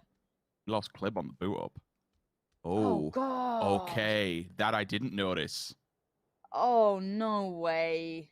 That's so unfortunate for Liquid. I mean, and this may actually be a real reason why they're struggling a little bit, kill-wise and everything else. If they're having a couple of issues, it can, really get to the mental. Hopefully, regardless, they carry on. They are very much a well-established team. They can always bounce back. Just very unfortunate to see it happen. It's the way of the world right now. There's nothing you can really do about it. Welcome to the online era, right? Like, that's just what it is. But good luck to Liquid. It ain't an easy predicament to be in. They're like, all right, we got away from the hot drops. Oh, no. Rough stuff. 2 players and a coach. Well, we shall see. They've got out of worse before. We'll see if they can do it again. Speaking of doing it again, we do it all again. FaZe Clan. Will it be a similar scenario? Everyone's got a little bit of initial taste now of how this circle likes to play out and like where it likes to go off the start. I suppose for a few, this is we prefaced it at the very beginning of the previous round how this is one of those circles where you need to get involved as quickly as possible. If you're not already residing within the circle, get in the cars, go loot elsewhere, get closer. You're looking sub 3-4 minutes, but you need to have your usual place. Your usual place necessarily might be complete polar opposite. Yeah. It's not the easiest thing in the world. For FaZe, it should be a simple one. I'm intrigued to see if they get any early challenges to the buildings that they resided in before, especially if people now know where they like to be. This seems exactly the same as well, Rich. Like, I'm trying to roll my mind back to that first circle. I know we had a bit of a harder shift when it carried on forward. I think that caught a couple of teams in a bit of a tricky spot, but it'll be the same teams who have the benefit, right? AA, FaZe, Heroic, BBL now, because they've moved even quicker. Last time we saw Liquid move very, very early. We saw Na'Vi move very, very early. Liquid is going to be pretty reasonable. They take a little bit more of their time, maybe just playing for safety's sake, see if they get their player back, internet looking a little bit better for the next lobby. Just really try and just stay alive as late as possible. Just take the time. They're not in a hurry, so do the thing, play however they want. I'm looking at VP. They're moving quite early as well, so a couple of teams may be speeding up the pace a touch here. Yeah, they've not gone as... I kind of anticipated them maybe to look to the compound that Liquid took previously, which is directly in front of them, but they probably have got a read. If Na'Vi's above them, then Na'Vi's looking to make landfall there, and it might not necessarily be worth it if they do match them to the same place. Na'Vi's actually gone to an identical position as previously. Skade this time they're on the much Western Wall. Earlier. Yes, they've gone up against it. I think it's probably because of that overlapping ridge, I want to say, of how it might play a factor. And you know what? If you've seen it, this is almost, I'm not a mathematician. I don't have a carbon copy of the previous one. When you look at it, it's nigh on identical. So if we're working off the back of that, why not go to a position that was taken from you previously? Because we did have teams. We had Redline in here, remember, before, just playing Residency. If they can deny that early, yeah, well, I mean, the man's a monster. I guess he is a team, yeah. This is the one that I was speaking about in particular, which Liquid took previously. Again, it could pay off massively for VP. You have this cut between the two ridges, and we do have circles that end in that field. So it's further afield this time compared to the were previously. So I wait a second. This has to be clean for FaZe. You can't be losing players like this early game. Let's see if they can keep this clean. Zorf is going to try and back out. Yeah, good choice. Good choice. That was more than one car. You're like, nah, not worth that. Not worth that at all. And the molly does slow it down. FaZe needs to clear this now meticulously. They can't just go in lightheartedly. An M16 at this point, probably not what Fuzz is fancying, but you get what you're given. They'll work with it. They moved early. They kind of slotted into this western position quite quickly. They didn't want to, hold back and maybe get a little bit better loot. So it's the cost you pay, but the positioning should pay off. Teams currently still not within this circle. Oh, thank you very much, observers. You can see it for yourself. DA out on the outskirts. Picardo, SMB will be lurking. Naz popping shops at Exhalation. And still a big old trek to do. They don't want to get... I'd be disappointed, I will say this, if they slot in all the way on the most western road and box themselves in again. I'd like to see something a little bit more easterly. Maybe pull it past El Pozo, go down through Crater Fields. Use an alternate route in, because last time it just simply didn't work, and you got boxed in all the way up against it and end up dying towards the blue, and anyone else was basically camping you out. So yeah, I'd like to see something different from ENCE. Close the door. No. Close the door. Okay, thank you. They will go away. Gosh, none of those hit? Bloody hell. Okay. That does. Oh, it's Apocalypse. Okay. But still, nice shot. But yeah, that's the one that gets it. Now, DA's in some trouble here. Now, it does seem as though the shots are going astray, but VODs weren't. So he's going to have to back away, try and get a little bit of a heal up and reset this fight if they want to carry it on. Oh, hold on. I have word. Ooh. We got the promo code coming up. Let's pop that on the screen. 3BZYSVGS8YWH. Grab it. It's on the screen. Pop it in the game. Hopefully get yourself a nice little reward. For now, though, what have we seen so far? It looks like that north portion's getting pretty busy as well.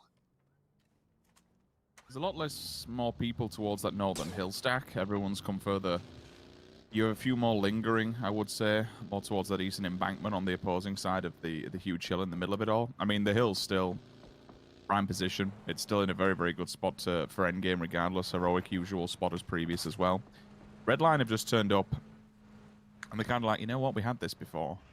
Maybe we can do it again. Maybe this time we don't die in a very unfortunate way to DA. Well, DA is not in this position this time around. DA is already damaged and still out. Split between Los Leones and further up to Chumacera. Skade, they'll just bang some shots and let everyone know about their presence. Don't be pulling up at this compound. We want nothing to do with it whatsoever. Look at what VP's done. All right, this is really smart. So this pull up here, which again is a position where you can just play off the back of when really there's nothing else left. But they've put two players to try and deny it. This does two things. One, it gives VP a foothold in two separate places on the map, pretty much bridging the gap between north and south. Two, they can deny the setup on the opposing side of the road, or at least they can weaken teams to a point where the rest of them can come across and mop it up. This is a really interesting split coming out of VP, but one that could well and truly pay off.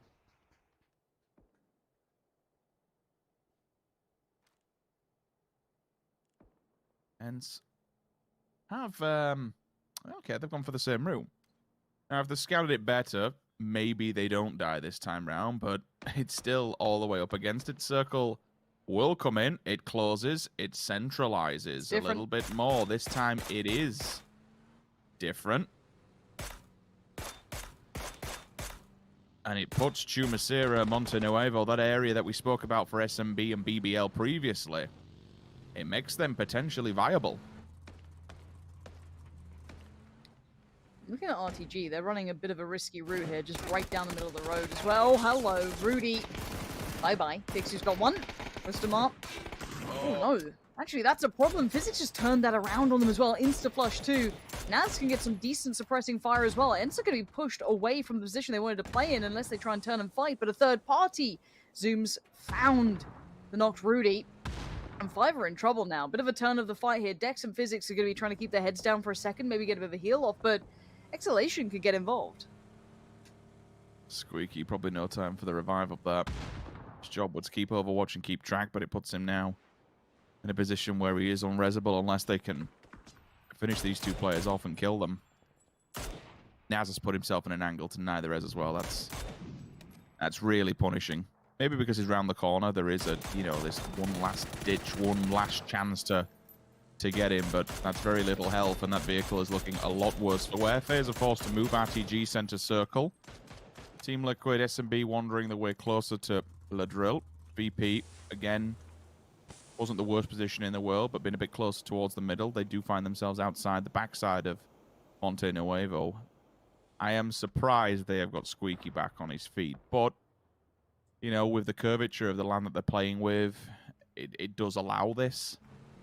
The timings, it does slow them down. That's the only real problem. Again, I didn't really want to see them do this because it just feels like we're watching identical, picture-perfect placement of last.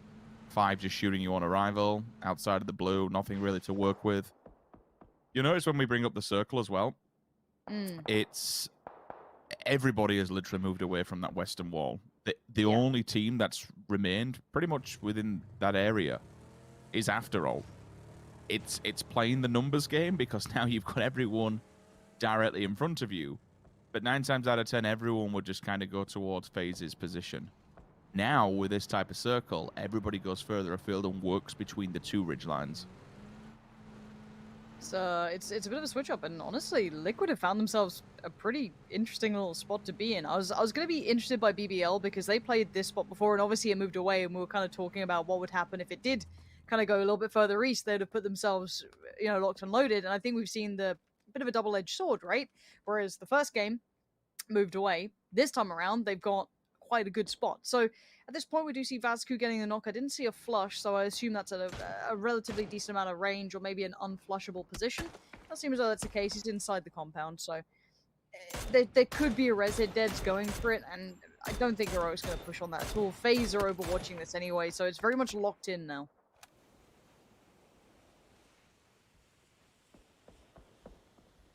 RTG will get themselves back on the feet, but really there's nothing else they can...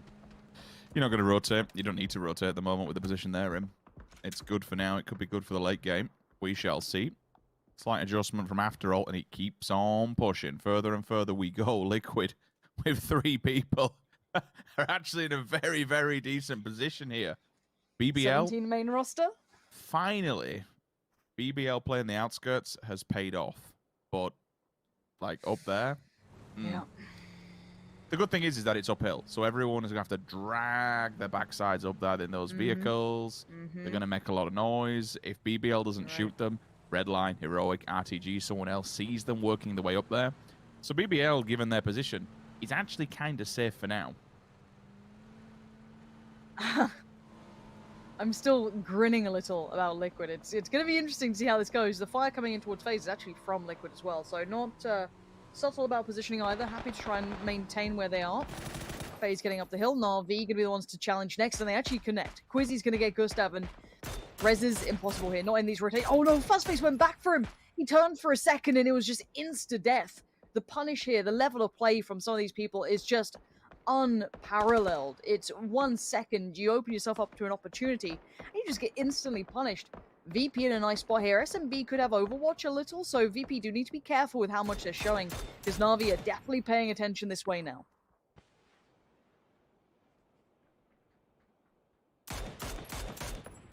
Sit still for all but a moment. Blue strikes, easy. Not going to flush, thank you very much. Do not sit still for any moment whatsoever. Finally, the fight begins to unfold. Fex, with an M24 from the backline, silences Spyro. They needed that. Because the pressure from the backlines also from 5 is a real thing. Up on the hillside, they have a good overwatch of this battle as it unfolds. This is only 2 players of FaZe. They have been hurt. They have been hindered. Another headshot comes in from SMB. VP can't even get Spyro back up at this point. Both of these two teams are locked in and surrounded by enemies on all fronts. They can try and fight one another. It'll be mutual self-destruction, but ultimately, everyone else just punishes them, knocks their life away, and chips away at them slowly but surely within this small little death arena. It's a hard fight of an area. We've seen it a couple of times. Actually have some endings around this sort of position. It was quite a unique one, but I doubt that's going to be the case here. But that's a firing squad. 2 players, Salik just beam him down. Exhalation unable to really get much building for them this time. Just kind of slowly working away in the east here. Down to, I think, Instinct still alive, and obviously Zooms there and Daboom in the back lines. Okay, he was the one further back in with Instinct in the vehicle. And Skade's going to just kind of shuffle towards the north. It looks like they're going to be hounded, though. They're not going to be alone, but look at Rip9's position. I didn't know how that wasn't a kill, but the nade does it. That gets Batulins. And Batulins was maybe trying to get ready for Ensis push-up, but you said it before, this position that's being held on the hill is keeping them so locked in. They can't do anything. Now ends on the pull-up. Rustamar and Diggory are there. Squeaky's gone down, though. That's from the back lines. Rip9 just going to be laying in fire. This guy has been noted in the past for those high kill games, big damage plays, and VP are being shredded. FaZe have gone down as well. This is just, everyone's being slaughtered here. Na'Vi turning up to the party. They're not necessarily late. They'll probably turn up at the right time where everyone else is damaged and down. Not quite out just yet, after all. Make note of that. Your lobby leader with 2 wins going out in 15th. Means it open up us again for someone else to capitalize, take a win, steal it away. Liquid in the center of the circle. Holy hell. Fire crossing the road. Nookie goes down. That's DA. All the way on the eastern side. Exhalation's going for a full barn burner of Ascend. SMB up on the hillside. They'll ditch the vehicles and kind of play this one. They can guard and gatekeep if they really want to, but you'd assume that the shots have been noted. Smash gets a face full. Beamy spots him. Back on the bolt action. Always a big fan of that. Apocalypse onto Instinct as well. Exhalation spotted. The nades will begin to unravel, and ultimately, I think this is Exhalation's last stand. If they got one frag between them, they're going to go bye-bye. Yeah, it's getting to that kind of strung out phase, right? It's like a piece of taffy being pulled and pulled. Heroic quietly working away. How many do they have? 4 alive still, a little on the outskirts, not quite in the circle yet, but they will be soon enough, coming in on the southwest side. So under the eyes of like RTG, BBL, RTG are in a bit of a split, and there's going to be a knock. Yeah, there's the pull-up on it. Nice, good scouting work, good decision-making. Now they have to clean out BNR, though. That's not going to be too easy. Now, okay, apparently it is for T-Bone. Makes it look so simple. Now, while all that happened, speaking of simple, Na'Vi, on the other side of things, seeing this go down in the further north portion, Alia going to be finding physics. And then just be controlling this. Beamy, I'd love to see what he can do with the bolty. Have to wait and see. And you're right, though. Liquid, at some point, I do want to see how well they hold this compound, though, because they're fantastically positioned, right? Absolutely perfect. But teams, when they get desperate, they'll make that play. Just hop in with Dex, just laying down with a shotgun. It's like, yeah, he's going in with it. Oh, he's blinded. Oh no, no, no. Cobra trying to do whatever he can, but the peekaboo's on the side of it with 2 of them there getting lined up. It's going to be difficult, but the head, oh, it's perfect. Keep pre-fire. Okay, he's got to go for this one. 7 HP, nothing else he can really do with no ammo. Fully blind. Yep, goes in. Get it. It's not clean. Might be able to get Naz off the back of this. Beamy still bolting folk. Where is this one? Okay, that's a fair distance. All right, that's opposing side of the road. Up to the like compound. 200 meters or so. Why are they poking though? Why are they like? You think, okay, well we've already had one knocked. So let's not keep looking that way and standing still.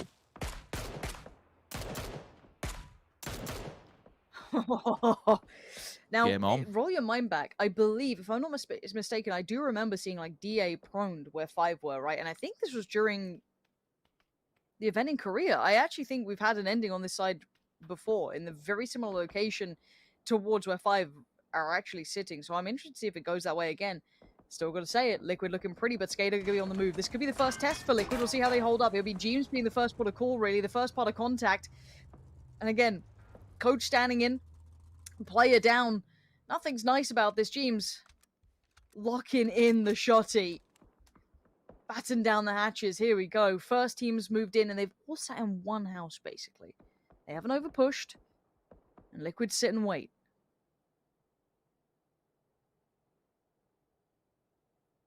It's going to be a hard-fought battle if someone else turns up, because usually with a situation like that, it's Skay, just go for the pull. I can see Mutiny are actually on the way on They're this on the roadside, vehicles, so we yeah. need to, I know that it could be a very realistic possibility they head this way. Saying that, so can the rest of the Northeast, to be honest. Smash. Luca, down. First one, gone. Second follows as well. Comes down to the third. Metralius there to answer it. Marco has fallen. And QBE's left in a 1 versus 2. They pushed James. He's got 2. Oh, he's done a ball. Just popped up with a shotty. What? James was just locking and loading that when we just checked in on him. Just sat there patiently, farming with his shotgun. No one's coming in. See how long he holds this one down, though. There's now fights starting to build around them. They hear the shots getting closer. It's just Sakura left at their doorstep. So James could maybe back away if he felt the timing was right, but there's a time limit on that because it's going to be busy. Now he spins to the north. This is the big battle about to go down. Na'Vi, remainder of VP, Ents over here, SMB, everyone's on this side. Now, it looks like SMB are preoccupied with DA for now in Exhalation. So this is the battle purely between the teams that you saw on the screen. There's DA trying to work forward. Rip9 still going to do some work. He's got Zhong on one side, Uber on the other. He's still doing work. That's another Rip9! Tears them to pieces. DA go down. What a moment for Rip9 there. And now we look towards this fight. Ents, Na'Vi, and Spyro waiting patiently. Spyro's been there for quite some time. They've got eyes on the prize when it comes to the side of Ents. They know exactly where they're going to be and working their way from. Rustamar, first one down. Spyro still biding his time. Now Ents has been dispatched. Navi's no idea. You need to just be picture perfect on this one. Quick switch around, but it's not going to happen. Outgunned, outmanned, SMB outplayed. coming. Nothing you can really do about it. SMB, the next one to go over the hillside. Spyro, he's done damage to this team to the point that they've lost one. Needed to hit that shot, rather unfortunate. Rip9! Does get responded in kind, and there might even be a point where where's that player? Is he revived? No, he's going to go around this corner and get completely battered. Okay, so Na'Vi trying to go into panic mode here. Do we try and get the player back up? But we now know there's another team where Rip9 was who just knocked our player. We know there is someone on our doorstep now. Na'Vi on the push up and over the hill. Ali are an example, going to lead the way. Daboom and I zoom on the other side. Flash is going up. They know where they are now. That ridgeline could be the fight. There's the first nade. Blood is drawn, and it's going to be Alia going down. Not flushed, but is knocked. T-Bone engaging towards 5. Heroic keeping them in check because they need to move up. The circle is starting to lean towards the northern side. Liquid still in. It looks like a pull-up as well from Heroic. They're going to be pushing that compound where Naz remains. Back of that knock, it's the perfect move. Heroic just looking so smooth. Example, though, going to punish. Great work from on top of this high ground. Utilizing the cover very well, keeping Daboom at arm's length. Just tucks back in time. Looks on the other side. Daboom's backed away for a second. Mutiny's on the way. That's the real problem, isn't it? Trying to do is whatever he can versus this clutch scenario, but I do like exactly what Na'Vi have done. They sent 2 players to meet up with this one. It's Mutiny that's done the dirty on them. Leosh knows he needs to be quick off of this. Danimon in tow. Make sure you hit this as a duo, though. Oh, solid nade, but it'll bounce too far. He's actually hitting the red. Smash runs over Metralius. That's not great. That's another one knocked as well, unfortunately. Granula spots out BBL. Marco there to save the day or try and at least stabilize onto it. Spot an example, just on the edge of the smoke. Does good damage. T-Bone onto Mert. Marco still holding the line here, but for how long? What else can he do? That's a belter of a headshot, but Leosh is there to lay him to rest. Na'Vi have lost another one. Example still doing whatever he can to keep them in the game. This is brutal. This team has been dragged left, right, and center so far, but the nade is there. They are down. They are out. Heroic, 4 players standing. Mutiny 3 have to do a good old bit of work to get in here. Heroic, that's a brave split, right? They've got this 2-2, and it's north and south divide. Liquid in the middle. Now, I'd say Mutiny's a bit of an issue, because it is a 3v2 technically towards Beamy and Page, if they filter down this way, which they could do. Sakura, I'm less worried about, and Liquid I don't think are going to be too proactive. I think they have to play to the hand they've been dealt, which is, okay, we've got our coach in, we aren't at full strength, we've got to play a little reserved. Absolutely fine with that, do not mind it. It's the best of a bad situation. Heroic, if they've split themselves too thin here and get split apart maybe by someone like Mutiny, Nox, or a Flush on either side, they lose that 4-man advantage. It could be a downward slope, but they've broken the curse, right? They've shaking it off, maybe they can actually just come together now and be confident. See with the circle update. It's in favorable spots. Heroics 2-2 does pay off. The rest of them can regroup. They'll have to be quick about this. They've left the vehicle at the foothill, so they're okay. Cover of the hill is in. So I guess they loop around enough to at Beanie, least, right? yeah, you'd anticipate, because they'll know where Mutiny is on the opposing side. They'll send the 4 over there, in theory, to just bolster the roster, try and end Mutiny. I mean, this plays very well for Liquid fans out there as well, because if anything, this has encouraged the fight between them. God. That's a shot from Beanie. Waited patiently for the time, and as soon as he saw that call come in, the other two were so ready to punish an overpeak, and that's exactly what happened. Mutiny 8 kills this game, but now do they get past Heroic? I don't know if they do. I don't know how you can. Heroic have been playing a fantastic game, now finding that second win to them. It looks like Sakura's got himself at least a little bit more gear to play with. Patiently waiting in the back lines. I wonder if Liquid know about this, just because of the 2 previous kills they got earlier. It wasn't a squad wipe. James gets tickled, so I realise that there's plenty of people wandering in this vicinity. 17 clearly having the information that there is one player still lurking from the back lines, and once they get that done, that's clear. Is out. I think they need to be, right. They have to flex at this point. They can't just sit themselves and situate within. Yeah, completely. They'll just get barricaded in the church, and there's nothing else they can do. Especially when Beam is on a bit of a tear at the moment. Like, the man is finding faces at range, and it kind of scares me. If that confidence now was elevated from being good to, you know what, we can win these. Like, Heroic have got a second one on the board here, potentially. It's quite likely. Before it's the next on the chopping block, first tag comes in. I think that's from Mutiny, and it will be Mutiny to close out. Right, here we go. So game on here. Liquid need to move from that compound. James is already up on the the foothills, just kind of working his way up. Ibby and 17 can wait a little bit, but not too long. If Heroic take that hill, or Mutiny go down, Heroic will just spread out, right? They will spread and take territory, which means Liquid cannot leave that compound. They got to move eventually. When that is, who knows? For now, they've still got to be careful of Mutiny, able to watch that. And Mutiny, well, they want to keep track of both teams, but they have been just already scorned by dealing or trying to deal with Heroic. Beamy just insta-punishes. Can they isolate any? Okay, circle update is favorable to Liquid. So the question is, does Liquid actually push out now, or do they wait for these two to potentially clash first?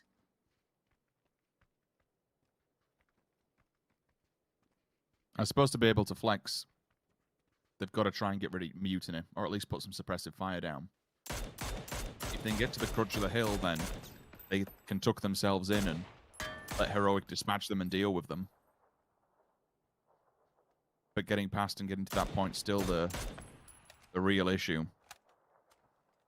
I don't think they can send anyone up the hill. Like, I don't think James has the capabilities, not from a fragging prowess out, but more so from cover, to be able to go meet Mutiny halfway, and just deny them land access.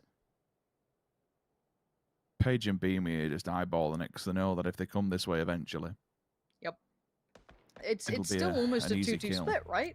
Yeah. Like, you look at it, you still have Beamy and Page dealing with Mutiny, and then you have T-Bone waiting down there with Vascu to deal with Liquid if they do swing on the low ground. It's Heroic are really well positioned in this late game. I actually quite like it. It's complementary, but it still has theory to it. Bit of a spam coming in from 17. Scenes Leosh, that's good. Now they've got the first bit of information. I wonder if Heroic start creeping up now. They now know that's a go signal. Oi, oi, oi. Laying down in the sand, and I think the sands of time are going to be ticking away here. Fortunately for Mutiny, they get across this to become very, very exposed on their right-hand side. Beamy's on the bolt, and he's still looking, I think, towards Team Liquid. I won't anticipate him being so... That is, I think, quite close for a player of his skill. They would go for the AR at that stage. And still be punishing, don't get me wrong, regardless if he hits him with the K9. But, okay, Ooh, Jimbo. That's a real problem now for Liquid. He was the anchor point, right? He was the foot soldier to try and give them somewhere to be able to work off and fight back against all these almost unwinnable odds now. the Blues here. They're going to be forced to go out into it and use quite a lot of health by doing so. Yeah, this is really going to hurt. If they want to get James on his feet, they have to go now. Build the bridge, get him up. I mean, to be fair, they could actually run it because Mutiny, been so up against the blue, everything needs to go down. 17, next one to fall as well. Leosh turns his attention. Beamy has find you quicks. I don't think anyone else from Liquid can get him back on his feet, but for Heroic, this is looking absolutely supreme. Oh yeah, they are large and in charge right now. They have the perfect ground for it. They played so well to this. Good nades coming down to both sides as well. Keep that in mind. It ain't just towards Mutiny. Liquid are getting their fair share too. Maybe if he can get a mad res off on James, I don't know. That's super risky. We'll see. Mutiny have their player back up. Heroic, give them a second. They don't need to rush things. Again, they keep their composure here. And we do see now James back on his feet. 17 might be left to rot here. There's a bit of a time limit on how much freedom they're going to be given. When Heroic get pushed closer, they have that ridgeline to play off. They didn't get to deal with Mutiny early enough. Maybe there's still a chance. You can see Mutiny laying into Liquid like, come on, go down already. We want to be the second team in. We want to be the other team standing. Just get out of this game already, please. Flashes galore. Mutiny are running out of territory though. They have no space left to play with. The smokes are just in their faces. They have no idea. T-Bone and Vascu dealing with Liquid. Page and Beamy dealing with Mutiny. It's going to be a fair fight. Roughly, T-Bone, he's found James. And now this looks like Liquid are done for. James is out of it. No more res available. It's down to 1 for Liquid. Page does flush 17. That's fine. That's what we expected. But Heroic maintaining numbers. Liquid are done for. A great attempt considering the scenario. But this has got to be Heroics all day long, Rich. It's looking good. It's looking primed. He just almost hits him with the pan, but it doesn't matter whatsoever. You can see it in the boys' faces. Another win on the board. And that should be Heroic jumping to the very top of the tables. It took them, what, 18, 19 games to get a win? And then within 3 today, they've bagged 2. This is Heroic finally feeling a bit of pressure relief from them. They're showing us now exactly what they can do. We knew this roster was more than capable of being up at the top, and they are very much proving it. They very much are. A perfect point to end on. Let's head it back to the desk to wrap up all of the things we just witnessed go down. And this is exactly the snowball effect we were talking about here, Toby. Yeah, it sure is. Great game for them. You can tell that, I mean, this game alone, there are so many times where, when I say old Heroic, that's yesterday's Heroic and last week's Heroic, where they would have pushed because they could get the kills. And sure they could, but there would also be the small chance that they could lose a player doing so. Here, they got the angles, they secured the angles, but they never over-aggressed. They played time, they played it slow. You could see Page, you can kind of see how he wanted to run up on that hill towards Mutiny, but at the same time, just wait it out, let them come down, let them run into Liquid, let them do the heavy work for you, and then you can wrap up the win in the end. Great play from Heroic. And this is what's scary with the kind of confidence that you can build off wins here at Hypoc, because this is the momentum that we saw versus Pro actually build off last week. It is indeed, and again, I think Toby makes a great point there. It's kind of about knowing the true value of the position and Exactly. really knowing how things are going to run their course, right? I mean, Heroic basically, they play crowd control in the end game there. They basically made it so difficult for either team to make a play. Obviously, the damage is already done to Liquid before they came out of the church, but like Toby says, they sat and waited. They didn't kind of overstep the mark before the circle would run its course. Right, exactly. And on top of that as well, they came in from Chimiser, they wrapped on the southern side, and they actually moved quite a lot. They had many proactive moments where they were gathering information, playing off the information that they were getting in the kill feed, that they were able to scout from as well. And they actually moved like 3 or 4 times before they got into that position where that they could run on from onto the church, Toby. Yeah, I mean, one of the big things to me is, I mean, last week we all kind of agreed that Virtus Pro had cracked the code in terms of how to play this format. You could have wrapped Virtus Pro colors on Heroic this game and no one would have been surprised. The way they played this one, finding the quiet side of the circle, maneuvering in, spreading out to get info rather than to shoot at people, and then kind of have it all come together and then just go spearhead in the late game. That's exactly how Batulans and Virtus Pro would have played this one, and I think, I mean, that's a great example of how, at least for now, you're supposed to play these sort of games in Heroic. They did it perfectly. Yeah, I think what you said with wrapping the kind of Virtus Pro colors in it, they also nearly double the amount of kills ahead of after ult here, Hypoc, and in a situation where if nobody else gets 3 chicken dinners, it's very unlikely that they're not going to win this week. Yeah, and I think that's, again, it's a testament to the way that Heroic have been playing, right? Even in their bad games, they're still maintaining, actually one of the few things we can say that's maintaining consistent placements in terms of high placements and consistent kill counts as well. So it just goes to show, it doesn't go unnoticed now that they've got themselves on the board. You could argue broken the curse, cracked the code, however you want to pitch it. But now, obviously, they're reaping the rewards for all that work they've done in these other games. Yeah, 4 second places leading into these 2 wins here. Extremely impressive game from Heroic. 12 kills as well to back. It's 68 kills they're going to be on total. The closest competitor is going to be Na'Vi with something like 53. They're 15 kills ahead. And Na'Vi doesn't even have a single win yet, Toby. So they're in a really comfortable position right now. Oh, they're sitting super good right now. It's we are again, I mean, I kind of alluded to it last week, and it's not going to happen this game coming up, obviously. But last time around, we kind of had the discussion open of Virtus Pro. Should they start hot dropping the team behind them? Because as long as they can make sure they don't get the kills and hinder their win, there might be something going with the lead that Heroic has already now. Again, still 3 games to go. Plenty of stuff could happen. But a few games from now, if nothing in the very top of the leaderboard changes, we might see Heroic go exceptionally aggressive, trying to prevent other teams from claiming their wins. Well, this is interesting now. Actually, we're going to have an opportunity to not see Heroic kind of fighting tooth and nail to get on the board, right? Yeah. Now they can play with a bit of freedom. They can potentially take, I mean, dare I say it, with the way they've played in some of the games they should have won, take a few more risks and actually become that team to be very active in the mid game, and kind of lean into the way that we saw VP play last week. Now, that's a terrifying prospect considering the way that we've seen them perform. Yeah, especially because there are so many moments both in last week and also how they've been playing so far this week where they've been playing situations where they're hurting the other team so much. Like, they're putting so much damage out. They're taking away West, they're taking away utility, and they're setting themselves up quite nicely for the win. It's just been 1 or 2 overzealous moments that kind of lost them the game. Yeah, I think one thing I will say is a calm Heroic is a terrifying Heroic.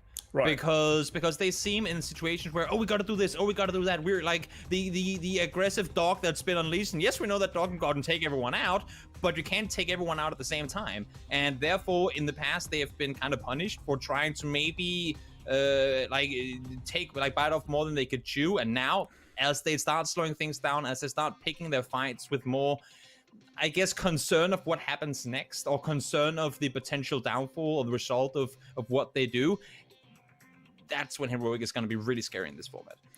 Yeah, 2 wins in just 3 games. Heroic looks extremely terrifying. We have 3 more games to go. We're going to be right back after this short break here.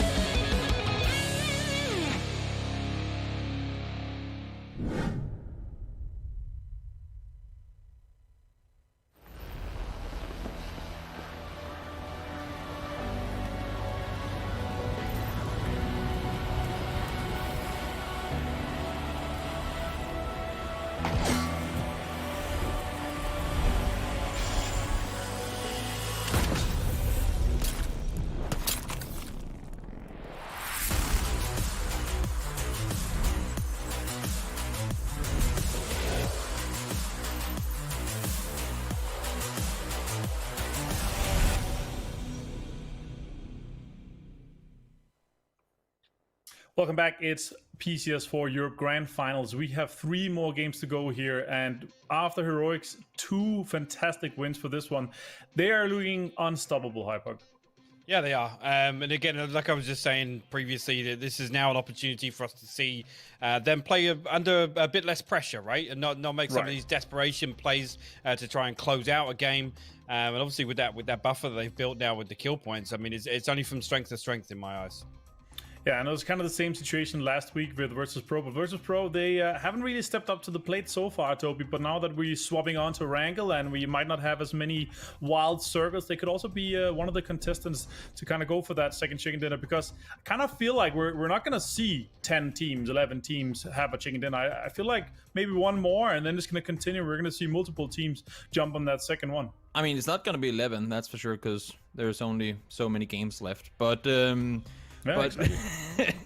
but no, I mean, Virtus Pro, it's been tough games for them, these ones in particular. It's been all the way to the west, quite a big portion of it, and just off of memory, they usually don't play their best games when you're like just north of Valdemar out there, far out towards the west. So now hopping over to Wrangle, of course, looking to see them up their performance, but looking over at like some of the teams down the bottom of the leaderboard right now, DA, and despite the fact that they're of course a new team put together, don't have that much time played together, and so on and so forth, we still saw things from them in the first week where we were all going, oh my lord, these guys, they've figured it out fast, they know what to do.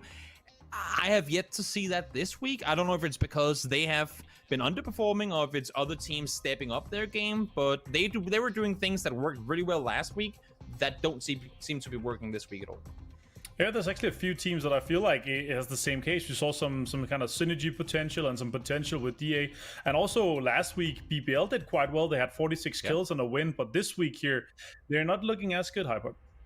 No, as I said this earlier, it seems that something's just not clicking this week. Right. I haven't seen them put themselves in the same sort of positions in at least the early side of the mid game, and ultimately, I mean, in that previous one, I'm not even sure what the plan was. It seemed like a tragic case of split focus there. There's too many things going on, and ultimately they just got picked apart one by one. They weren't able to kind of, I guess, bind together and find a clean team fight through that. Yeah, for sure. Quick thoughts on BBL and potential of winning a game here in the last 3 games, Toby? It could easily happen. They gotta turn things around. They gotta kind of follow suit with what Heroic's been doing. Slow things down a bit. Don't hesitate. Don't full speed commit to fights you don't necessarily have to take, and play the edge game early on. Yeah, it's definitely about keeping 4 guys alive all the way through the game and keeping it for the late game, because that has been the key so far to the victories. We're gonna jump over to the grassy pastures. Pansy and Simsy, Simsy none. Pansy and Sims, have a great one here. Ooh. Hi, Simsy. I have instantly just gained 1,000 plus IQ in this game and can now play better. I'm proud of you, if anything. Congratulations. Oh, that's nice. Can already feel a little bit of, Norwegian tendencies coming my way. There we go. Thanks, Martin. I mean, I love the way Simsy's in chat as well, just hanging out like, hello? He's got it's me? the best It's name. my time? It's... I have been Wanna summoned. join the cast? Come on in, bud. We'll get you on Discord, no worries. I mean, that's how it works, right? We call it together. But we are an errand girl, no more messing around. We can kind of start talking about the game here, because we have now seen Heroic kick into form, right? It did feel inevitable, but it did also feel cursed, right? It was super cursed. That first week was rough to watch, but it has stabilized. They've got themselves back in good form. So at this point, we say, can it carry on? Because it does feel as though momentum is a huge factor, because we've now seen it a couple of times. VP were almost untouchable. Heroic now have put themselves with a high kill count, couple of, some chicken dinners by their side. So in reality, it's pretty hard to see a world in which teams can catch up now. That flow state just hit right, and we do have the first circle coming in, and it's as far south as you'd imagine. We are going to Sosnovka. We'll have 2 teams already down there, set up shop, ready to rock and roll. Base clan won't be too distant from this. Maybe a quick loot up and they'll be able to shoot across. We shall see. Liquid do appear to be back to their full normal 4-man stack, and it is their full roster as far as I have made note of. Apologies. Yeah, Mexi, there we go. He was the one who switched out for Rob in a moment. Red line, probably reading what's going on here. At least they've got the vehicles. That's the most important thing. Go to over Yasnaya, get geared up, and get gone as quickly as humanly possible. I'd see on the opposing side, I'm okay with this. Go and take guard, take residency, get a foothold within this side early on. Probably going towards radio tower, we would assume, be able to loot up there. More importantly, get a full read on what's going on in front of him. The teams keep them in check of who's coming across here. Need to be careful. There could be a little bit of a crash here between both Phase and Exhalation. Fuzz probably will have just copped for if he's looking around on the backside here. We shall see. If not, they'll just carry on going. The gear, it's not great, but it's certainly workable. I want to see if 8C starts positioning to help out Fuzz if he's starting to feel pressure. So far, 8C's just sitting on radio tower. It's not come down. I mean, you can shoot from this position, but he ain't even looking this way. So that could be something that could catch him. Clearly being caught. Mutiny trying to catch a couple of players coming across the bridge. That'll be Liquid. We've made it across fine so far. We actually saw some bridge camping, which was very unique, very strange in the last one. And here we have Mexi, James all on the way through. Are Liquid back up to 4 is the question. I believe they are.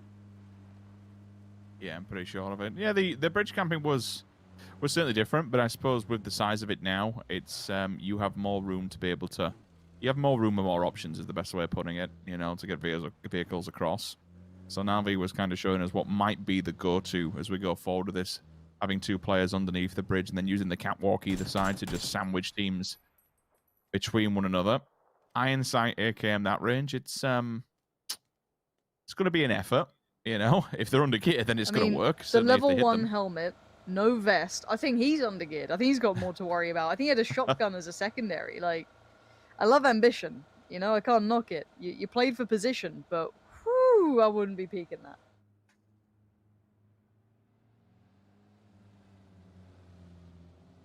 Phoenix wants to hit the bridge and see where we go. SMB directly in front of them. Face Clan turning ever so slightly. Look at Novo, probably more so to get gear back where they can. 2x RTG, they're having it rough in this tournament. I mean, what? I think we're on, at the start of the day, we're on something like 1 kill across 6 games. It's been a bit of a travesty, if I'm honest. Certainly not up to the level of the rest of the lobbies, or at least the players within this lobby, unfortunately. I mean, yeah, 4 kills over all these games ain't gonna cut it. All right, let's kind of leave it at that. So yeah, mincemeat for whoever else wants to deal with them. Most likely you'll see SMB maybe push on that. We shall see. VP across, nice and clean. All good for now. The boats, Na'Vi, different approach. Thank you, observers. Give us a quick peek into what's happening over on the Na'Vi camp. I'll hit the deck. Have to look for the vehicles. This is the next raid. This is the only downside about taking a boat at that point. It's the vehicles that you don't have, but I don't necessarily know what it looked like on the opposing side. It's safe because you don't have to hit the bridges. This is interesting. Are they pushing up on the hill? They're going after him. 8C ain't in a position to fight this either. It's just 8C up here. Oh no. Oh no. Oh no. 8C. He's got like a couple of bandies. He's okay. He's okay. He's okay. He's okay. Yeah, VP just did not care, did they? They just pushed right on up. My ankle's hurt just watching this. God, he's so undergeared. No wonder he doesn't want anything to do with it. Like, no, it's yours. Take the tower. I'm fine with this. I'm surprised, even at this mark, Lauren, 6 minutes in, we've still got a lot of teams who haven't even bothered moving, and they still haven't. Excuse me, they still are not. Severny, Ends, 5, North George, Heroic still, South George, chilling. So still a lot of work to do for these other teams that haven't actually made it across yet. The boat shouldn't really be there unless Skate goes further between Ferry Pier and Primorsk, and then maybe they pick up 1 or 2. There's nothing going to be inland just because of Na'Vi grabbing 1. But no one's bridge camping, which it might be a very, you know, synonymous thing with how this new scoring system works. Like, what's the point in going for the bridge camp? Because it's very rare we see a bridge camp where A, the entire team dies, or B, the team giving the damage and getting the kills on the opposing side gets away from it completely clean. So I can kind of understand why. I think unless you're in the position where you're like, okay, we just need to buffer ourselves with more kills, maybe? Sure. Like, if someone's in that position, there's very few who would be. No problem with that. But I think you're right, right? It's like, have we ever seen a team who's done the bridge camp, then go on to actually convert to a victory? I don't think we have.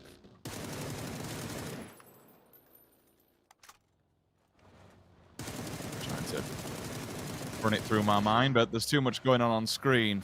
FaZe Clan VP. It's getting tough at the top. All these teams now on 1. Seeing Heroic do 2 over 3 games. It opens up a lot of potential. This could be a very, very spicy next 3 games we've got in front of us. Open for opportunity to grab the win for anybody. Na'Vi, still another team that I'm surprised haven't managed to convert one just yet. But we saw them on the very, very final map last week. They converted a win and managed to come second and bag themselves a decent amount of prize pool. It's certainly going to be close, no matter which way we cut it. If you've been keeping track with the Americas, you'll see at the moment Sonics are just well and truly on top. I think that there's a very small opportunity they can be jumped at this point, but it is a very, very tiny, minuscule, and everything has to go the right way for, I think it's Oath, and the wrong way certainly for them. But for the Europe side of things, it's a very, very open board unless VP does something memorable in these next 3 games and bags themselves another 20 grand. Yeah, we'll see. For now, I believe we have a promo code kindly provided over there by PUBG, so you can get your hands on that, pop it in game, get yourself some rewards. Outside of that, though, I think you're right. I think it's interesting seeing the teams adapt to this, because I feel like when we watched this format kind of in Korea kind of first have its playtime, right? We were kind of we were learning with them, and now the teams have gone away. Some have refined it more. Some have definitely elevated the play. Some have come back in looking way more prepared. Others still look a little out of sorts, but the more we play it, you can definitely see the capability. And Quizzy, you're just teasing Rich. You know he wants to see that. Oh, More of that. Bumps Ferry. Where's it dock in Sheffield? Oh, again. Hello, I am here. Oh man, imagine just being down there like one day when a team there's nothing left for them, and just a full team just rocks off the ferry in comp. You're like, well, I'm dead. I accept this fate. Not a problem. Interesting. Just people are aware in the back. I think Ensub just jumped both Heroic and 5. Heroic's looking towards the side of 5. I can see it on the road. But yeah, Ensub actually got ahead of the pack here. Good work to Ensub. I mean, they've been living this life for a long time. How many times do they have to, do the run over the bridge? That one, the last few, they don't want to mess around. And roll your mind back to yesterday, they got bridge camp too. They were having to deal with that, so they had to get moving. So at this point, I think they've realized that, there's a couple more teams will be out here. And Heroic's very patiently waiting. They're taking no risks.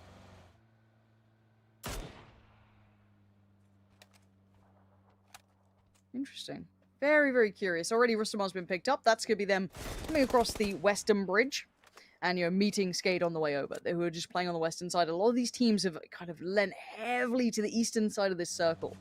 DA coming over the eastern bridge as well. They're sending it through. Pixel, Jong, all there. Batulins is on the other side. And he's noted this now, so he's going to quickly turn attention. Not pulling the trigger yet. Now he does. Okay, couple of shots coming through. Nothing too crazy. And keep in mind, he's not necessarily alone. He's got Spyro nearby, but if he gets knocked, hard to pick him up. Has he seen the next task, though? Has he seen After All? I'm wondering if he turned away. He was turning and facing towards the side of DA, and I don't actually see him looking now, so get a bit of a shock when he turns around and realizes another team fully sending it over the bridge. Yep, now I can hear those shots are in the back. They are. Batulin's just laying waste to After All to even get some kind of a knock. Na'Vi will hear this. They'll be able to rotate off the back of it, maybe get some sort of influence on where people will be going. I think for After All, it's a matter of just staying stationary within the tree line, or up against the ridge line, excuse me, not the tree line, to try and go further afield into the thick of this. DA have gone coast, which Na'Vi is very, very spread across all of this. It's kind of scary. And I am seeing that 5. You got to remember, they were going back and forth with Heroic. Heroic just kind of tickled them on the way by. 5 have set up on the edge of the bridge. If they want to set up the camp, this is the time to be doing it. And I really didn't think we'd get here. I was a bit worried that Heroic would go. Oh no, it's going in. Oh, it's going to hit a Please tree. Please come back. Do I not miss you. sink. There we go. I'm a bit worried if Heroic are playing almost too passive. We've seen it before, and I don't think it really suits this format either. I don't think it suits this team. Yeah, that's what I'd be really worried about. And I'm only saying it purely because they're still on the other side of the island. They saw 5 come over, and maybe they're biding their time for a little bit. Maybe they want to make sure it's cleared out, but it's very passive. When a team's slower than Ents, and that's no discredit to Ents, but Ents are like the most laid-back Finns. They'll just trundle on over in their own time. You know, they'll get there. But yeah, I'm a little worried if I see Heroic play like this. It's just an indicator maybe they're not necessarily overthinking it, but you know, a little bit of that nerves might be coming online here. Just keep that in mind. We'll see how it happens. The only other option is if they're waiting for the circle to collapse. I suppose if it does hard shift somewhere towards the east. Yeah. We're only in phase 2. If they've got the meds, there's an option to completely re-rotate and go to the opposing bridge rather than challenge 5. You know, there is absolutely maybe some method to the madness, but yeah, I'm completely with you. To see them camping on this, there has to be something else afoot, because this will be punishing later towards the end game. They're going to be later than everybody else. They're going to have to expend a few meds. Okay, now there's the hard go. shift. Yeah, this is their side, so There in should be theory, get in the vehicles and get gone, right? Yeah, like that's what I'm waiting to see. I'm staring at them on the map. They are the lobby leaders right now.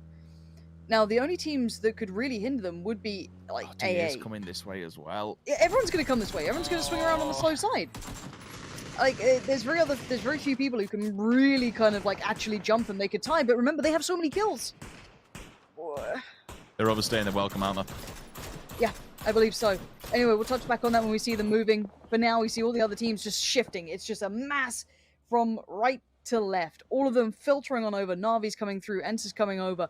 Or Ents was already there, excuse me. They've been kind of playing that side for a while. DA is going on the long swing, as you noted. Coming around the coastal side on the north.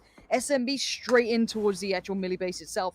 Look at where the circle's kind of leaning. It's a bit more northern than we've seen in the past. Liquid, the southern rotation route. FaZe might just slip in as well. We'll have to see where teams go. And VP kind of bringing in the backside of things. Heroic have still yet to leave the other side of the bridge. While all this is happening, at this point, just going to have to see if AA have a good game here. They're in a good position for it as well.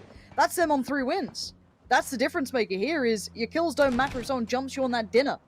And then, of course, you could then talk about someone like Ents, FaZe, VP, Redline, and Liquid getting 2. That's the only other way the Heroic lose it. Now, for now, Heroic are coming across the bridge, but there's a lot of fights going on here. 5 are on the other side. DA just made the swing, so Heroic could come in while guns are still hot.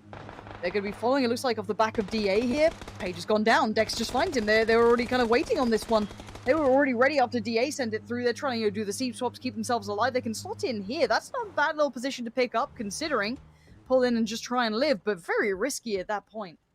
Yeah, coming in, sub 50% HP. You're going to lose your vehicles now. Your tiles will be removed, but I am surprised that that's completely open, if I'm honest. It's indicative that 5 were trying to still camp them, and at least, or not necessarily camp them, but cause them problems on arrival. Otherwise, you would have anticipated that 5 were set up and loving life within that compound. It's a decent place to be. Clib will get knocked, I'd say, from quite the range, actually. Polar up. Oh, no, excuse me. I was looking a different position, looking still towards Heroic. Not too far, as it will be. On the roadside, looking just inwards at the backside of the runways near the broken plane. So they're all the little tiny granny flats, so to speak. It's a little bit risky down there for FaZe. They need a hard shift or something. Otherwise, rotating directly through Sosnovka is going to be messy. Okay. Nice work from Vazku. Not going to be keeping his head down for long. There we go. This is what we want to see from Heroic. Just keep themselves very much staying present. Keeping those kills building up. Just make sure that there is no contest on that front, which I honestly don't think there is. The only way you beat them right now is with the chicken dinners. And there's the circle. This is why a lot of those teams went for the send towards the melee base itself. VP doing the same thing in a squad, just rolling on through. Batunes is on the back line, so he could get caught here in towards the crates. Rip9's on the other side, so is Apocalypse. So SMB already claimed some of this. You made note of it earlier on. After all, with a C block, good position for now. RTG there to hold them back from the lower one as well. South compound, they'll be able to do a fair amount of damage unless you bog a T and just say, you know what, not a problem. We'll knock you out. We'll remove you from that place. DA Going to throw themselves into this. FaZe Clan taking the same route, almost identical to what we saw earlier on from VP. They're in. They're at the garages. Pixel's there to do damage. Gustav is hurt. Down goes the molly. Might not catch any of the players. They'll have the time to be able to receive it and maneuver around it. Liquid is also rotating. They're on the bloody runway. Full send maybe to the missile silos. I don't know how deep they want to challenge this one or how deep they actually can challenge it, to be fair. Mex has already been caught. The vehicle's on fire. Has to bail on it. Goes up in a ball of flames. Jeems also next one to fall. Victim. And it all comes off the back of Sosnovka Military being very, very busy. Oh, yeah. This is brilliant. I love this area as well. It's actually such good fun combat. Now, already we're seeing trades out. FaZe going to find DA, but it's Liquid to find Spyro. Spyro's now down. That's a quick flush as well. Nade's going to be just bombarded in. That's not an ideal position. You can be seen from so many sides, but this is close quarter combat. This is barrels galore. Look at Ibby just tearing through VP as well. Nice work from him. Takes out Perfectix and takes a bit more territory. VP going to be kind of feeling pressured here from several sides. They pulled in early, but this isn't easy to fortify, even with all the vehicles. But Batulins banks it off the box and just gets down Ibby, lives, and maybe considers, how do I get Spyro back? But this is bloodied. Now the hillside, look at Heroic being boxed in. 5. These boys, look, they're stubborn. We know it. All right, they've been boxing those in, but T-Bone is just, he's sharp today. Yeah, that's a good shot. Well, that's open. That's open. I like the jump. He actually takes a quick peek over the hillside, so he denies the push-up. Gustav's also gone down. Mert, that's 3 headshots I've seen pick up with the M24. Have to be aware of it. Beamy might fall back to the vehicles and maybe try and make some kind of an alternate route here. I think the plan is just use the smoke wall, get up behind them the best they can and do some damage. Physics answers back. It's rather unfortunate, not going the way that Heroic planned. Another one goes down, and 5, well, they've been chasing them since the opposing road on the bridge.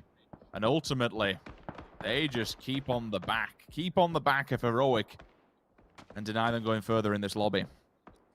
Oh, now it's game on for AA. You see that in the feed? You are grinning. There's a chance for you. So you ain't going to win it on kills, so you need that next dinner. You're the only one with 2 so far as well. That's it. Now, for every other team, they just want to get into the same realm, give themselves another shot at this, but we have to see where that circle now goes. Okay, just keep centering up. Pretty decent. A little bit more southern, but it's still there. Very playable. Yeah, this is going to be a lovely ending, I feel. 5 trying to work forward. They're in a tricky spot as well. You're right. It is going to be very messy. There's not too much room left. You could maybe go to the plains if you can get past everyone, but that's assuming you can make it all the way south from being up in north. And same question goes to Ents. Where do you guys go now? Big Red maybe? Go to Russ? I don't know. There's no nice options left. It's all going to be close combat fighting. I think that's the one thing that's synonymous with this type of circle. There's crates, there's buildings, there's blockades, there's barricades, there's loads of stuff. I mean, hell, even Big Red at the bottom of it. You've got to make do with whatever you've got and been able to piece these ones together. It's not the easiest thing in the world, especially from this approach that Ents have got because of the apartments. Thank you very much, observers, for showing the slight elevation that RTG and AA will be able to pick up. Diggory, if he can just knock one of them in the windows, though, that knocks one out for the res as well, so it does dampen them. That's a tag. Only just hit him while he's moving. Go on, do it through. Ooh. He's had a few so far. I want to see a few more. I don't know how much more we'll get, though, because it's getting very close for comfort. Tixu finds one on the back lines. Might be able to work with Diggory in tandem of that and send him forward. Do need to bring him in because of the blue, so they have to make something happen, but the smokes won't last forever. Ay, get your guns out, boys. The ARs. It's going to be a bloodbath next circle. Oh, yeah. Yeah. I'd say BBL's in a pretty good spot. RTG, AA. VP's is hard to defend. I would say that's the one problem with it. As much as we say this close quarters, it's not right now. People are getting picked through windows if they overpeak, if they aren't in a safe position. Like, for example, Ents aren't. They're being kept safe by a couple of blockades, a bit of concrete on their left, and whatever smokes they can muster. This is not made for 13 teams and 47 players. So there is going to be that kind of excess, right? You're not going to be able to live forever here. You can see Na'Vi trying to build their route forward as well.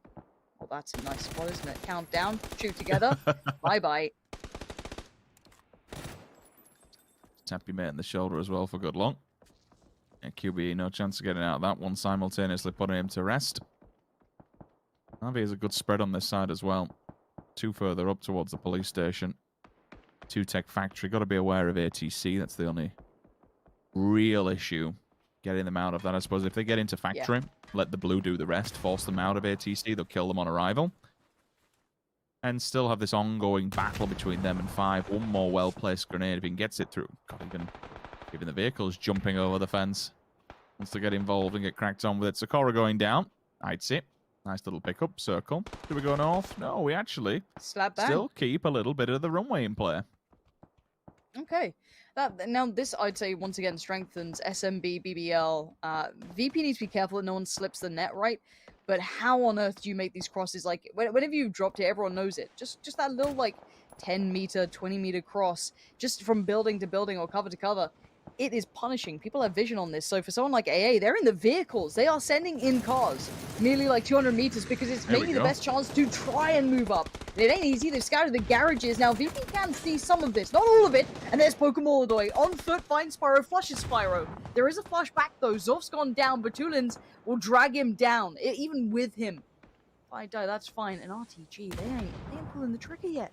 They're just waiting in the grass. Oh, no way. It's pushed up and pushed out, hasn't he? I suppose a VP, they won't anticipate this. If they've been silent the entire time, they can bide their time and wait for them on the arrival. The rest of them do need to move up, though. They've got to be quick. Blue will be here soon, and if they want to get in a position where they can just strike them without any... Oh, my God, good nade. All right. Tixu and Diggory go down. That's a 2-for-1. Misa gets a face full from Fex as well, so we've got fights on all different fronts. We did say this was going to be a bloodbath. Skade goes down. Alia up and over into the missile silo. One good grenade could spell disaster. It gives the game away. Nailup's gone back down, but it might not be the safe res. He's holding it with 1 HP. Another nade follows up. Luca should be dead, but somehow stays alive behind the vehicle. They haven't figured it out just yet. Batulin's onto Cobra. Does spot RTG, so presence has been made note of. Good molly in the corner. That Nailor. Wait, he's tucked so far into it, it's actually avoided him. Yeah. Like, this is actually kind of sick. Nailup's dangerous. Luca is burning alive, though. He can't make it away from that. He's just going to roast down. You can see Quizzy's angle. He's like, well, I know you're telling me they're in there. I can't see them. All right? Like, what do you want me to do? Now, VP are dealing with RTG still coming their way. RTG were taking their time. We saw Cobra was coiled, patiently waiting, but didn't decide to do much of it. And great to AA to make the move when they did. You can see how tricky moving anywhere is. Na'Vi going to move up to the other missile silo. Leave Nail up there. Leave Ivers there and go, well, we can't do much about that. We can't hold from the other side. And you ain't in.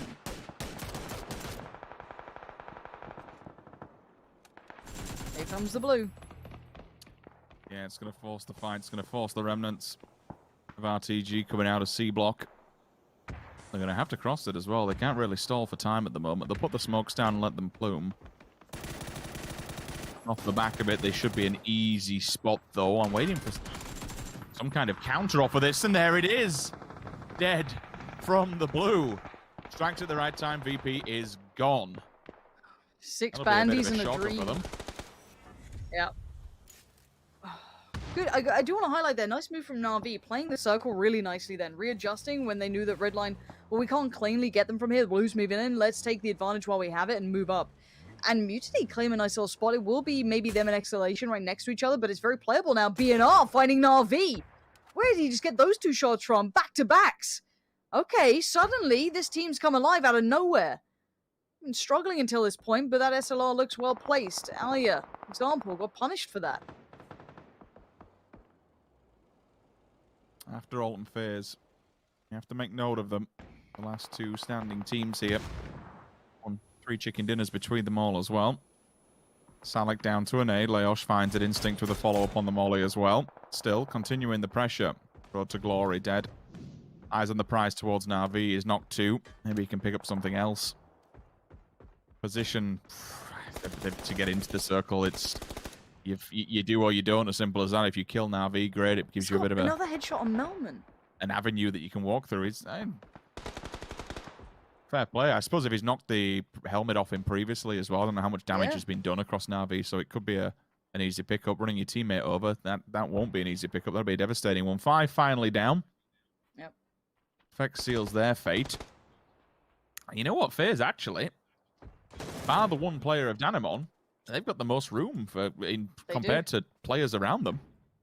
Yeah, they really do, actually. A decent amount to play with there. Navi's still struggling a little to get rid of RTG, who've been clinging onto this. And now you're right, more room because Danimon got caught off. So FaZe can now kind of shuffle into that.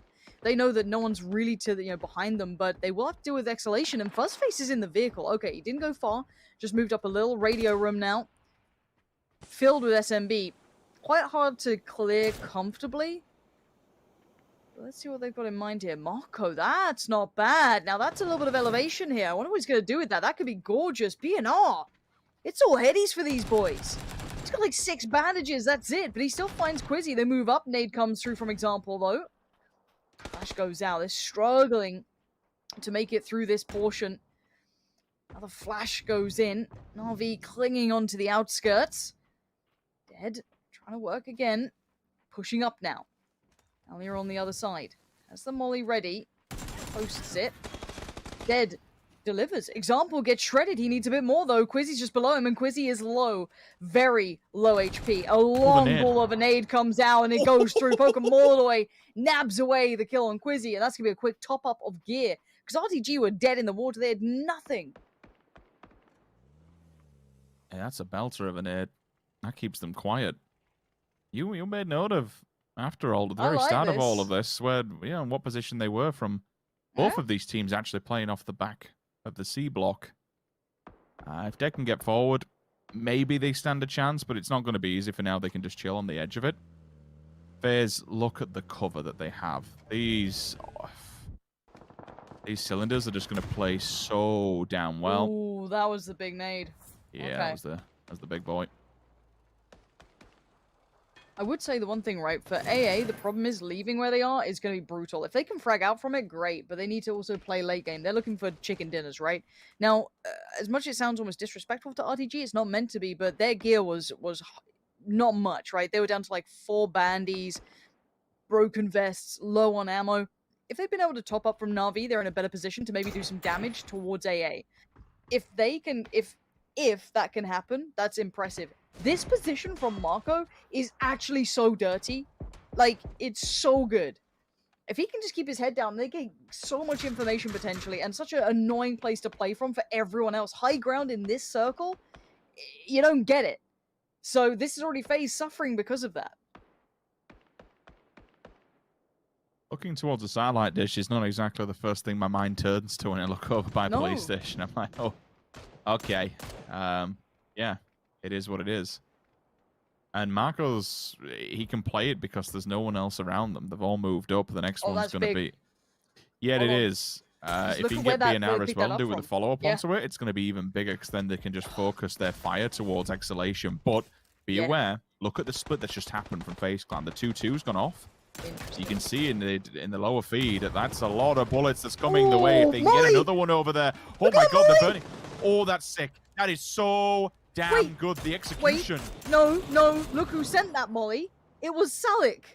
I'm pretty sure that was a team kill. We'll come back to that. I want to make sure we take note of who sent that molly because it burned 2 of them alive. Now we get into the real meat of things. We've got 15 players and we've got a whole lot of teams coming through this. BBL gets dealt with, FaZe still alive, and if you are heroic, you are sweating bullets now because AA are down to the final 3. SMB still stand, FaZe have 3 up, AA have 3 up.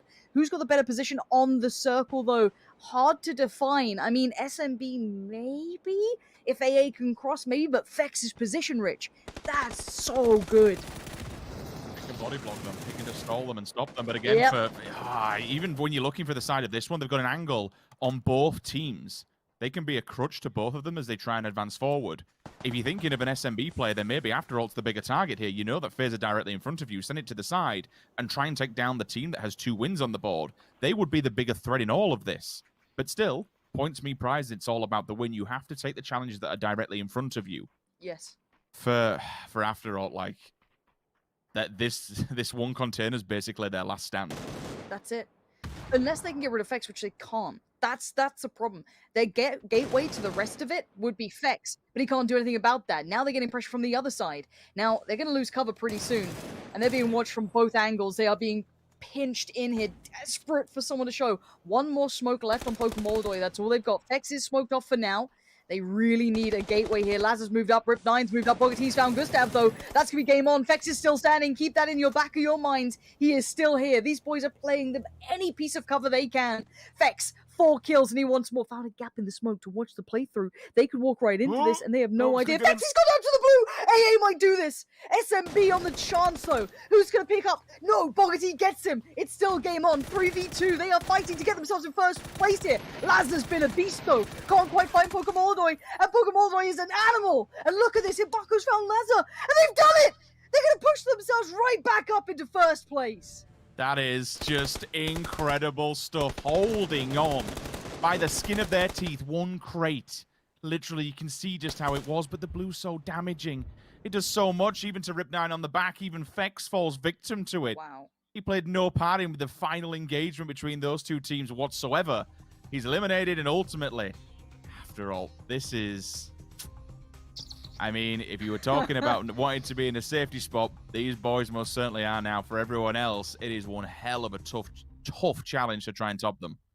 Look, it's just they've gone, all right, we'll play the game, and they've thrown it right to Heroic, saying, go and catch up now. There you go. You got your kills, great. We got the win. Doesn't matter. We've got a game on our hands for the last couple of games on Erangel. We're going to pass it back to the desk to catch you up on everything that just happened.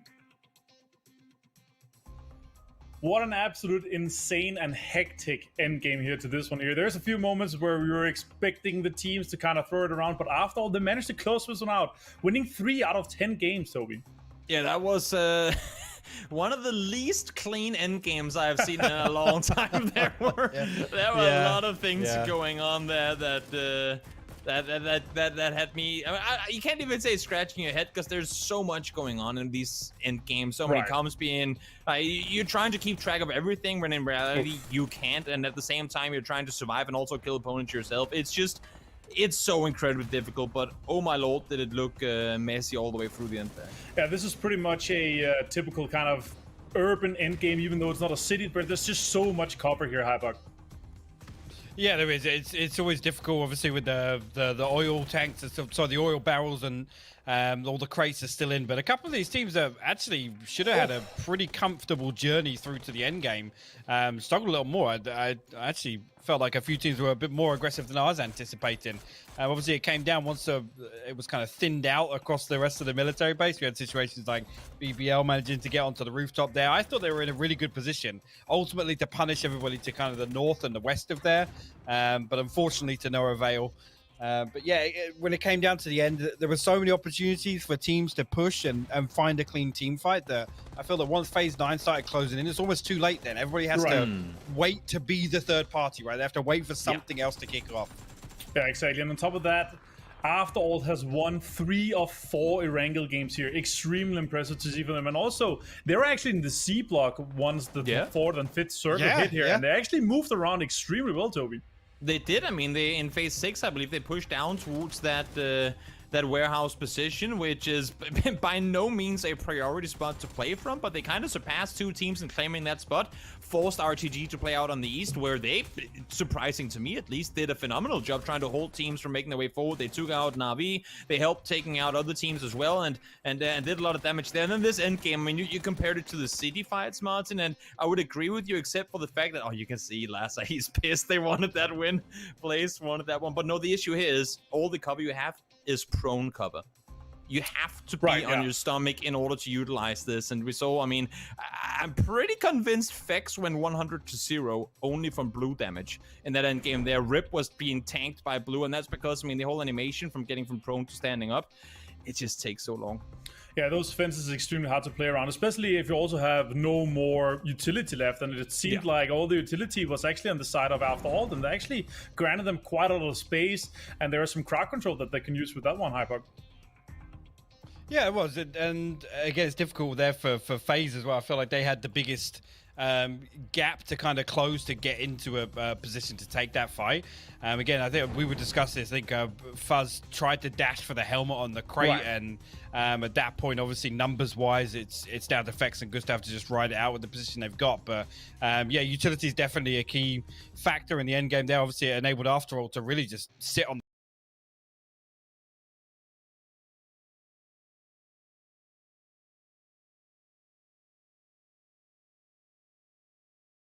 the crates are not the hardest piece of cover, right? That doesn't require proning behind in the end game. But again, I got to say, at the point where Blaze were able to get onto that second fence, ultimately they had no business making that cross in itself. So the fact that it came down to that point, I felt that, you know, that was the biggest win condition for them. It was kind of getting close enough to take a fight onto the crates there. Right, exactly. And we actually have 2 more games to go here. We're obviously playing 12 games total. So after all, on 3 wins so far, is anyone able to catch them at this point? We will see in the next game. We're going to have a short break and we'll be back with 2 more games of Wrangle.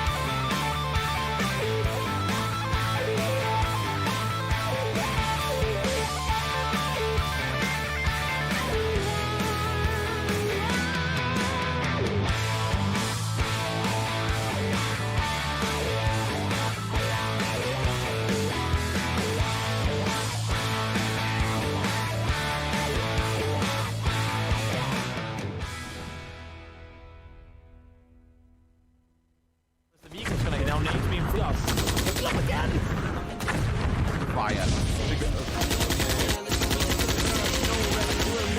I do it again. Add it up, bankroll, euro, peso, add it up, I'm just doing me, everything is on me, no matter what. Add it up, bankroll. He able to find the first one. Zengin burada cidden Seen his name pop off. Kafanın ucunu görmedi. Cobra'dan. момент Максизор заезжает в Венецию. Fire to go through. It's all me, everything is on me, gon' back it up. Matter what, told you I'ma do me, why you hating on me, it's not adding up. I do roll like a Mack truck, country heart, I might cop a farm and go act up. Lot of scars, I was cold-hearted, now I'm back up. Keep it real, I do this once a month, I don't rap much. I just take the money and go stack up. Only buying car, take it tatted up. Add it up, bankroll, euro, peso, add it up, I'm just doing me, everything is on me, oh you matter what, told you I'ma do me, why you hating on me, it's not adding up. Welcome back to PTS4 Europe Grand Finals. We have a team on 3 wins with 2 games to go. That means that one of our teams on 1 chicken dinner has to get a back-to-back, or Heroic has to get another win here, which is gonna be kind of rough in this situation here, Hybuck. Yeah, it is. It's a tall order for anyone to go back-to-back. I mean, after all, it's the only one to do it thus far. But yeah, now it comes back to all the things we talked about in the previous game out the window, to be honest with you. Obviously, Heroic trying to ride out, I guess, that safety net, right? The contingency plan, which is the kills. This completely switches it up once again. They can't play with that sort of kind of more risky play style or with a little more freedom now that the pressure's off them. Yeah, and as you see here, after all, even though they don't have that many kills, 43 is still impressive with 3 wins. Taking 3 of the 4 Wrangle games so far, Toby, that's quite a statement in itself. Oh, it's massive. It's incredibly impressive, and I guess to some extent for everyone else on the server, with the exception of Heroic, they're happy Heroic aren't the ones sitting at 3 wins, because the kills alone, with just 2 games left to play, is literally what's keeping everyone in the run for this one. I mean, there's within the top 6, I'd say everyone is easily within reach or already surpassed the 43 kill margin that After All sets up right now. Had that been Heroic with 3 wins and 70 kills, would have been a whole other story, and you would most likely be fighting for second. But here, I mean, back-to-back wins, we've seen it plenty of times in the past, and who's going to be able to bring it? That I cannot predict for you. And imagine this, like, if we go into a situation where FaZe Clan wins the game, they're in third right now, that wouldn't change anything. They'd still be in third because they don't have enough kills to surpass Heroic, I think. Yeah, I mean, the other consideration to make is the circles we've seen today, right? Was kicked off a wrangle with a military circle. None of the Miramar circles were comfortable, I'd say, for any team in terms of, you know, that kind of blank canvas favor in terms of circle one popping. So this is another one as well. It's going to be a very kind of reactionary, audible play in terms of what we see if the circles do continue. Yeah, for sure. And with this, we obviously have a team for the first time in our Europe finals here taking 3 wins, and that's extremely impressive in itself. I am expecting, you know, coming into this situation here, that after all, it's going to do something crazy, though. Like, do you think we can see a hot drop from? Do you maybe see whether they could hot drop and contest the Heroic? Quick thoughts, Toby? Oh, I want to see it out of the entertainment, but for the sake of themselves, no, don't do it. They're a better fighting team up close. Let's see if that happens at all. Take it away, Pansy and Sims.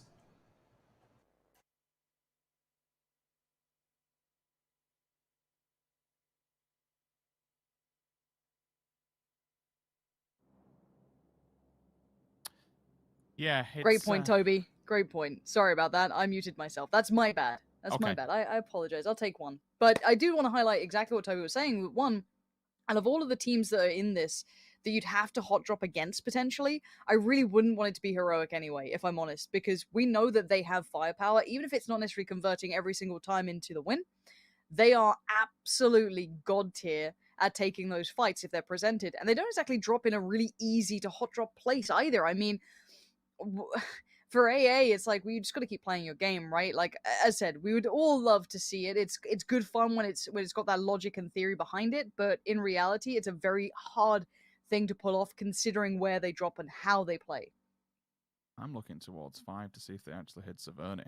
On that side of it, they'll cause Ents all kinds of problems if they have to share with them. The middle pack's pretty dense at the moment. A lot of players will just be finding their feet, but it all comes down to just getting vehicles at this stage, to be honest. And it does look like 5 have indeed pulled into Sev, and this has got to be quick because, my word, that's a lot of water in play all the way down the south. This circle will take us. The problem is for Ents, they probably have to disconnect on this one just because of how little manpower and how much gear they're going to have be able to take this fight. If all 4 players of 5 are already in there and down on the ground, they're going to get their guns and gear much quicker than what Ents are doing. They're actually surprisingly leaving. Do they know something we do? Do they have a level of information? Maybe they know where a player's located, because it's getting this map's getting a bit weird and wonderful. It is a bit odd, isn't it?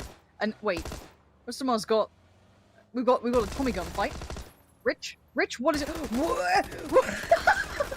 Tixu just straight up just like, nah, I'll be fine. The switch around, this is messy. This is nasty stuff. No one comes out cleanly. 5 are down to a few. And I mean, look, they've been doing these very reactive drops. It's not too surprising. Ents quite, I guess, regular in how they approach this. I don't think it was a bad move from 5. A little unfortunate that Ents are on the receiving end. They're down to 2 now.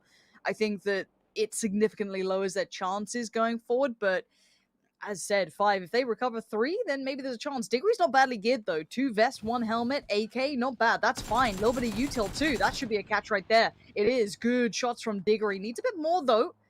Gonna have Dex isolated. Naz in the background as well. Very low on HP. There ain't getting much gear between these boys. And, well, look, Squeaky's got a car. That's about it for now. He's trying to just bring that into effect, but already Naz has dealt with him. Diggory again, though, powers on through, and now Dex in the 1v1 against Diggory, who's just destroyed his side. And Diggory's got nothing else to do, man. His calendar is clear. He just has Dex in his eyes. It's been scrappy. It's been messy. Ents did not need this. They're one of the teams that are already on 1 win, and they could have 110% done without this. Neither of them do it clean. For 5, really down at the bottom, there's nothing else really to lose. It is what it is. They won't be winning this weekend. For Ents, they were still on the chopping block, you know? They were still a small sign of being able to get it. Would be a monstrous feat to take 2 wins back-to-back, but now they're out of it. Now there's really nothing else that they can do. 3 teams are already on the side of Sosnovka. Liquid have just landed. FaZe are already there. Exhalation behind them on the bridge you see in the distance. Everyone else has begun their transition, DA, VP, BBL, all rather close together in the middle of the map, and He's actually pulled up behind the vehicles. Exhalation was chasing, and now the blockade can begin, and I feel sorry for Exhalation. They'll be going out of one team and directly into another. Look at this! It's insanity happening on the Eastern Bridge here. They've tried to back away from it. They've got Bisons. They've got nothing pretty. And this is just going to be a bloodied battle. Already one lost to Boom, now knocked. They can't really escape this. They're being forced to take the fight. Rip9 taking damage as well. He's going to be tagged up, but Zoom in a similar position. Instinct needs to try and levy this somehow, but his weaponry is so far from perfect, and Liquid and Mutiny clashing. This has been a wild start. We do not often get to see this.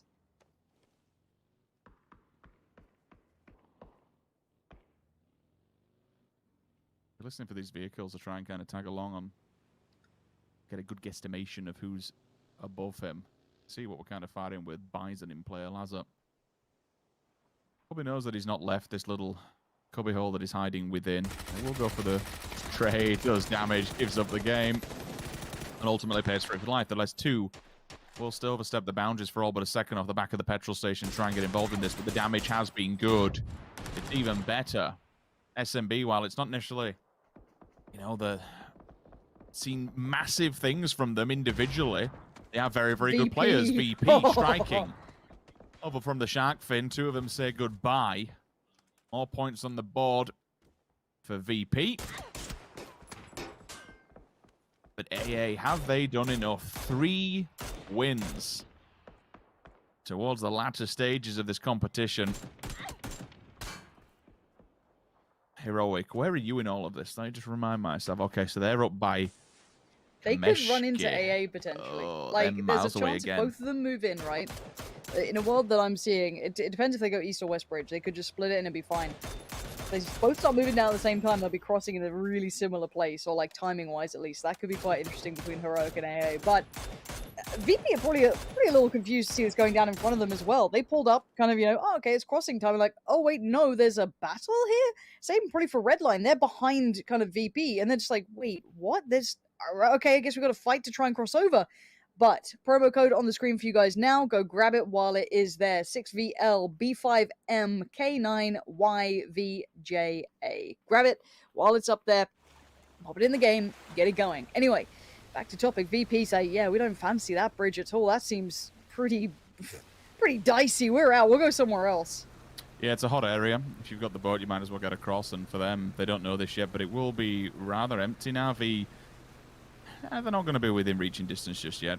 Depends which side or how further down the coastline they go, I suppose. I still worry about Heroic tripping over this fight. It's now a bit of a barricade. Exhalation's still there and basically put in the place by FaZe Clan earlier on. Redline's been hearing all of this from Milter. Let's make note of that and take stock that they'll be showing up sooner rather than later. And Heroic and Redline have had plenty of scuffles in the past between one another. Molodoy and Co. Well, after all, they may have already done enough at this stage to be able to claim the win over this weekend, but getting off that bridge again, it'll be no easy feat. Once you make landfall, you turn to the right, you can have DA, Liquid. You go front and center, BBL. RTG to a lesser extent, you take the left-hand side, Na'Vi. So while the bridge might not be hot in itself, getting off of it on Sosnovka most certainly will be. Okay. Heroic on the east coast working on down. Redline still trying to cross. There is Lazar there, but I don't know how big and brave Lazar's feeling after all of that. Ents, what remains of them, making it close towards now, like Rozok, still on the way down, kind of coasting on the blue. There's Lazar. Going for the last player. Gets a tag. No frag. 8 times the SLR might do it if you're feeling real good about it. Couple of taps. Yeah, that's not bad. Yeah, then just Serpentine. They're not letting that happen. AA, quite close by to Ents here. They're going to be working their way down. They're very late on this one too, but they were looting Georgia Poland quite late as well. That's something to keep in mind. Didn't really have much step. Heroic going from the kind of launch point of the mainland, trying to come on down as well. And now we look towards who's actually on the island itself. It's a lot of teams hanging out towards that western side, so not surprising. BP did take a peek at the bridge. Had to wander over and took a look from the hillside. Heroic once again have gone into safety mode. They got punished last time. They lost one player, and I know they did get in, but 5 just pretty much parallel parked them the entire time and stopped them going any further. So they have to be quicker this time around. So they get off of it. If they hit it to the right-hand side, they should be okay. VP is getting closer and closer to Sosnovka military, so it gives them ample more room up towards that main roadside. The remnants of Ents, working past ruins, nothing really else to be said about that one. And then towards the end of it, oh, look at dead. Towards the end of it, we still have After All. So we actually have our top 2 leading teams within this lobby, Lauren, both playing it passive and both going for what looks to be the same entry point. Yeah, I think when it comes to this, I'm not surprised is a weird word, but considering where both of them dropped in this circle, these were probably the 3 most northern teams, AA, Ents, and Heroic, so it's not surprising seeing all of them entry late. I think the difference to me in that previous game was that Heroic had the chance to make the bridge cross, but it kind of faltered a little bit. That was the difference changer to me. I think for now this is just a product of the drop more than anything, and maybe a little bit of caution, maybe a little bit of, got to be careful about this, but again, if Heroic can get a win, they're right back into it. And they become almost untouchable at that point. Lazza, again, going to meet another team here. That's going to be Heroic trying to make their way through. You might see that in the feed if he does get caught up by it. And Lazza's still trying to do some work, but man, he's feeling real lonely. Oh, Heroic. Being caught again. You have to pull up on this, but that's a really, really good shot from the distance. It supports Page and allows him to get the frag and returns it. And I'll come out, but there's still ample more work to do. After All, is still, by the way, in Milta. So this is getting a bit sketchy for those boys. Heroic, plenty of room to work with. Center side of it, though, like, this is getting busy once again. I'm looking across the map, 5 teams inside military once again. We have a more westernly leaning circle, so naturally you're going to get Liquid, DA, BBL, Mutiny. They'll take that west side. Makes it a little bit harder for the 2 players of Ents to do anything, really, once they get into it, because all the priority compounds on the west have completely been removed from play. FaZe have opted to go all the way down south, the furthest down south you can possibly get. On the opposite side of the road. Exhalation not too far from that. Same could be said for Mutiny because of the, Skade, because of the 2-2 split that they are holding. I'm forgetting Mutiny's down in manpower and they're all just hunkering down for dear life in a very small shack. Yeah, and I think, again, blue zone damage kind of shows it. We've had a couple of circles now go very far south. Ents have been punished because of that, Heroic to an extent, but they stuck around on the western bridge in the previous game a little too long. But at this point, AA is going to be trying to almost catch up in that blue damage, but they're chugging their way on in. They still might meet Heroic once they come in. We kind of touched on this earlier. Because they both play in a similar position, coming in very far from the north, heading all the way down south, they're on a very similar rotation timing. Now, I was wondering if AA were going to go for the western bridge. They actually went for the east. So it's taken them a little extra time. You can see the blues chunking. It ain't easy. They're trying to get themselves healed up before they take that next challenge forward. Heroic have already slotted in. They're okay. Ents about to make the way across the western bridge. Everyone just really waiting for the circle to update and show us where we go. It'll be dangerous for everyone on the outskirts should this centralize and go to the same place as previous and we end up slap bang in the middle of military. RTG, same place as before. Lobby leader at the moment, outside in the blue. It's looking a little bit scrappy. I mean, the perfect storm here is that one of the teams with 1.1 win, excuse me, grabs a win now, and then we go into it with 2 teams potentially being able to challenge for that top spot in the very final game. Circle. It's the southern one. Okay. Okay, this helps AA. It gives them space, right? They can take that really big old road down to the south and maybe set up shop there. You can just tuck yourself in on the corner, and it's actually a bit of a bottleneck to get in. Yeah, and the thing is that they don't have to go past VP, Redline, Exhalation, DA, like everyone else has like the big cluster to deal with. They get to kind of play the outskirts a bit. They might run into Heroic still. That is still something that could be a real possibility. We wait and see. Exhalation are actually heading out towards the outskirts almost, playing the Longwoods, that kind of rolling hillside, and AA love playing the foot of that cliff if they can, if they feel it. But I am seeing the engage begin between Heroic and AA. That is something I'd love to keep note of if anything comes from it. T-Bone's piling in some shots, I think, towards Pokemolodoy, and the vehicle coming past, yeah. So they've gone for the wide swing. They normally tuck in by these trees at the foot side of that hill. Happy to play it. It got them a win in the past, and it looks somewhat similar. It seems like that's their go-to. They're happy here. They do have Exhalation above and a Heroic watching it, but now we come back, and there's Zorf gone down. That could almost spur on Heroic to pressure AA, because that would take them right out of trying to do any more damage. A little bit sketch now. Exhalation get above this. If they've got any nades and throw them down into that little pothole. That's them all gone. Heroic's lingering on this, and that's the thing. Once Heroic gets the knock and realize, okay, we now know who this is, let's crack on and get involved. That for them is a very, very big priority target that they could remove from play and maybe stabilize off the back of the position they were in, because they are outside of it. Let's remember, you know, they're not comfortable just yet. I do worry that Liquid and Ents, the ones who are also outside the circle, are kind of going for the same route here. Swinging all around, trying to avoid the north side of Sosnov Kamili and get into the greenery, get into the open. It looks like they're trying to play the quiet side, but at this point there really isn't a quiet side necessarily. Yes, everyone was mostly leaning heavily towards the west to start with. Yeah, as you saw in those buildings, it moved away from that and it's kind of centered up a bit, but there isn't peace and quiet to be had.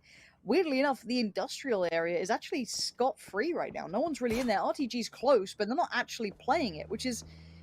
You know, as I said, it's availability. Now, the problem for Ents is, look who's creeping up in the background. It will be Liquid coming their way. T-Bone's found Zoom, so they're still cooking. We know these boys will frag. They will never take the foot off that pedal. Still trying to lead those shots there. Not going to quite get what they wanted. And actually, AA moving away from that previous position.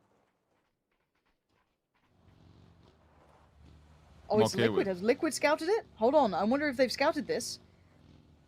To see if they might have done. Yeah, that's a really big pickup. You kind of could see them just have a quick peek from the top side of it, and I was wondering if they were going to keep going further, or maybe they even just caught a glimpse of Ents, because you won't necessarily know how many more people are going to fortify themselves down there. Yeah. I'm intrigued to see what happens with Heroic because of that hill. It becomes such a crutch to get up. You'll be able to go back out and, you know, just get up to it slowly and get around it, don't get me wrong. But once they get across, the open plateau will then open them up to gunfire. Like, it's downhill, so it's okay for now, and it's safe to play off the back of this, provided there's a quick res. If, after all, want to capitalize on the failings of Heroic, or not necessarily the failings, it's the wrong word to use, excuse me, but the downfall of Heroic, of losing one, this would be the perfect storm for, after all, to remove from play the second placement team. It really could be. We'll see if they go for it, see what happens here. Daboom's kind of swinging past all of it. AA's going to get some shots towards it. DA's under fire as well. So Daboom's just fleeing. He's out. He's playing his life here. Now, keep in mind, Heroic, AA, Skade, Ents are all playing for space that is not in the circle. They're all going to have to do a mad dash like this. We are seeing AA and Heroic right next to each other. One on the foot side of that cliff and one on top of it. AA are under fire as well from Skade. They kind of got away with it. Heroic just managed to get away from the eyesight for just a second, but I want to see what the circle does to these three teams, because they're all trying to fight for space. Skade, I mean, yes, bottom towards the bottom of the table, but they're still dangerous. They're still very deadly. They could still do some work on this one, and AA are in danger. Oh, no. These smokes, they're giving information to the location. Hibaku's already inside one of them, ticking away the damage. Bogati forced to move out of the way, and I'll have to stay there and stick the heel off the back of it.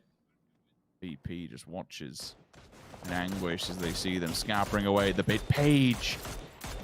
That's a huge scalp to take for Bogati. That's a massive one. But Pokemolodoy also, Bogati down. We did say BP were watching in anguish of this, and finally they do strike. They remove one from play, and everyone else can now chime in on this. Remove the lobby leaders and make it a little bit easier. Yeah, Hibaku can try and do something, but this is a bad game for them. They're going down, but if anything, the one takeaway is that Heroic are down to 2 as well. They're working their way forward as best they can, so the top has now been opened up. It's going to be there. Finally, after all, go down. Game back on for Heroic, but they have to convert with 2 players, and keep in mind the position they are working into. They are in the kind of, I guess, the guard tower sort of area. It ain't pretty, it's playable, and it's in, and that's what they've got to take right now.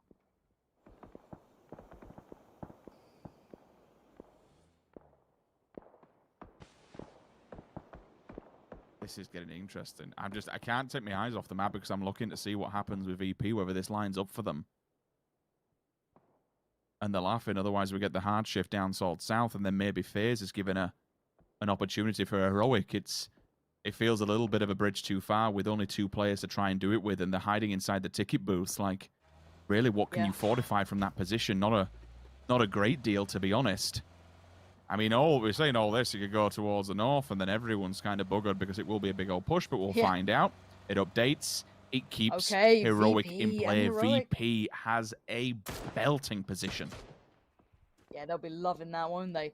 Now, for Liquid, they really need to get past RTG, who is still holding a fair amount of territory. They do have the ATC. They do have a little bit of, I think, the silos in play as well. But a split at this point is scary. It does give the chance to someone like Clib, Ibby, Jeems to try and get something going. They're going to try and just get themselves ready to take on the player up top of that tower. For now, though, we look across the field. FaZe trying to leave the south, trying to move towards the north. Skade's in their way. 8C did take down Anonymous, so there is a gateway forward. Gustav, Fuzzface splitting the difference, trying to work around them there. And here it looks like the breach is about to come in pretty soon.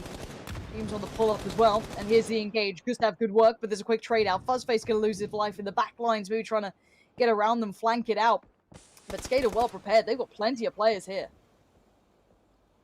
They're ready to receive. Wait a minute. Dead. That's a 2-for-1 onto Liquid. Ibby's there for the response, so we need to be aware of that. That's a big old fight. 2 players downstairs. They can stabilize that, then maybe you can get them back on their feet. For the moment, he's chasing Ghosts up the stairs. Going to be very problematic. FaZe is here. Fex on the push out.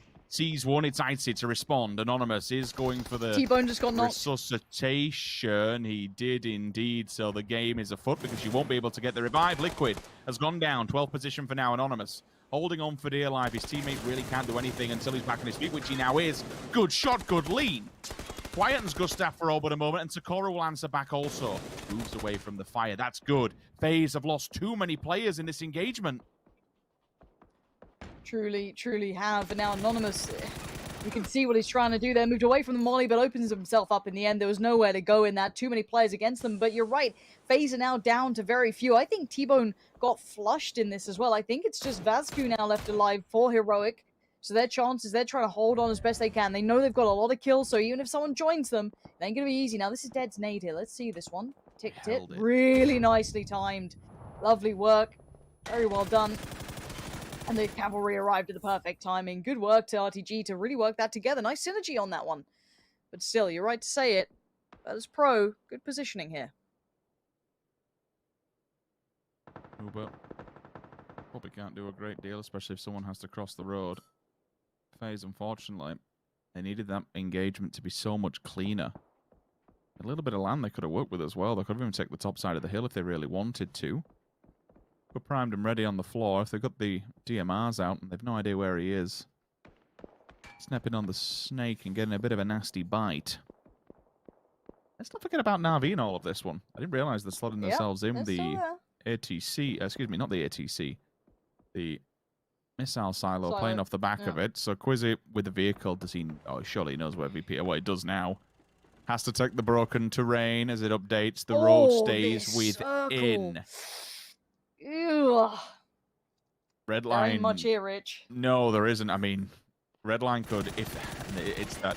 Wait, Uber transfer, not a problem. What a 2v1 with no information. That's an easy GG for him. Yeah, for red line, I suppose the only viable spot is the silos in front of them. But what you mean is you have to drive there first.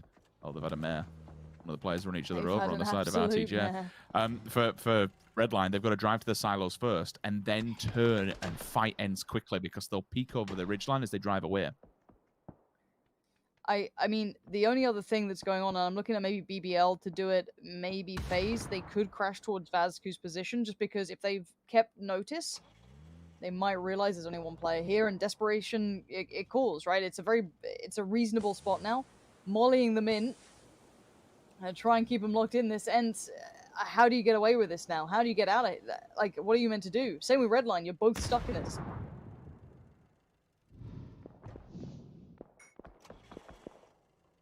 Hold on. Here comes the Face send. clamp. Yep. I've got to deal with BBL who turned up at the wrong time. Metralius actually gets shot by his teammate, but it's clean. It's concise. That's The only nice. damage. This is the kills that I was speaking about earlier on. This is the only option for Redline to hit the silos, but they need their final teammate to step up and try and bottleneck. Try and stop Ents, even if he's just drawing fire. If he dies, who cares? Just turn the attention away from these two players and allow them to get to the silo. They've made it. It wasn't the cleanest thing in the world. I maybe was expecting to see Ivers do a little bit more of a, not damage, but just cause more chaos and more presence, make more noise. Ooh, BBL. VP have lost Lou. That is a huge scalp to claim. That's massive, because now it's just Na'Vi and BBL that have the 4 alive, and that have...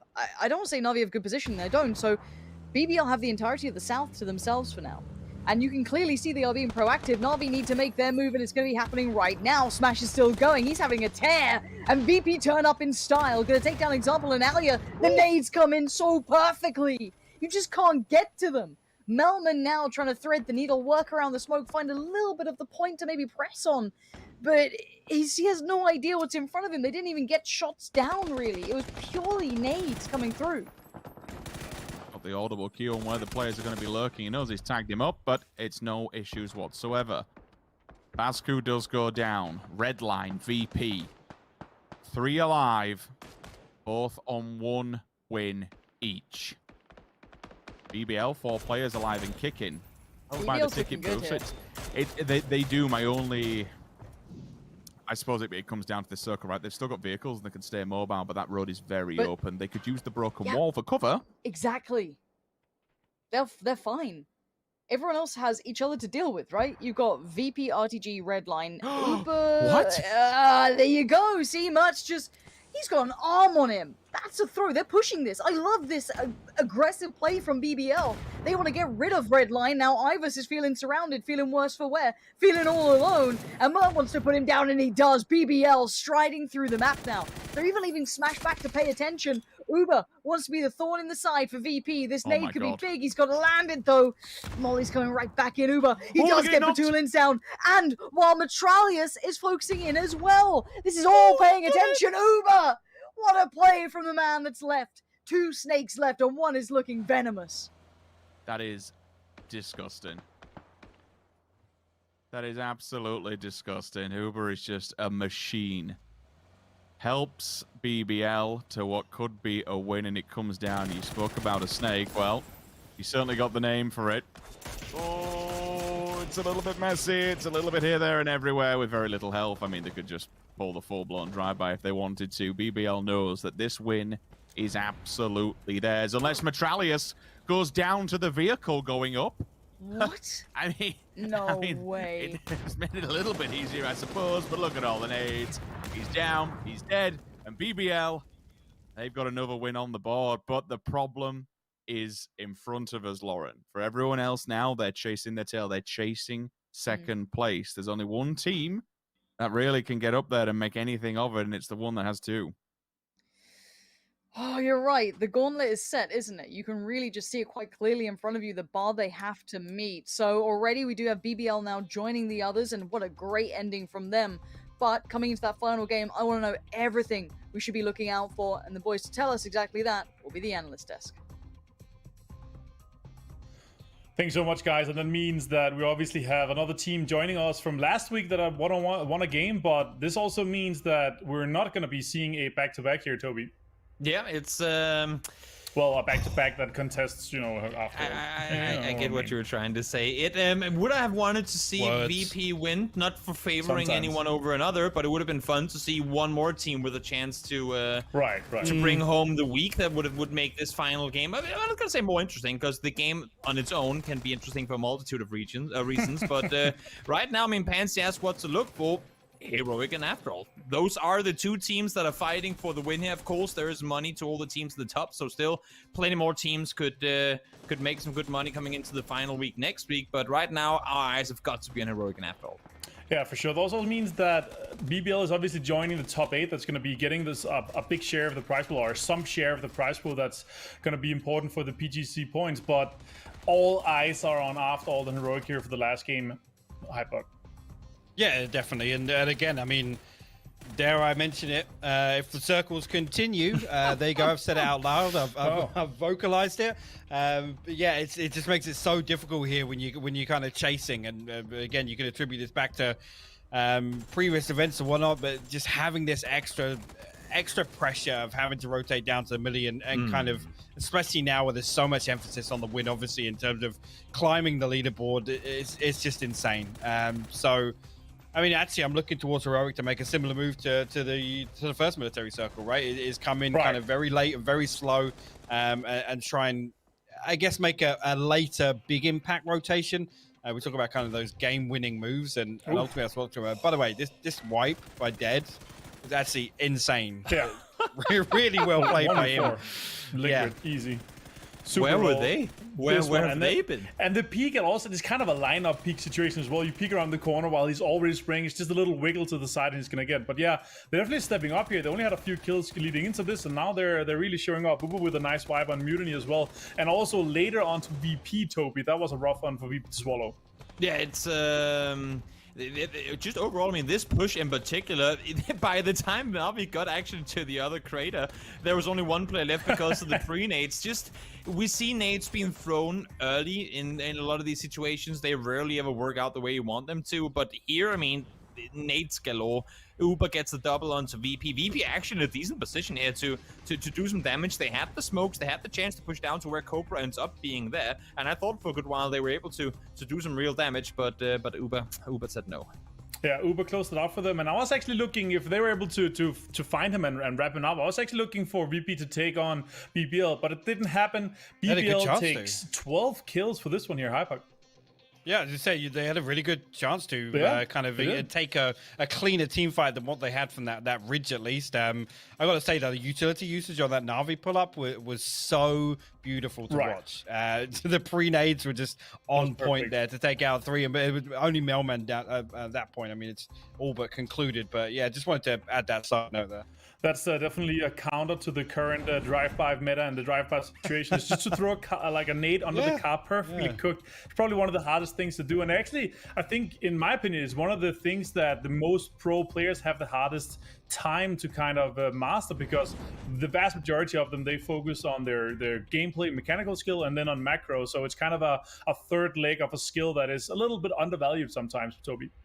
Yeah, it's impressive. It's one of those you see it attempted 15 times, but you still get ever more so impressed when it does manage to get aligned perfectly. Mert, solid plays coming in, 6 kills for him that game. They needed it. I mean, Hyper, you were asking for the big boss to go out and get some kills going for them, and well, here they did. And they stepped up massively. Fantastic to see from BBL here. We've got one more game to go, guys.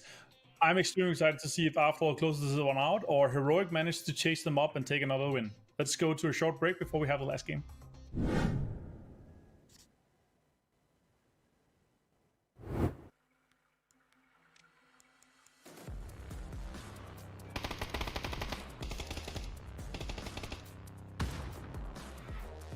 Все, 2-2.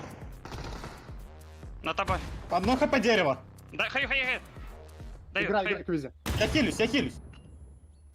Я сейчас флешками их закидаю. Готов? Тихо, нет, я хилюсь. Один остался. Понял. Все, спокойно. Спокойно. Слева, по-моему. Да, он слева. Вместе просто задавить. Иди со мной. Нет, я контролю. Его вытесняет. Хорош. Жестко.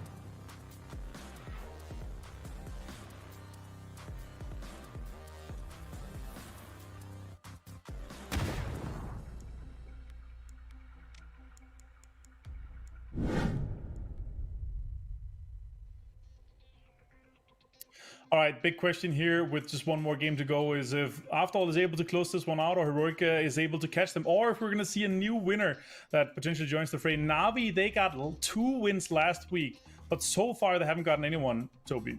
No, and the thing for Na'Vi is because you only have Heroic and After All with 2 wins or more, if they get a win here, they're straight into 3rd place, unless FaZe or VP gets a massive game. Right now, already coming into the final game, they have more kills than both of them do. So if they get a win here and tie that up, they jump from 9th straight into 3rd. So that could be massive amounts of money for them to wrap up potentially with a win here in the final game.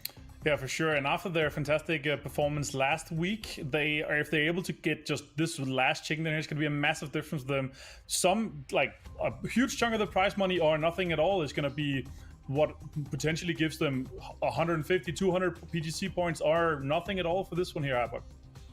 Yeah, and I mean, the interesting thing coming to the last game, I always love talking about the dynamic of hot drops, but again, this is another scenario where ultimately a team that I think's probably suffered the most over the last 4 match days we've had in PCS4, in a position here where their one win condition overall for this week is making sure After All die first, right? There's a very slim chance that I think After All would win out on the tiebreaker here should Heroic win the last map, so I have to wait and see. Yeah, and we'll take a look at the standings here. Obviously, 8 different winners so far, and we can only end up at 9. We only have 1 more game to go. Na'Vi would, as you said, Toby, they would jump straight into 3rd, taking over FaZe Clan, unless FaZe can have a massive kill game. Virtus Pro also looking pretty damn good. But none of the teams are within, unless they have an absolutely insane game, are within reach of Heroic's 2nd place.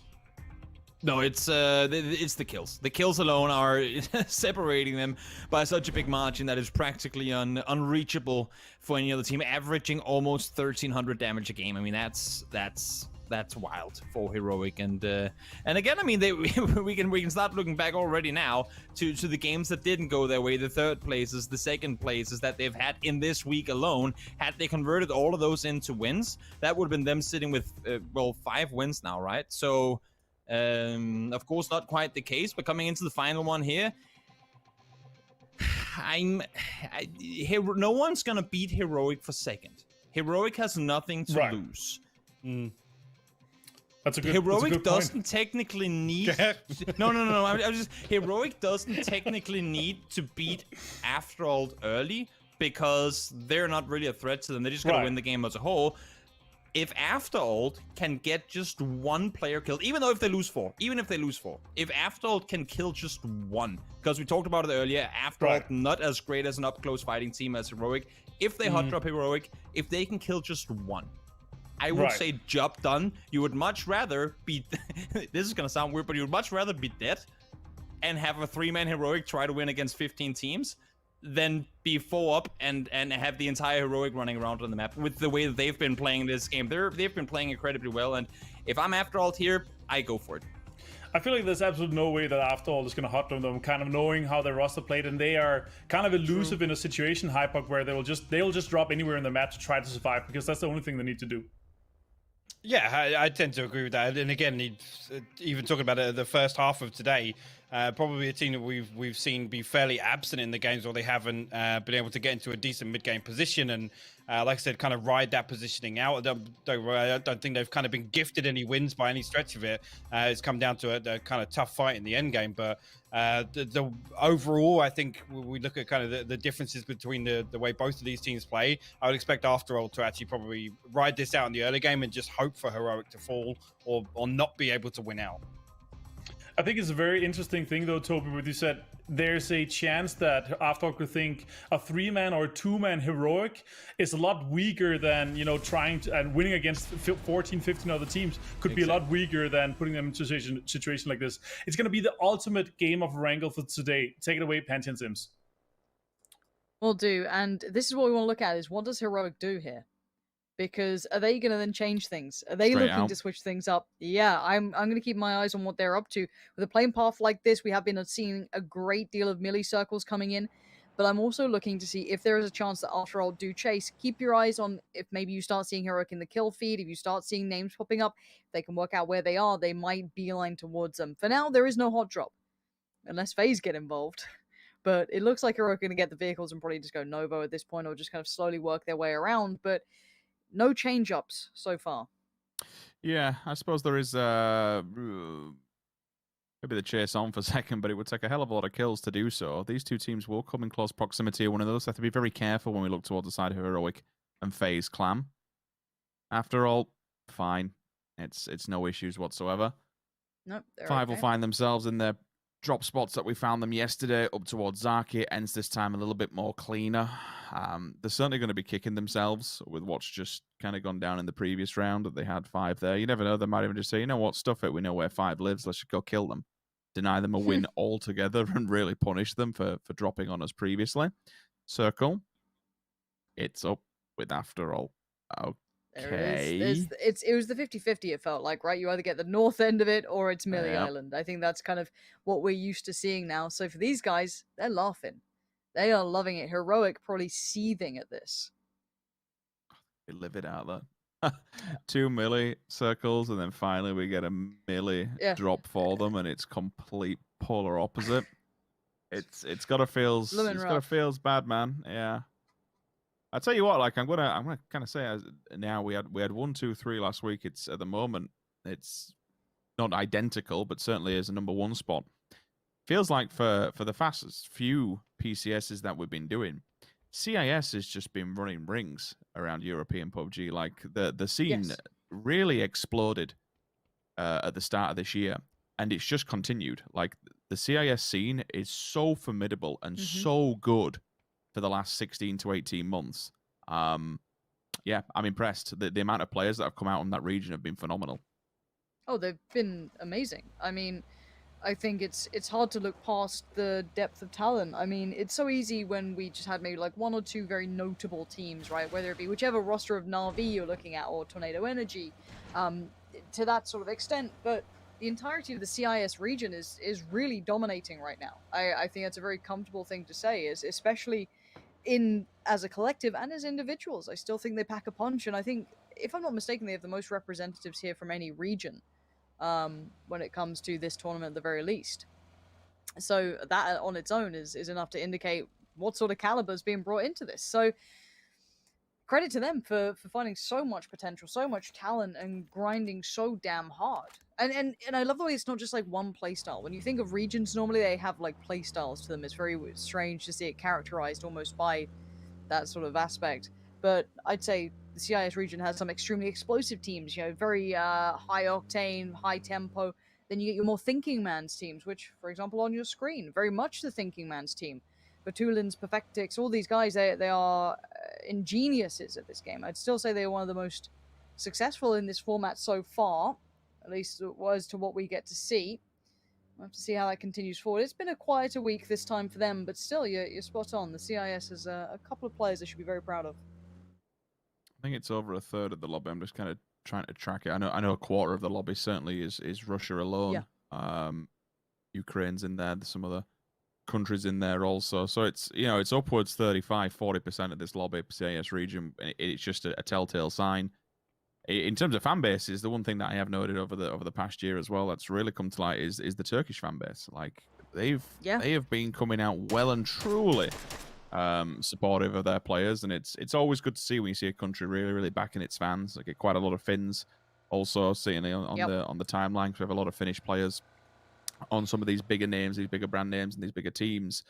But yeah, it's been a real treat to watch unfold so far. I'm excited to see how it lands us next week, especially if VP can't win this. I'm gonna say if VP don't win this, VP can't win this. I mean, they can maybe jump it up to third, depending on the kills and also on their win count. If they get another win here, it will put them in third position, so it gets them some more money up there.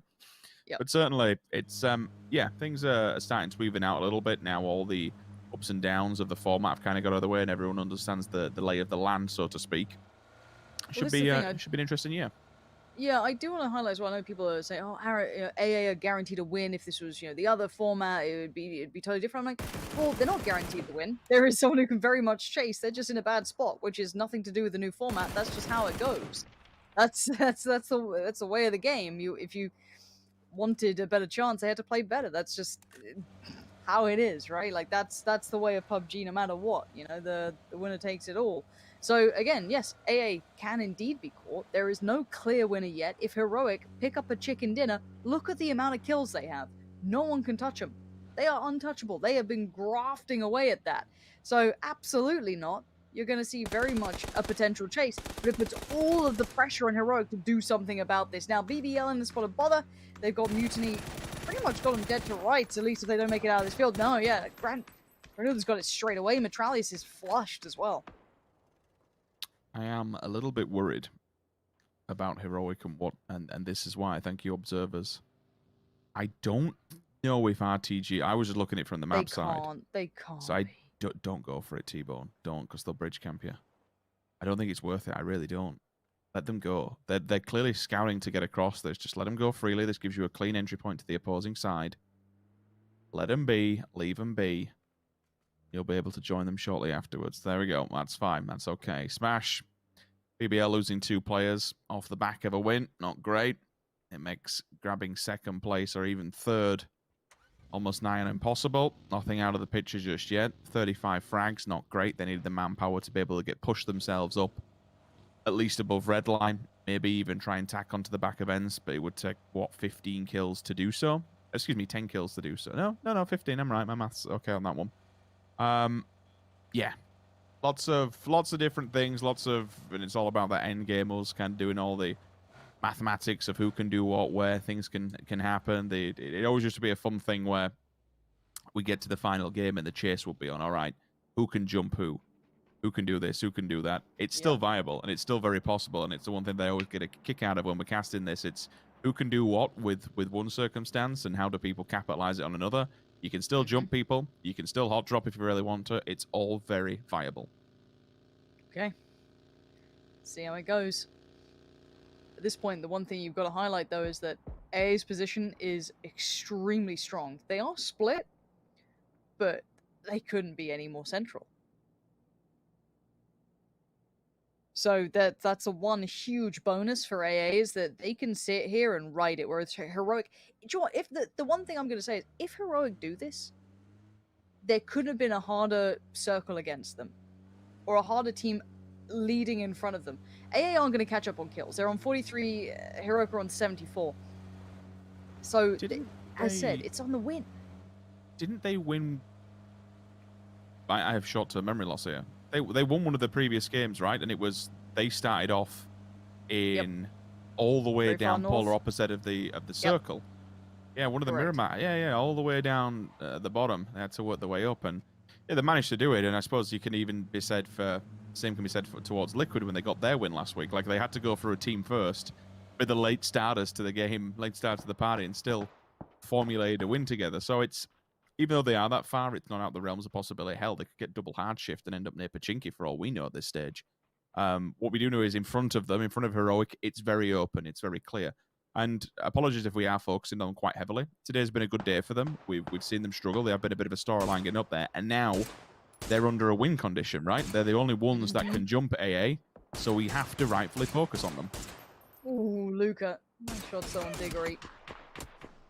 There is a reply. Rustameier's got him. No quick flush on it. But these two just taking lumps out of each other. They are very close by on the scoreboard, though. Keep that in mind. They're, quite close on kills. Both have a win under the belt. So to try and define that position, they'd love a bit of this. If Redline could take out ends, that opens up a little bit of a jump up potentially for them. Ivers looking out. Luca does have the res coming in. Diggory's on a bit of an island, though. I don't know if that's possible. Oh, where's it gonna go? Oish. Oh. Oi. Hey. All right. That's a Zaki style-esque circle. 5, man. They've got to be grinning. They're just like, nice. Nice. Yeah, Pachinki sucks. Come up here. It's way better. It's when we see these circles, like at the start with Zaki, we anticipate getting to Zaki when it goes further into the water, right? To get that hard shift from there, it's quite a surprise, to be honest with you, especially with how much land's down south.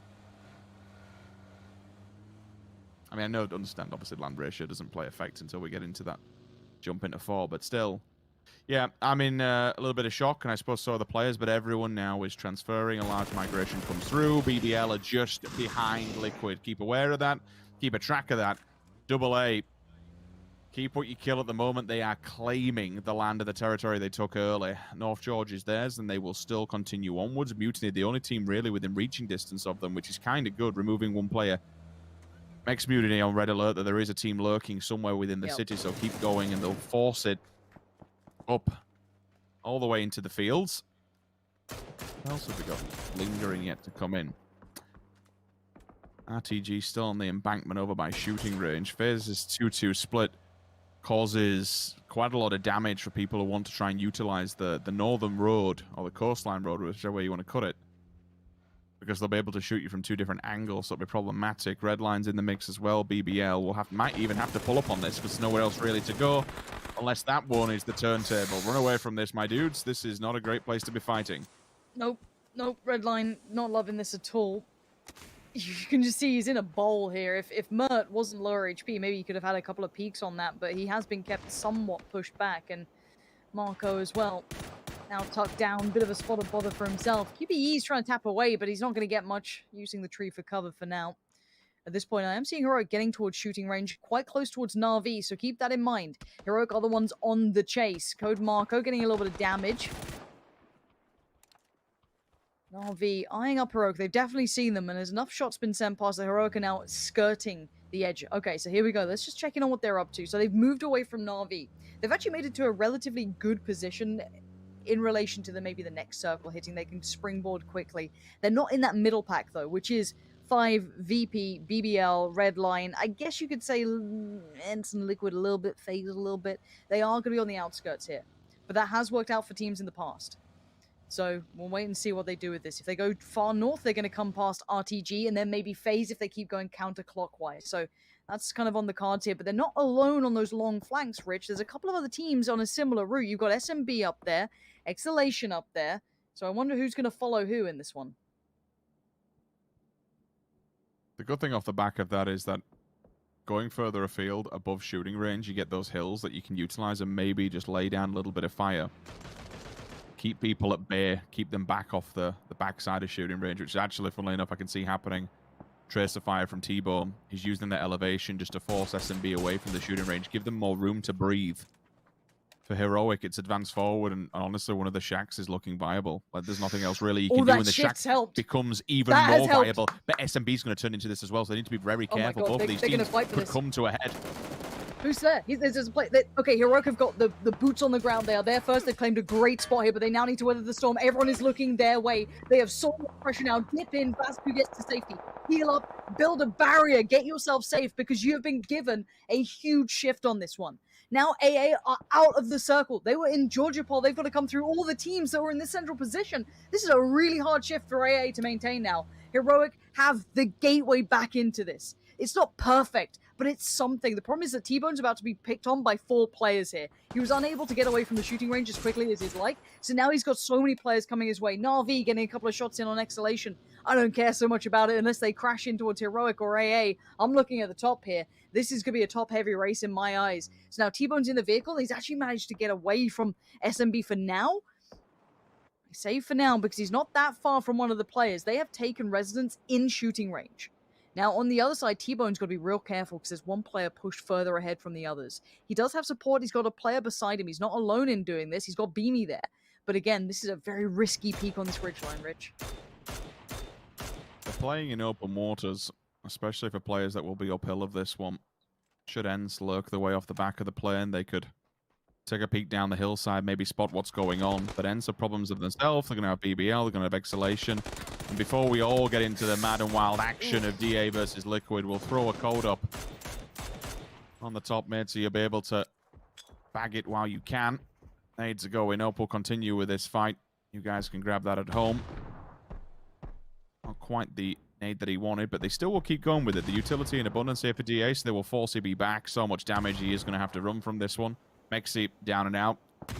Oh my god, it's gone. It's got him. It's bounced perfectly over the smoke. Lands on his head. Xiong taking fire from a different angle altogether. Cliv knows he has to go into recovery mode here. This is a big battle for Liquid. They have to win this if they want to stand any chance of making it up there. Look at how little frags they have, 23 compared to the rest of them that are in front of them. They have had a very rough day, so we won't take that away from them whatsoever. But if they want to jump up money, kills are not the way to do it. Liquid has to get a win, and that's just because of everyone else who's in front of them. Double nade comes out from FaZe Clan. Completely turn face on the side of Mutiny. We don't want nothing to do with this at all. Yeah. Where are Mutiny off to? Your sending at this point is insanity regimes. Let's see. He's got something up the sleeve. Vard and Uber on the other side. That's some 2 heavy hitters, but James is up for the first. Gets tagged up instantly. Big damage back from Uber, who's looking for a new angle to play on. Dipping around the side. Clip's still here, though. This is Uber at the disadvantage. He's got support now coming up, but Uber's isolated Ivy. Good work there, Clip, though, by his side. Look at this work. Pixel's now down, just ripping each other to shreds. It's over. And while Liquid may not be able to stabilize off this, Ibby's gone. Yeah, there's too many eyes in this area. It's rather unfortunate. Lobby leaders on the move, and away we go. They've got a bit of an open gap they can work their way through, but it depends who they magnetize towards first. First point of contact could be BBL. They're driving almost directly in front of them. They slowed down. They're out of the vehicles. They're on foot. Okay, so now they can shoot back. No, Hibako, don't get back in that vehicle. It will drag so slowly in the ground that ultimately... Marco, okay, just waiting his time, biding it. Time to strike. Instant confirmation on the knock. But now the rest of Double 8, they get outside of it. They've actually been given a vehicle. This could be a gifted bit of mobility that they needed, unless they don't want to, you know, advance forward. BP. Caught in the heels, unfortunately. 5. Definitely see more signs of life this weekend compared to last, so we'll look towards next weekend once this is all over and done with. They've got used to the lobby now. They understand the level of play that has to come with playing up at this upper echelon of European powerhouses. Oh, Clib. Oh, my boy, you are in trouble. Yep, big trouble. Clib's done. I mean, it has been a hard day for Liquid. I think we can all say that, you know, the connection problems are never fun to see happening. And hindered any real shots at this. They still got the chicken dinner under the belt. Very impressive. But making it beyond that is something else. Now, this is what we got to wait for. Heroic. Can they pull off the absolute dream run? AA just dipping through the smoke. James is like, wait, what? A buggy just flies on past, and now they're pinched. What an aggressive move from AA. I like that. And James is left to try and handle it. He's done well with the first. Pokemon down. Looks for the follow-up. Can't get it. Zorf controls, but it is just Zorf. Bogarty and Pokemon are both knocked. Clibs on the other side. Maybe a res, but the timing is very risky, and I'm seeing nades galore. It looks like Heroic is still alive. They've kept their players up and standing, 4 to be precise. And while that happens, after all are eliminated, the chase is still on for Heroic.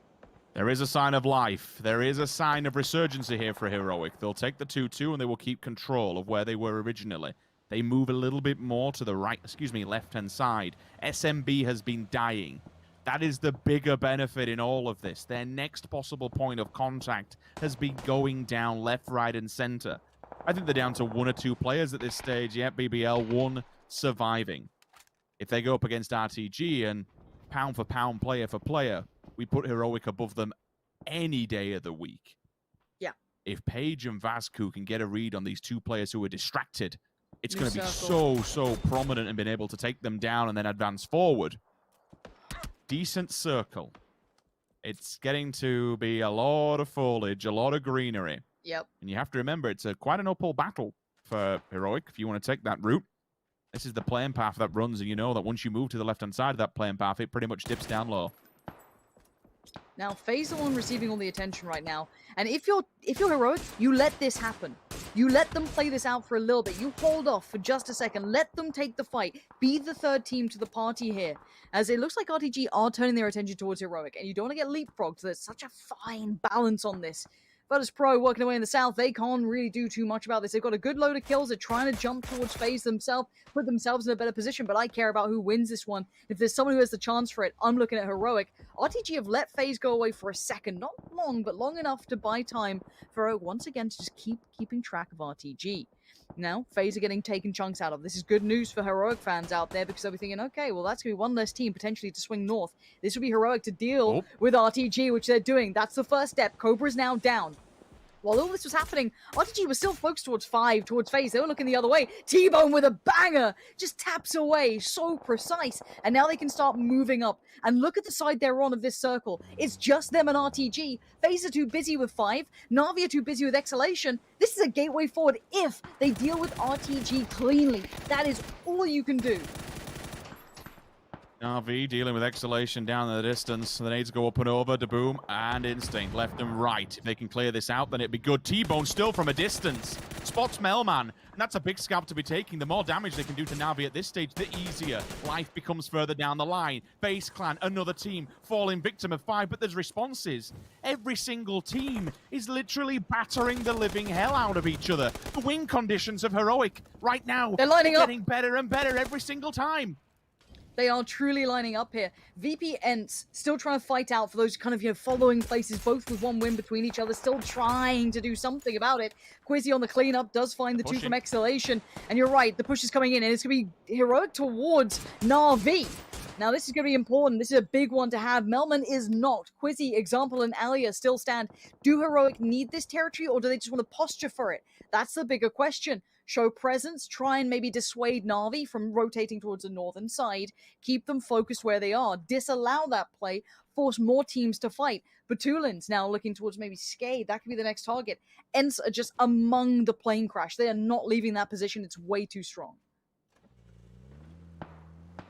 They've fallen back, and I'm okay with that. The trade-off is that it does allow Na'Vi to get back to a full 4-man stack.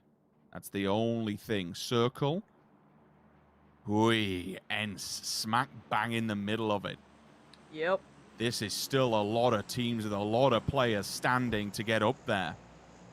And once you start to crest off the back of it, I mean, they may have done enough work to the side of RTG that they've given themselves some sort of, a steeple to work off the back of towards the northern side of this circle, because they could still... I'm trying to think how... you can see it goes all the way uphill from Page's position. Na'Vi do have to come into this. This is RTG just getting finished off. Now, I do want to see if Heroic noticed that VP just picked up a kill on RTG, right? Because that means that there's someone out towards the west. Exactly. They knew where RTG were. They had the engage. I'm looking at Heroic turning back around. They are 100% aware of what that means. The VP could be moving this side, and we know the VP like the quieter side of the circle to play from. It's a smart play. They're now down to 3. We did see them lose a player earlier, but Heroic are definitely turning attention. Like, okay, we heard shots. We saw them getting picked up. That's probably... Okay, so maybe they're looking to move on to this side. Dead's still in between them. So there's still that marker there. Ents sliced in the middle. They are keeping their heads down. They do not want to get overly involved. There's no need to kind of overly do things. You have Na'Vi being very present. Big pick up for Page. They're still going to step forward. 4 alive, 5 kills. VP are the next big team, though. You've got to be careful, Page. Don't be out in the open for this yet. Run it back. Page now knows, okay, hold on. There's someone out here, and I'm being pushed by them. Look at him in the distance. Perfectix, Lou, Batulin's moving on up. Skade, though, could be the thorn in the side for VP here. They're going to have another problem on their front to deal with. Overextending is going to cost them. If they step out into the open, then you'd assume someone strikes. The good side is that Na'Vi is kind of they're at the wit's end. 2 players of Ents have been watching them off the back of the plane. If they go too far... I mean, they've got to come to the circle. They have to meet it because of the blue. T-Bone down. Alia strikes. Remember, we said the punishment of leaving Na'Vi to their own demise is that they could get 4 players alive and kicking. Yep. If they don't want to try it against Ents in the middle, there's only one place to go, and that's try to get a clean and sweep onto Heroic, who will be up against the blue eventually. If they keep moving forward, Na'Vi could... Quizzy's got high ground. It could counterbalance them in the middle. I think Heroic might have just let themselves fall into safety a little too much here. Nade's going to be coming down already. It's so good. Oh, it gets caught on the tree. That is so fortunate. The next one got both. Melman sends a missile, and it finds Heroic. It's left them in tatters. They let the clock tick away on them too far. VP crashing from the other side. The CIS Giants now clashing around them. I don't think Heroic make it out of this alive. Page and Beanie have to watch now as Vasco and T-Bone are dead in the water here. The bombardment continues. There's no recovery. Perfectix steals it. Na'Vi now knows we've got them on the ropes here, and Heroic's chances just got absolutely destroyed. They're down to 2 players. Make it 1. Example is not letting them get away with anything. And Nade sends a missile, and Na'Vi send a message. 4 players alive and kicking. They are not done with this lobby just yet. They have dismantled Heroic's chances and opportunity to maybe sneak this tournament away from Afteralt. We still are playing for placements, and when we're looking towards that Yeah, Yeah. VP can jump phase, Ens can jump phase. Like there's even Na'Vi can get themselves on the board here. Look at the kills that they've got.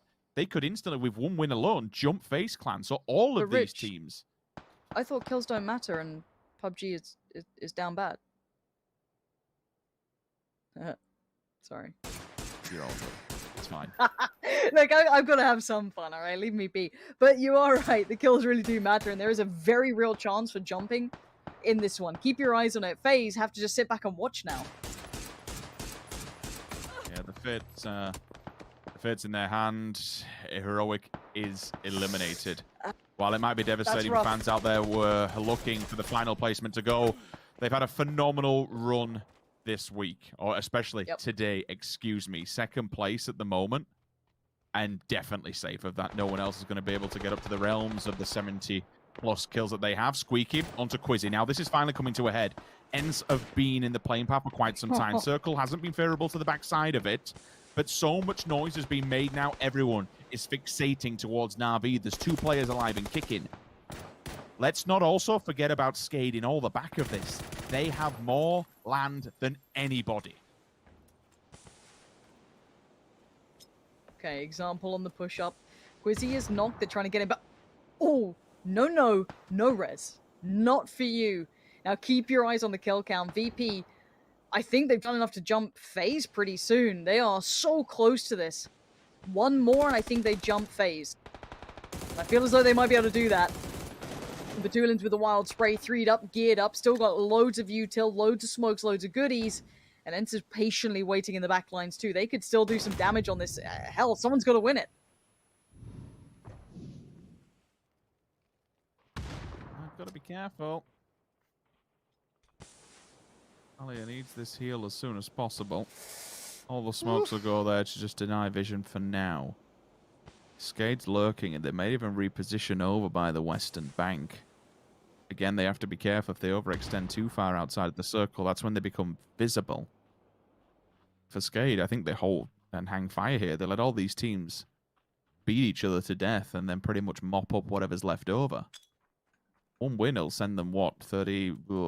They could be getting 6 or 7. Thea, that's an absolutely picture-perfect grenade. Examples wondering what the hell happened. A taste of their own medicine up against Heroic earlier on. A second one will not be so fruitful. They do know where they're lurking now. They have some kind of a read on the situation.